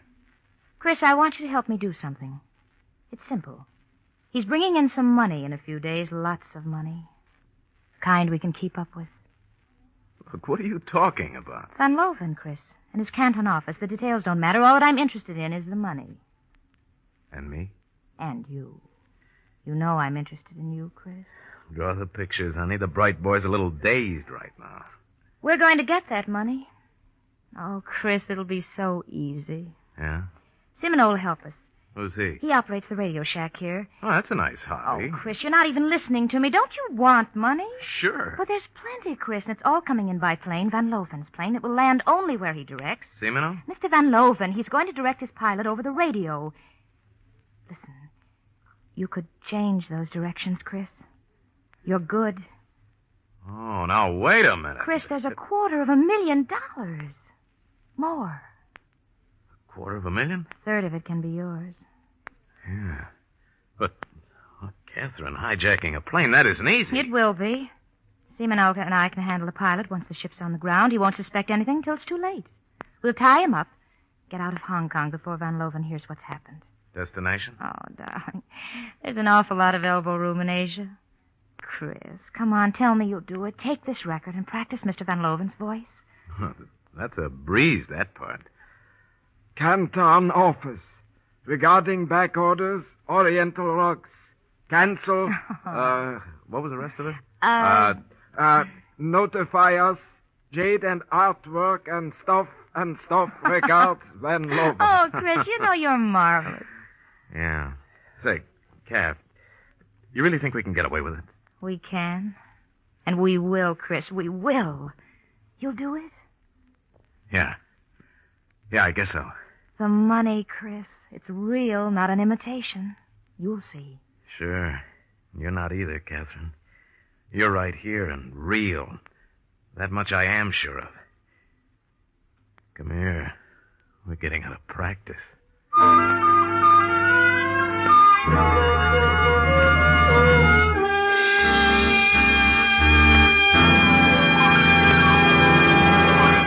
With the prologue of Fatal Fraud, the Signal Oil Company brings you another strange story by The Whistler. The English people have a neat way of getting more miles out of each gallon of gasoline. They make their imperial gallon about 20% larger than our American gallon. The drivers out here, however, have found an easier answer to the mileage problem. They simply use Signal, the famous Go Farther gasoline. And by so doing, they not only enjoy maximum mileage, but also peak performance. For mileage and performance go hand in hand. They're both the result of the extra efficiency today's Signal gasoline coaxes from your motor. So whether you're interested in economy or in driving pleasure, make this test. Try a few tankfuls of Signal gasoline. Keep track of Signal's good mileage. Notice Signal's flashing pickup and smooth, effortless power. See if its performance in your own car doesn't prove why each year more and more drivers throughout the West, from Canada to Mexico, are switching to Signal, the famous Go Farther gasoline.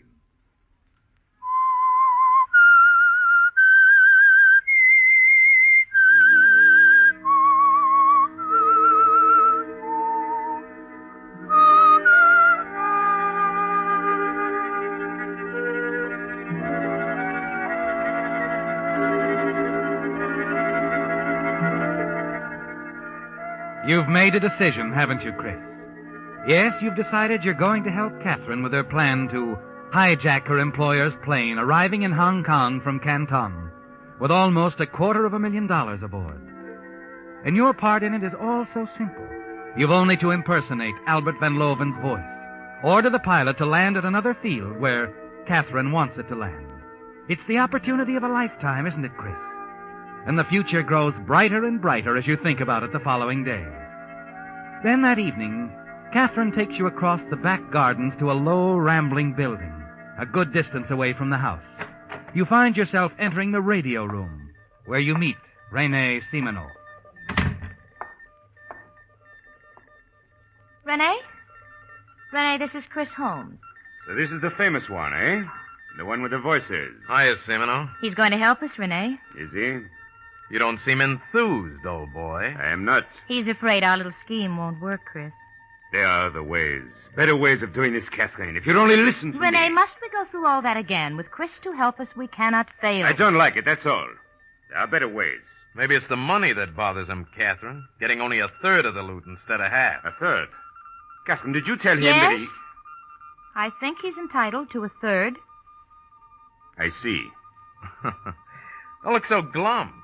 Third share will buy you a lot of scented hair oil, Simino. Chris. By the way, what's that you have on now? Eau de Violet? Chris. Listen, smart boy. I know what's good for you. Stop it, Rene. Stop it. You're acting like a child. Let him go. That's better. We've more important things to do than quarrel. What time do you expect the plane to arrive here in Hong Kong? At 11 tomorrow night. Good. We'll be ready, won't we, Chris? As our friend Van Loven would say. We will be ready, Katrina, my dear. You see, Rene, he is good, isn't he? Excuse me, Catherine. I have things to do. Excuse me, Catherine. I have things to do. Oh, darling. You sound just like Rene. Yeah. Well, at least we get along, don't we? Mm-hmm. Well, come on, darling.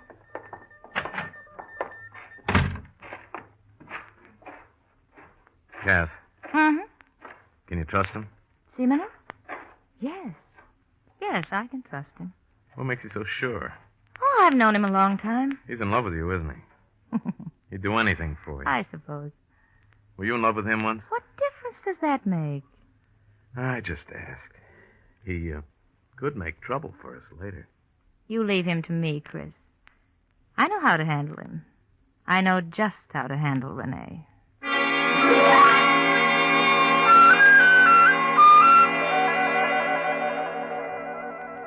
Moments later, you're back on the terrace, mingling with Van Loven's guests. You're being your most charming self, aren't you, Chris? The center of attraction as usual. And you're enjoying every minute of it.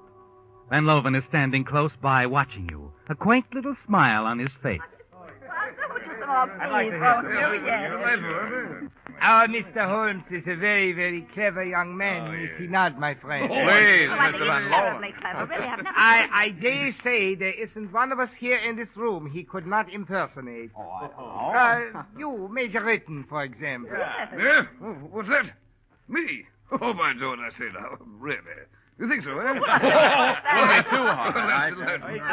But that would be perhaps too simple for our young friend. Perhaps we should have him try someone else. All right, anybody you say, I'll be glad to do. Perhaps, Mr. Holmes, you would care to impersonate me. Oh, he couldn't possibly. Well, then he might No, I'm sorry. I make it a rule never to subject my host to that sort of punishment. Oh, dear, what a shame. Oh, then I am most disappointed. I was certain you were planning a little surprise for me. Surprise? Were you? Surprise, Mr. Van Loven? Come on, old boy. Don't try to get out of this one. My records, Mr. Holmes. I overheard you playing several of them. I thought you were studying my voice. Oh, man, you're always a step ahead of everybody. Yeah, that's... Well, I'm afraid I have a confession to make, Mr. Van Loven. I did try. I have to admit defeat. Afraid I couldn't quite come up to it. Try again, just for us. No, really, I'd rather not. Huh? How about somebody else? Anybody else? You could try to impersonate my husband. Well, no, his voice is rather unusual. Oh, now, Stella, really, I don't think Mr. Holmes would be interested. Oh, nonsense. Now say something for the man, Edgar. Well, say something, anything. Well, come on. Come on.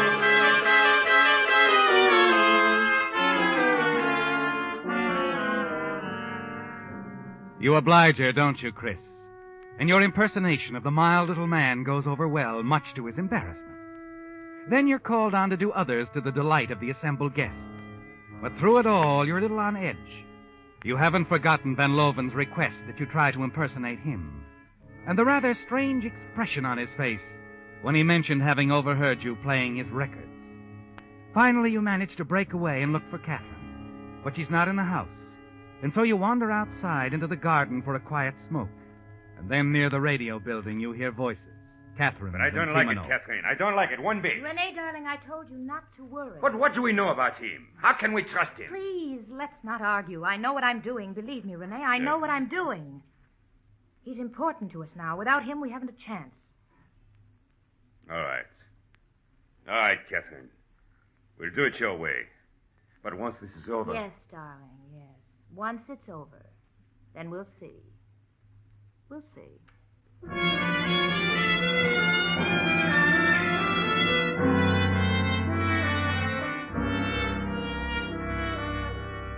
It disturbs you, Chris, what you've heard. But then you're quick to tell yourself there's nothing to worry about. It's Catherine's way of keeping Simoneau in line, isn't it? And he's important to the success of your plan. You walk back to the house thinking about it, and you're certain that's all there is to it. Catherine is handling Simoneau in her own way. And yet as you return to your room and prepare to turn in for the night, you promise yourself that you've got to move carefully. Very carefully from now on. Just in case you find yourself in the middle of a double cross.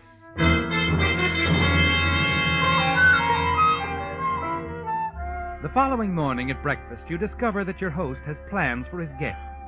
Motorboating, lunch at the Hotel Royal, and then the races. Plans that keep you from seeing Catherine all that day. Then when you and the guests return to the house early that evening, you hurry upstairs to dress for dinner. Chris? Huh? Oh, Catherine. Chris, there's been a slight change in plans. Yeah? The plane has already left Canton. Oh? Simoneau just told me. It's scheduled to arrive here shortly before 9. 9? Well, we'll be right in the middle of dinner. Well, I'll tell Van Loven you're not feeling well, that you won't be down. All right. Now, here's the message. Study it. Be at the radio room in an hour. I'll meet you there.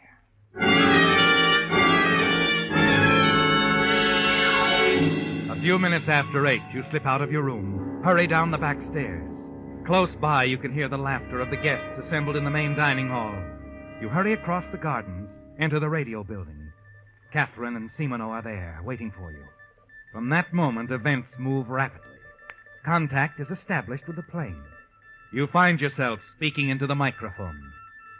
VSL, this is Albert Van Loven. You will disregard previous instructions to land at Hong Kong Air Base. Proceed to emergency field on Pelang Road for landing. Repeat, please. Disregard previous instructions to land Hong Kong Air Base. Proceed to emergency field on Pelang Road for landing. Got it, Mr. Van Loven. Once the radio has been disabled, there's the dash to the deserted airstrip on Pelang Road. And only a moment after Catherine's brake the heavy car to a stop, you hear it in the distance. There it is, the plane. Right on schedule. All right, Renee. Come on. Wait for us here, Chris. Renee and I will meet the plane. Okay, but about that pilot, I won't hold still for murder. Don't worry. He won't be harmed. We'll just tie him up. You watch them as they hurry toward the landing strip. Then the plane circles overhead and comes in for the landing and pulls up to a stop. You sit there, waiting, listening, straining to catch some sound, but all is quiet. And then you see two figures hurrying toward you. One of them is carrying a suitcase. Well, how'd it go? Perfectly, Chris. Here, Simino, I'll take that suitcase. Oh, nice and heavy. Get in, Renee. Well, now what? Back to town. I've made arrangements for us to leave by boat. I'll drop you and Renee off at a small cafe near the waterfront. You'll wait there till you hear from me. Okay, baby. You're calling the signals.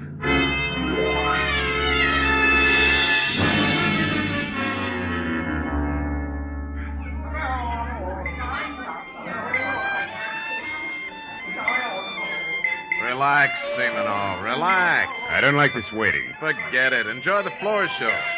Ah, she's cute. Quite a dancer. Yes, real cute. Where you going, Simino? To get another drink. Our waiter seems too busy watching the show. As you sit there watching the girl perform in the center of the smoke-filled room, you're suddenly aware of someone staring at you. An old man standing a few feet away, a look of uncertainty on his face, indecision. And then swiftly he moves toward you, hands you a slip of paper, and darts away into the crowd. You unfold the paper and read. We will leave on the midnight plane for Saigon, the two of us, darling. It's been just the two of us from the beginning. Come at once. This diagram will show you just where to meet me. Catherine. You stare at the paper in your hand, the carefully drawn diagram of the meeting place, the rendezvous where Catherine will be waiting, a quiet side street. Suddenly it hits you, Chris. A question night through your mind. Did the old man make a mistake, Chris? Was the note intended for Simino? You're certain it was, aren't you? It's been Simino and Catherine all along. You should have suspected that after what you overheard in the garden last night. You slip the paper back into your pocket as Simino approaches. Did I miss anything? Huh? Oh, no. Not a thing, pal. Got a cigarette? Here, help yourself. Oh, is this all you got? You don't like our local brands? Sorry. I always like to feel my level best. There's a tobacco shop down the street, on the other side. Don't get lost, hmm? I'll try not to. Shall I draw you a diagram? Diagram? No, thanks. I already have one.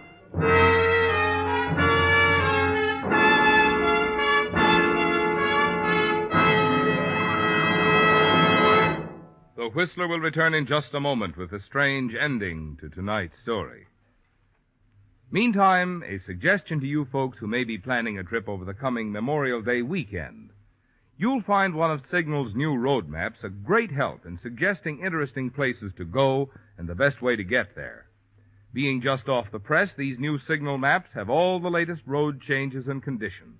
They're jumbo in size for rapid reading, but have the improved accordion fold for easier handling. And you'll like the many extra features not included in ordinary maps, such as a radio log showing where on your dial you'll find your favorite programs as you travel, a list of interesting places to visit, a Western States mileage chart, and enlarged sections of metropolitan areas. So for more travel fun, get one of these new free maps from your Signal dealer. And of course, power your car with Signal, the famous Go Farther gasoline.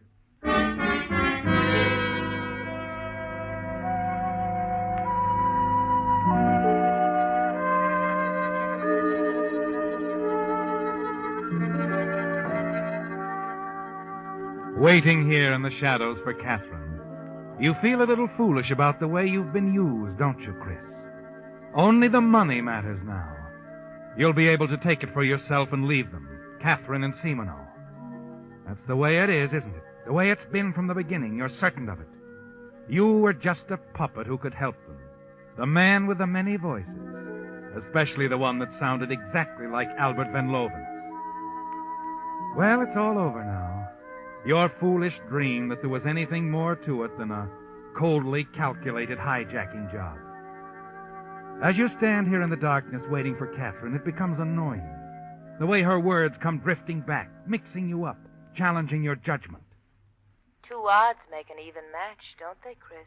The money, darling, we can get away with it and have it all to ourselves. I love you, Chris. Remember that. I love you. Yeah. Sure, you love me. You tighten, draw back into the shadows at the sound of a twig snapping. Then you see her, Catherine, approaching slowly toward you. Your eye catches something else, too. The glint of moonlight on the gun in her hand. Suddenly, your blood runs cold as you realize the real reason for that note. It was sent to lure someone out here to his death. But you've already decided the note was meant for Rene Simoneau. Or was it? Perhaps you're the one scheduled to be Catherine's victim. Who is it? Who's there? As Catherine's voice comes through the darkness, you know you've got to decide. You can answer with either voice, your own or Simoneau's, and your decision will mean life or death. Then, as suddenly as it came, the panic leaves you. Instantly, the whole thing seems clear. You're a fool to think otherwise. The note and the bullet in Catherine's gun are meant for you. But there's still a way out, isn't there, Chris? You'll speak to her as Rene Simoneau. She'll come to you. Disarming her will be easy, and the money will be all yours. You wait for her to speak again. Answer me. Who's there? Don't be afraid, darling. It's me, Rene.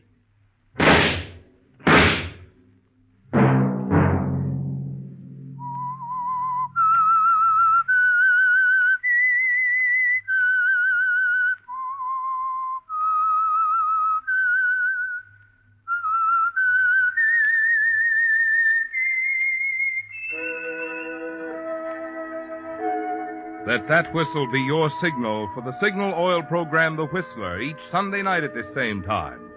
Brought to you by the Signal Oil Company, marketers of Signal gasoline and motor oil, and fine quality automotive accessories. And now, Signal Oil Company extends congratulations to the Armed Forces Radio Service on its 7th anniversary for bringing top entertainment to our troops overseas, as well as to those in hospitals and cantonments here in the United States. We are also pleased that AFRS has chosen to rebroadcast the Signal Oil program, The Whistler, regularly to our military forces overseas.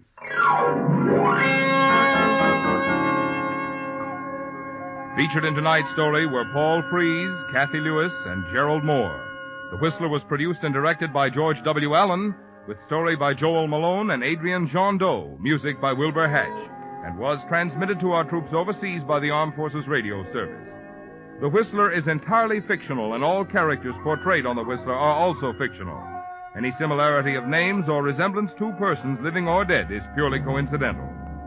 Remember at the same time next Sunday, another strange tale by The Whistler. Marvin Miller speaking. This is CBS, the Columbia Broadcasting System.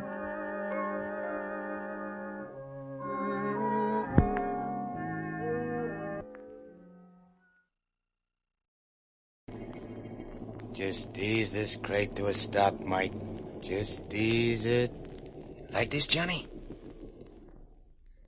Good. Good boy, Mike. Very good. Now let me have the shotgun. You want me to come with you? If you like. You might be helpful in spreading the talk around about what happens to a guy who crosses Johnny A. Very helpful. You know, he was making a deal with Big Eddie Morris. Yeah. I sure wouldn't like to be in Nick's shoes when he grabs the lead from that shotgun, boss.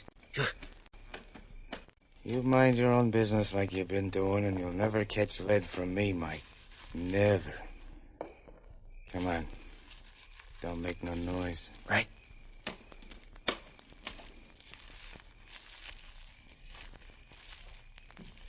Hey, look, Johnny. You could see Nick from here. Back of his head through the window, see it? Sure. But I knew it would be there. I knew he'd be there. I've known everything he's done or thought of even in the past 2 weeks. Watch out for those bushes. You gonna get right on top of him, Johnny? I'm gonna get so close that I can't miss. So close. Like from right here. One slug through the window, then through him, and that should do it. Sure, honey, sure. As soon as I fire, you and I beat it back to the car and get away fast. Very fast. I got you. Where do we go? You drop me at Sonny's house. Gotta see my girl after a good night's work. She's going to South America tomorrow. That's another reason I gotta see her tonight. A guy's gotta give his girl a goodbye kiss. Yeah, that he does. Well, Mike, this is it. Hey, just thought of something. Yeah? Can't let nobody go away anywhere without saying goodbye. You mean your girl? Yeah. Well, you're going over there after this to say goodbye to, ain't you? Sure. But, she's not the only one going somewhere.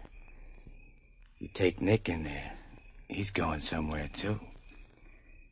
So goodbye, Nick. Goodbye.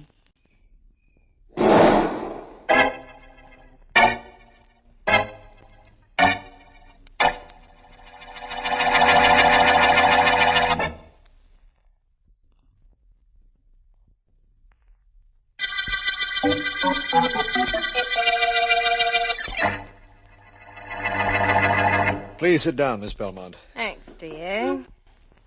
Swell layout you got here. Pays to be a district attorney, don't it?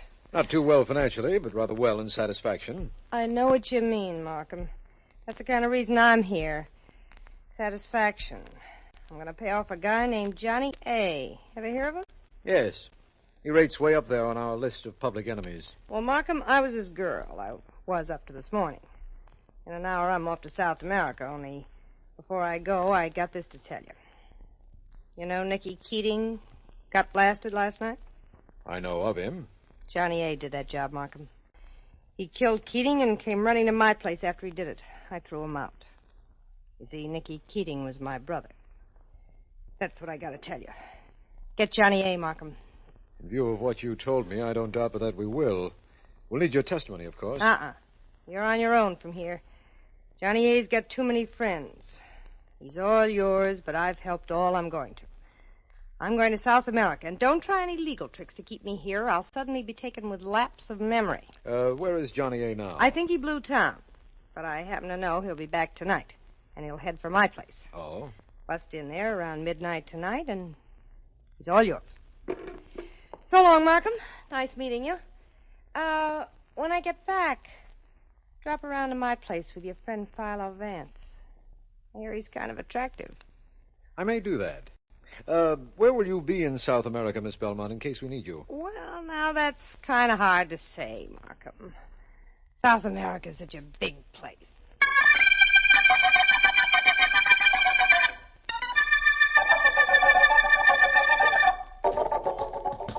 Pardon me, but I was told PHILO VANCE was in this gymnasium. Have you seen him? Sure, there he is over by the punching bag in the corner. Sure glad I'm not that bag. Thank you. Hello there, Vance. Well, Markham, glad to see you. I'd ask you to sit down, but there isn't anywhere for you to sit except that exercise horse, and you'll be much more comfortable standing, believe me. I'll take your word for it. What are you doing at midnight, Vance? Well, up till now, there was a good chance I'd be sleeping. Why? This morning, a girl named Sonny Belmont was in my office. Huh? She told me that a gang leader named Johnny A. was the man who fired a shotgun slug into Nick Keating. Sonny Belmont. Isn't she Johnny A.'s girl? She was, but she was also Keating's sister. Oh. She left early today for South America, but she told us that Johnny A. would be at her house around midnight tonight. I thought maybe you'd like to be in on a kill that doesn't require any of your very adroit masterminding. Oh, I most certainly do, Markham. I'll be there. Rather unusual social event, though, isn't it? What do you mean? With the hostess out of town, there'll be a party at her house. A certain party, that is, of course.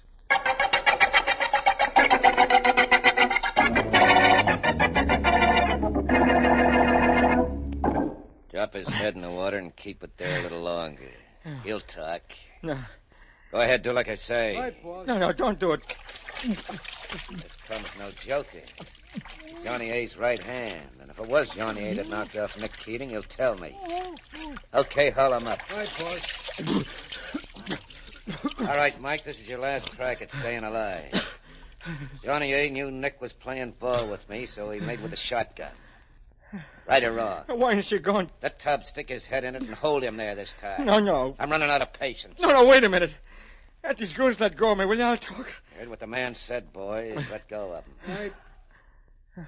Okay, Mike. What do you got to say? It was Johnny A, all right. That's what I thought. Looks like the showdown between him and me, then. Big Eddie Morris against Johnny A. This has been coming for a long time. Where is Johnny? I don't know. Think the water might help you remember? No, look, Ed, you gotta believe me when I tell you I don't know. The water tub, boys. I No. can't stand guys who only do halfway talk. I told you what you want to know. I told... Now hold him there for a while, kid. Not too long, of course, just till he stops breathing. Then we make plans to get Johnny A.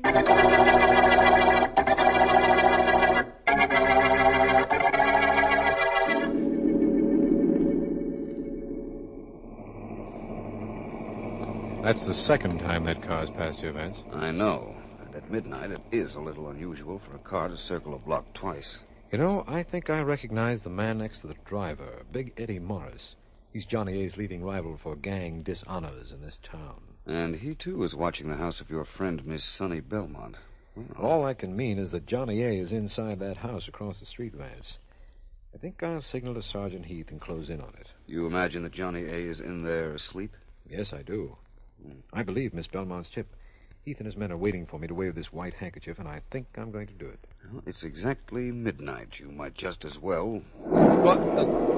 That house, Vance. That explosion came from Miss Belmont's house. I know, and if Johnny A was in it, that's the end of him and the end of our case. Or so it seems. But somehow I doubt that very much.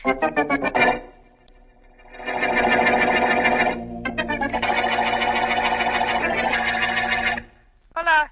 ¿Es usted el señor que llama señorita Belmont? See, the operator has her, Markham, I think. Un momento, señor, por favor. Gracias. Adelante, por favor, señor. Just sit tight, Markham. I'm sure I'll contact Miss Belmont in South America.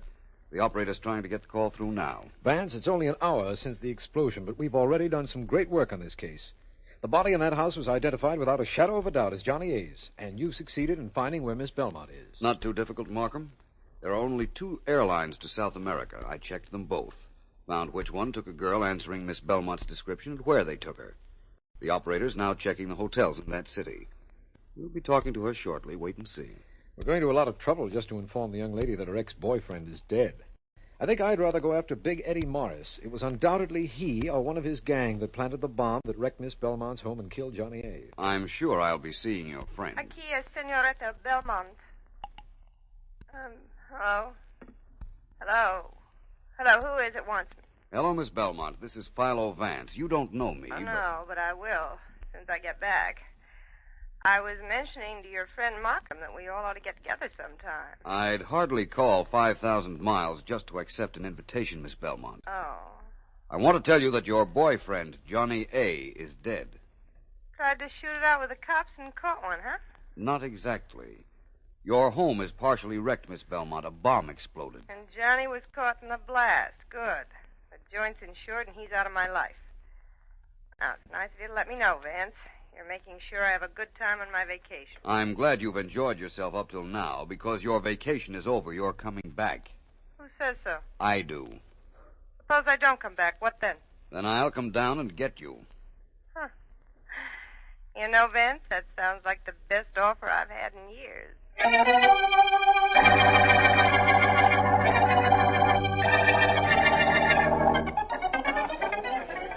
Okay. Quiet, all you guys. Now, quiet down, will you, please? Now, listen, you guys. I talk better with a gun in my hand than I do with my face. But I got something to say.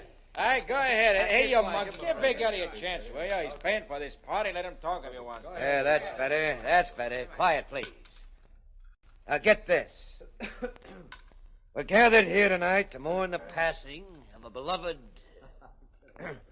of a beloved... Well, never mind. I thought I had a speech memorized, but skip it. Now, look. Boys, this is straight from the feed box. Johnny A. is dead. Some of you guys used to work for him. Okay, so now you work for me. What kind of a deal, Eddie? Same kind you got from Johnny A. The take is still here in this town. We'll make even more if we have one good organization instead of two fighting each other. Well, what do you say? Sure. That's what I want to hear. All right, fellas, enjoy yourselves. I'll be back in a minute. I gotta make a phone call and find out what happened to the dancing girls I ordered. Don't nobody go away now. Here? Wouldn't be sucker enough to leave now, Eddie. I'll see you all in a couple of minutes. Quite a party going on in there, Eddie. Who are you? My name is Vance, Philo Vance. So your name's Vance, and so there's quite a party going on in there. So? What's the occasion of the celebration? Oh, kind of a party to announce a new benefit organization. Yeah, that's what it is. A benefit organization. Whose benefit, besides your own? Look, Vance, I know all about you.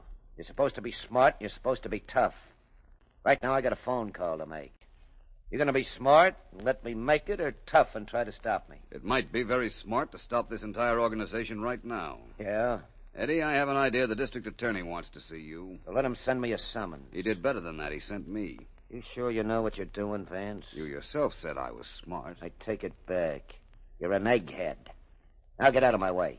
Seems to me I said you and I were going to see the DA. Seems to me I said get out of my way. Now get. Or what? Or this. You know, I prefer this to a punching bag. The punching bag never hits first, but the results are going to be the same. Says you. You're going to be bouncing around any minute now, Eddie, and this ought to give you a start. So, yeah, you'll take me any more. Yeah.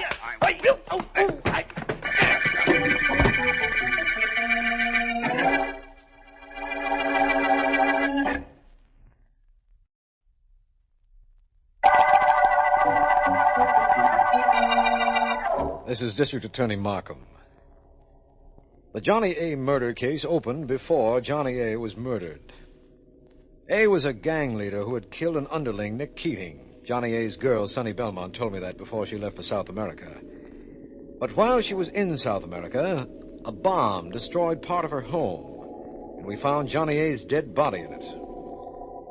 Vance spoke to Miss Belmont, and she flew back here, where she is now, in my office, waiting for Vance, who is going to see Johnny A. Kind of surprised I'm here, aren't you, Markham? Yes, and I'm just as surprised that Vance isn't. I wonder what's keeping him. Don't forget, he never got a look at me. If he had, he'd have been here an hour ago. What time is it, by the way? 5:00. I don't mind admitting that's what's worrying me. Vance went to see Big Eddie Morris 2 hours ago. You know, that's the trouble with you guys that carry watches. You worry too much. Me, I never carry them. I wouldn't have one around. What good are they? All they do is make you hurry when you want to take your time, and that's not for me. I'm a gal that likes to take her time. Your theory is undoubtedly excellent for you, Miss Belmont. But Vance should have been here an hour ago. Well, maybe he doesn't know I'm here. Oh, excuse me, please. Hello? Markham, sorry I've been delayed. Where are you, Vance? I only found out myself a few minutes ago. It seems that Big Eddie and I had a little session, but I guess we made too much noise because a few of his friends interrupted us. And that's all I remember. Are you hurt? Well, my eye isn't in very good condition. There must have been 5 or 6 of them, so I don't feel too badly, although I guarantee a few of them do. I'm glad it was nothing serious, Vance. But listen, Miss Belmont is here in my office. We've been waiting for you. Meet me instead, will you, Markham, at what was once her home. And bring Miss Belmont with you, if you will. I'm sure she can help close this case and round up an entire gang of criminals and killers. All right, Vance, we'll be there. I'll bring Miss Belmont and a squad of Sergeant Heath's best men. Never mind them, Markham. Just bring Miss Belmont and a piece of beefsteak for my eye.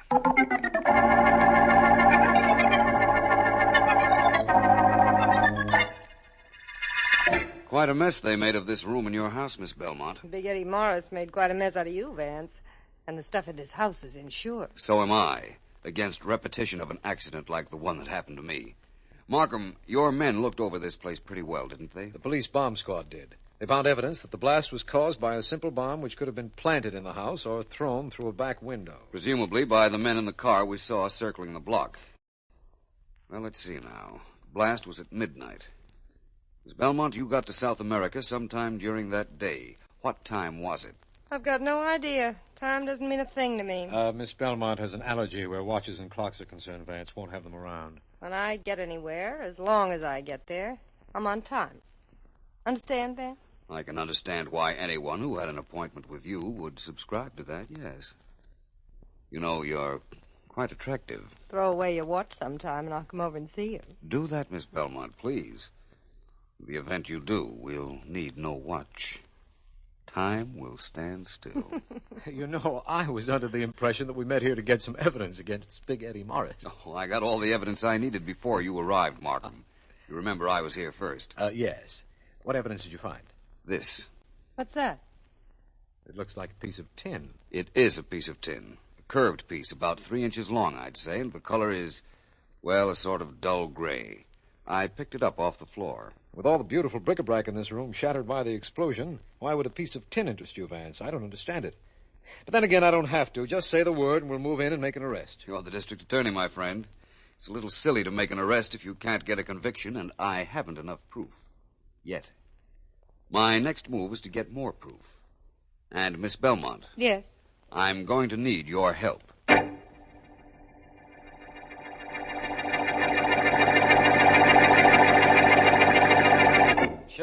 Sure, I know you. You're Johnny A's girl. Right? I was Nick Keating's sister, Eddie. Long before I was Johnny A's girl. And Johnny killed Nick. Oh. Well, what do you want with me? Look, Eddie.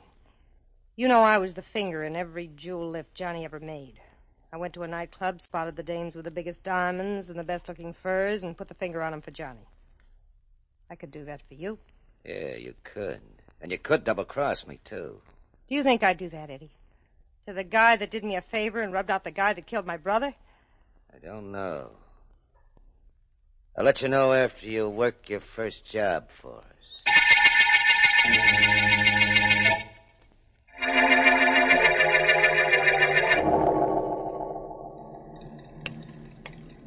Waiting for somebody, friend? Huh?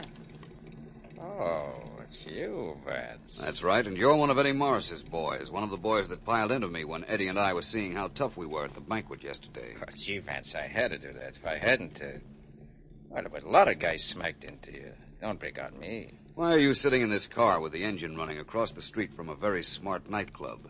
As if I couldn't guess. Look, Vance, don't interfere with this. Keep out of it. Don't mess around.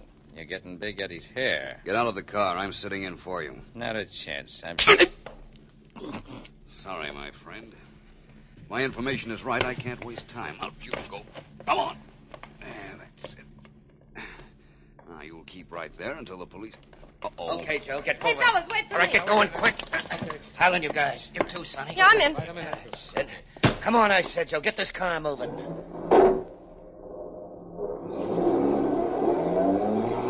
Nice work, Sonny. Thanks, Eddie. This diamond I grabbed ought to be at least 15 carats. Nice piece of change. Joe, where you driving? Just a minute. I'm not driving anywhere, and I'm not Joe. Vance. Hey. That's right, only I'm not alone this time. I have a gun for company, as you can see. And there's a car full of policemen right in back of us. You crossed us, didn't you, Sonny? I oughta... Please, Eddie, don't do anything you won't live to regret. Miss Belmont had her choice of crossing you or helping us, right, Miss Belmont? That's right, Vance. And you're so much better looking than Eddie.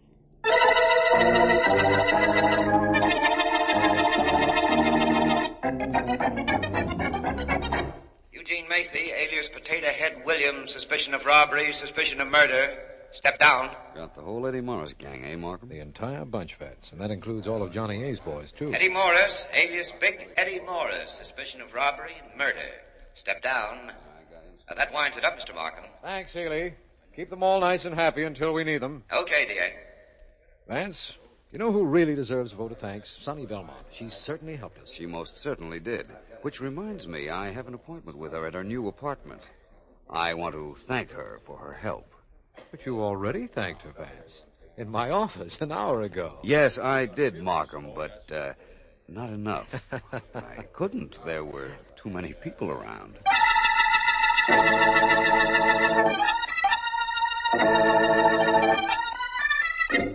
Anybody ever tell you you were wonderful, Vance? Not recently. Well, put me down in your book as today's entry, then. You're wonderful. I left my book home. I'm afraid you'll just have to keep on telling me. I'd tell you anything, Vance, any time. Well, not to switch from a very interesting subject, me, I'd like to know something about Johnny A. What, for instance? What kind of a man was he? He was a scared rat. He never moved without a bodyguard. He used my place as a hangout. You know why? Why? Because he was scared to use his own apartment. I thought I loved him. He wasn't afraid to use your house? That house was the safest spot in the city. Windows were bulletproof. Doors were sheet metal. You couldn't get into that joint with an acetylene torch. Johnny A. paid for all those extras. Quite a character. Yeah. Well, we've talked about him, about you, and about me. Now let's talk about you and me. Sounds very interesting. We'll see how interesting after you tell me just one more thing, if you don't mind. When you left for South America, where was Johnny A? I don't know. He came to the house after he killed my brother, told me he'd be back the following midnight, and left. I imagine if he'd left, he'd be alive today. What do you mean, if he left? He did leave. No, I'm afraid you killed him before you left for South America, despite the explosion which occurred when you were 5,000 miles away. I'm afraid I can prove you killed him, Miss Belmont. Now it's your turn to be afraid.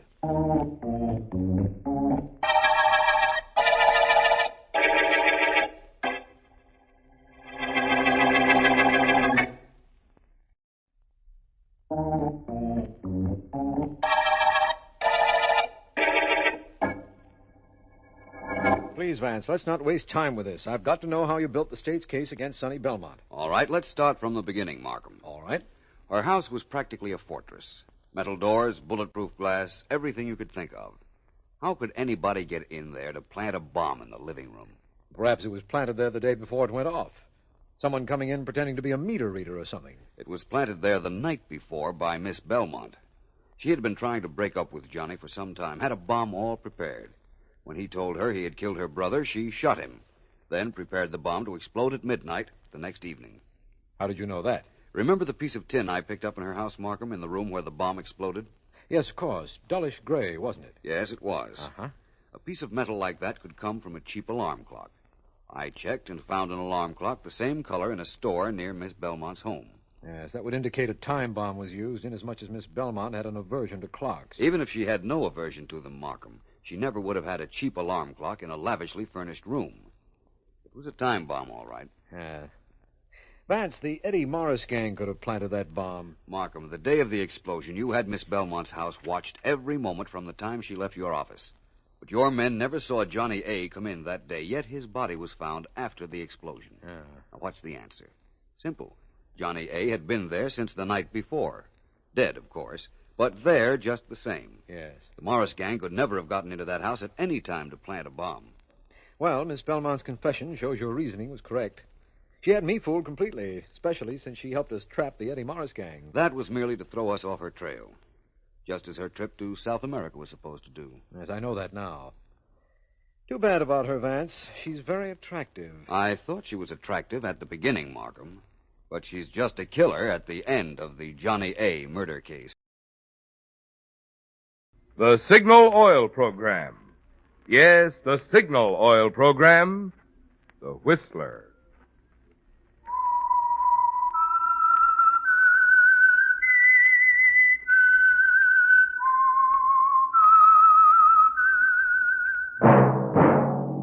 That whistle is your signal for the Signal Oil Program, The Whistler.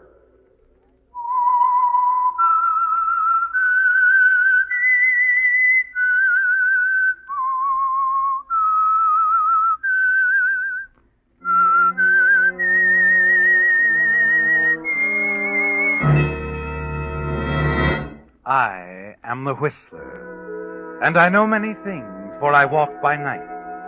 I know many strange tales hidden in the hearts of men and women who have stepped into the shadows. Yes, I know the nameless terrors of which they dare not speak.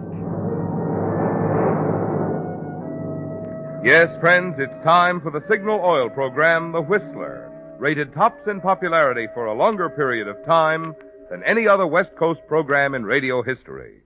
And Signal gasoline is tops, too, tops in quality. It takes extra quality, you know, to give you extra mileage. And Signal is the famous Go Farther gasoline. So look for the Signal circle sign in yellow and black that identifies independently operated signal stations from Canada to Mexico. And now the Whistler's strange story. Perfect Alibi.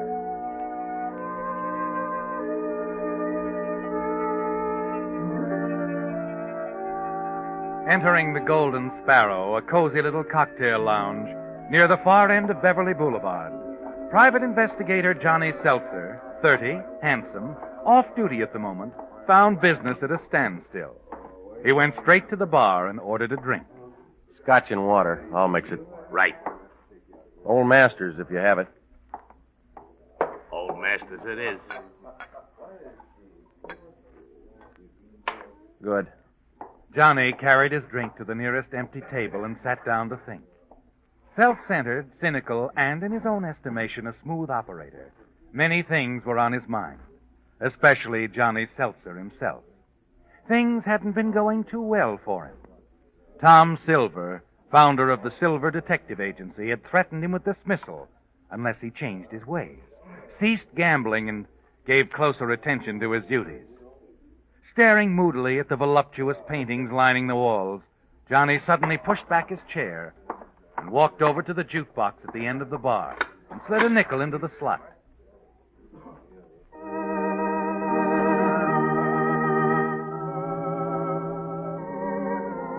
Returning to his table, he sat back to finish his drink, listen to the music, and sympathize with himself. Ordinarily, Johnny would have welcomed the voice which abruptly shattered his mood.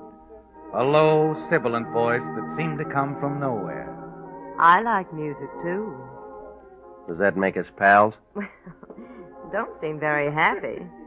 I was. Most men would be glad to see me.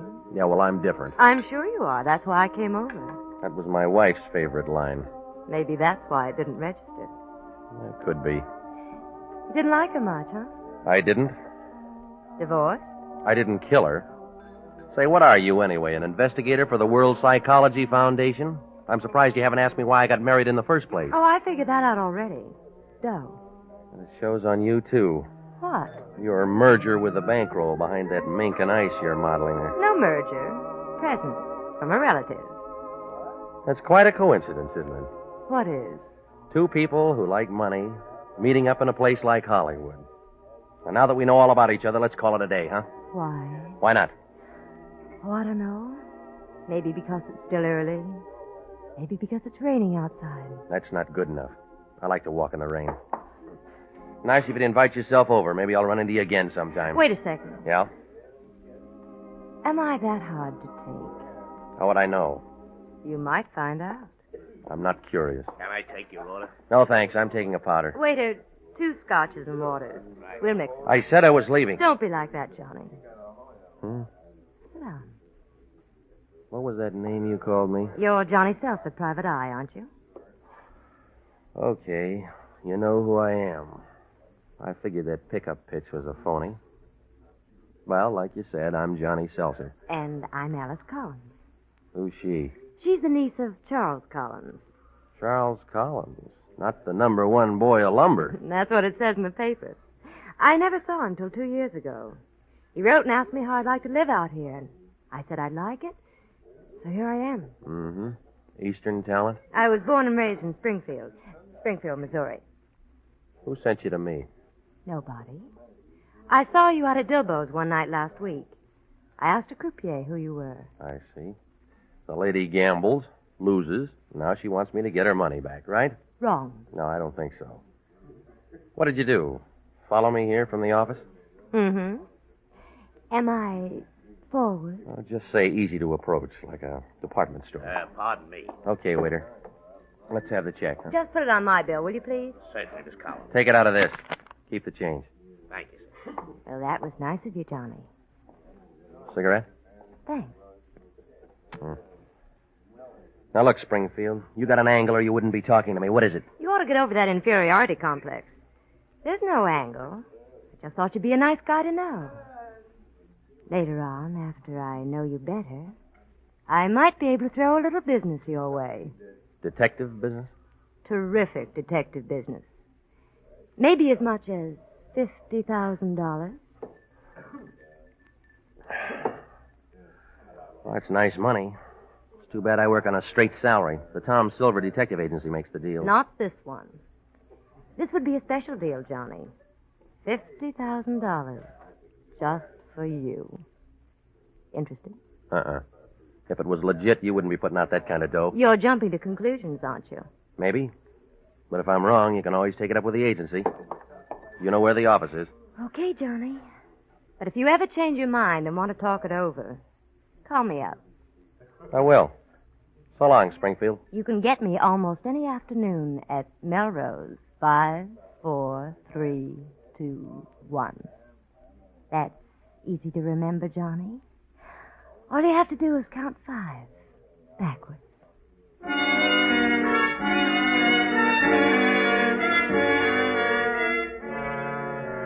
When you leave the Golden Sparrow, you're sure you've seen the last of Alice Collins, aren't you, Johnny? Yet a few days later, you're not so sure. Your boss, Mr. Silver, has you on the carpet again, and you have an unpleasant feeling you'll soon be out of a job. $50,000 is a lot of money, and Alice herself is something to ponder over. She's really beautiful, isn't she, Johnny? You can't forget her lovely features, her low musical voice. The things she said keep repeating themselves. $50,000. Just for you. It's easy to remember, Johnny. Melrose, 5, 4, 3, 2, 1. All you have to do is count 5 backwards. A few afternoons later, you enter a drugstore, cross to the phone booth, lift the receiver, deposit a coin, and reach for the dial. You can get me at Melrose, 5, 4, 3, 2, 1. That's easy to remember, Johnny. All you have to do is count 5 backwards.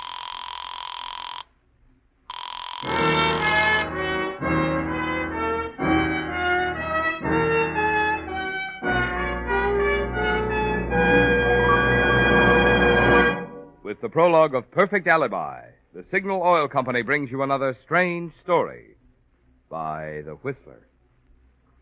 Have you been putting off buying new tires? You're going to be glad you waited, because now you can save real money at Signal service stations. But hold on. Don't get the idea that Signal dealers are offering cut-price merchandise. Signal dealers feature nationally advertised first-line Lee tires built to top-quality standards. In fact, for 47 years, Lee has built only one quality, the finest first-line tires. And today's Lees wear much, much longer, because Lee toughens cold rubber with patented high abrasive Phil Black O. That's why Lee can back every tire with a double guarantee. Well, since such quality obviously can't be sold at cut prices, how can Signal dealers save you money? By giving you today's biggest allowance for your old tires. That's right. That sign outside Signal stations means just what it says. Biggest allowance for your old tires on top quality Lee tires. I can't tell you exactly how much your old tires are worth, but they're worth plenty. And you can easily find out by driving into any Signal station. So before you buy any tires, see a Signal dealer. You'll be glad you did.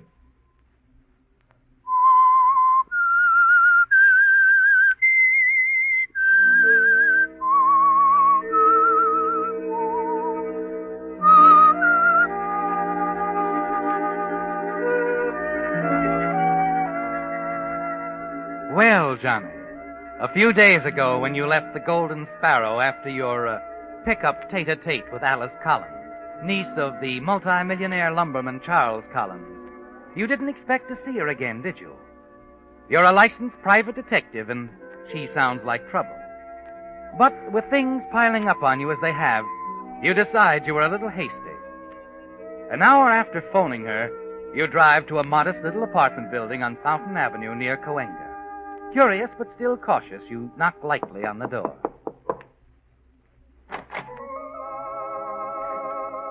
Hello, Springfield. Hello, Johnny. Come in.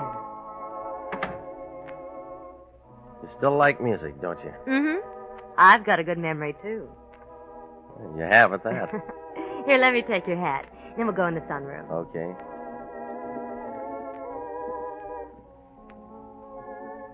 Sit here, Johnny, and help yourself. Cigarettes, scotch, and ice water. Oh, this is cozy. Real cozy. My uncle gives me a very nice allowance.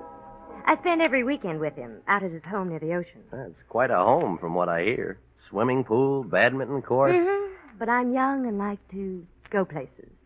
Uncle Charles didn't want me to drive out there alone late at night all the time, and so he suggested I take an apartment in town. You see, I'm his only blood relative. You ought to have quite a future. Mm-hmm. If I'm not an old lady before anything happens to him. I wouldn't dwell on it. Nobody lives forever. Excuse me, Johnny. Sure. Oh, Frankie. Hello, beautiful. Here. Thanks. Oh, orchids. They're lovely. So are you. How about a drink? In the sunroom. You can mix me one while I put these in the icebox. I've been talking with the man for Uncle Oh, Johnny. Hello, Snoop. Well, you two know each other? For years. Hiya, Frankie. What are you doing here? I'm here a lot. How gorgeous. Yes. You see, Johnny... What I can't figure out is what a Snoop's doing here. Business. Strictly business, Frankie. You see, Uncle Charles has been sick, and, well, he heard rumors, things at the mill weren't on the up and up, and asked me to make some inquiries. Why didn't you ask me about it, baby? I'd have gotten you the best in the business. You don't think Johnny's good? He's all right. Oh, forget it, Snoop. I'm sorry I acted like I was sore. But when you're nuts about a dame, bad, you know how it is. Sure, Frankie. That's okay. Cigarette? Yeah, thanks. I'll be back in a second. I want to put these on. All right, take your time. It's a nice cigarette. Class, too. F.B. Frankie Benson, monogrammed in Old English. Everything. You really like it? Like I said, Frankie.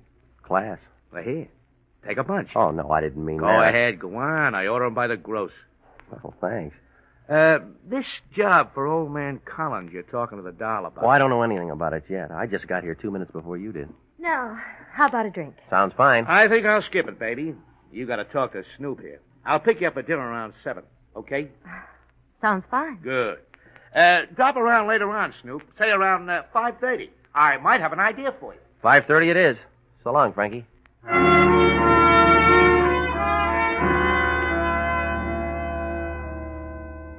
Well, Johnny, your golden girl seems a little tarnished, doesn't she? Not that you're surprised, but you are disappointed.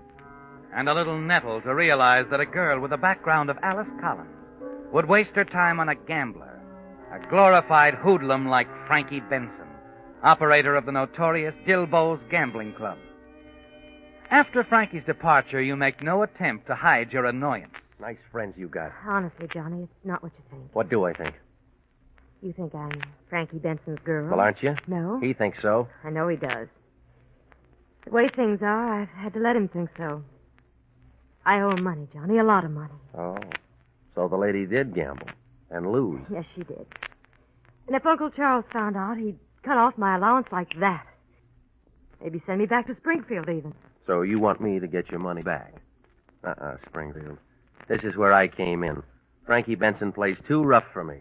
Way too rough. Wrong again, Johnny. I don't want you to stick out your neck for me. What do you want me to do? That's all. Look, Springfield, that day I met you, you mentioned a piece of business you could throw my way. $50,000 worth. I said we'd talk about that after I knew you better. Now, how long is that going to take? Not very long, I hope.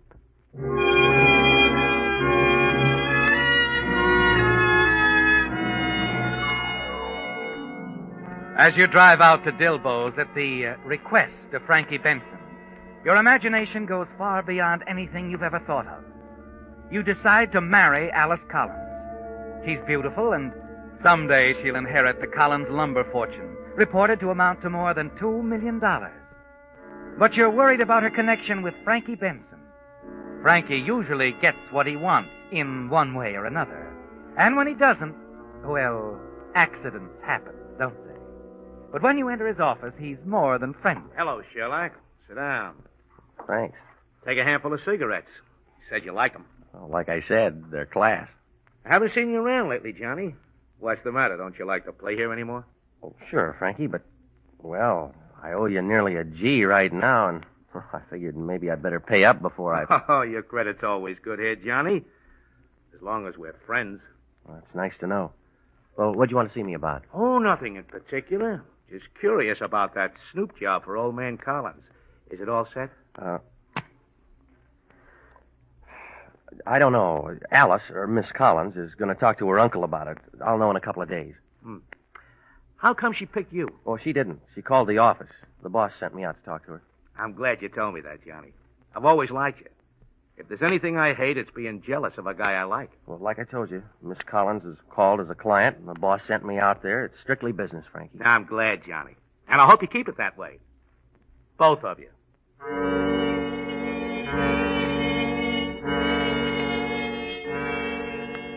Frankie Benson's cordial manner doesn't fool you for a minute, does it, Johnny? It only makes his thinly veiled threats more pointed. Frankie Benson is still a gangster of the old school. And you have no intention of giving up Alice Collins. But you decide you'd better be careful. And for the next few weeks, your meetings with Alice are at out-of-the-way places, usually some distance into the country. You're determined that nothing is going to prevent your marrying her and enjoying the fortune which will be hers after the death of her uncle. The idea of her uncle's quick departure doesn't seem to shock you at all anymore, does it, Johnny? She says nothing further about the business deal she mentioned. Finally, as you decide it's time for a showdown, she phones you late one evening and asks you to drop by her apartment. She seems tense and excited. Frankie Benson dropped in this afternoon, Johnny. He wasn't very pleasant. Now, look, you're playing with dynamite leading that guy on. He always takes care of Welchers, and when he goes nuts over a dame, he really goes nuts. The last dame that tried to fool him had a very peculiar accident. She fell on a letter opener and cut herself bad. I know. He told me about it today, while I was opening the afternoon mail. He gave me an ultimatum, Johnny. Marry him or pay up in 2 weeks. Well, can't you figure some way to get the money from your uncle? $33,000? Not while he's alive. Of course, he could go any time. He's a restless sleeper. He's got asthma, high blood pressure, and a weak heart. He might even get tangled up in the bedclothes some night and smother. You think that might happen? It could. And if it did, there'd be $50,000 in it for me, right? Yes. $50,000. Just for you. It's too risky. I wouldn't be around long enough to spend it. There's no risk at all. I'll take you out to Uncle Charles a couple of times. By the time you make up your mind, you'll know every foot of the place. You'll have the key to the front door in your pocket. The servants will all be deaf, huh? On Thursday nights, they're out. Except Whitcomb, the butler. He's always there in case Uncle Charles needs him. Wait a minute. You'd expect me to... Whitcomb's no problem. No problem at all. He always reads in the library, near the phone. You see, you'll open the front door at 11 o'clock. At 2 minutes before 11, I'll phone. When he answers, I'll hold him for 10 minutes at least. That'll give you all the time you need. Uncle Charles' death will be the most natural thing in the world. Doctor says it could happen any time. Mm-hmm. You really got it figured out, haven't you? A long time ago. Yeah, well, I'm afraid you picked the wrong guy. Too many chances for a slip-up. Things could go wrong. The doc might get suspicious, find it was murder. What if he does? You won't be connected with it. You'll have a perfect alibi. What? You'll be with me at my place all evening. There's no reason to think that I'd wish my uncle any harm. We'll have a few drinks. You can leave your fingerprints over everywhere. Forget your cigarette case, your top coat. It'll stand up. What about it, Johnny? $50,000's not enough. After the will's settled, I'll double it. No, that's not enough either. I'm not interested in the money anymore. I want you, Springfield. I want to marry you. Do you think I'd ever let you get away from me, darling? I like that. So did I. What about next Thursday, Johnny? Maybe. I got to figure out the other half of the problem first. The other half? Frankie Benson. As long as he's around, what happens to your uncle won't mean a thing.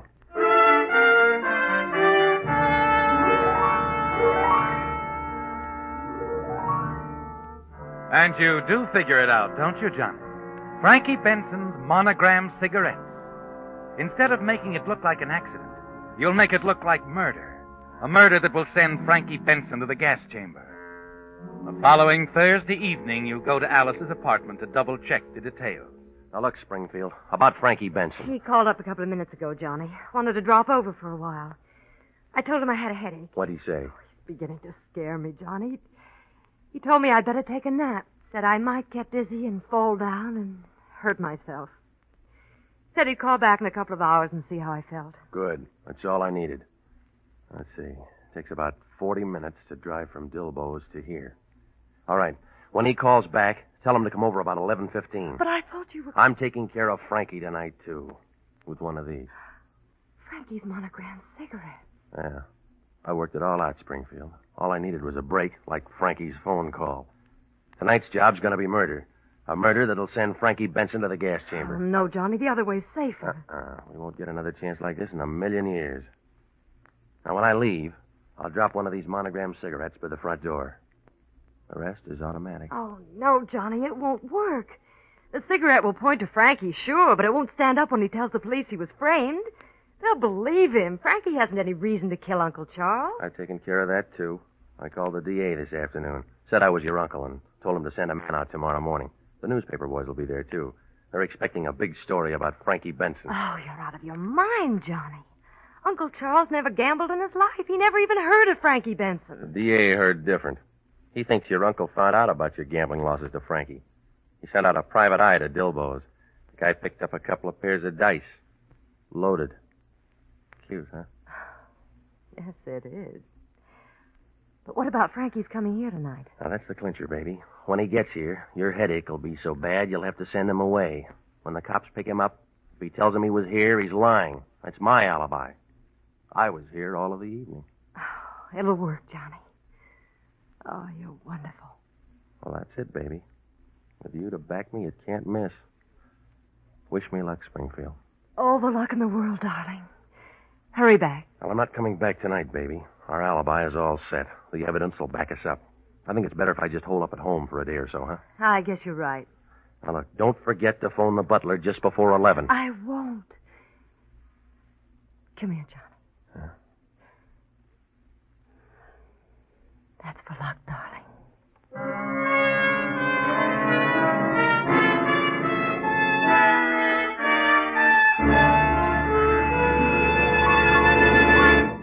The Whistler will return in just a moment with a strange ending to tonight's story. Since this is the season when so many of the most popular radio shows go off the air for the summer, I have tonight what I trust will be good news for you Whistler fans. The Signal Oil program, The Whistler, will continue to come to you throughout the summer without interruption. This makes the 6th consecutive year that Signal Oil Company has broadcast The Whistler for 52 weeks each year. What's more, if your vacation travel should take you into other Pacific Coast states, you can still enjoy your favorite mystery, because Signal Oil Company broadcasts The Whistler on 16 CBS stations throughout 5 Pacific Coast states. For the nearest Columbia station to wherever you happen to be, just consult the handy radio log in the new Signal road maps, which are yours for the asking at all Signal stations. So this summer, when you want the tops in radio entertainment, we hope you'll continue to tune in The Whistler. And when you want the tops in gasoline quality, we hope you'll turn in to a Signal service station and fill up with Signal, the famous Go Farther gasoline.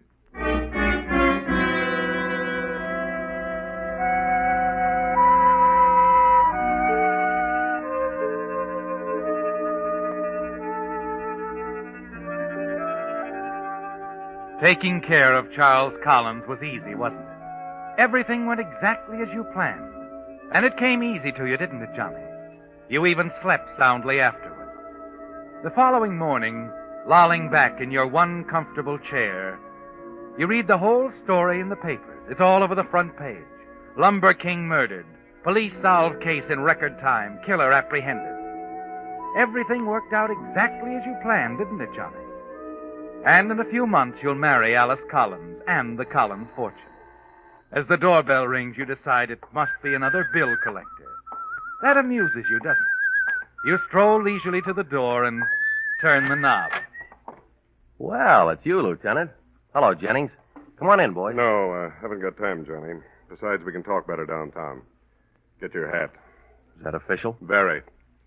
Murder, Johnny.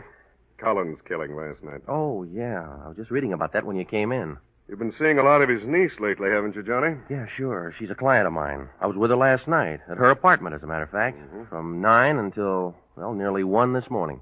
Is that an official statement? Of course it is. Make a note of it, Jennings. Oh, as a matter of fact, we know all about that, Johnny. You left your fingerprints all over the place. You must have been pretty high. You even forgot your overcoat and cigarette case. Well, I'll admit we had a few drinks.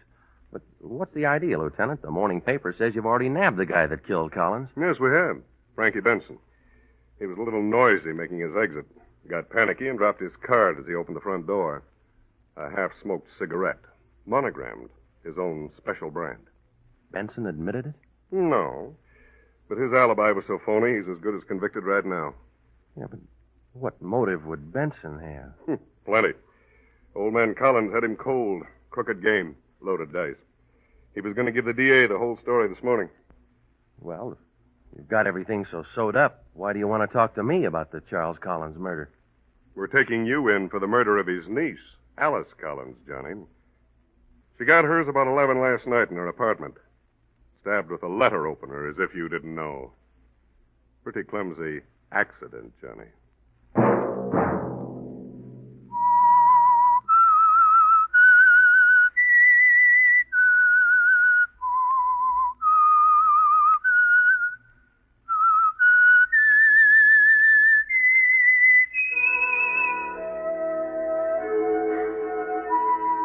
Let that whistle be your signal for the Signal Oil program, The Whistler, each Sunday night at this same time. Brought to you by the Signal Oil Company, marketers of Signal gasoline and motor oil, and fine quality automotive accessories.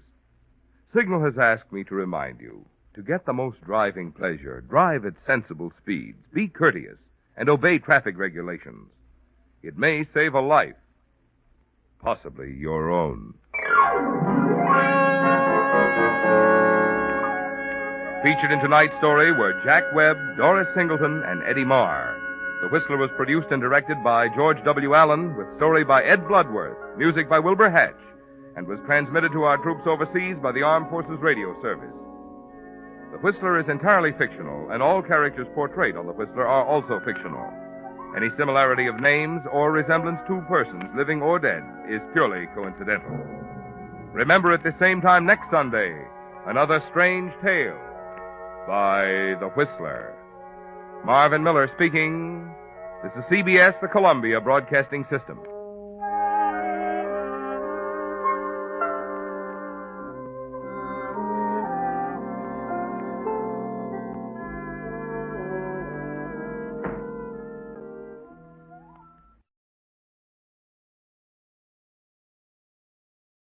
From Hollywood, it's time now for... Johnny Dollar. Vic Carson, Johnny, State Unity Life. Oh, what's on your mind, Vic? Got a job for you if you're interested. I just received a report from our agent in Venice that... Venice? Oh, I'd love it. Soft nights along the canals. Venice, California, Johnny. Okay, what is it? Murder. Bernard Slade, age 56, penny arcade operator in Ocean Park. That's right. Right next door to Venice. Go on. Well, the body was found in living quarters at the rear of an arcade in the amusement zone. Killer unknown. And? Barney Slade must have been quite a movie fan. The police found his apartment plastered with photographs of the movie greats. Silent screen vintage, that is. At least a dozen of them were of Mavis Gale, a real queen in her day. Yeah, the vamp type, I know. Oh? Oh, it's just a vague recollection, you understand. Yeah. Well, the police also reported that somebody, the killer probably, had drawn a big question mark in red crayon over each of Mavis Gale's photographs. Interesting. If it means anything. We think it does, Johnny. Especially since Mavis Gale is named as the beneficiary in Bernard Slade's insurance policy.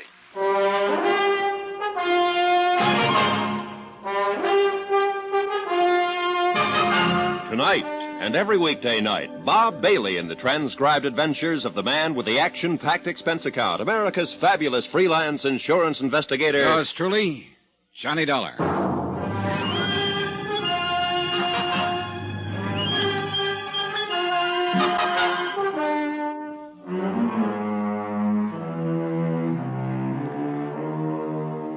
Expense account submitted by Special Investigator Johnny Dollar to State Unity Life, Home Office, Hartford, Connecticut.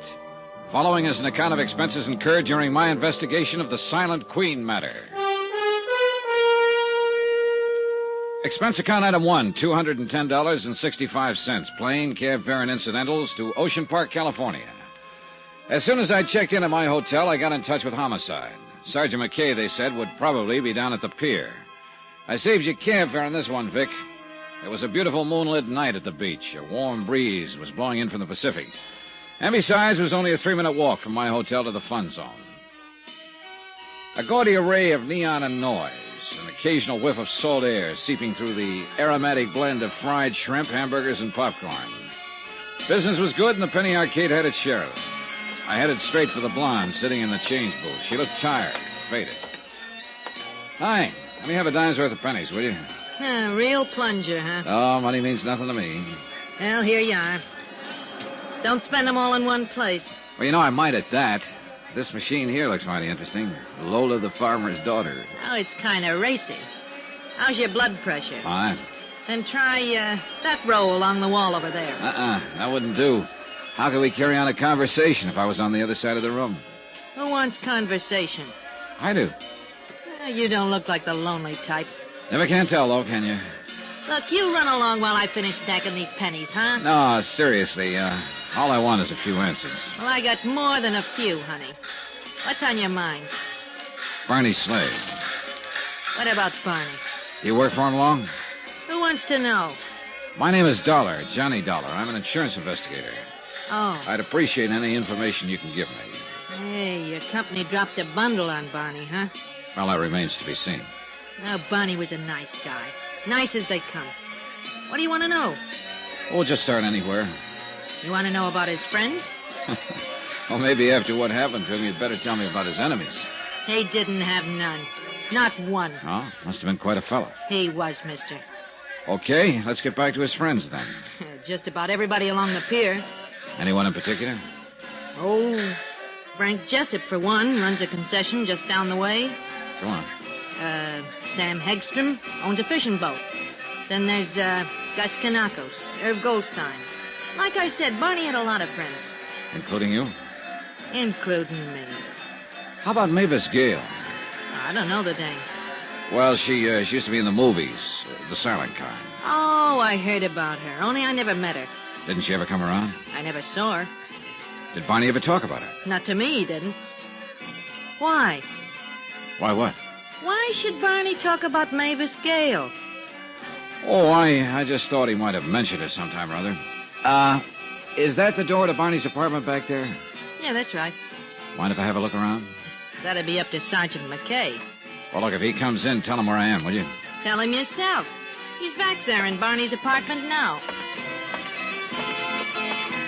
I walked on back and took note of the heavy padlock dangling open on the door leading into Barney Slade's apartment. The small living room was empty, yet it was crowded, too. Crowded with memories of the silent greats. Nazimova, Valentino, Pickford, and Fairbanks, Meehan, Swanson, the Gish girls, Lon Chaney, dozens more. Their photographs filling practically every inch of wall space. Mavis Gale was there, too, a big question mark in red crayon drawn over each of her photos. I moved through a narrow kitchen. The back door was wide open. I stepped outside. Who are you? Oh, Johnny Dollar. You must be Sergeant McKay. That's right. Yeah, your office said you'd be here browsing around. So I'm browsing. There's something bothering you, Sergeant? Murder always bothers me. Yeah, I know what you mean. Like those photos in there of Mavis Gale and the question marks on all of them. Yeah, that bothers me. You think the killer did it? Could be. Let's go back inside. Why not? Or maybe Barney, huh? Maybe Barney what? I'm talking about the question marks. Could be. Pictures belong to him. Yeah. Yeah, he had quite a gallery here. Looks to me, though, that some are missing. That's so? Well, you know so, Sergeant. The wallpaper isn't faded as badly where they used to be. And there are a lot of tack marks, too. Okay, so who took him down? Barney? He could have. So could the killer. That's right. Have you found anybody who could tell you anything about him? The missing photographs? Not yet. Hey, Barney, keep a lot of money in here? Twyla didn't seem to think so. Twyla? Twyla James. Blonde out front at the change booth. Oh, yeah. Barney was sort of particular about his apartment. Never let anybody in as far as she knows, not even his friends. Wonder why. According to Twyla, he seldom used the arcade entrance. Preferred to use the back door. Is that the one the killer used? It was standing wide open when the body was found. Well, who found it, by the way? Twyla. When she showed up for work yesterday, the arcade was closed up, so she went around back. Do you know when Barney was killed? Doc figures around 3 a.m. 2 slugs from a .38. One would have been enough. Any signs of a struggle? Yeah. Lamp over there was on the floor. That chair was turned over, and this table had been upset. Pipes, medicine bottles, pill boxes scattered around. Uh-huh. Heavy bolt and chain on the inside of both doors.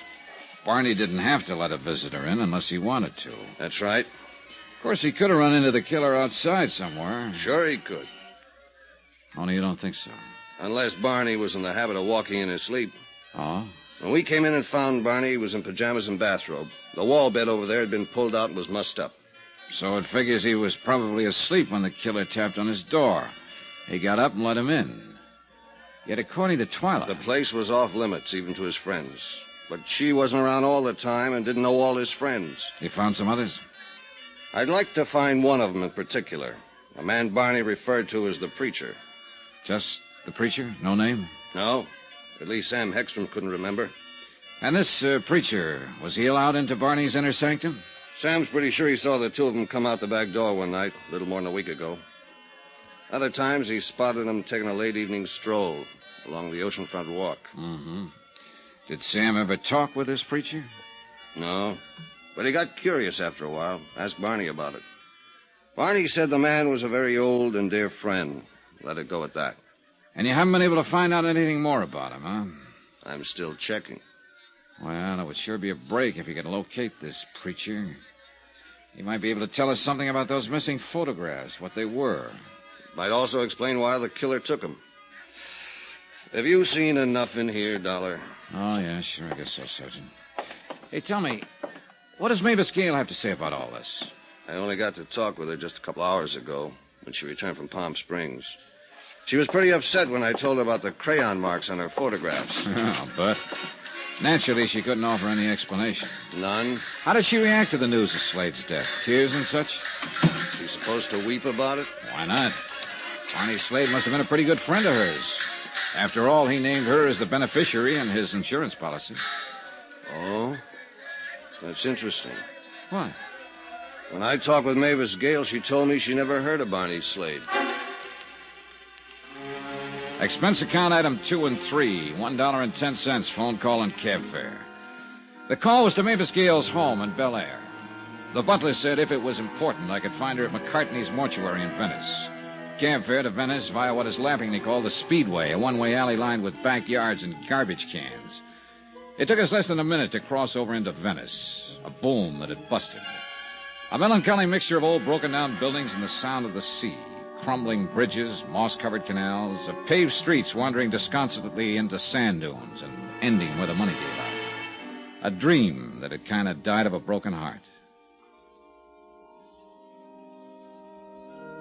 Good evening, sir. Oh, Bernard Slade, please. Oh, yes.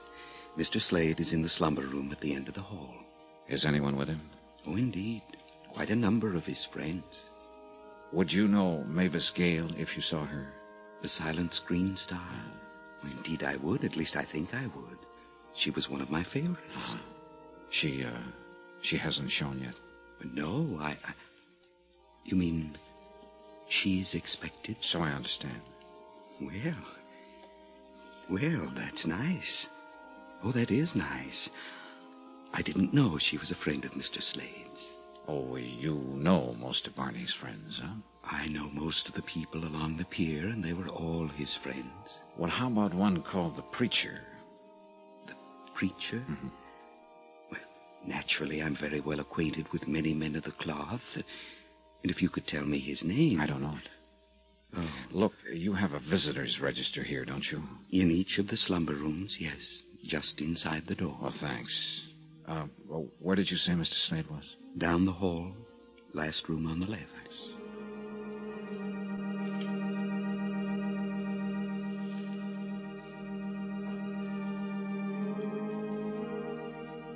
The room was crowded with friends who'd come to pay their respects to Bernard Slade. I eased over to the visitors' register and gave it a fast rundown. There was nothing to indicate that a minister was among the mourners present. Then I heard the hall door creak open. And there she was, Mavis Gale. Certainly not at all what I expected a vamp of the silent screen to look like 30 years later. Slender, trim, in a smartly tailored suit, and even more attractive than the photographs I'd seen of her in Barney's apartment. She moved down the center aisle to the casket and stood there for a moment. As I walked toward her, she suddenly turned, her eyes wide and staring, her lips moving silently. Then she crumbled to the floor.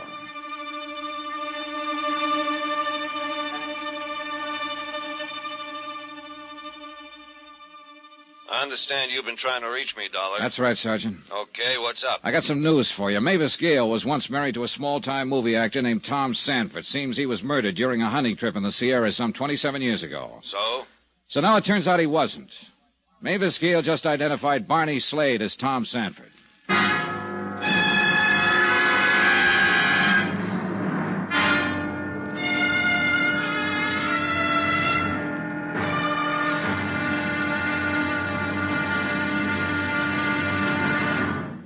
Now, here's our star to tell you about tomorrow's episode of this week's story. Tomorrow, a stagecoach ride.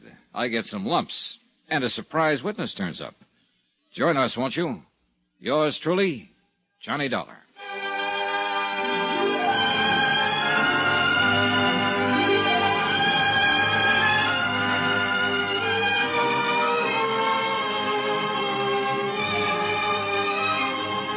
Yours truly, Johnny Dollar, starring Bob Bailey, is transcribed in Hollywood. Written by Adrian Jandot, it is produced and directed by Jack Johnstone. Be sure to join us tomorrow night, same time and station, for the next exciting episode of Yours truly, Johnny Dollar. Roy Rowan speaking.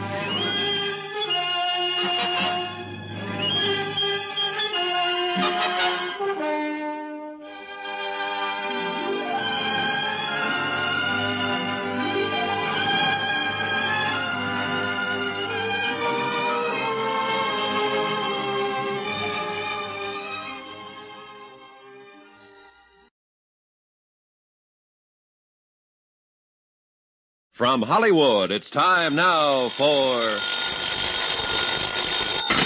Johnny Dollar. I understand you've been trying to get in touch with me, Dollar. That's right. Okay, what's up? I got some news for you, Sergeant. Mavis Gale was once married to a small-time movie actor named Tom Sanford. Seems he was murdered during a hunting trip in the Sierras some 27 years ago. So? Mavis Gale just identified Barney Slade as Tom Sanford. What? Same man, Sergeant. She's still at the mortuary? Yeah, the manager's office. I'll be over in 5 minutes.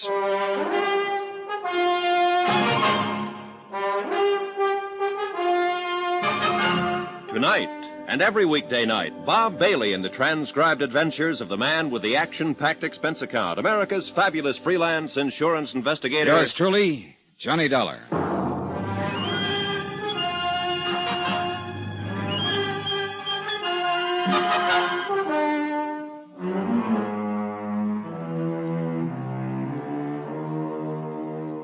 Expense account submitted by Special Investigator Johnny Dollar. Location, Ocean Park, California. To State Unity Life, Home Office, Hartford, Connecticut. Assignment, the Silent Queen matter. Expense account continued.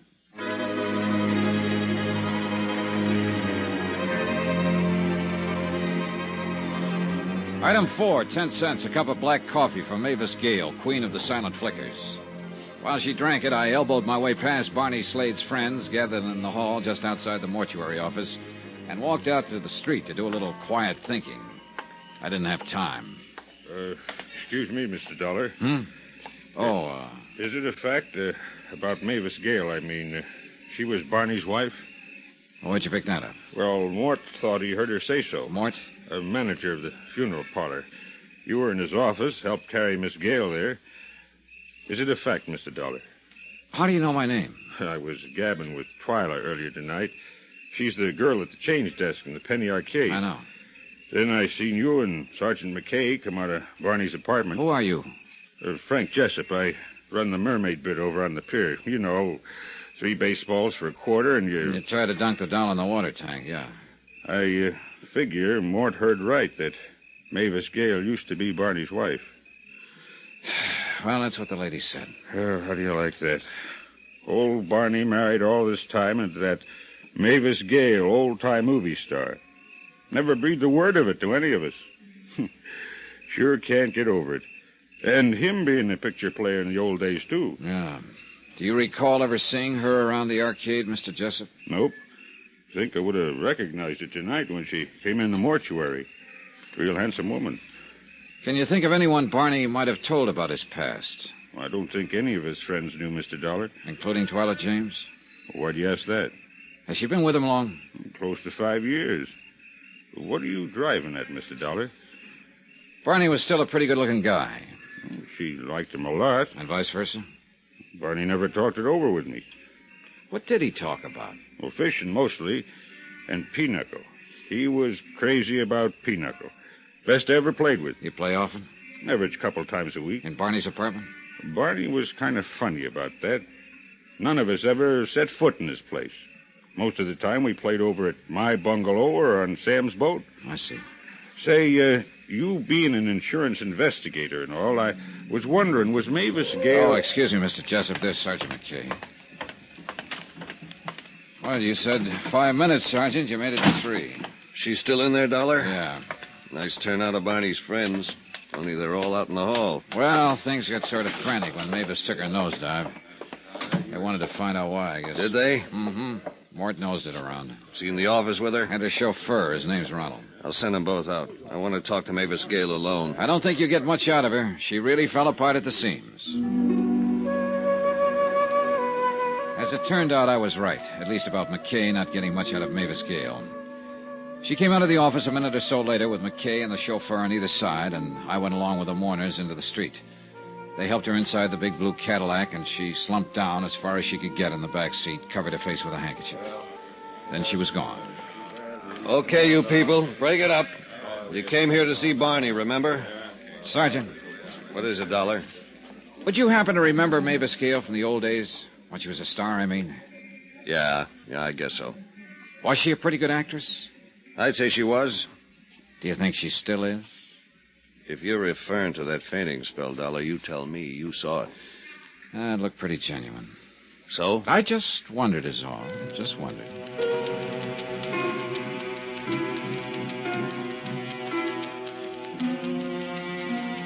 Expense account items 5 and 6, $4.60, one morning newspaper, and cab fare to Mavis Gale's Bel Air home.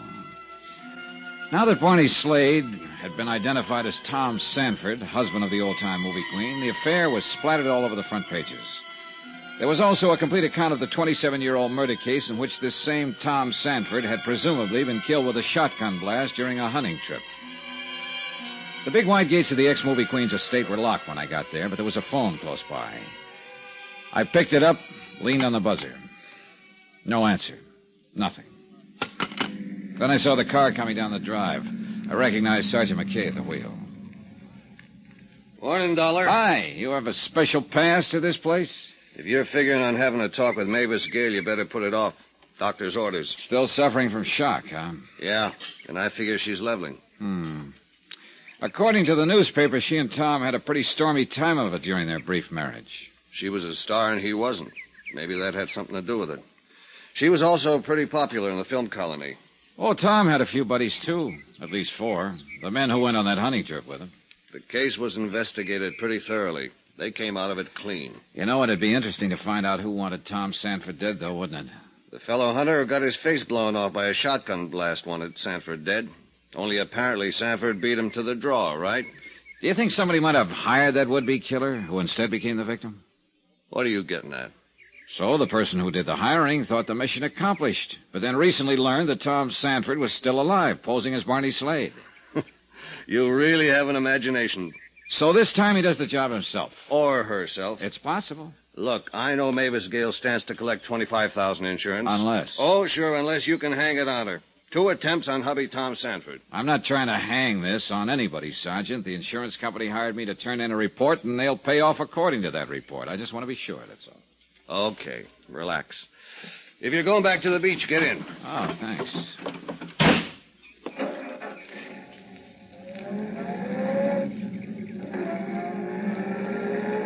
Why do you think he did it, Sergeant? Why do I think who did what? Sanford.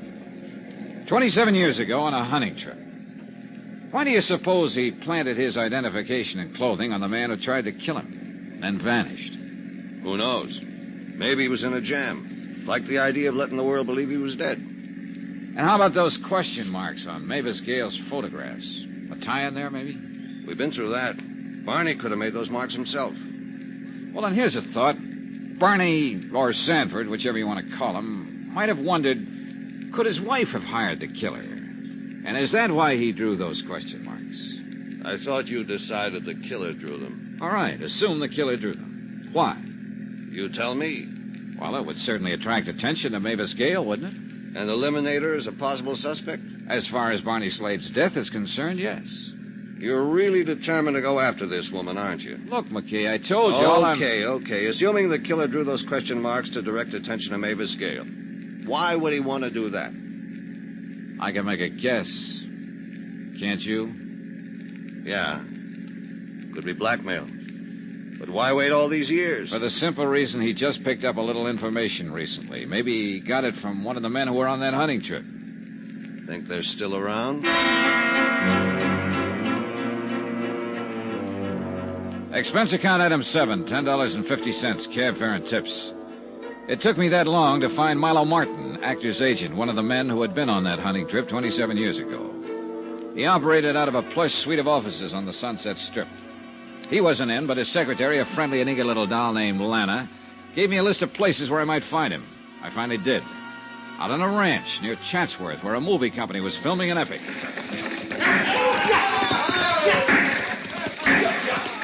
Yep, a Western. What else? Milo Martin was short and round. He wore cowboy boots, dungarees, no shirt. He was sitting on a wide, flat rock, sunning himself. Oh, yes, Mr. Dollar. I read about it in the morning paper. It came as a tremendous shock. Tom, alive all these years? It's incredible. It's fantastic. Well, according to newspaper accounts, you were the one who first discovered the body that day 27 years ago. A horrible experience, terrifying, and never forget it. We had been searching the hills all night, and then in the cold gray of dawn, there he was in the ravine. Tom. Only it wasn't Tom. Well, the police are certain? I mean to say that... Miss Gale positively identified the man known as Barney Slade to be Tom Sanford. Running a penny arcade in Ocean Park. It's incredible. Well, then who was the man I found in that ravine? We don't know. We may never know. And he wanted to kill Tom? But why? You have no idea why anyone would have wanted to do away with him? No, of course not. Oh, I knew Tom was a wild sort. He never got along with most people, but, well, to resort to murder. You were his agent, weren't you, Mr. Martin? Yes, I was. I must confess I only took him on as a client to please Mavis. Oh, you also represented Miss Gale? I did. She was... Oh, she still is a truly wonderful person, Mr. Dollar. Uh-huh. I understand the two of them weren't getting along too well. Oh, that would be putting it mildly, Mr. Dollar. It was one frightful row after another. Wild, hysterical sort of row. What did they quarrel about? Well, Tom was quite a gambler, and he also drank rather heavily, and he also fancied himself as quite a ladies' man. And this made her sore. He was also extremely jealous. Oh? Mavis ever give him good cause to be? No, of course not. Oh, he was always imagining all sorts of fantastic things about her. Actually, she was very much in love with him. That was my impression, at least. Tell me, Mr. Martin, those other men who were on the hunting trip, are they still around? Well, let me see now. There's Trev, for one. Huh? Trev, that's Francis Trevelyan, used to be Miss Gale's cameraman, independent producer now. His pictures aren't very good, but they make money. Well, how about this Jarvis Pocket? Jarv? Let me think now. Oh, excuse me. You ready, doll? Okay. That's Saul, the director. He's a friend of mine. Look, about You Jarvis. like stage coaches, Mr. Dollar? Well, I can take him or leave him. Look, what Come about along. They're finished up here. We'll ride the coach back to the ranch house. It's only a few miles, maybe 5. In this contraption? Oh, you'll love it. All right, now, here. Get aboard, Mr. Dollar. Oh, brother. Hey, it's not too roomy, is it? Okay, doll. Let her go. Oh, how do you like it, Mr. Dollar? I know how John Wayne feels. Let me see now. You were asking about... Jarvis Pocket. Now, faster, doll. Faster. Oh, come on now.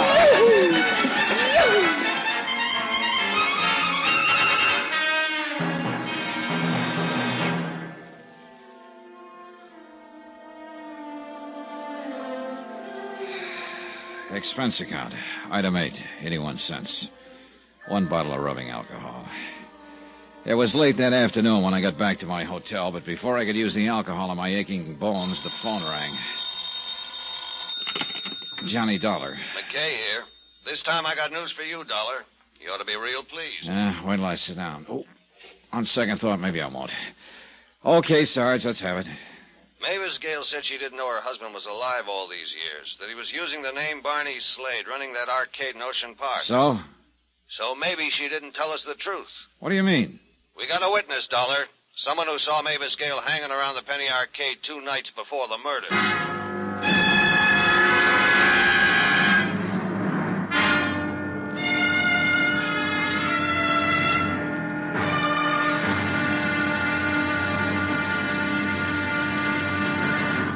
Now, here's our star to tell you about tomorrow's episode of this week's story. Tomorrow, a bowl of lentil soup, and I almost wind up in a cemetery. Join us, won't you?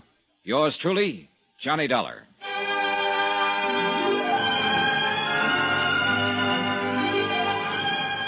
Yours truly, Johnny Dollar, starring Bob Bailey, is transcribed in Hollywood. Written by Adrian Jandot, it is produced and directed by Jack Johnstone.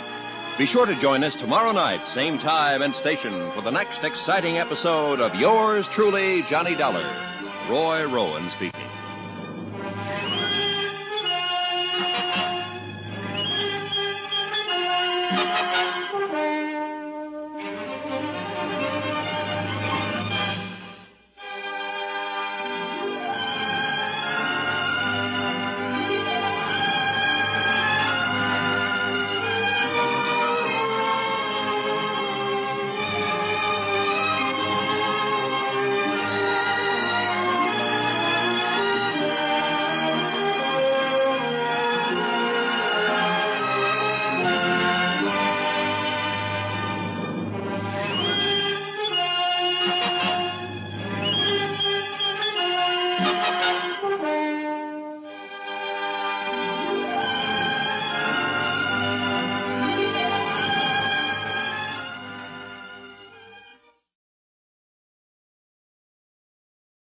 From Hollywood, it's time now for...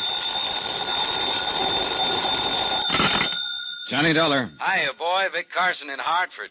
Say, things are really opening up out there on the coast, huh? So, you read the papers. Quite a surprise, learning that Mavis Gale was married to that penny arcade operator Barney Slade. She'd been married to Tom Sanford. Sure, silent film actor. Only it turns out he and Slade are the same man. Really something, isn't it? Yeah, well... Here, Sanford's supposed to be dead for 27 years, and all the time he's living down there in Ocean Park, and she didn't know about it. So she said. Only somebody saw her hanging around the arcade 2 nights before Slade's murder, Vic. What? Well, what does she have to say about that? She wasn't around when the police went out to her place a little while ago. No one knows where she is. Look, have you been able to get an angle on those photographs of hers in Slade's apartment? Why the killer drew those question marks over them? No. And we haven't found out why the killer copped a half a dozen of the photos either. Photographs of whom? How should I know? They're gone. Well, maybe they're important. No. Look, I'm on the trail of a character called the Preacher. If I find him, I may find some answers. Well, according to the papers, Johnny, are you sore about something? Yeah, Vic, I'm sore. Better read my report.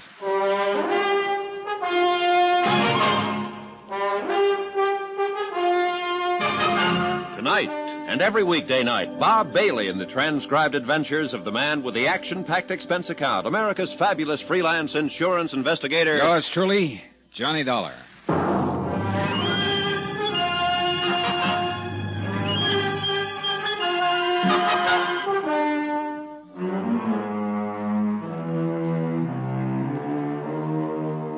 Expense account submitted by Special Investigator Johnny Dollar, location Ocean Park, California. To State Unity Life, Home Office, Hartford, Connecticut. Assignment, The Silent Queen Matter. Expense account continued.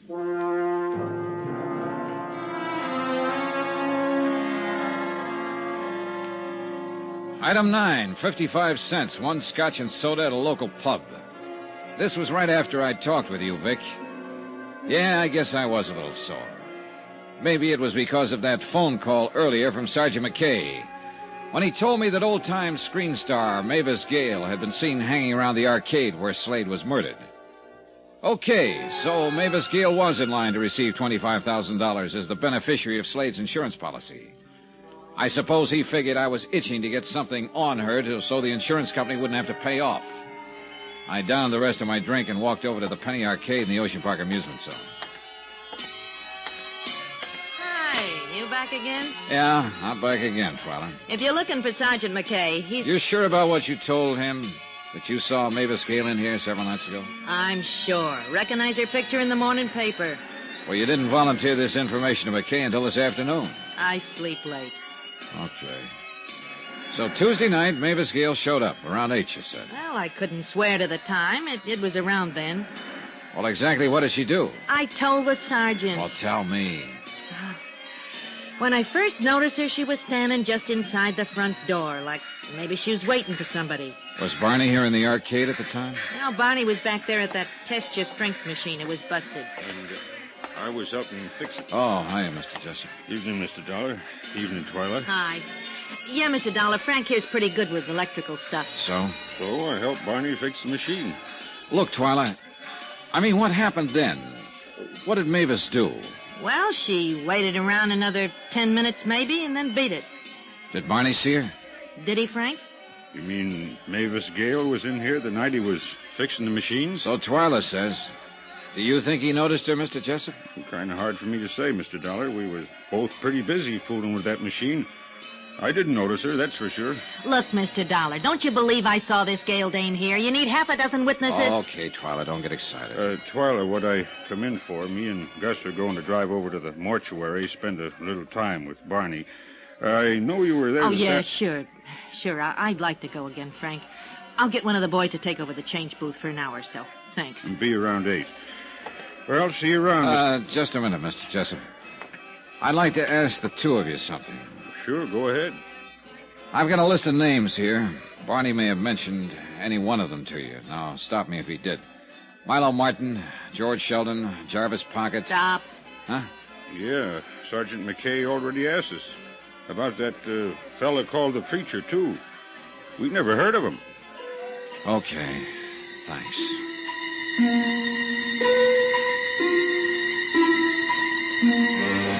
I wandered around the pier for a while trying to figure out my next move. McKay wasn't around, and it was a cinch Mavis Gale hadn't returned to her Bel Air estate. So the only thing I could do was to keep on trying to track down the men who'd been on that hunting trip 27 years ago with Tom Sanford, alias Barney Slade. Milo Martin, number 1 on the list, hadn't been able to give out with anything exciting. But he had given me a 5-year-old address on George Sheldon, number 2 on the list.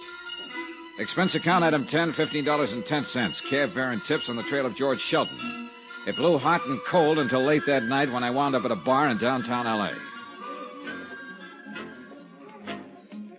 Yeah, old George worked here for a while. Handyman, sort of. That was I.W. Harper, you said? Right, with Soda. So, you're an insurance investigator. Wouldn't be a cop, maybe, instead. No. Now about George. Just wondering is all, friend. What's he done you want him for? I'd just like to talk to him. You sure? I'm sure. Yeah, it figures. He wouldn't be getting into no trouble. Real sweet fella. Real sweet for a fellow who had it rough. And believe me, he had it rough. Used to be an actor. Yeah, I know. Had it real good during the silence, you understand. Then along comes the talkies and old George. Him having a voice 3 tones higher than an air raid siren is out. Oh, it happened to a lot of them. Only for old George, this, coming on top of a busted romance, this is too much. He starts hitting the bottle and heads down. What romance? Oh, movie actress. She up and married another guy, so... Her name wouldn't be Mavis Gale, would it? Say, funny you ask that. Oh? Her name's all over the front pages. You read the story? Yeah, I did. You mean that this... Nah, this wasn't the romance. Old George had a yen for some doll named Josephine Hinch, or something like that. Say, you wanting to talk with him, it got something to do with that Penny Arcade murder? Yeah, that's right. Now, where can I find George Sheldon? Well, the address is 1712 South Glendale Avenue, Glendale. Thanks. Another drink? No, I'll finish this. And I'll be on my way. You know, I kind of miss old George since he left us. Yeah, sure. Real sweet fella. Yeah, kind of miss old Preacher, too. Way he used to rant and rave. What did you say? About Preacher? Yeah. Old guy. Was a friend of old George. Used to come in here and read him the riot act about his drinking. Wave his arms around and holler. Wait a minute. This Preacher, what's his name? Let me see now. Kind of screwy name. I ought to remember. Runs a rescue mission somewhere around here. Would a friend help? Sure. His name's Pocket. Jarvis Pocket? Right on the button. Thanks. Here's your $5. My pleasure. Oh, and friend, since you've been so generous, well, that address I gave you on old George... What about it? Will save yourself the trip. It's a cemetery. Old George has been dead for a couple of years. Jarvis Pocket had been number 3 on my list of the men who'd gone on that hunting trip 27 years ago when someone had tried to murder Tom Sanford but got killed instead. Now that it turned out he was also the preacher I'd been looking for, well, that could turn into a big break. Expense account items 11 and 12, $6 even, tip to above-mentioned bartender, and cab fare around L.A.'s Skid Row looking for the rescue mission. It was a neat-looking affair. All the lights in the main hall were on, and, as usual, the place was open for business. Seek and ye shall find. So, my brother, seek ye the way of the Lord, for along that way lies... There was a good crowd on hand. I eased into a seat alongside a bleary-eyed pilgrim who reeked of bad sherry. Let his light show I looked you around. the way, O my brothers. The bottom of the barrel was here. Repent your sins and put down that bottle. The brothers were listening to the good man up front, but they weren't really tuned in. They were just waiting for a bowl of soup and a place to flop. Peace, my brothers. In him alone is your salvation and your hope of everlasting life. Open your hearts to eternal joy, and the glory shall be yours. We will now sing hymn number 32. When the singing was over, I got caught in the crush, and the next thing I knew, I was holding a bowl of lentil soup in my hand, and I realized I hadn't eaten all day. Meanwhile, I kept my eye on Brother Pocket and waited for a chance to get to him alone. That happened about 5 minutes later when he walked out. I followed him down a long, dark corridor and into his office. Please sit down, young man. Thanks. My name is Johnny Dollar, Brother Pocket. I'm an insurance investigator. Oh. Frankly, I thought you were a policeman when I saw you out there seated with my flock. Been expecting the law? Yes. Excuse me. I knew they'd be coming around sooner or later regarding that long friendship of mine with Barney Slade. Yeah, goes all the way back to the days he was known as Tom Sanford when you directed silent films. Check? Checked. How long have you known Tom was alive, using the name of Slade? Oh, Mr. Dollar, I was witness to that horrible affair that took place during that hunting trip 27 years ago. Oh? Somehow, during the course of that day's hunt, I became separated from the others. Then suddenly I came upon Tom struggling with a man in a deep ravine. The would-be killer? The man with the shotgun? The other man fell, the gun went off, and he was killed instead of Tom. Go on, Brother Pocket.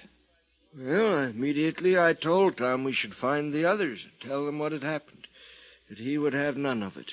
Is that when he told you he preferred to let the world believe he was dead? And I suddenly realized it probably would be best for all concerned. In what way? Well, Mr. Dollar, Tom was constantly involved in trouble of some kind, drinking too much, gambling, women, brawling. He knew what it was all doing to Mavis, but he couldn't help himself. Believe me, Mr. Dollar, he loved her passionately. Made her life miserable, and his own as well. I see. Brother Pocket, about the would-be killer. I know. I know what you're going to ask. The name of the man that tried to kill Tom. Yeah, you knew him? Oh, yes. So did Tom. Only the two of us knew his identity. You're forgetting someone else. Hmm?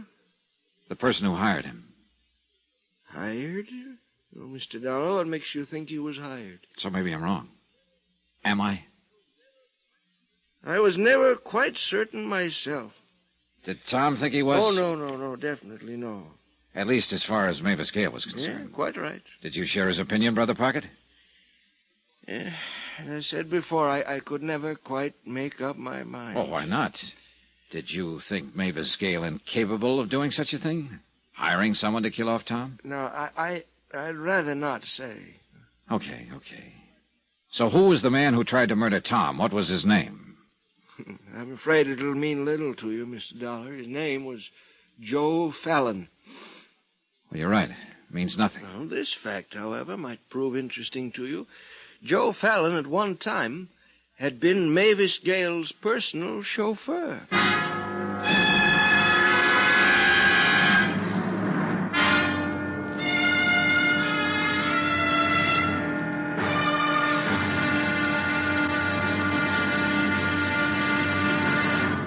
Now, here's our star to tell you about tomorrow's episode of this week's story. Tomorrow, audience with the Queen and a brush with the killer. Join us, won't you? Yours truly, Johnny Dollar.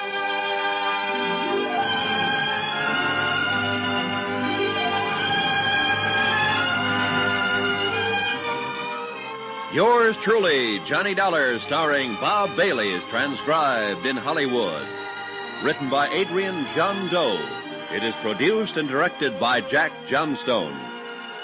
Be sure to join us tomorrow night, same time and station, for the next exciting episode of Yours truly, Johnny Dollar. Roy Rowan speaking.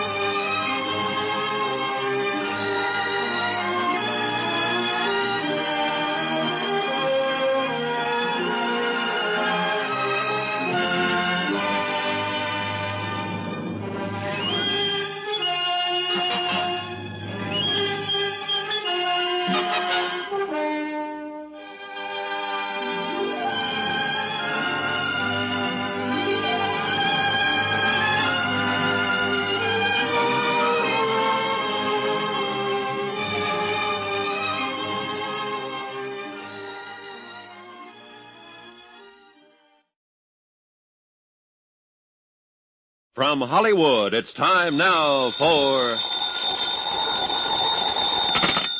Johnny Dollar. Oh, it's you. Hiya, Sergeant.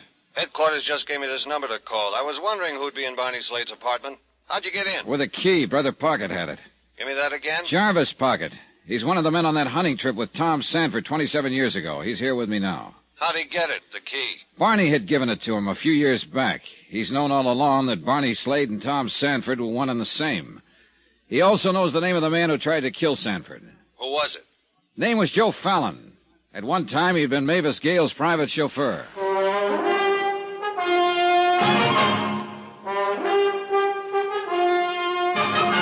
Tonight and every weekday night, Bob Bailey in the transcribed adventures of the man with the action-packed expense account, America's fabulous freelance insurance investigator. Yours truly, Johnny Dollar.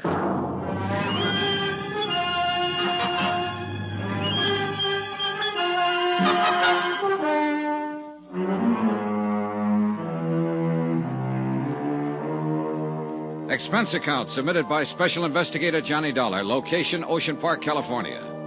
To State Unity Life, Home Office, Hartford, Connecticut. Assignment, The Silent Queen Matter. Expense account continued. Locating Brother Jarvis Pocket, who now ran a rescue mission along L.A.'s Skid Row, had been the only real break I'd had in the case so far. At least I hoped it would be. The one-time Phil director of the silent era had often visited with his old friend Tom Sanford, alias Barney Slade, might put us on the track of Slade's killer. I watched Brother Pocket as he paced back and forth across the small room, scratching his chin thoughtfully, glancing up at the blank spaces on the wall where the photographs had been. He was still pacing the room when Sergeant McKay arrived. How about it, Mr. Pocket? As I told Mr. Dollar, Sergeant, I'm positive that this entire wall was covered with photographs. Uh-huh. And now there are several missing. Were they photographs of some particular star? Oh, no. Action shots made during the filming of a picture that I directed for Miss Gale. Let me see, what was the title of that one? Well, maybe that isn't important, Brother Pocket. Wait a moment. Yes, it was called Dangerous Lovers. Yeah, that George Sheldon starred with Mavis in that one. Was Tom Sanford in it, too? Tom, yes. Best role he ever had. Well, how about the next row of pictures? Yes, well, a photograph of Mavis and Tom, I believe. I can't recall the title of that film. A dreadful thing. Francis Trevelyan talked them into it and directed it, too. He should have stayed behind the camera where he belonged. And the bottom row, were they photographs of Tom Sanford and Mavis Gale? Yes, I'm certain of it. That picture was... Brother Pocket, would you say that Tom had changed much since those photographs were made? Not too much, no. He put on a bit of weight. His hair turned gray, of course, thinning on top. He'd grown a small mustache, too. How about it, Sergeant? You'll notice there isn't another photograph of Tom Sanford left on that wall. Okay, so assuming the killer took these away because they might identify Barney as Tom Sanford... And link him with Mavis Gale? Yes. Yet the killer went to the trouble of drawing red question marks over the other photographs of Mavis Gale. To deliberately draw attention to her. Why? Mavis Gale would have been involved anyway to a certain extent. After all, she is the beneficiary of Slade's insurance policy. Sure. But suppose the killer wasn't aware of that. $25,000, I believe, is the amount. Yeah, that's right. And you're wondering why he did it? Oh, I can make a guess. You said he'd been pretty reckless, tossed a lot of Mavis Gale's money around in the old days. May have amounted to something close to $25,000. Possibly. This may have been his way of squaring the account. $25,000 and a king-size shot. He could hardly be expected to guess that his death would come about under these circumstances, Mr. Dollar. No, but he could have passed away calmly in his sleep some night and wouldn't have changed a thing, Brother Pocket. Mavis Gale would still have been curious about a man named Barney Slade. Yes, I suppose, yes. He must have been pretty sure she'd recognize him, that it would make a nice big splash in all the papers. Was he that much of a ham? Tom, I'm afraid so. He couldn't have loved Mavis Gale very much. Mr. Dollar, right to the last, yes. Still, he couldn't resist the magnificent gesture, the big payoff, returning her $25,000. You know something, Dollar? Now you sound like you're on her side. Yeah. Well, gentlemen, if that's all that you want me for, I think I'd best be getting back to my quarters at the mission. The flock may be getting a little restless, huh? You know how it is. There are times that one of the brothers will sneak a bottle of sherry into the dormitory, and things become quite gay. Sure, Mr. Pocket. You can run along, and thanks. Well, good night, gentlemen. Good night. Well, Sergeant, what's the next move? What about this Joe Fallon? You said he'd been Mavis Gale's chauffeur at one time. Yeah. Pocket saw the whole thing. The attempt to kill Tom Sanford 27 years ago. Fallon and Sanford were struggling. A shot went off, and Fallon got it full in the face. Sanford then decided to play dead. Yep. But ever since then, Sanford was hiding out down here under the name of Barney Slade. That is until somebody caught up to him, caught on to it 3 nights ago, and killed him.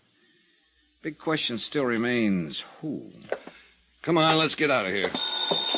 I'll get it. Yeah? Uh-huh. Right, I got it. That was headquarters. They just got a call from Francis Trevelyan. Trevelyan? He was one of the men on that hunting trip, along with Pocket and the others. Yeah. Seems Mavis Gale just heard we've been wanting to ask her some questions. She wants us to come right over. She's at Trevelyan's beach house in Malibu. The beach house turned out to be one of those super modern jobs, low, sprawling, with a lot of glass and flagstone. The butler allowed us through the front door, and after a nice little stroll, we finally arrived at the den, a 50-footer at least, with a bar at one end. Mavis and a tall, distinguished-looking gentleman were at the other. Evening, Miss Gale. Good evening, Sergeant. I'm terribly sorry about all this. I didn't know you wanted to talk with me. I should have left word at the house, I suppose. But I was so upset, anxious to get away. I understand. Oh, this is Francis Trevelyan, Sergeant McKay and Mr. Dollar. We met at the funeral home. Oh, yes, I remember. Do sit down, gentlemen. May I offer you a drink? No, thanks, Mr. Trevelyan. Now, Miss Gale. Yes. When I first informed you of Barney Slade's death at the Penny Arcade at Ocean Park, you told me you never met the man. That's right. I had no way of knowing it was Tom. Not until last night when I went to the mortuary. Had you ever been in or near the Penny Arcade at any time, Miss Gale, previous to the murder? Yes. 2 nights before. Why didn't you mention this to me when I spoke with you before? I don't know. I was frightened. A man named Barney Slade had been murdered. The killer had drawn question marks on my photographs in the dead man's apartment. Were you afraid to tell me because it would involve you deeper? Yes. I think that was the purpose of the phone call, Sergeant. What phone call?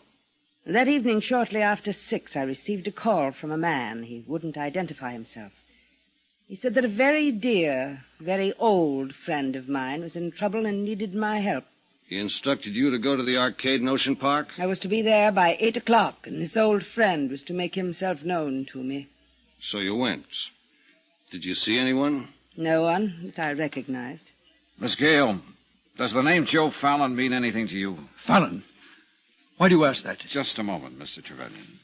Why, yes. Joe was my chauffeur. Many, many years ago. And when did you discharge him?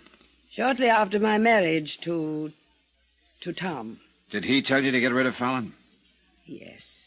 Yes, he didn't like Joe. Mr. Dollar, may I ask you why you're questioning Miss Gale about Joe Fallon? Because we just found out he's the man who tried to murder Tom Sanford 27 years ago. What? You mean he was the man killed? The man we all thought was Tom. That's right. Was Joe Fallon in love with you? Now, see here. Better answer. Was he, Miss Gale? I don't know. What are you two driving at, Sergeant? I insist on knowing. And I'd like to know why you jumped when I first mentioned Joe Fallon's name, Mr. Trevelyan. All right, I'll tell you. You see, I'd quite forgotten about him. It was only when you asked Miss Gale that it suddenly dawned on me who he was, and it startled me, because his name had been brought to my attention only some 24 hours ago. Oh? A phone call. A man who said he was in partnership with Joe Fallon. They had a business deal to talk over with me. And? Well, I simply told him that I wasn't interested. I was in the midst of my most important production, and I just couldn't be bothered. Did you receive a similar call, Miss Gale? I know. You know, Sergeant, I'll give you odds it's the same one who called Miss Gale before the murder to get her down to the Penny Arcade. But I don't understand. Why? Who is the man? When we find that out, Miss Gale, we'll have the killer.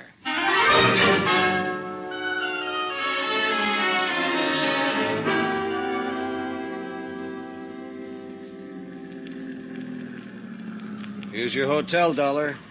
Oh, yeah, right, thanks. Been a long day, hasn't it?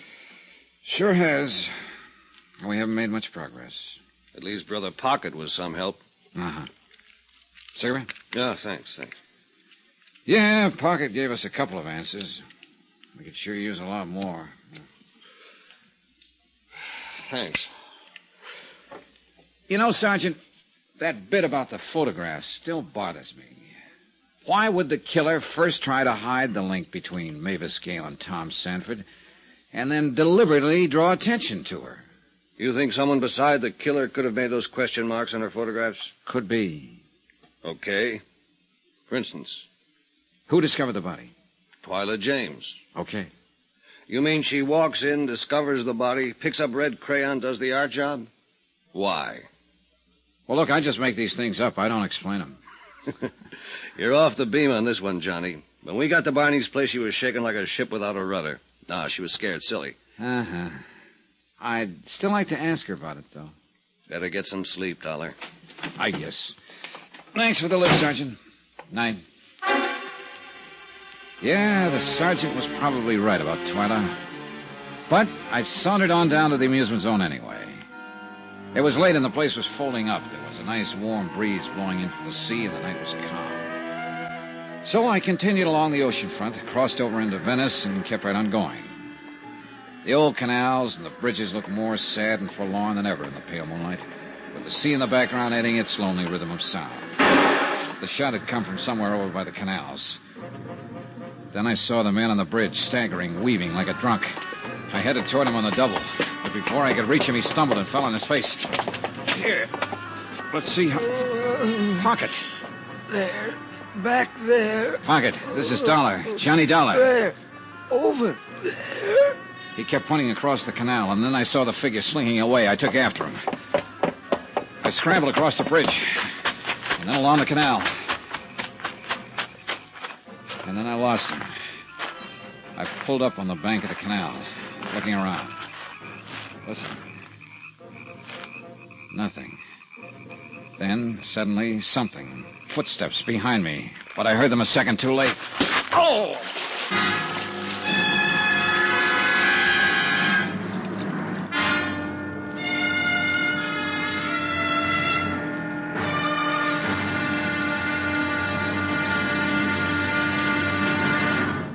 Now, here's our star to tell you about the final episode of this week's story. Tomorrow, a man who talked too much, and it killed him.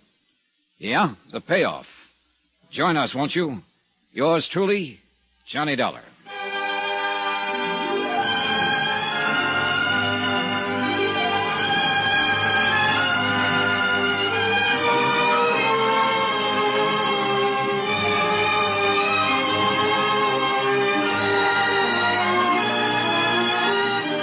Yours truly, Johnny Dollar, starring Bob Bailey, is transcribed in Hollywood. Written by Adrian John Doe, it is produced and directed by Jack Johnstone. Be sure to join us tomorrow night, same time and station, for the next exciting episode of Yours truly, Johnny Dollar. Roy Rowan speaking.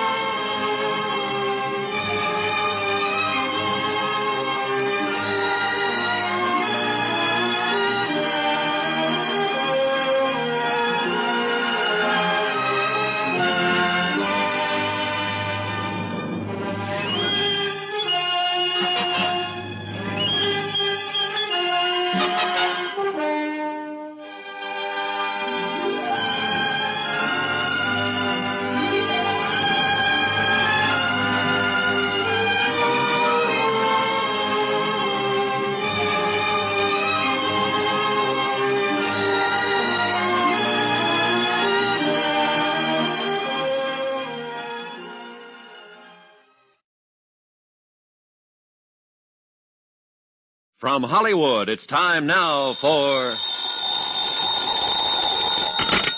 Johnny Dollar. Good morning, Mr. Dollar. This is Milo. Remember? Oh, Milo Martin, the agent, yeah. Yes, I've just read about that terrible affair about Jarvis Pocket murdered. Oh, it was a terrible thing. Yeah, he didn't even make it to the hospital. And you, Mr. Dollar, the killer tried to do away with you, too, huh? All I got was a nice crack on the head and a not-so-nice dunking in the canal. You were fortunate, Mr. Dollar, extremely fortunate. Yeah. Anything else you wanted to talk about, Milo? Oh, yes. I'm sorry I wasn't at the office when you called earlier. Well, your secretary gave me part of the information I was after. She remembered a man had phoned your office yesterday. Yes, she said he was a business associate of someone named Joseph Fallon. Well, I was out at the time, but he did leave that message. Well, what I wanted to know is, did he ever call back? No, he didn't. He probably will, unless he figures he's already found his pigeon. Pigeon? What for? Blackmail, Mr. Martin. Blackmail.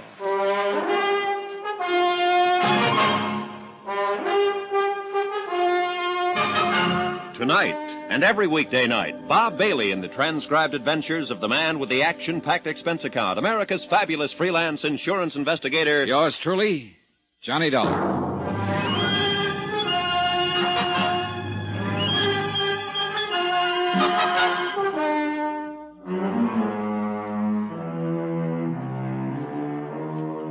Expense account submitted by Special Investigator Johnny Dollar, location Ocean Park, California.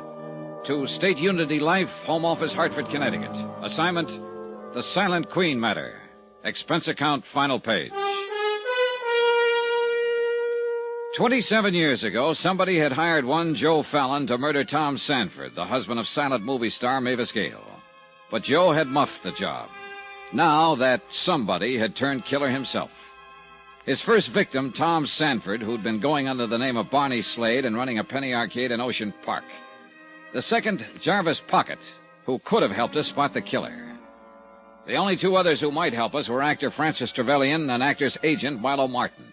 And both had received phone calls from the killer. The reason? Blackmail, obviously. Item 13, $1.35 cab fare to police headquarters.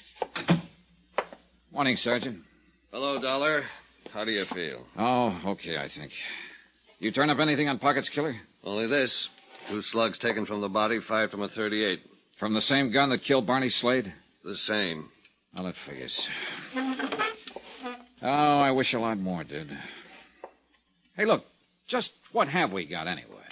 Maybe you better start with what we haven't got. Well, Barney Slade gets clobbered by a killer who scrawls question marks all over Mavis Gale's photographs in his dingy apartment. To draw attention to Mavis Gale. All right. Mavis is named as a beneficiary in Slade's insurance policy. Claims she doesn't know the man, then takes a look at his body and identifies it as husband Tom, who supposedly was killed 27 years ago on a hunting trip. Right. Then Jarvis Pocket, one of the men who'd been on that trip, fills us in with the info that Mavis Gale's ex-chauffeur had tried to knock off Tom. Yeah, but he goofed the job and got knocked off himself. Question. Had Joe Fallon been hired? Answer. Probably. Question, who hired him? There's a beaut, huh? Say, this Milo Martin ever get in touch with you? Yeah, just before he came over. He got a call, all right, apparently from the same man who called Trevelyan. Mm-hmm. Trying Fallon's name on for size. Oh, he's trying to get a reaction, that's for sure. And when he gets the right one, he'll put on the squeeze. I wonder why he didn't call Mavis Gale and give her the pitch. Maybe he did, and she forgot to tell us about it. Think he called Jarvis Pocket? No, I think Pocket would have told us. I wonder if Pocket told us everything last night at Barney's place. Oh, probably not. I think he suspected something or someone. When he left us, he probably did a little prowling of his own. Result, got himself killed. Look, it's almost noon. Yeah. I'll buy you lunch. We'll have about an hour. Then what? Then I'm going to Tom Sanford's funeral. Aren't you?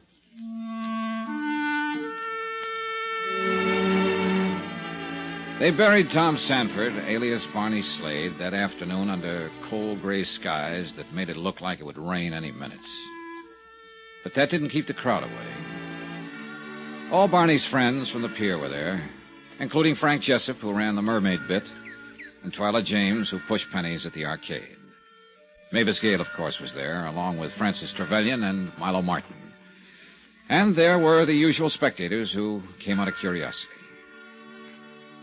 When it was all over, the sergeant and I started down the hill. Oh, there, Sergeant. Mr. Dollar. Oh, hiya, Frank. Mr. Jessup. Sure was a nice ceremony, wasn't it? Yeah, very nice. Pier was practically closed down. Everybody here for the funeral. We're all going to miss old Barney. Somehow I just can't bring myself around to calling him Tom. Won't seem to fit somehow. Sure. Well, I got to get back to Twyla. She's taking this kind of hard. Oh, yeah, sure. I was kind of surprised the way Miss Gale stood up. Real brave she was. No tears at all. Yeah, I noticed that. Sergeant? Maybe she was all cried out, Dollar. It happens, you know. Uh-huh. It happens.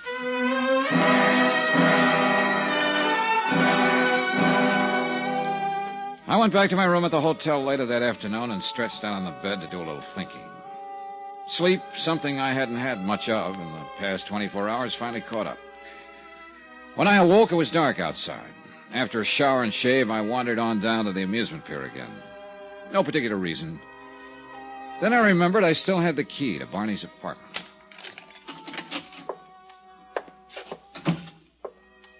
I flicked on the light switch in the living room and sat down. Then as I reached around for an ashtray on the small table close by, my sleeve brushed several medicine bottles to the floor. I was picking them up when somebody came in through the back door. Mr. Dollar? Oh. I happened to notice the light under the arcade door. What are you doing back here? Well, nothing in particular, Twyla. I'm afraid I accidentally knocked these off the table. Oh, no harm, I guess.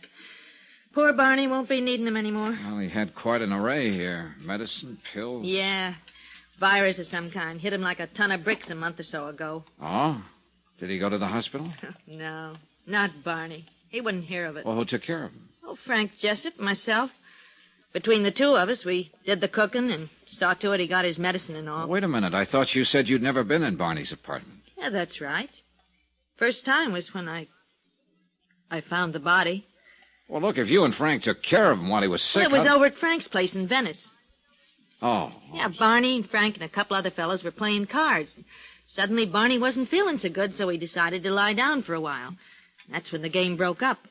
Frank stayed with Barney, and when he saw how bad his fever was, he called Doc Ferris. Doc Ferris, huh? Yeah, lives over in Venice. Thanks, sweetheart. Lock up for me.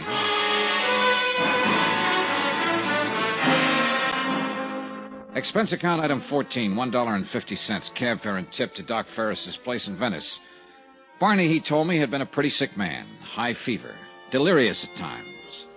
But Frank Jessup had stayed by his bedside during the crisis and had done a good job of nursing him through the night. Expense account item 15, $1.50, same cab, back to the amusement zone. The attendant at the Mermaid bit told me that Frank Jessup had gone home early. Expense account item 16, 75 cents, cab fare to Frank's bungalow in Venice. The place was dark. No answer. You looking for Mr. Jessup? Oh, yes, ma'am. He just left a few minutes ago. Out for a walk, I guess. Oh, that's so? Do you know which way he headed? Down the street. That way. Good, thanks. I finally caught sight of him a couple of blocks later. He was headed south along a back street. I trailed him all the way out to 47th Avenue. Sand dunes, oil wells, a scattering of houses. Then I saw him duck into some shadows, so I waited. About 10 minutes later, a big Cadillac came along, cruising slowly. As it reached the corner, someone inside flicked out a package, and then the car disappeared into the night. Frank Jessup suddenly darted out of the shadows, scooped up the package, and came running straight toward me. Hold it, Frank. What? I said, hold it. Let go. Let go. What are you doing here? I don't have to ask you that question, do I, Frank? And I don't have to guess what's in that package. Let go. Not a chance. All right. Look, Dollar, we get a good thing here, maybe. We have. Sure, why not? 50-50. That the deal you offered to your old friend, Barney Slade? Look, I didn't want to kill him, only when I went there the other night and told him what I had in mind, he got sore. Started pushing me around. How did you find out about Barney's past? That time he was sick, delirious, fever make him do a lot of talking? That's right. So Barney spilled the whole thing without knowing it. Come on, Dollar, let's get out of here. Pocket guessed you were behind it all, didn't he? Figured that's exactly how you found out, so you had to get rid of him, too. Look, Dollar... Hold still, little pal. Now, who tossed out that package of money? Come on, Jessup. You called somebody on the phone and got a nice, fat reaction when you mentioned the name of Joe Fallon. Now, who is that somebody? I am, Mr. Dollar. Easy there. I'm a good shot. Well. The actor's friend and agent, Milo Martin. Thank you for holding our little friend here, Mr. Dollar. It makes things a lot easier. Huh? Your little friend was running a bluff on you, Martin. I don't think he's got the proof that you hired Joe Fallon 27 years ago. Oh, really? Perhaps not, but I couldn't risk it. Now, could I? So you thought you could make a little time with Mavis Gale if husband Tom was out of the way, that it? Yes, but I was wrong. Didn't even give you a tumble. Too bad, Milo. A stupid woman, really. Is quite stupid. And now, little man... Look, Mr. Martin, we can forget all this. Don't be ridiculous. We can't. And by the way, we haven't met, have we? Allow me. Frank Jessup. He runs a stall down at the amusement zone. Mr. Martin, you've got to trust me. I can keep my mouth shut. I fully intend to make certain of that, Mr. Jessup. Look, all we got to do is get rid of Dollar here. Oh, you're a sweet kid, aren't you? Nobody will ever know, Mr. Martin. I swear it. You're so right, little man. No one will ever know. Let go, Dollar. Hey! Frank pulled away from me somehow and started racing across the sand dunes, but he didn't get very far. Milo Martin pumped 2 shots into his back. That meant he took his eyes off me for just a split second, and that's all I needed. What? I belted him where he was very, very soft, and then followed with a hard uppercut. Milo 10% Martin folded without a sound. 17th and final item on expense account, $185.10. Hotel and incidentals in Ocean Park and transportation back to Hartford. Expense account total, $436.25. End of account. Remarks? About Frank Jessup. He got his out there in the sand dunes for the murders of Tom Sanford, alias Barney Slade, and Jarvis Pocket. About Milo Martin, in jail awaiting trial for murder of the above-mentioned F. Jessup. About Mavis Gale. She's going to see to it that the good work at Brother Pocket's rescue mission goes on. We'll donate $25,000 to the cause. Yeah, you guessed it. That'll be the insurance money. End of remarks, end of report. Yours truly, Johnny Dollar.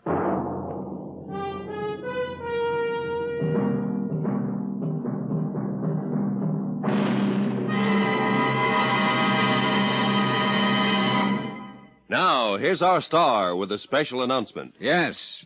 I think you'll be glad to know that beginning Sunday, instead of 5 times a week, we'll be on the air only once a week, but with a complete half-hour story. Remember, that's beginning this coming Sunday. So join us, won't you? Yours truly, Johnny Dollar.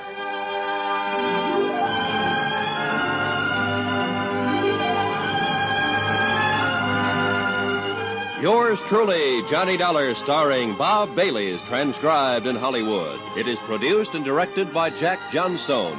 This week's story was written by Adrian Jandot. Heard in the cast were Paula Winslow, Virginia Gregg, Victor Perrin, Paul Dubov, Frank Gerstle, John Daner, Lawrence Dobkin, and Chet Stratton. Musical supervision by Amerigo Marino. Remember, we'll now be on the air on Sunday nights. The time will be listed in your newspaper with more exciting stories of yours truly, Johnny Dollar. Roy Rowan speaking.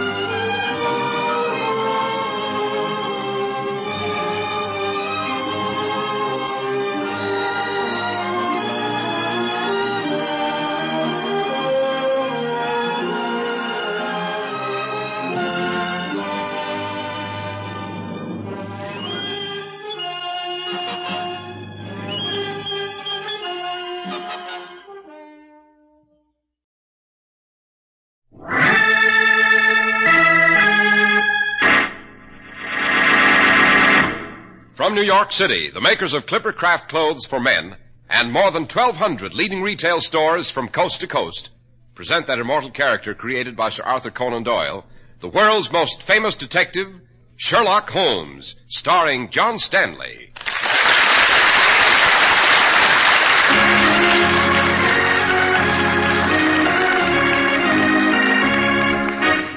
This week's story, The Adventure of the Curious Crypt. Holmes, it's cold down here in this tomb. Black as pitch. Can't see a thing. Quick, Watson, the lantern. Let's look about and see if... Holmes, listen. Someone's walking on the roof of the tomb. Yes, Watson. We have a visitor. And he's opening the crypt door.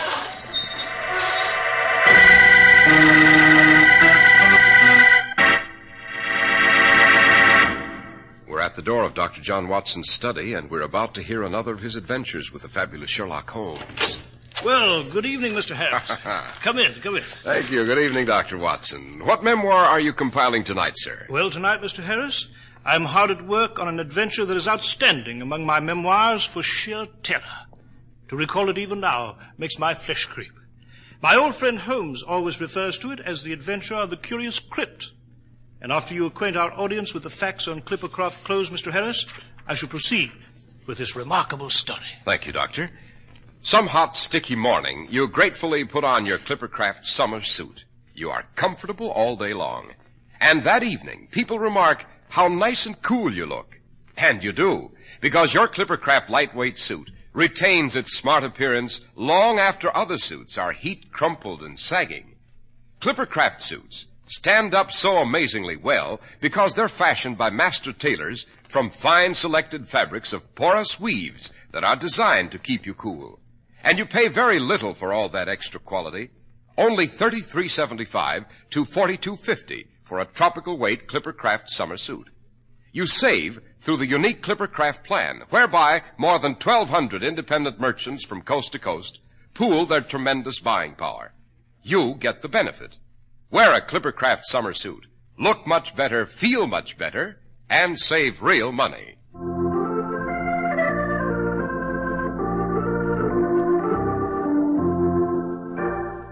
And now, Dr. Watson, what about the adventure of the curious crypt? Well, Mr. Harris, it began in the summer of 1899. This was a decade when fortunes were being made in the New World by enterprising Englishmen. And among the new rich was a man named John Gibbon. Strange and eccentric man, this Gibbon, not without a rather shady reputation.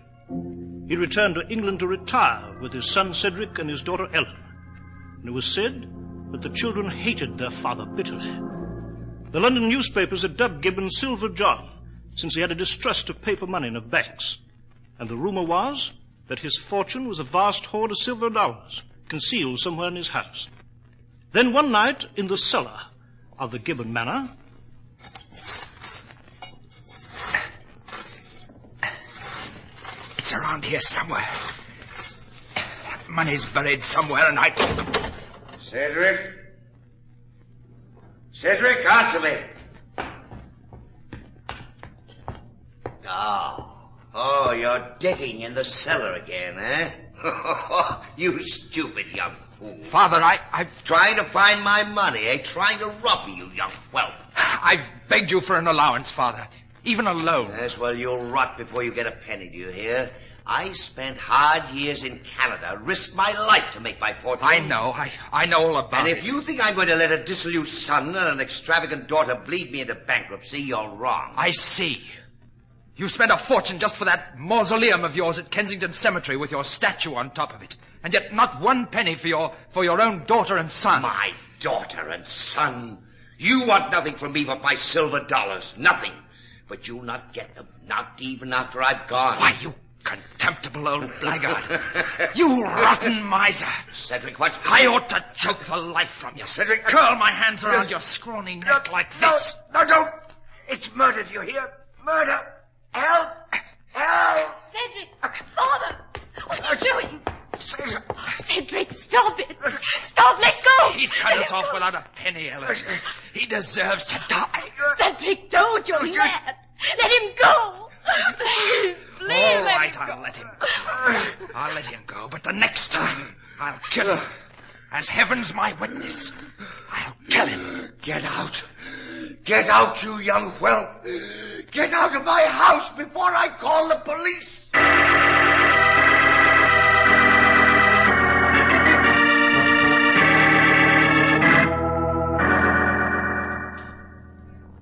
Mr. Holmes, Dr. Watson, that's the story. The whole story. My father and brother had this awful quarrel in the cellar. And now... Now your father's disappeared, eh, Miss Gibbon? Yes. He's vanished completely. Interesting, very. You have no idea of your brother Cedric's whereabouts? No, Mr. Holmes. Not since my father ordered him out of the house. I see. Why did you come here to Baker Street, Miss Gibbon? Why didn't you go to the police? Because this is a family matter. The newspapers, they'd be unmerciful, Mr. Holmes. Besides, my brother Cedric, well, he might be involved in... Murder, Miss Gibbons? Yes. Yes, murder. Yes, certainly. The young man might have been desperate enough to have done... Quite, Watson, quite. Now then, Miss Gibbon, let us review the facts. Your father, John Gibbon, made a fortune in ranching properties in Western Canada. He was a partner of a brother, Hugo Gibbon. Yes, that's right. Do you recall him, Miss Gibbon? Uncle Hugo? No, Dr. Watson. Both Cedric and I were too young to remember anything. I see. To continue. Your father cheated Hugo out of his share of the ranching properties, drove Hugo into bankruptcy, and then finally disappeared. Yes, Mr. Holmes. Will you help me find my father and brother? You can count on me, Miss Gibbon. I find this situation rather bizarre, and hence much to my liking.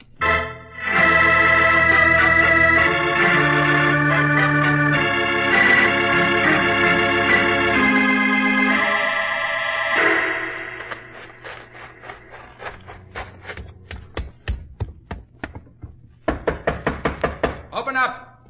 Open the door, caretaker. What is it? What do you want? I want to get into the cemetery. Unlock the gate. Sorry, sir, it's past midnight. We don't allow visitors in Kensington Cemetery after dark. Look here, caretaker. I just want to look at my father's tomb. My name's Gibbon. Cedric Gibbon. Gibbon? That's right. And, there's a quid in it for you if you'll do what I say. Well, can't see any harm in it if you just want to look. Come along.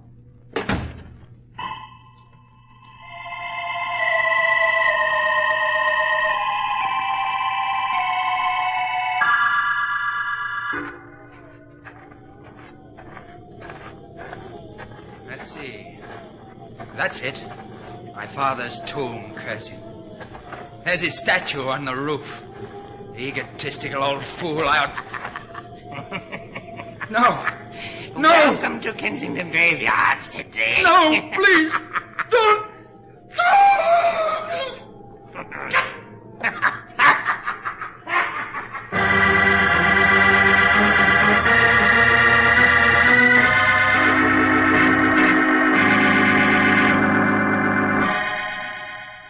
Holmes, Joe, have you read the Morning Telegraph? No, I haven't, Watson. What is it? Cedric Gibbon. He was seen last night. Indeed? Where? Yes, he entered the Kensington Cemetery shortly after midnight. And he never came out again. The cabby who drove him there, the caretaker Malsby who admitted him, both identified young Gibbon. That isn't the end of this devilish business. What else is there? Well, both the cabby and caretaker swore they heard Gibbon scream. After that, a kind of wild and weird laughter coming from the graveyard. I see. And, of course, the police have already blundered into this case. Yes, they have. They searched the cemetery and found nothing except for Gibbon's footprints and... Well, by Jove. Well, what is it? Well, according to this newspaper account, the footprints ended abruptly on the cemetery road, as though Gibbon had been picked up by some... Watson, get your hat and stick. Let's be off to Kensington Cemetery at once.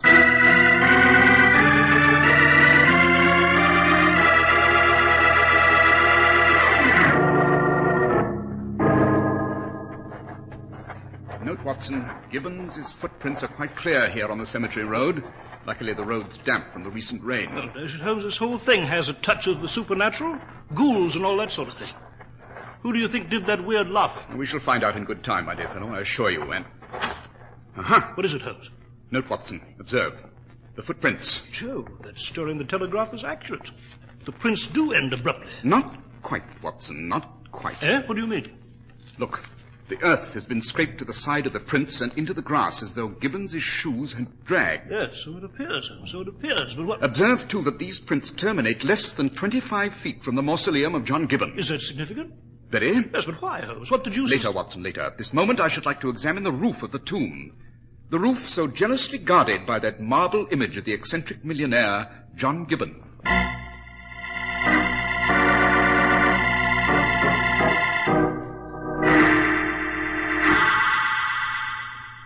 Holmes, I don't see anything up here on the roof. Don't you, Watson? Then you're obviously in need of spectacles.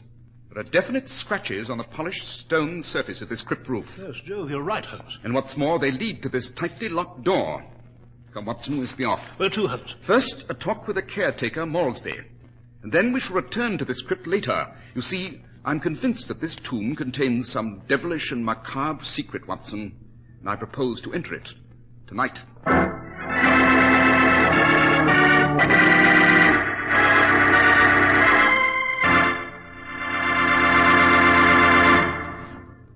Here's a message from the fine, independent local merchant who sells you Clippercraft clothes. He points out that there's so much difference between an ordinary suit and one that has been scientifically designed for summer wear. And that's precisely what you get in a Clippercraft summer suit. Clippercraft master tailoring, plus the finest of summer fabrics, woven with millions of tiny windows to keep you cool. Every Clippercraft suit and sport jacket bears the Clippercraft label, that famous trademark derived from the staunch clipper ships that established honest New England quality everywhere in the world. Clippercraft lightweight suits at only $33.75 to $42.50 give you remarkable value. Yes, this summer, just as all the year round, you can always rely on CRYPT suits and the fine local independent stores that proudly sell them. That's why men who know insist on CRYPT clothes bearing the CRYPT label. So be sure to visit the CRYPT store in your city. These leading stores in the metropolitan area are proud to add their names to CRYPT in your suits, sport jackets, and tropicals. In Manhattan, John Wanamaker Men's Stores, Broadway at 8th and 67 Liberty Street. Saks 34th, Broadway at 34th. In Brooklyn, Abram and Strauss. In Newark, New Jersey, Boulevard Men's Shop, Kresge, Newark. And in Jamaica, the B&B Clothes Shop, 16408 Jamaica Avenue.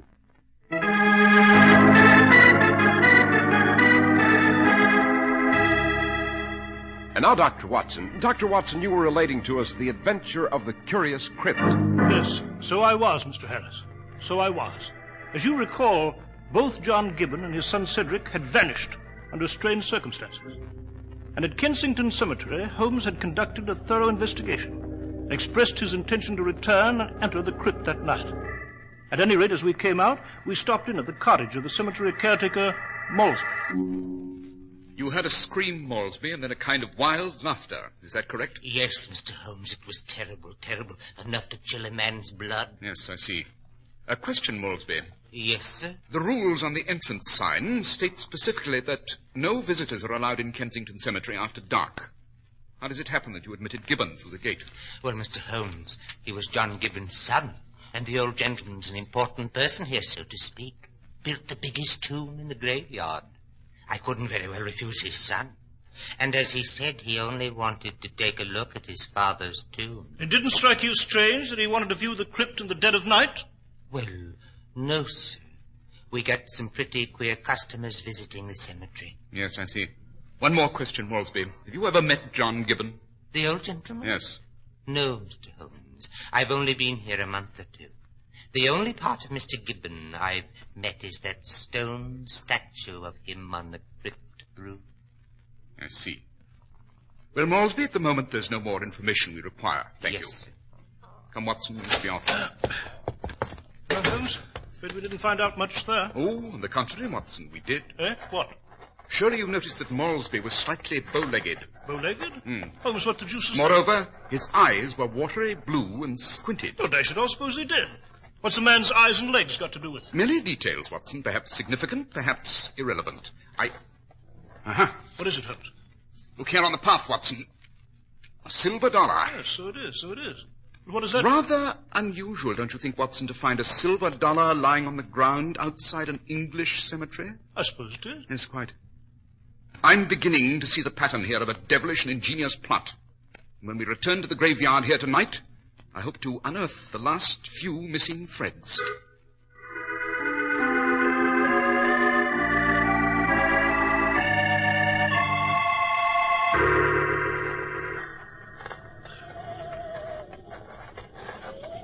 Well, Watson, we're in luck tonight. Indeed? How? There's enough moonlight for clear observation. Observe that massive marble building just on the other side of that deep hollow ahead. Yes, the Gibbon tomb. An infernal statue of old John Gibbon standing on the roof. I must say the juicy thing looks almost alive there. Watson. Yes, sir? I believe I just saw the statue move. Move? Yes. It raised its arm and turned its head toward us. Well, Holmes, you must be mistaken. That statue of John Gibbon is made of stone. It can't move. Good Lord, what was that? The statue. It's laughing, Watson. Joe, Holmes, you're right. Look at it. It's running across the mausoleum roof. Holmes, this is incredible, incredible. My eyes must be playing tricks on me. It's jumped off the tomb roof. It's running across the graveyard. Quick, Watson, after it.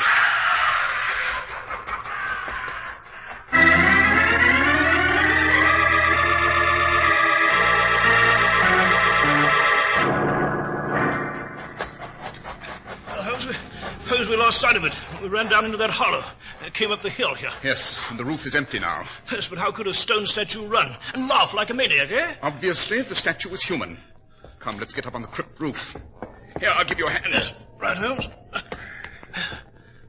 Now, Watson, note this supporting pin on which the statue stood. Observe how shiny it is. What does that mean, Holmes? It means that the real statue, the stone figure, has been removed from this supporting pin and carried away.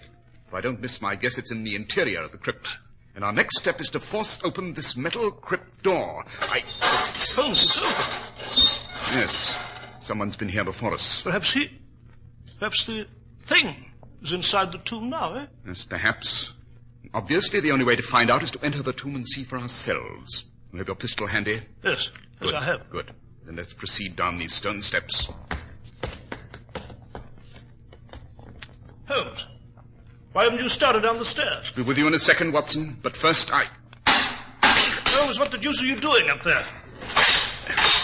Merely closing the crypt door behind us. Now then, let's go down. We could use your dark lantern now and... What the deuce, Holmes? Quick, Watson, the lantern. Yes. Hold it up.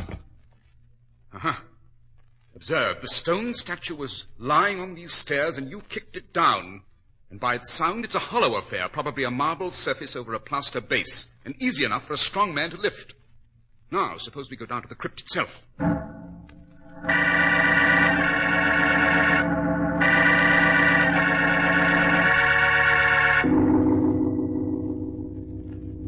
Holmes, the place seems to be empty. Oh, on the contrary, Watson. Look in the corner. Good Lord. There. Precisely. 2 bodies. One John Gibbon, the other his son Cedric. The marks on the neck have been strangled. Yes, they have indeed, in a fiendish and unique way, I might add. Uh-huh.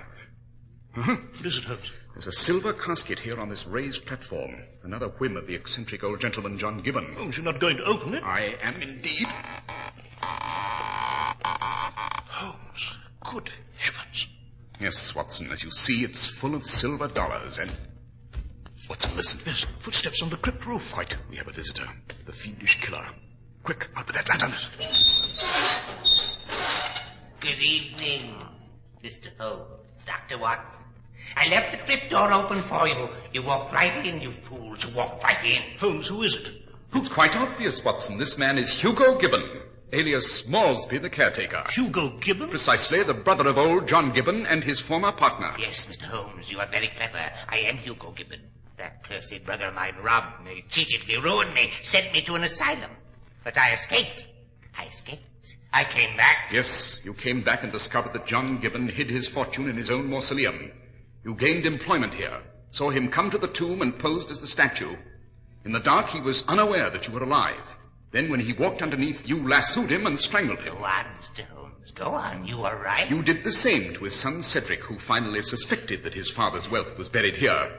You took the crypt door key from old John's pocket, hid both bodies here, and started to carry the silver dollars out. Yes, Mr. Holmes. You are very clever, but it won't do you any good, because I'm going to lock you both in this crypt, bury you alive, and when you're both dead, I'll come back with the rest of the money in the casket. Holmes, he's got us trapped. Good night, Mr. Holmes. Dr. Watson, good night and pleasant dreams. Quick, Watson. Have your pistol ready and after him. Up the stairs, hurry. The tomb door. It's locked, Holmes. No, it's not. I smashed the lock before we entered. Watson, there's Hugo Gibbon running through the cemetery in the moonlight. Quick, fire your pistol. Good shooting, Watson. You got him.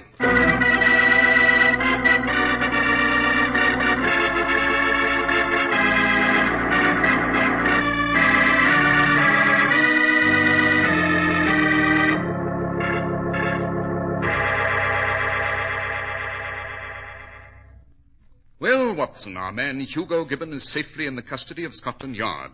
Your shot was not fatal, but he will pay his debt to the Crown. You know, it seems incredible, Holmes. So Gibbon, alias Malsby, hid the real statue in the crypt, posed on the roof himself, and lassoed his unsuspecting victims, eh? Exactly. You will recall how the footsteps ended, but the marks on the grass indicated that something had been dragged across it. Hugo simply hauled in his rope, with his strangling victim on the end of it. But how did you know Malsby was actually Gibbon? Oh, it's obvious, Watson. Only a man who'd lived in the West could cultivate such skill with a lasso. And the caretaker, I knew immediately, was a Westerner. But how? His legs were bowed, a characteristic symptom of long hours in the saddle. Then, too, his eyes squinted, another trait of ranchers used to staring at far-off horizons. Naturally, I thought immediately of John Gibbon's brother and old ranching partner, Hugo. And the silver dollar you found near the cottage convinced you that he had robbed the tomb? Quite. You know, Holmes, I must congratulate you. I've never seen you conduct a more brilliant investigation. Thank you, Watson. I am, as you know, fundamentally a man of modesty. Shall we merely call it Extraordinary? Let it go at that?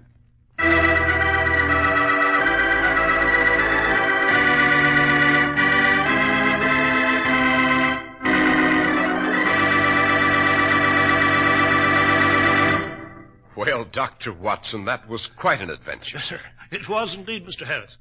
And I might add that the police, at Holmes's suggestion, excavated the caretaker's yard and discovered some 200,000 silver dollars buried there, most of which had come from deep recesses in the walls of the Gibbon crypt. Why, a fortune in those days, Dr. Watson. And now, what about next week's adventure? Next week, Mr. Harris, I shall relate to you the adventure of the Red Death. It concerns a bottle of laundry ink, a vengeful sea captain, and what was probably the greatest threat to the population of London in that decade.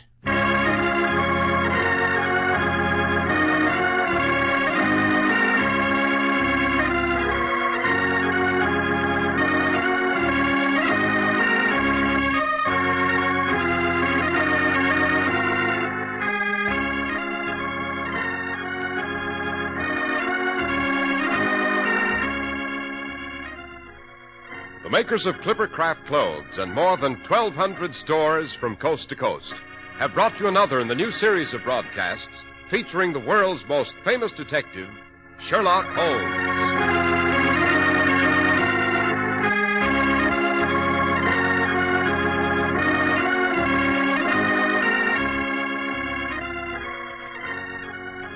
Our stories are based upon the character Sherlock Holmes, created by Sir Arthur Conan Doyle. Sherlock Holmes is played by John Stanley, Dr. Watson by George Spelvin. This week's story was written by Max Ehrlich with special music by Albert Berman.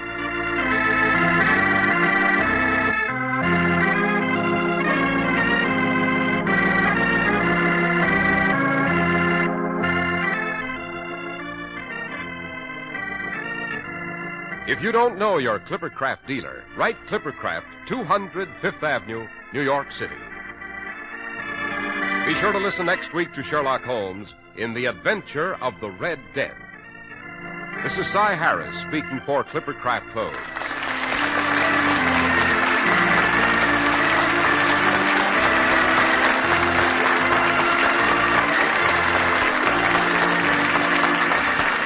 This is the Mutual Broadcasting System.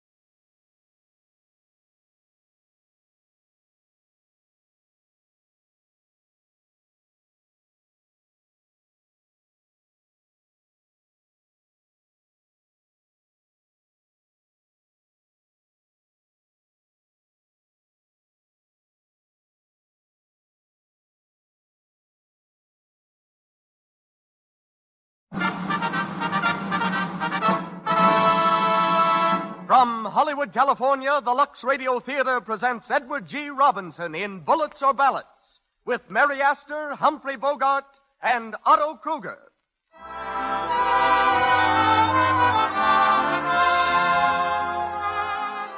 Lux presents Hollywood.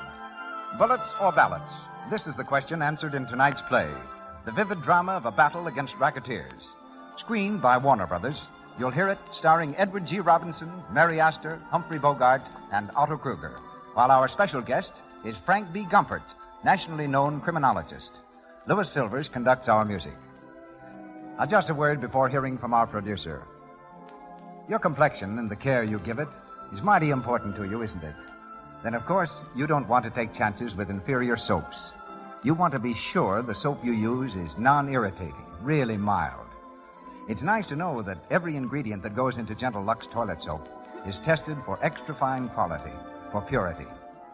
Now you know why 9 out of 10 screen stars use Lux toilet soap for their $1 million complexions. They can depend on its gentleness and mildness. You can, too. And that's so important to your good looks, to your happiness. So I hope you're making Lux toilet soap your regular complexion care. If you haven't a generous supply on hand, put it on your shopping list now. And now, the producer of the Lux Radio Theater. Ladies and gentlemen, Mr. Cecil B. DeMille.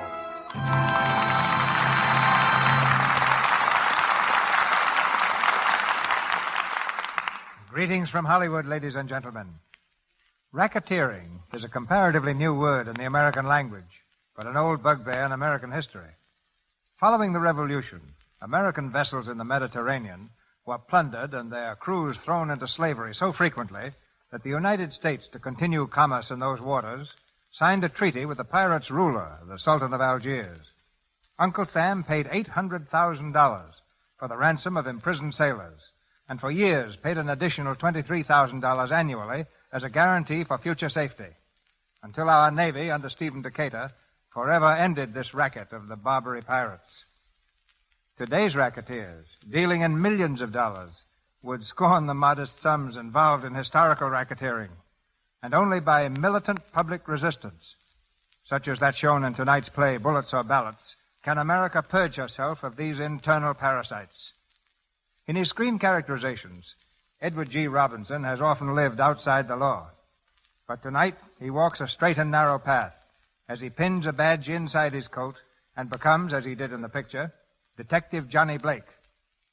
An established air personality because of his own program, Big Town, this fast-talking, fist-swinging favorite is from Warner Brothers Studio and will soon appear in Confessions of a Nazi Spy. In Bullets or Ballots, you saw another brilliant performance by one of the screen's best bad men, Humphrey Bogart, who likes playing villains, and tonight resumes the part of Bugs Brenner.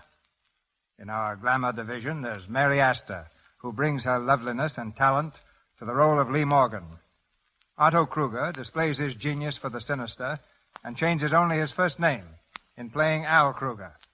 We raise the curtain now, and the Lux Radio Theater presents Edward G. Robinson in Bullets or Ballots with Mary Astor, Humphrey Bogart, and Otto Kruger.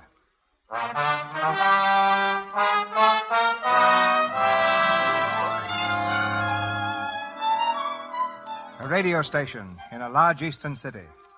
At a table in one of the smaller studios, a man reads earnestly from a typewritten page. Behind the glass enclosure, the radio engineer sends the speaker's voice out across the city into the homes of listening millions. The man nears the end of his speech. And so, ladies and gentlemen of the radio audience, there are 1,000 rackets. Rackets which are forcing prices beyond the reach of the poor, looting business, food, laundry, poultry, dry cleaning. And still the American people let the racketeer go free. Men like Al Kruger, protected against the law, return from mock trials to collect their share of the $200 million plunder taken each year from this city alone. And again I say, these rackets must be stopped. Ladies and gentlemen, I've been ordered by the Crime Combine to discontinue these broadcasts. The gentleman who phoned added, or else. For his information, I shall continue to broadcast regularly, and my papers will continue their present policy of open attack on racketeers and directors of organized crime who are the really dangerous enemies of society.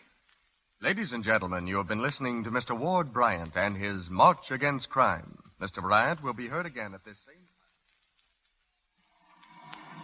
Good night, Mr. Bryant. Good night, Joe. That was a fine speech tonight, Mr. Bryant. I heard it here on the speaker down the hall. Glad you like it. Get me a cab, will you, Joe? Sure. Yes, sir. You sure have the right angle on this racketeer business. Hey, look out! Look out, Mr. Bryant! Look out!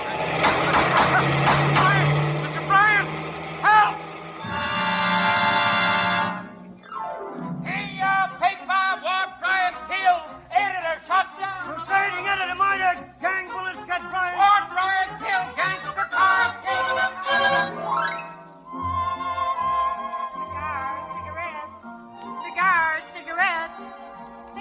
Cigarette. Who is it? It's me, Miss Lee. Hyman. Can I come in? Come on. Good evening, Miss Lee. How are you, Herman? They said you was in your office. So why are you surprised? How are the collections today, Herman? Oh, just fine, Miss Lee. You really got something in this numbers game. It's going to catch on up here in the Bronx even better than in Harlem. Here's one day's collections. Did you have to bring it all in nickels, Herman? No, ma'am. There's 2 other bags, too. Green money. That's very nice. Yes, ma'am.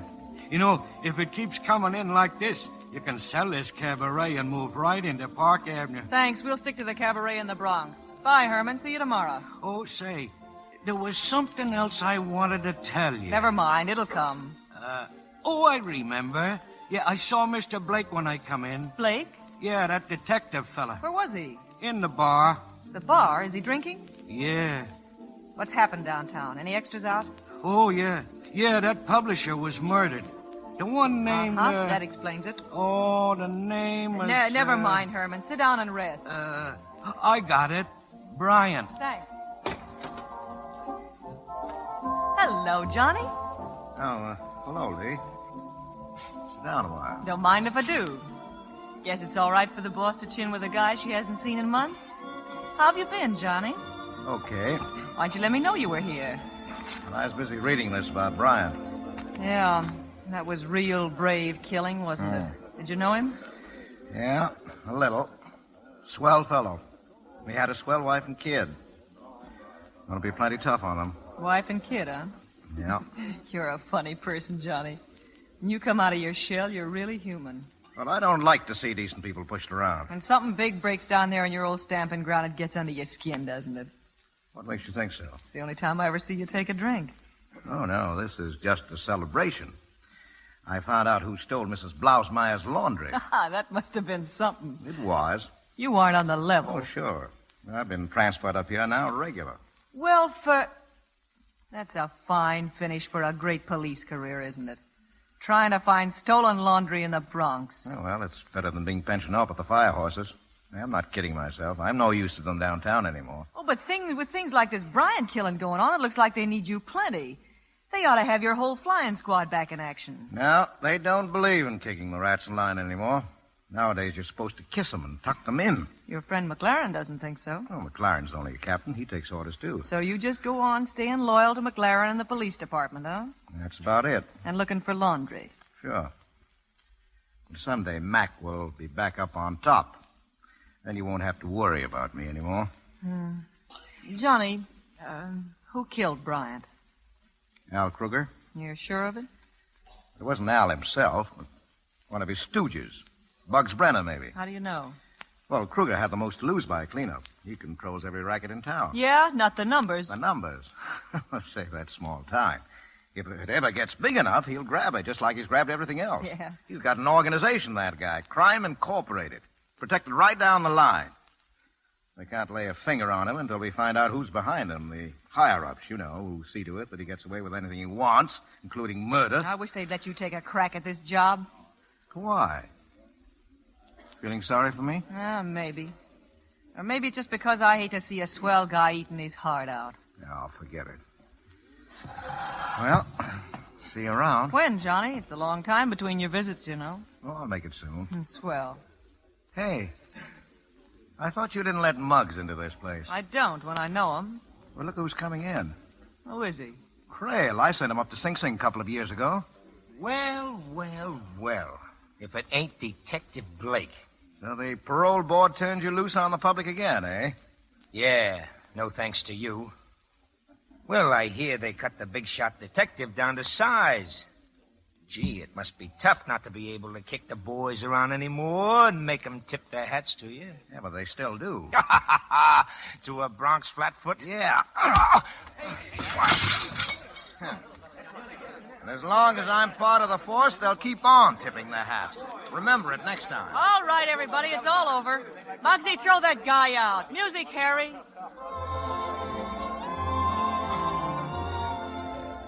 Well, I guess I'll go downtown, see what's going on. You haven't lost your gentle touch, have you, Johnny? I'll see you soon. Don't hurt your knuckles.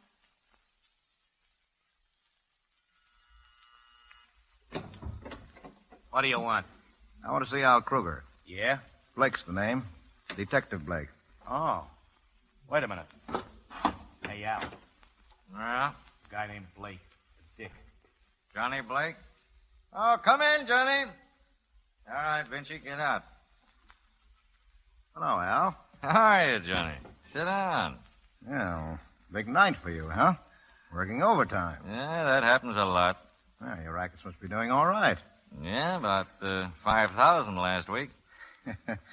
Yeah, 500,000, you mean? Maybe. I can't count that high. Cigar? Thanks. I thought you were homesteading in the Bronx. What are you doing down this neck of the woods? Oh, just poking around the old hangouts. What do you think of Bryant's death? Yeah, I was just reading about it. Too bad. He was a fine fellow. Now, they'll probably blame it on you, Al. You're telling me. A couple of the boys are up here from headquarters a half hour ago. They were very nice about it, though. Yeah, that's the trouble. They have to be. You'd have taken me around the corner and rolled up a newspaper. Yeah, I guess I would. But I didn't get much out of you the last time I gave you a going over. You came close to I it. wish I'd known it at the time. You'd have got some more. I wanted to get you on that rap. Yeah, good old days. Yeah. You've traveled a long way since then. Well, you'd have gone a long way, too, if you'd thrown in with me the first time I asked you.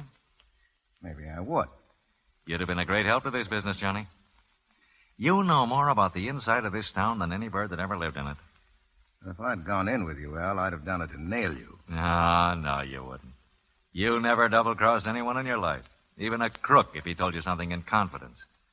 You rode the pants off of all of us, but you always let us know where you stood.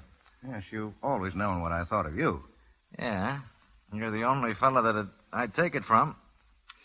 Well, I still want you to throw in with me, Johnny. Well, I'll stick with the department. After all the kicking around they've given you? Mm-hmm. You're a chump. All you'll get out of it is a petty larceny pension. I could do more for you in a year than you learn in a lifetime on the force. Well, maybe I'd like to make my money the hard way. Yeah, no. I'll probably still be asking you 10 years from now. If you live that long. Hey, Al, you see the papers about... Hey, what's he doing here? Well, if it isn't Bugs Brenner. How's for getting out of here, Blake? Hold your horses, Bugs. I asked Johnny... Oh, never mind, Al. Bugs hasn't been able to forget the week he spent in the hospital after he took that swing at me. I don't think much of him either. See you around. Oh, I forgot to compliment you, Bugs. Nice, clean job you did on Bryant. What are you talking about? Nothing yet. Good night, Al.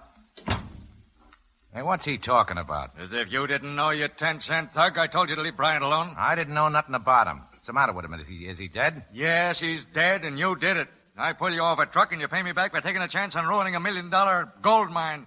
Someday you'll get wise to the fact that the strong-arm stuff went out with Prohibition. You're not running liquor anymore. You're in big business. Sit down. Hello? Plaza 95472. That's right. We've just seen the extra, Mr. Kruger. Please come to see us at once. Tonight. Yes, sir. Right away. That ought to satisfy you. Who was it? The big fellas? The first time they've called in 6 months. When they call at this time of night, it means they're going to rake me over plenty. They're liable to pull the props out from under me for this Bryant mess. And if they do, it'll be the last thing that'll happen to me. Hey, Al. Who are these fellas? Who are they, Al? If you knew, you wouldn't sleep much tonight. Now, beat it. The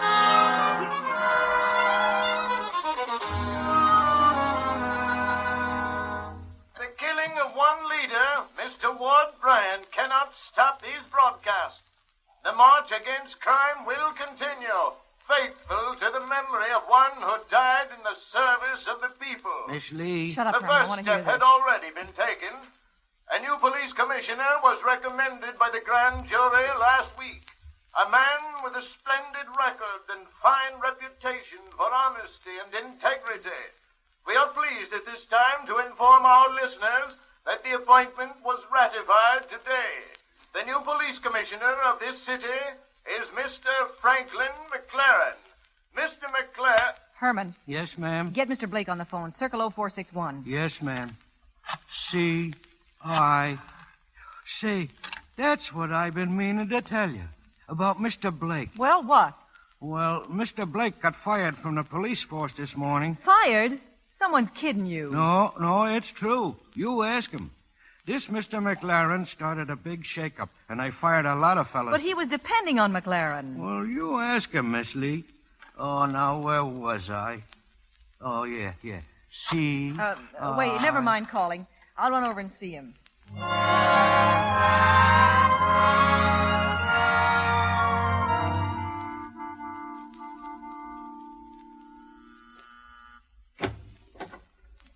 Oh, Hello, Johnny. well. How are you, Lee? I never thought you'd get over this way. Well, shall we just stand here and swing on the door? No. Come on in. Well, what are you in an uproar about? Herman said you were fired. That's right. Sit down. Make yourself comfortable. Who did it? McLaren? And you're the one that was telling me that when McLaren got on top, everything would be just fine and dandy. Well, I was wrong. Sure. It's about time you got wise to yourself. Around this town, the only reason friends pat you on the back is to find an easy place to break it. You're a friend, aren't you? I guess you're dumb enough to think so. Oh, no, I'm not dumb, Lee. You like me pretty well. Well, that goes both ways. You know, if women and home life had been in my line, I'd have fallen for you a long time ago. It would have been sort of nice, wouldn't it? Yeah. It wasn't in the cards, Lee. You can't beat the cards, can you? No. You didn't get enough salary to save much, did you, Johnny? Oh, I'll get along. I suppose you'll be looking for a job. Mm-hmm. I thought you might like to come in with me and help me run the numbers game. What? You got all the help you need. Oh, I won't have. It's getting bigger all the time. Some weeks it brings in 10 to 12,000. Boy, 12,000? From that penny ante game? Mm-hmm. Well, the last time you told me about it, you were only getting a few hundred. I know, but they're crazy about it in Harlem, and now it's going over in the Bronx. Oh, please come in and help me run it, Johnny. You could do a swell job of building it up. You'd make a lot of money for both of us. Yeah, you're pretty regular, Lee. You'll do it? No, not a chance. Any money I made would be just coming out of your pocket. I don't take money away from women. Well, I thought I'd tell you about it. Well, thanks just the same. I'm sorry you got kicked out. It's going to be tough for you to break into something new after all these years. Yeah, I guess so. What do you think you'll do? Well, I was just leaving to take in the fights. I've got a good card on tonight. Don't hurt your knuckles. So long, Johnny. Hiya, Johnny. Hi, Louie. You missed a sweet battle, Johnny. Yeah, well, that's too bad. Yeah, your pal McLaren liked it a lot, What's too. that, McLaren? Is he here? Yeah, right over there, see? Oh, yeah, thanks. See you later. Oh, hello, Mr. McLaren. Oh, hello, John. Congratulations on your new job. Thanks, John. They told me you were trying to see me today. Sorry, I was busy. Oh, it's okay. I can say it now. I just wanted to thank you for the kick in the teeth. What? Come here. Blake! I've got your hands off me. No, you can't sock the commissioner and expect to get away with it. Now, let go of me. Will you prefer charges, Commissioner? No, just throw him out in the street.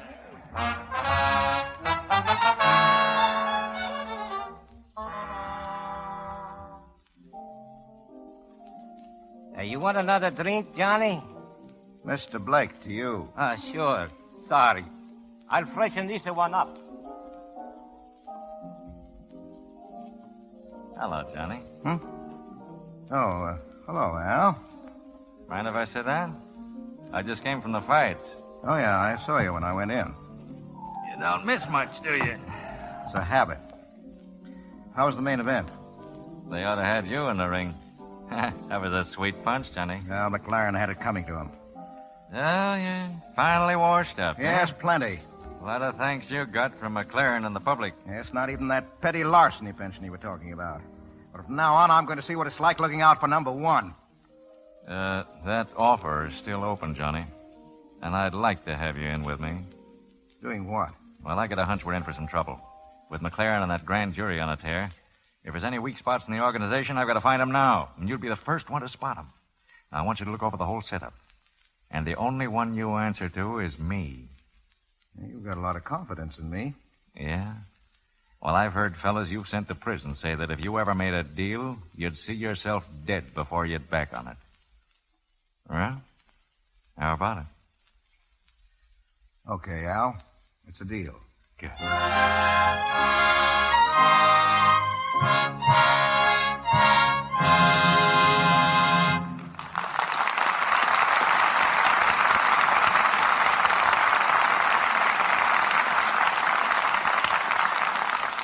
We have come to the end of the first act of Bullets or Ballots, starring Edward G. Robinson, Mary Astor, Humphrey Bogart, and Otto Kruger. The curtain will go up on Act 2 after our short intermission. But now, here's something that happened recently, which I would like to have you hear. Better hurry, Mary. We're going to be late. All right, just a moment. Gosh, you've been pimping for an hour now. Oh, don't exaggerate. I'm coming. Don't be cross, Bill. Oh, hello. I thought you'd never show up. Oh, say, you look wonderful. You like it? Like what? The hat, of course. Oh, gosh, the hat. Sure, I like it. But I like what's under it better. How about a little kiss? Come on. Let's get going. I'm going to be proud. There's nothing like a soft, smooth complexion to make a new spring hat do its best. And as a matter of fact, the best-looking hat in the world can't do much for a woman who's been careless about her skin. The woman who's let cosmetic skin develop. Dullness, little blemishes, enlarged pores. That's why clever women everywhere take the screen star's tip. They use cosmetics all they like, but they're always careful to remove them thoroughly with Lux toilet soap. This mild white soap that 9 out of 10 screen stars use has active lather. Let it help you keep skin smooth and soft, lovely to look at, nice to touch. Mr. DeMille. Act 2 of Bullets or Ballots, starring Edward G. Robinson with Mary Astor, Humphrey Bogart, and Otto Kruger.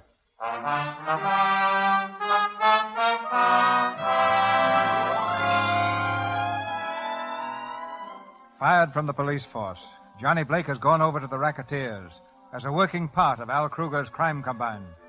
But now an outraged citizenry demands action. Swiftly and without warning, the new police commissioner cracks down. McLaren, dynamite racketeer. Police start clean up. Loan sharks running. Laundry racket smash. McLaren raids jewelry factory. One by one, the rackets fold, and thousands of dollars are turned back to the taxpayers. In a hotel room, Joe Vinci, the latest racketeer to feel the lash, savagely reads the headlines.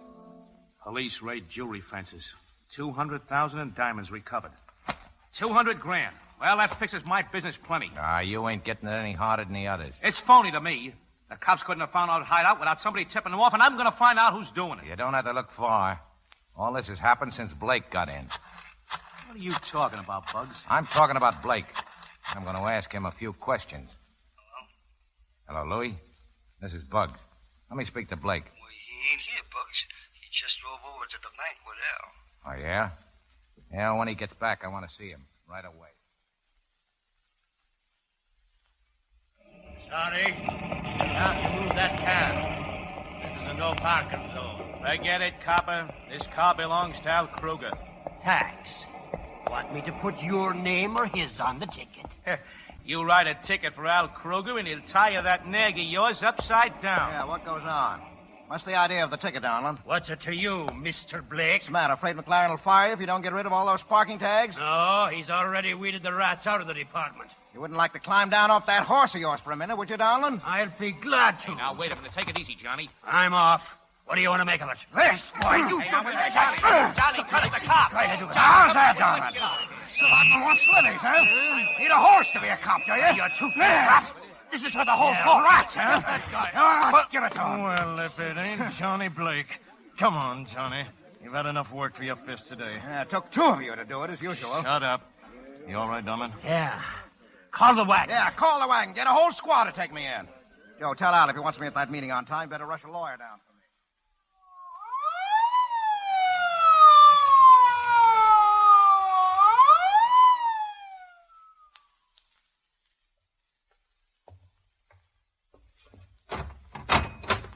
In here, you.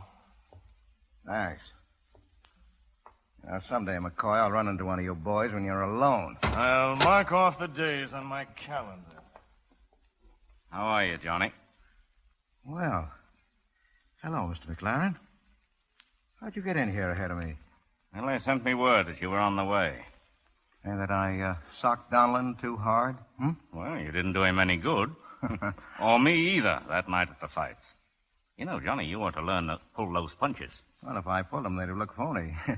How's your jaw? Still in a sling. Well, what do you start the fuss for this time? I had to see a loan. This was the only way I could manage it. Well, what happens next? I wish I knew. Here's another report. The whole poultry racket, down through names and addresses. Here, this is the plaintiff garage, their business headquarters, so forth. Yeah, I'm afraid it won't do much good, though, except for raids. Well, that's good enough for the time being. We've been doing pretty well on your information, Johnny. So I've been reading in the papers. Did you find out who bosses Kruger? Well, all I know is that there is somebody higher up, and he controls everything. Now, if we can nail that bird, the whole works will fold up from the inside. Does Brenner know who it is? Now, nobody except Kruger. Do you think you'll ever get it out of him? No, not a chance. Well, how are you working it? We've got to know. Now, look, Brenner is Kruger's number one man. If anything happens to Kruger, and I'm going to see that it does, Brenner steps up. But I'm not going to let him, because I'm going to step into Mr. Brenner's spot. How? Well, I don't know yet. Is that all you got to tell me? Well, that's all for now, except keep on smashing him as fast as you get my instructions. When the break comes, I'll know what to do. Until then, you've got to play the cards the way I deal them. There's only one thing tough about it, though. What's that? Al Kruger. Now, he's just as much of a rat as the rest of them. He'd knock me off in a minute if he found out, but... And I'll hate to cross him. Because you haven't given him an even break? Yeah. Well, I haven't given you one either. We had another man on the force who tried to smash that mob. They threw acid in his face. His headlights don't burn anymore. I handed you a rotten job, Johnny. Oh, I asked for it. Hey, all I know is handling mugs.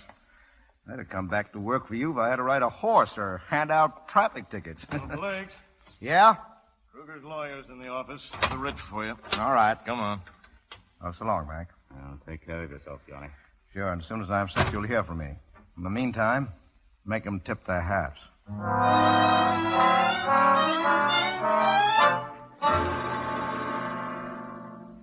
You heard me, Al. Blake. Nobody else but Blake. I tell you, the guy's double-crossing me. Shut up! Now, wait a minute. I said shut up! That means you too, Bugs. I'm running his outfit. Oh, well, now, look, Chief, I tell you that all the time.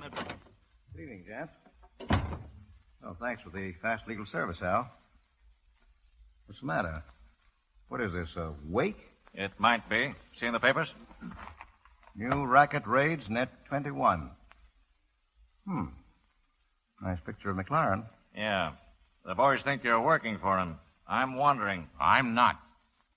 Bugs, shut up. What have you got to say, Johnny? Oh, sure, Al. I just sold you right down the river. The cops said they were sorry they kicked me off the force. Why, McLaren sent me a basket of flowers for hitting him on the jaw. Said if I want to come back, he'd give me the whole Bronx to wander around in. I wouldn't clown, Johnny. Ah, we're wise to you, Blake. You're true. No, I'm just starting. Hey, now listen, copper. Take your hands off. I don't like guys that put their hands on me. Let's keep this a business meeting. All right. Start talking. Al, I went to work for you because you wanted help. I didn't come to you. You came to me. Now you think I crossed you. Why, I couldn't get a dime a dozen if I handed this whole mob over to the cops, and you know it. You can see now why you need help. Oh, and you need plenty of it. Hey, Al, are you going to let this guy talk his way out? Shut up! Keep talking, Johnny. Never fails, does it? When mugs get in the jam, they always start off by knifing each other. Hey, I thought you were smart, Al. What would you suggest? Well, let McLaren have his fun. You can't stop him. As soon as he's made a showing, the grand jury will fold up right under him. They always do. You know that. Sure. And meanwhile, we sit back and wind up broke. No, spend your time building up new rackets. So that when McLaren comes up for air, he'll find a dozen more going. Just pull him right out of the hat, huh? No, you just go to work. Quit playing cops and robbers. Stop knifing each other. I suppose you've got a good racket in mind? Well, name it. Sure, I've got one. Numbers. Go ahead. Now, what's the odds against picking the right number out of from 1 to 1,000? Well, 1,000 to 1. That's it. Now, we take the last 3 numbers of the racetrack payoff every day. The suckers try to guess it. And the payoff is 600 to 1. That is, if anybody picks the right number. Now, a lot of people will try to pick that every day if $1 would win them 600. Oh, what are you trying to sell us? That penny ante game Lee Morgan's running up in the Bronx and Harlem? Well, it's so penny ante that she's picking up $12,000 a week out of a few neighborhood stores. Most of the bets are nickels and dimes. Now, 7 million people in this town, and all of them looking for easy money. You just offer them 600 for 1 and watch this thing spread like a 4-alarm fire. And they won't be playing 1 number apiece. They'll be picking 4 or 5. Now, if you want to control the winning number, you can pay off on racetrack bets and manipulate the totals.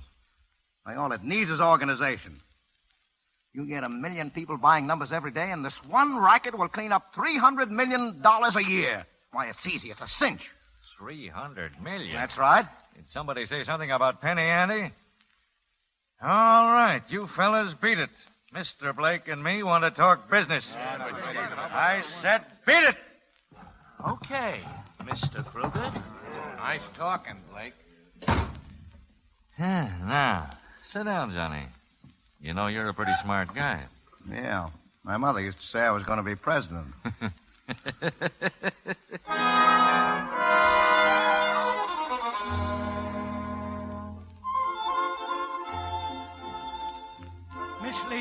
Miss Lee, I gotta see you right away. What's the matter, Herman? Where'd you get that shiner? Miss Lee, it's important. Come inside. Well, Herman, spill it. They took the money away from me.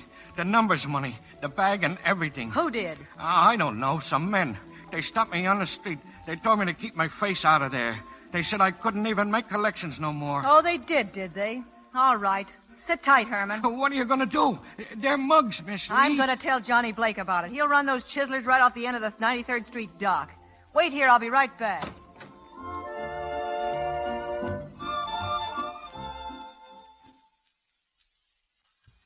Front boy. Oh, clerk. Yes, miss?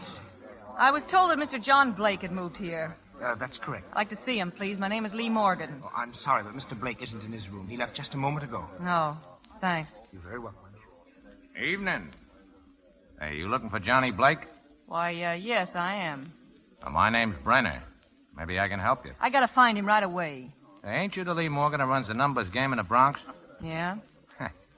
I hear they started running you out of it tonight. Well, they won't get away with it. Yeah, I know. It's a dirty trick. I don't blame you for gunning for Blake. Gunning for him? Yeah. He's the one that's taking it over. Blake. You're a liar. Oh, he's grabbing it to put himself in strong with Al Kruger. Why don't you go in and ask him? He's in the coffee shop. Yeah? Thanks. Hello, Johnny. Oh, Lee.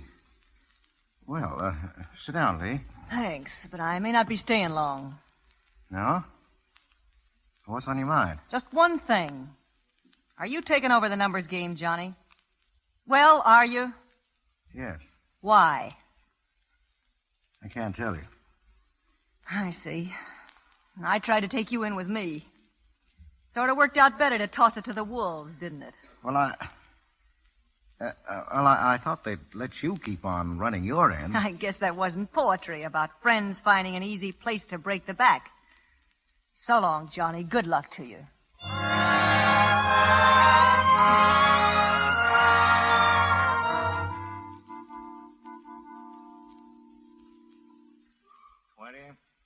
$30,000, $40,000, and one makes $41,000. That's your cut, Johnny. Oh, thanks. Hey, that's not so bad. Yeah, you earned it. That was a great idea, taking over the numbers. Guess it was. By the way, you better sink that cash in a safety deposit box. Don't put it in a regular account. No? No. Oh, sure. Safe deposit. Oh, I get it. Is that what you do, Al? Yeah. It's easier to get at it, and they can't trace it. Well, you and the bosses must have had to take over a vault. I don't know where they put theirs, but they're plenty happy. Hey, how about meeting him sometime? Not a chance. I'm the only one that knows who they are, and I guess they want it to stay that way. I suppose you can't blame him. Well, good night, Al. Right. Oh, say. What would happen to him if you got lost? Well, you pick someone else and keep on going. Brenner, huh? No. It would probably be you. Me? Yeah. They think you're the best man I've got. You wouldn't want it, Johnny. The top job, but it's the last one a guy ever holds. There's only one way out. That's the payoff for helping them, huh? Yeah. But don't worry about getting it. I don't intend to get lost. Oh, sure. Well, good night. Good night.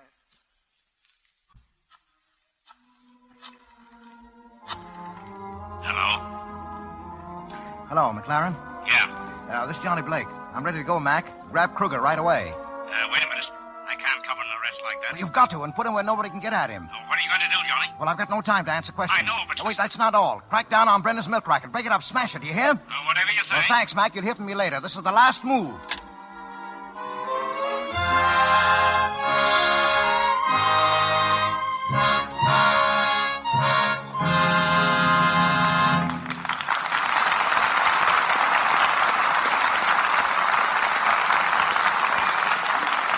We pause for station identification. This is the Columbia Broadcasting System.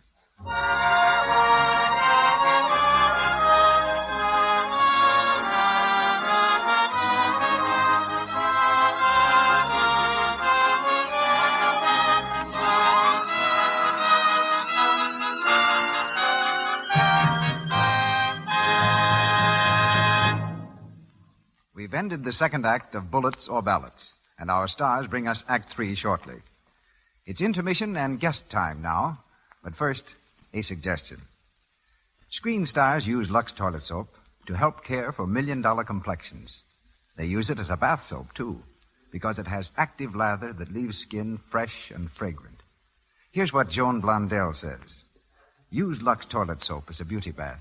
It's the best way I know to protect daintiness. You'll love it. Are you enjoying the luxury of a daily beauty bath with this white, gentle soap screen stars use? You'll love the delicate, clinging fragrance it leaves on your skin. You'll be sure of daintiness. Now, our producer. The battle that Johnny Blake is fighting in our play against racketeering and terrorism is being fought throughout the country by men like tonight's guest, Mr. Frank B. Gumpert, who matched the brawn and daring of gangsters with the relentless weapons of science.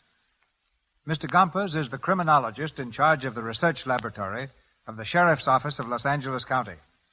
He's a policeman who fights not with machine guns, but with microscopes, has a degree in law, is a master of sciences, and a doctor of philosophy. He's been technical director of several movies dealing with crime and has worked on some 8,000 cases, hundreds of them murders. As a 20th century Sherlock Holmes, Mr. Gompert, tell us just how do you do it?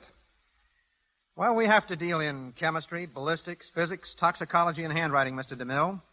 No one man can be outstanding in all fields. But a laboratory, combining experts in each field, can come pretty close to solving any crime. To me, one of the outstanding values of our laboratory is not its power to convict the guilty, but to free the innocent. Hundreds of times, evidence that might have otherwise convicted a perfectly innocent man, when examined in our laboratory, has freed him of every suspicion. I know that you're perhaps the nation's greatest expert in solving crime with the evidence of human hair. And while you might have some difficulties with me, what can you learn from those whose tresses are a bit more abundant? You'll do fine, Mr. DeMille, as long as you have a single hair left on your head. From that single hair, we can usually learn a man's approximate age, his environment, the places he visited recently, his type of employment, his personal habits, and frequently, his race. We can also learn a dozen things from a cigarette. A cigarette? Yes. Anybody who smokes a cigarette reveals secrets through the saliva that remain on the end, even though many months have elapsed since it was smoked. Saliva tells us to what blood group the man who smoked the cigarette belongs. There are 20 blood groups with which we deal, and often we can eliminate 19 out of 20 suspects by a blood grouping test. I can see it's getting harder and harder to commit murder. Not to commit it, but to get away with it. But while we solve crimes, the public can do far more than we can do in preventing them. Don't be intimidated by the threats and boasts of racketeers. Every time you surrender, you betray not only yourself, but your neighbors and your community. At the first sign of a threat, get in touch with your local authorities. And now, ladies and gentlemen, just to prove what an ordinary piece of evidence may reveal, I gave Mr. Gompert a coat which I wore sometime yesterday. He examined it and is now going to tell exactly what he found out about me from that coat. You're sure you want me to go through with it? Yes, of course I do. We really don't have to, Mr. DeMille. Backing out, are you? Okay, Mr. DeMille, you asked for it. I took your coat and last night beat out all the dust. Here's what it told me. Yesterday morning, you took a walk with a brunette between the ages of 20 and 25. An actress, probably a star. You stopped at Hal Chester's flower shop, bought an orchid, had lunch at the Brown Derby, and ate, among other things, a shrimp cocktail. Later, you went from there... No, thank you. That's plenty. But don't try to tell me you learned that from my coat. You probably followed me. Sorry, you're wrong. Here's how it was done. A few black hairs on the coat told me the lady's age, and a preparation on the hair revealed she had something to do with acting under powerful lights. I guessed she was a star instead of an extra because the face powder, also found on the coat, was very expensive. You were walking. Because if you had been riding, the powder would have been differently placed. It was in the morning because that particular powder will not look well on a brunette at night. You went to Hal Chester's because I found pollen from a cymbidium. That's a terrestrial orchid. And Hal Chester's is one of the few shops carrying it. You went to the Derby because I found a tiny spot of sauce used for a seafood cocktail.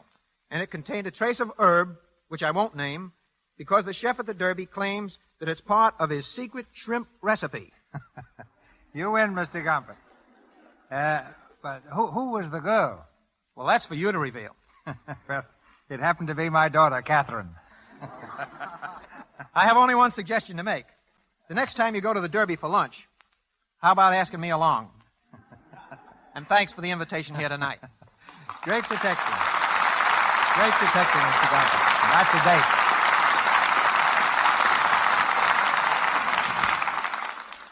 Edward G. Robinson in Bullets or Ballots with Mary Astor, Humphrey Bogart, and Otto Kruger.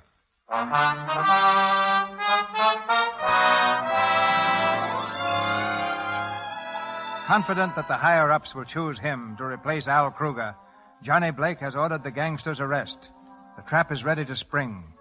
But Bugs Brenner arrives at Kruger's apartment first. He faces the leader, a revolver in his hand. Well, hello, Bug. What are you doing over here? The cops just smashed my milk racket. So? So I'm starting to take over the numbers game.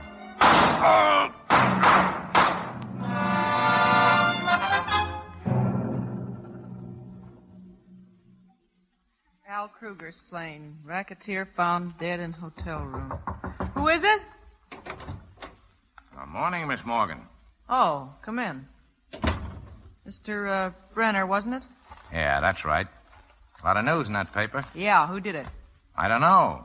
We're trying to find out. Thought he was your friend. Yeah, he was. You don't seem very upset about it. Well, there ain't no use crying if the dice fall that way. Well, what do you want? And do you want to go back in the numbers game? What are you trying to do? Kid me? Ah, you started a game. You ought to have a share in it. And I suppose Mr. Blake will let me have it. He'll have nothing to say about it. I'm running things from now on. If you want the Bronx and Harlem districts, they're yours. If you need protection, you'll get it. Yeah, that sounds good. Too good. You don't trust me, huh? I don't trust anybody. Well, neither do I. Now, we ought to work fine together. How about it? You're going to take it away from Blake? Yeah. All right. Go ahead and take it. Ah, that's the girl. Hey, come over here. Now, we'll get along swell, you and me, huh? Yeah. In the numbers game. Okay. I called the boys for a meeting tonight. They don't know it yet, but they got a new boss. Now,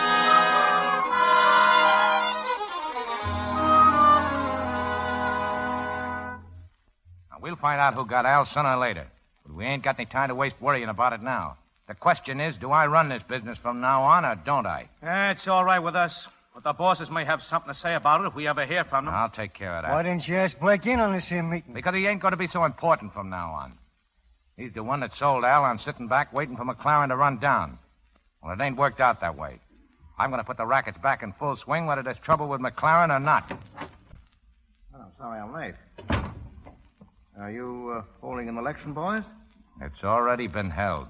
No, and you're it, I suppose. Yeah. You got any objections? Oh, a few. Now, what's the first one? Well, the job was given to me. What? When? You? The bosses called me in 2 hours after the news broke. You expect us to believe that? Well, I told them you might have a few doubts, but I couldn't persuade them to come down here and prove it. Hey, who are they? Did Kruger tell you? No. But I think I'll keep sitting in this seat till I hear from them, personally. Sit anywhere you want to, but don't try and stop me from carrying out orders. I have to take charge of the week's collection and have it to them by 10 o'clock tomorrow night. I'll meet you boys at the garage at 6. Oh, no, you won't. How do we know they called you? Yeah, how do we know? Because I'm telling you. Is that enough? No. I'll answer Here, that. Get away from that, Blake. Hello? Who? Yeah, he's here. Who's this? Okay. It's for you, Blake. Who is it? They wouldn't say. Well, excuse me, gentlemen. Hello? Hello. Is this John Blake? That's right. We'd like to see you, Mr. Blake. Al Kruger told us you could be trusted. When would it be convenient for you to come? Well, name your time. Shall we say 7 this evening? Sure, where? At the Oceanic Bank and Trust Company. I see. Ask for Mr. Thornback, the president. Oh, yes, well, thanks. I'll do that. Goodbye.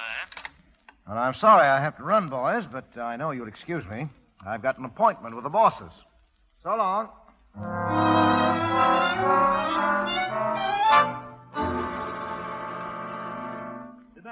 Sit down, Mr. Blake. My name is Thornback. Oh, yes, the president, huh? That's right. This is Mr. Hollister. How are you, Mr. Hollister? How do you do? And Mr. Caldwell. Mr. Caldwell of the Caldwells? Well, so you're the heads. Yes. No wonder the organization has been so well protected. Why did you try to take Kruger's job over? Oh, I didn't try to take it over. I took it over. Well, didn't you think we might object? Oh, why should you? I've proved that I can run it better than anyone else. Renter isn't any good. Yes. You have given us quite a bit of revenue. I've given you more than any four of them put together, and I'll keep on doing it, provided you give me a few breaks. You know, I'm not in this for fun. You satisfied, gentlemen? The job's yours, Blake. Thanks. You're not making any mistake. Oh, incidentally, Mr. Blake, you're the only one who'll know who we are. I understand that. Now, the first thing we want you to do is collect our receipts from the garage tonight and bring them here. Yeah? Well, I've already arranged to collect them. Oh? Will it be all right if I get here at 10? Quite all right.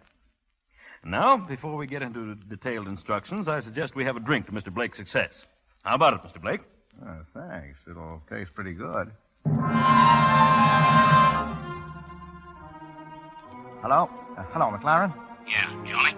We're all set, Mac. I'm in with the big shots. Why? Well, what's the difference? You can't pick them up yet. You'll have to catch them with the dough to make it stick. Well, go on. Now, look, I'm meeting the boys at 6 tomorrow night at that garage I told you about. When you see me leave there with the dough, pull up fast and raid the joint. Go on. They'll send your men to 24 and Wall. I'll pass that 10 o'clock sharp to meet the big shots in their office. When I give the word, you can make the pinch. Nice work, Johnny. Now, remember, a few minutes after 6 at the garage, and come in shooting. That's all, Mac. All right, then, in the garage. Okay.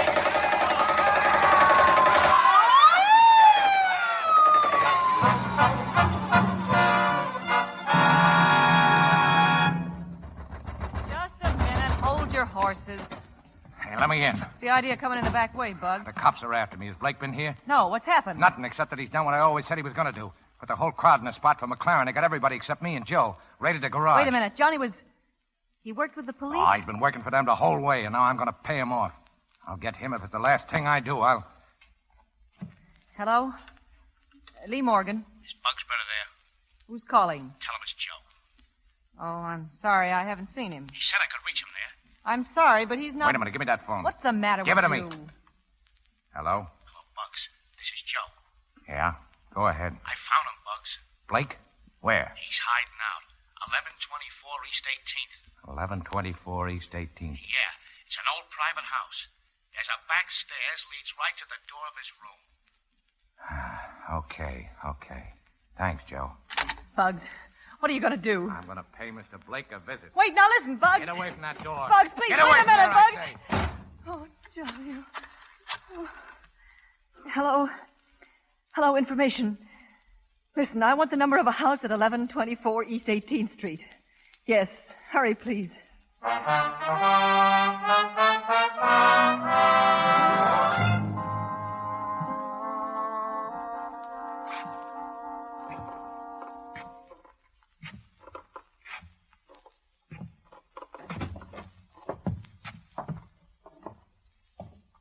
All right, Blake. You can stop right now. Who's that? Who's down there? Bugs. Your old friend Bugs. Yeah, I hear you're making a trip out to see the big fellas, Johnny. Yeah. Yeah, in a hearse.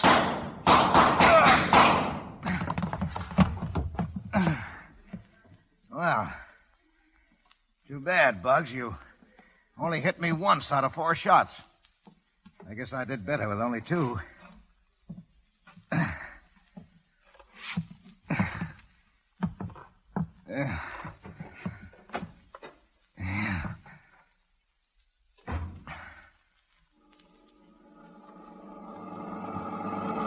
Johnny! Oh. Hello, Lee. Johnny, I tried to call you. There was no phone here. Yes, I know. Has Brenner been here? Yes, he's in there on the floor. Oh. Are you all right? Oh, sure. Drive me over to Wall and 24th, will you, Lee? All right. I've got some business. Sure, Johnny. I was afraid he'd kill you. He told me you were working for the police. Yeah, on and off. I've been a heel, Johnny. The things I said that night at the hotel. Well, you didn't know. Forget it. I tried to stay sore, but it seemed sort of funny not seeing you around. You're all through with it now, aren't you? Yeah. I'm glad. You can go back on the force. Maybe the Broadway district. Yeah, maybe.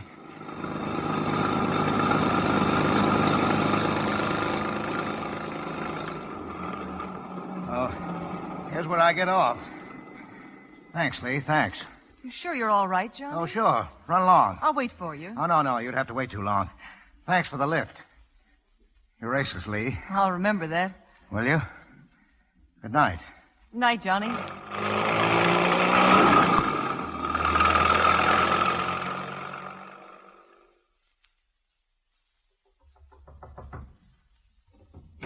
Oh, hello, Blake.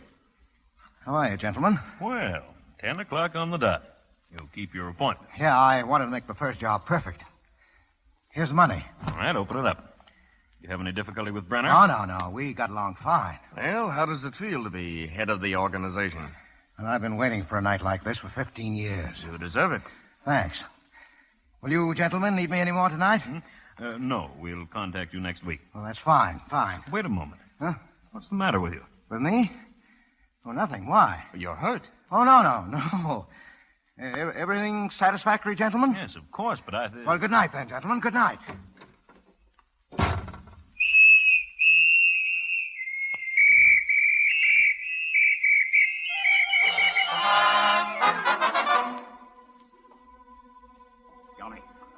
Johnny, are you all right?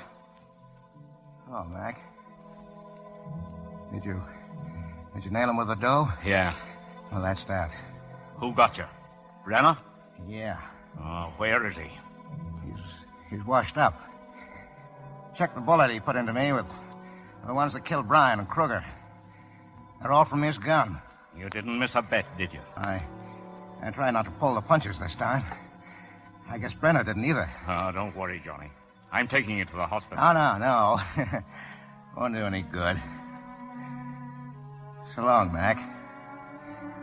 Just keep kicking him in the line, Mac. I will, Johnny. Yeah, I'd like to think that when the mugs see a policeman, they'll keep on tipping their hats.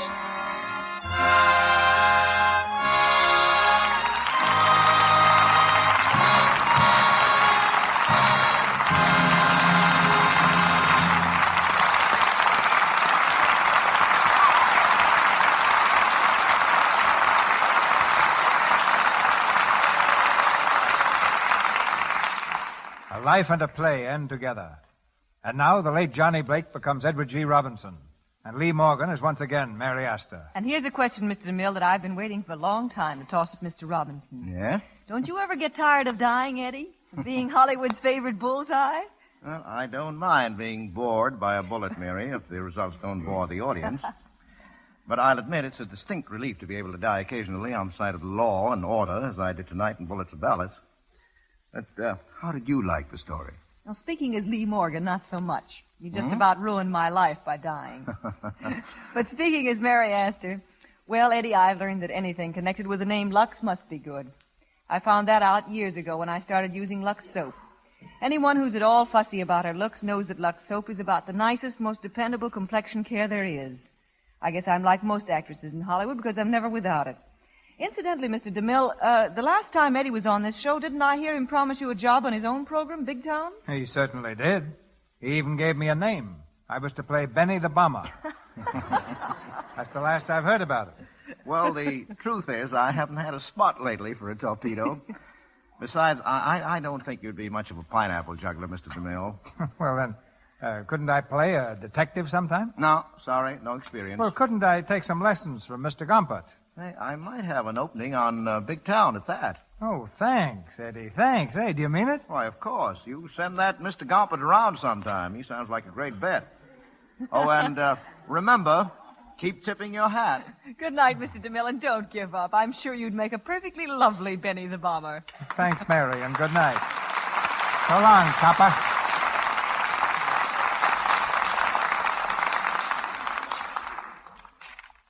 You'll hear from Mr. DeMille again in just a moment when he brings you great news about next Monday's program. Our stars were assisted tonight by Edward Marr as Joe Vinci, Wallace Clark as Franklin McLaren, Chester Clute as Herman, Lou Merrill as Thorndyke, Ted Bliss as McCoy, Wally Mayer as Crail, Lindsay McHarry as Ward Bryant, Galen Galt as Doorman, Ross Forrester as Louis, Earl Ross as Donlin, and Frank Nelson as Hollister. Mary Astor's new film is Paramount's Midnight.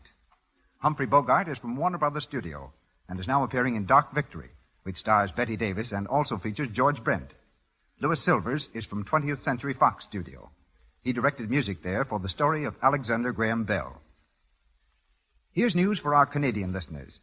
Beginning this week, 28 Canadian stations are joining our network for the broadcast of the life and love of Dr. Susan. The makers of Lux Toilet Soap bring you this enthralling story about the love and problems of a young, attractive woman doctor every afternoon, Monday through Friday. Look in your newspapers for the time and station. The life and love of Dr. Susan comes to you in addition to the Lux Radio Theater. Our producer, Mr. DeMille. An average young man marries into a wealthy family, only to find that neither big business nor a glittering social life can alter his affection and ambition for a racehorse named Broadway Bill.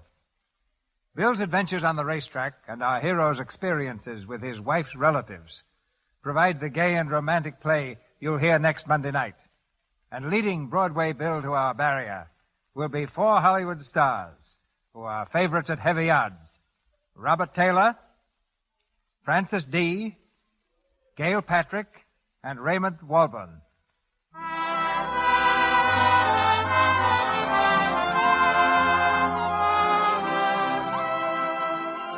Our sponsors, the makers of Lux Toilet Soap, join me in inviting you to be with us again next Monday night when the Lux Radio Theater presents Robert Taylor and Francis D. in Broadway Bill with Gail Patrick and Raymond Walburn.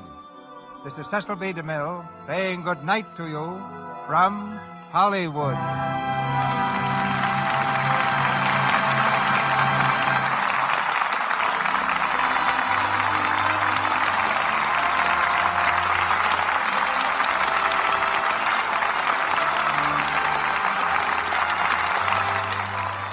Your announcer has been Melville Ruick.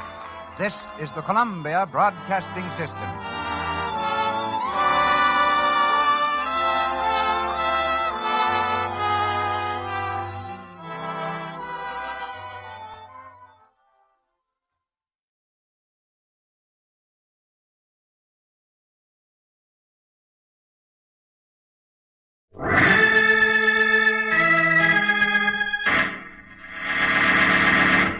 From New York City, the makers of Clipper Craft Clothes for Men and more than 1,200 leading retail stores from coast to coast present Sir Arthur Conan Doyle's immortal character, the world's most famous detective, Sherlock Holmes, starring John Stanley.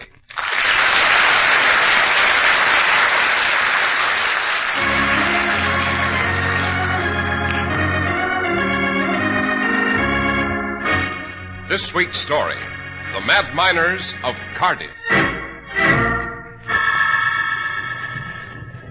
Hear that, Holmes? That crumbling noise? Yes, Watson. Well, this coal mine we're in may be collapsing. Hadn't we better hurry back to the lift? Without discovering what awful thing has been driving the miners insane? Not a bit of it. Yes, but listen. If we don't try to find the lift and return to the Earth's surface, there'll be just one consequence, Holmes. We'll be buried alive.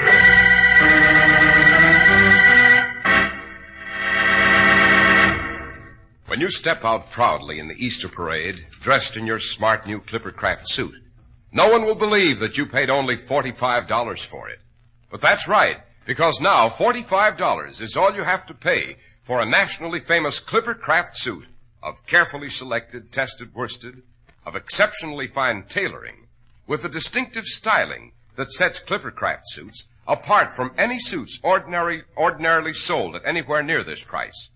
Now, here's how this is accomplished. More than 1,200 independent merchants get together and pool their tremendous buying power. That makes these low prices possible for Clippercraft. So compare Clippercraft clothes with clothes selling for many dollars more, and you'll agree that never before has there been such value in fabrics, such value in styling, such value in workmanship. In short, you get America's greatest clothing value when you buy Clippercraft clothes.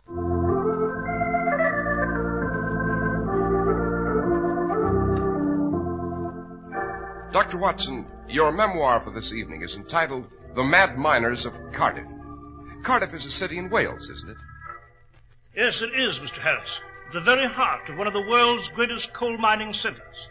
Our story begins one awful night at the mine owned by Mrs. Ann Powis. There were 2 lifts at the mine, huge iron cages operated by a chain winch that lowered the men down the shaft and into the winding, treacherous black tunnels below. One lift was rarely in use, since it dropped into a portion of the mine that was abandoned. It was there that the horror began to unfold. There stood Daniel Lowara, a veteran miner, covered with grime, his lamp still flickering in his hand, leaning on his pick and shovel. He had paused for a moment's rest on his way home this night, when he heard a sound. Strange, he thought. No one had used this lift in some time. This section of the mine had been picked clean and deserted as too dangerous, you see. Daniel walked slowly toward the mouth of the shaft. Lad, it's you. What are you doing in this section of the mine? It's God's justice, that's what. We're paying for it, we are. We've no right. We've no right. Step off the cage, man. I've never seen you look like that. Can't you stand up? Here, I'll help you. Your eyes. I've never seen a man's eyes like that. It's what I've seen. The saints preserve me, it's what I've seen. Get hold of yourself, lad. A strong man like you, quivering. What did you see? The thing. That's all you could call it. Down in the mine. I wish my eyes had been struck from my head before I saw it. Try to make sense, lad. What's down the mine? What have you seen? I've seen men's bodies crushed by the weight of coal. I've seen men dying of the lung sickness with the death rattle in their throats. But never this. Never this. Tell me what happened. If I told you what I saw, you'd be going out of your mind. It isn't right for human beings to know there is such a thing inside the earth. They'd kill themselves. I heard a noise at this end of the mine. Go on. I knew it was deserted. Of course it is. Every beam is chalk marked unsafe. How could you? I heard a noise. It was not a noise of this world. Eh?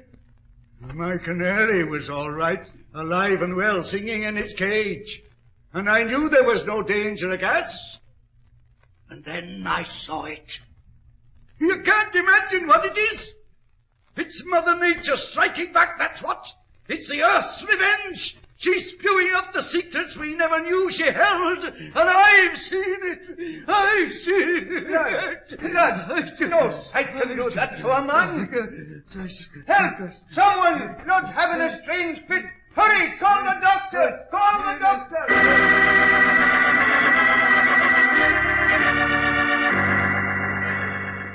Lud, the miner, in a half-crazed state, was removed to the hospital. Then Daniel volunteered to descend the lift at the far end of the mine to learn what the unspeakable horror was below. When Daniel came up the lift... Lud was right. Better I'd have been blind. A man's mind can't stand such a sight. In the name of mercy, make me unconscious. I mustn't think of it. But I couldn't think of anything else again. Ever. Not of life, nor of what we do in life. Just this. What is all I've ever known or know. Just what I've seen down in the mine.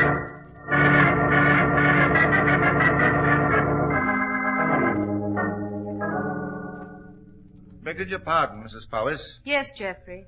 I'm just one of your miners, Mrs. Powis. I've no right here in your house. Oh, you're welcome, Geoffrey. I've told the men I keep the same rules my husband did before he died. My employees are always welcome. What can I do for you? It's about this terrible thing in the mine. I know none of the men will work. I know you've tried everything. I know even the police won't go down to see what this devil of a thing is. I won't accept any more volunteers, Geoffrey. Oh, it isn't that, ma'am. It's... Well, I know you've troubles. The mine isn't worth a shilling now. I've some savings, ma'am. Thank you. But I won't hear of it. I refuse to borrow, least of all from my own men. You've suffered, too, with the mine closed. Oh, I knew a fine lady wouldn't borrow. I thought I'd buy the mine, ma'am. But it isn't worth anything now. I haven't much to offer. Precious little. But I might salvage the equipment, sell the land. I know you're desperate, ma'am. I wouldn't embarrass you. But you need a rest. You could at least go away.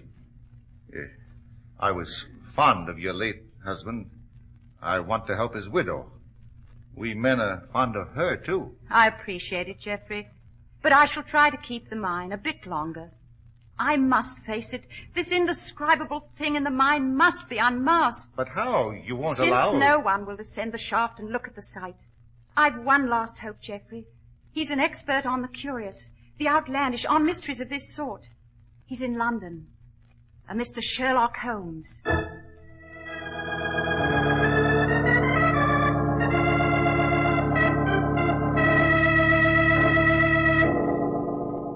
Mrs. Pies, you say 2 men became half crazed looking at the spectacle in the mine? Yes, Mr. Holmes. Incredible. Can such things exist? Lud and Daniel have been miners all their lives, Mr. Holmes. They're normally vigorous, healthy, and cool-headed. But I wasn't satisfied with their reactions. What did you do? I asked the mine doctor to go down the shaft and look. And did he? Yes, he did. And he came back up in the cage in a waxy, immobile state, without human response, as though alive, yet dead. I see. Has he revived since? Yes. The moment he was alone, he attempted suicide. We stopped him, fortunately. In what condition are Ludd and Daniel? Well, Ludd has left. He's gone to Edinburgh, where he's resting at the Hotel Cosmopolitan. He refuses to tell a soul what he's seen. Daniel is at home, feverish, fitful. Have you completed your story, Mrs. Pies? Yes, I have. Then we must lose no time in reaching Cardiff and the enigma that lies in the mine.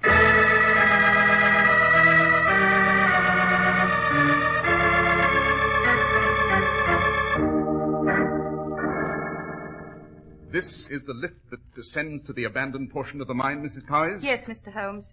At the bottom of this shaft lies the thing that has driven 3 men mad. Mrs. Powis! Mrs. Powis! Yes, Geoffrey? Daniel, he rose from his bed. They couldn't stop him. He's vanished. Suppose you tell me the details. I've assumed command on this problem.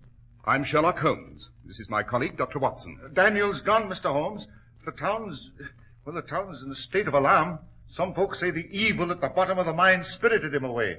Some of the women are all for taking the children and fleeing to the hills. What should we do, Mr. Holmes? The answer is simple, Mrs. Pies. Oh, Sherlock Holmes, have you the solution?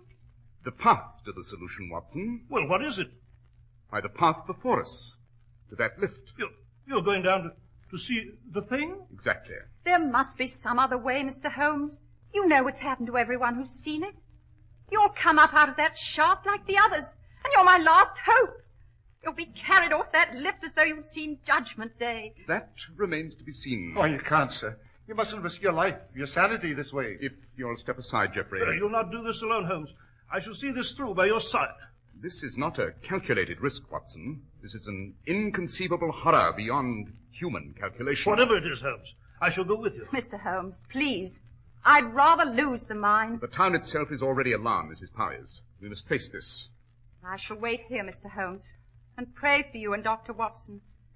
Give them headlamps, Geoffrey, and a canary. Certainly, ma'am. They're here by the shaft, the lamps. Just put these hats on. Mr. Holmes, so. Thank you. Dr. Watson? Thank you. The canary is in this cage. I'll take the cover off. As long as the canary seems well, you need not fear a gas leak. If the canary seems ill, if it dies, it'll warn you that poison gas is in the air. Yes, quite. The gate, Watson. Close it. Yes, right. Now we shall look upon this thing below, whatever it is. Even if it's from the realm of another world, some monstrosity beyond man's limited imagination. Release lever, Watson. Release lever. We're going down. The mark, Holmes. 10 feet. The mark. 20 feet. The mark. 30 feet.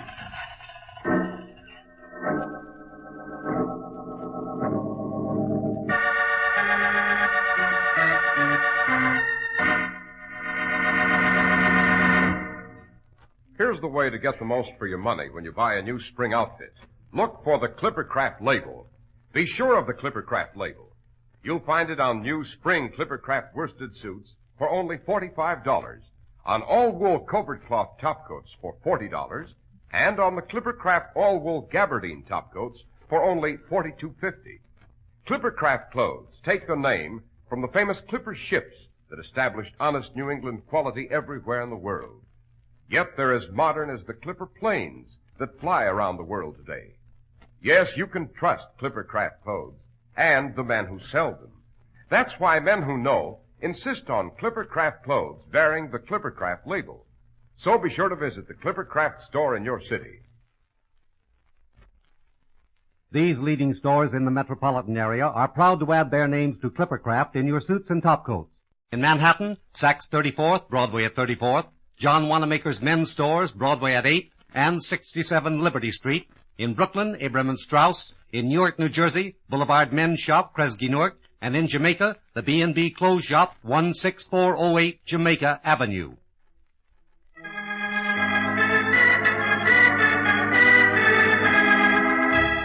Dr. Watson, we left you and Mr. Holmes dropping deep into the abandoned mine on the outskirts of Cardiff. Yes, so you did, Mr. Harris. Holmes and I stood in the cage, bracing ourselves as we dropped down the black, musty shaft, prepared for what promised to be an intolerably awful sight.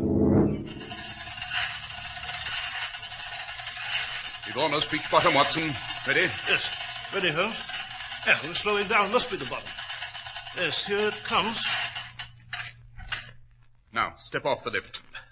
Keep an ear open for strange sounds. This is an abandoned area. A seam may crack and we'd be buried alive. Where do we go, Holmes? Along this narrow tunnel? Precisely. The light in our headlamps isn't very good, but it will suffice. All right, go on, Holmes. Hello? What is it? What is it, Holmes? Just ahead. A very strange object. What does it look like? It's against a beam. Turn your head, Watson, so the lamp in your hat lights the passage to the left. See? Yes. We'll have a closer look. Just move along. Foul air. The canary all right? Shh. We'll see. Wait. Yes, this is all right. No poison gas in the air yet. Good. Here we are. That object. Why, it's a human body. A dead man. From the description Mrs. Powers gave, I should say this is Daniel, the second miner to have witnessed the vision. The man Jeffrey said disappeared a while ago. See his throat? Brutally strangled. But who could have done it, Holmes? How did this happen? You hear that? There's a crumbling noise. Yes. It might be a cave-in. Hadn't we better hurry back to the lift? No, wait. Listen. Well, come, Holmes. We must try to reach the lift and go to the surface. This mine may be collapsing here. No, Watson, it isn't the mine. Then what is it? The thing? It was the other lift. Someone's approaching. Someone's approaching? Exactly, from the far end of this tunnel. I've been waiting for those footsteps. Is this thing on human feet? Why have you been waiting for footsteps? I've been waiting for the person you'll see standing before us in the passageway. It will be Jeffrey. The miner? Quite. You found Daniel's body. I thought you would. How did you get down here? Via the other lift, Watson, at the working end of the mine, the one he's been using all along. Well, Jeffrey, I imagine you'll present the same offer to us that you made to Ludd and the doctor and Daniel. Offer, Holmes? Well, you see, my dear Watson, there isn't anything in this abandoned mine. The ghastly sight, so-called, is a device, rather adroitly employed by Jeffrey. My offer is very inviting, Mr. Holmes.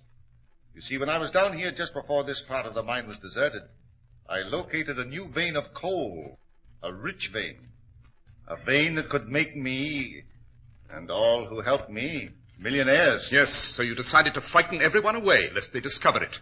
At least to keep them away until you owned the mine. I promised a share of the new vein to Ludd. He gave a fine performance, I thought. So did the doctor.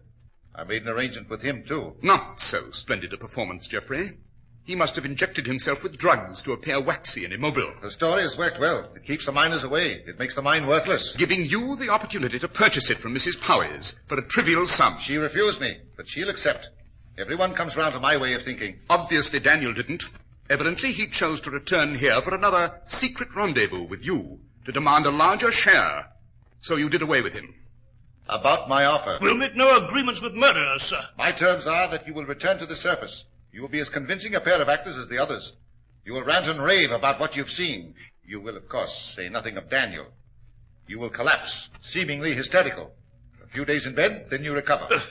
That is one of the most desperate... My terms are that you will swear like the others, never to describe what you have seen as long as you live. It is supposedly too hideous to repeat. In exchange for all this, 10% of the new vein. And if we reject the offer? Oh, I'm afraid there isn't much choice, Mr. Holmes. Listen. But what is that hissing sound? I tapped the spot where I knew a very small amount of coal gas would escape, Dr. Watson. It's filtering now into this tunnel. I don't believe it. You're just trying to intimidate us. Am I? Watch your canary, Doctor. Just watch. Watch.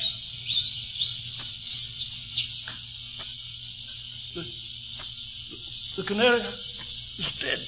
Then extinguish your headlamp, Watson, instantly. Yes, right. I shall too. And you, Geoffrey? Or will you risk creating an explosion? I'll turn out my lamp. But as for an explosion, I suppose you believe me now. I have a box of matches, gentlemen. If I strike one, just one, it'll explode the gas. We will be blown to bits. And we are to accept your offer, or you'll strike the match? Oh, yes.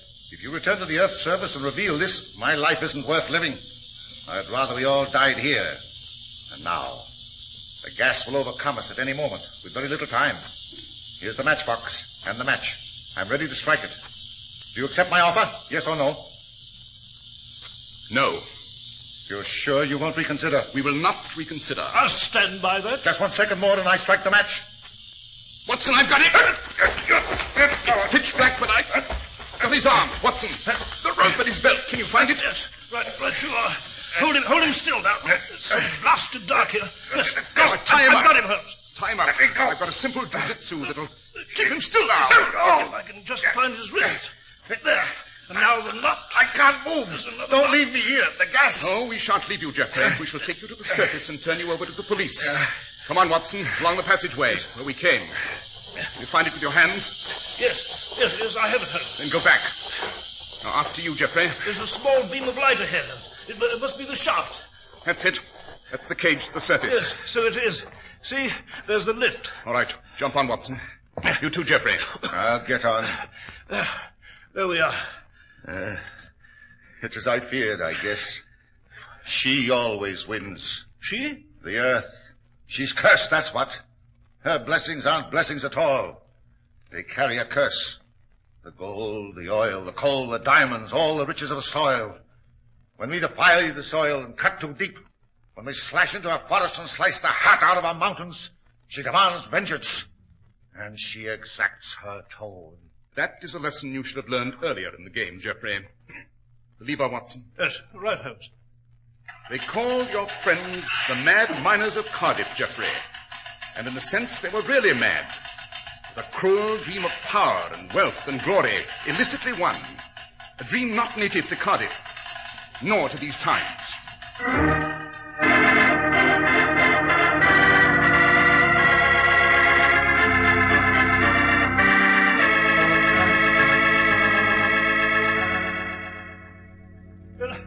By George, Holmes, I never thought we'd see the flat here at Baker Street again, eh? Lack of confidence in my ability, Watson. Therefore, totally unjustified. How did you know, Holmes, about there being no terrible sight at all in the mine? Well, you see, the miner, Ludd, departed suddenly for Edinburgh and the Cosmopolitan Hotel, a very expensive hotel. Curious that a miner should do that, unless he'd suddenly received money. Mrs. Powers said Ludd was a miner all his life. Would he spend his little savings on a lavish excursion? No, of course not. Oh. How did you know it would be Geoffrey in the mine? Well, if you recall when Geoffrey ran up to us with Mrs. Powers at the lift. Yes, I do. Well, I observed a chalk mark on the back of his jacket. It was a portion of the symbols employed upon the beams in a mine. The chalk had come off a beam and soiled the jacket, though Geoffrey didn't notice. Although no one was supposed to be in the mine recently, Geoffrey had clearly returned from a visit paid just a few minutes before. Oh, I see. Tell me, Holmes, about a sight that... Well, about some mysterious, unheard-of thing that would be so utterly awful it would drive the spectator instantly out of his mind. Are such things possible? Is there any reason to believe they're not, Watson? Couldn't there be such a thing lurking around the next turn of the street? Or nearer, perhaps, at the corner of your hallway? Or in the room next to where you're sitting now?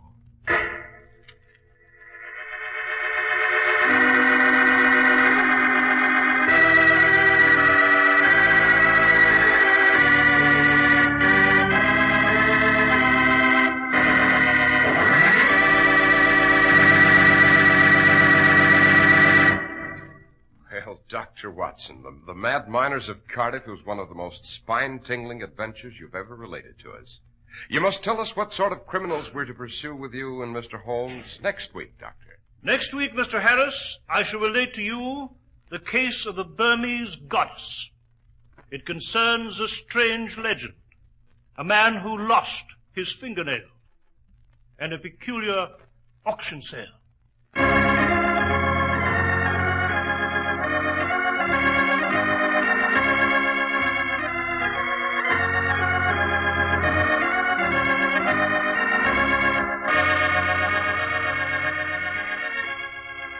The makers of CRYPT clothes and more than 1,200 stores from coast to coast have brought you another in the new series of broadcasts featuring the world's most famous detective, Sherlock Holmes.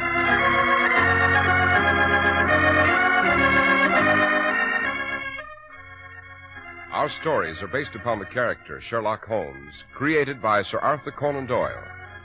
The program is produced and directed by Basil Lochran. Sherlock Holmes is played by John Stanley. Dr. Watson by George Spelman.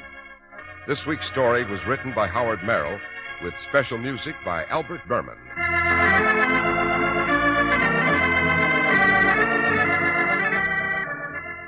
If you don't know your CRYPT dealer, write CRYPT, 200 Fifth Avenue, New York City. Here's an important fact you probably don't know. It's possible to save up to 50% of all cancer cases if everyone takes proper and prompt action. Support the American Cancer Society. Send a generous contribution to cancer, care of your local post office tonight.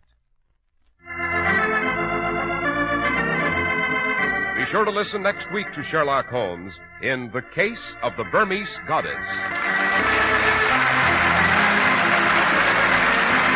This is I, Harris, speaking for CRYPT Clothes. This is the Mutual Broadcasting System.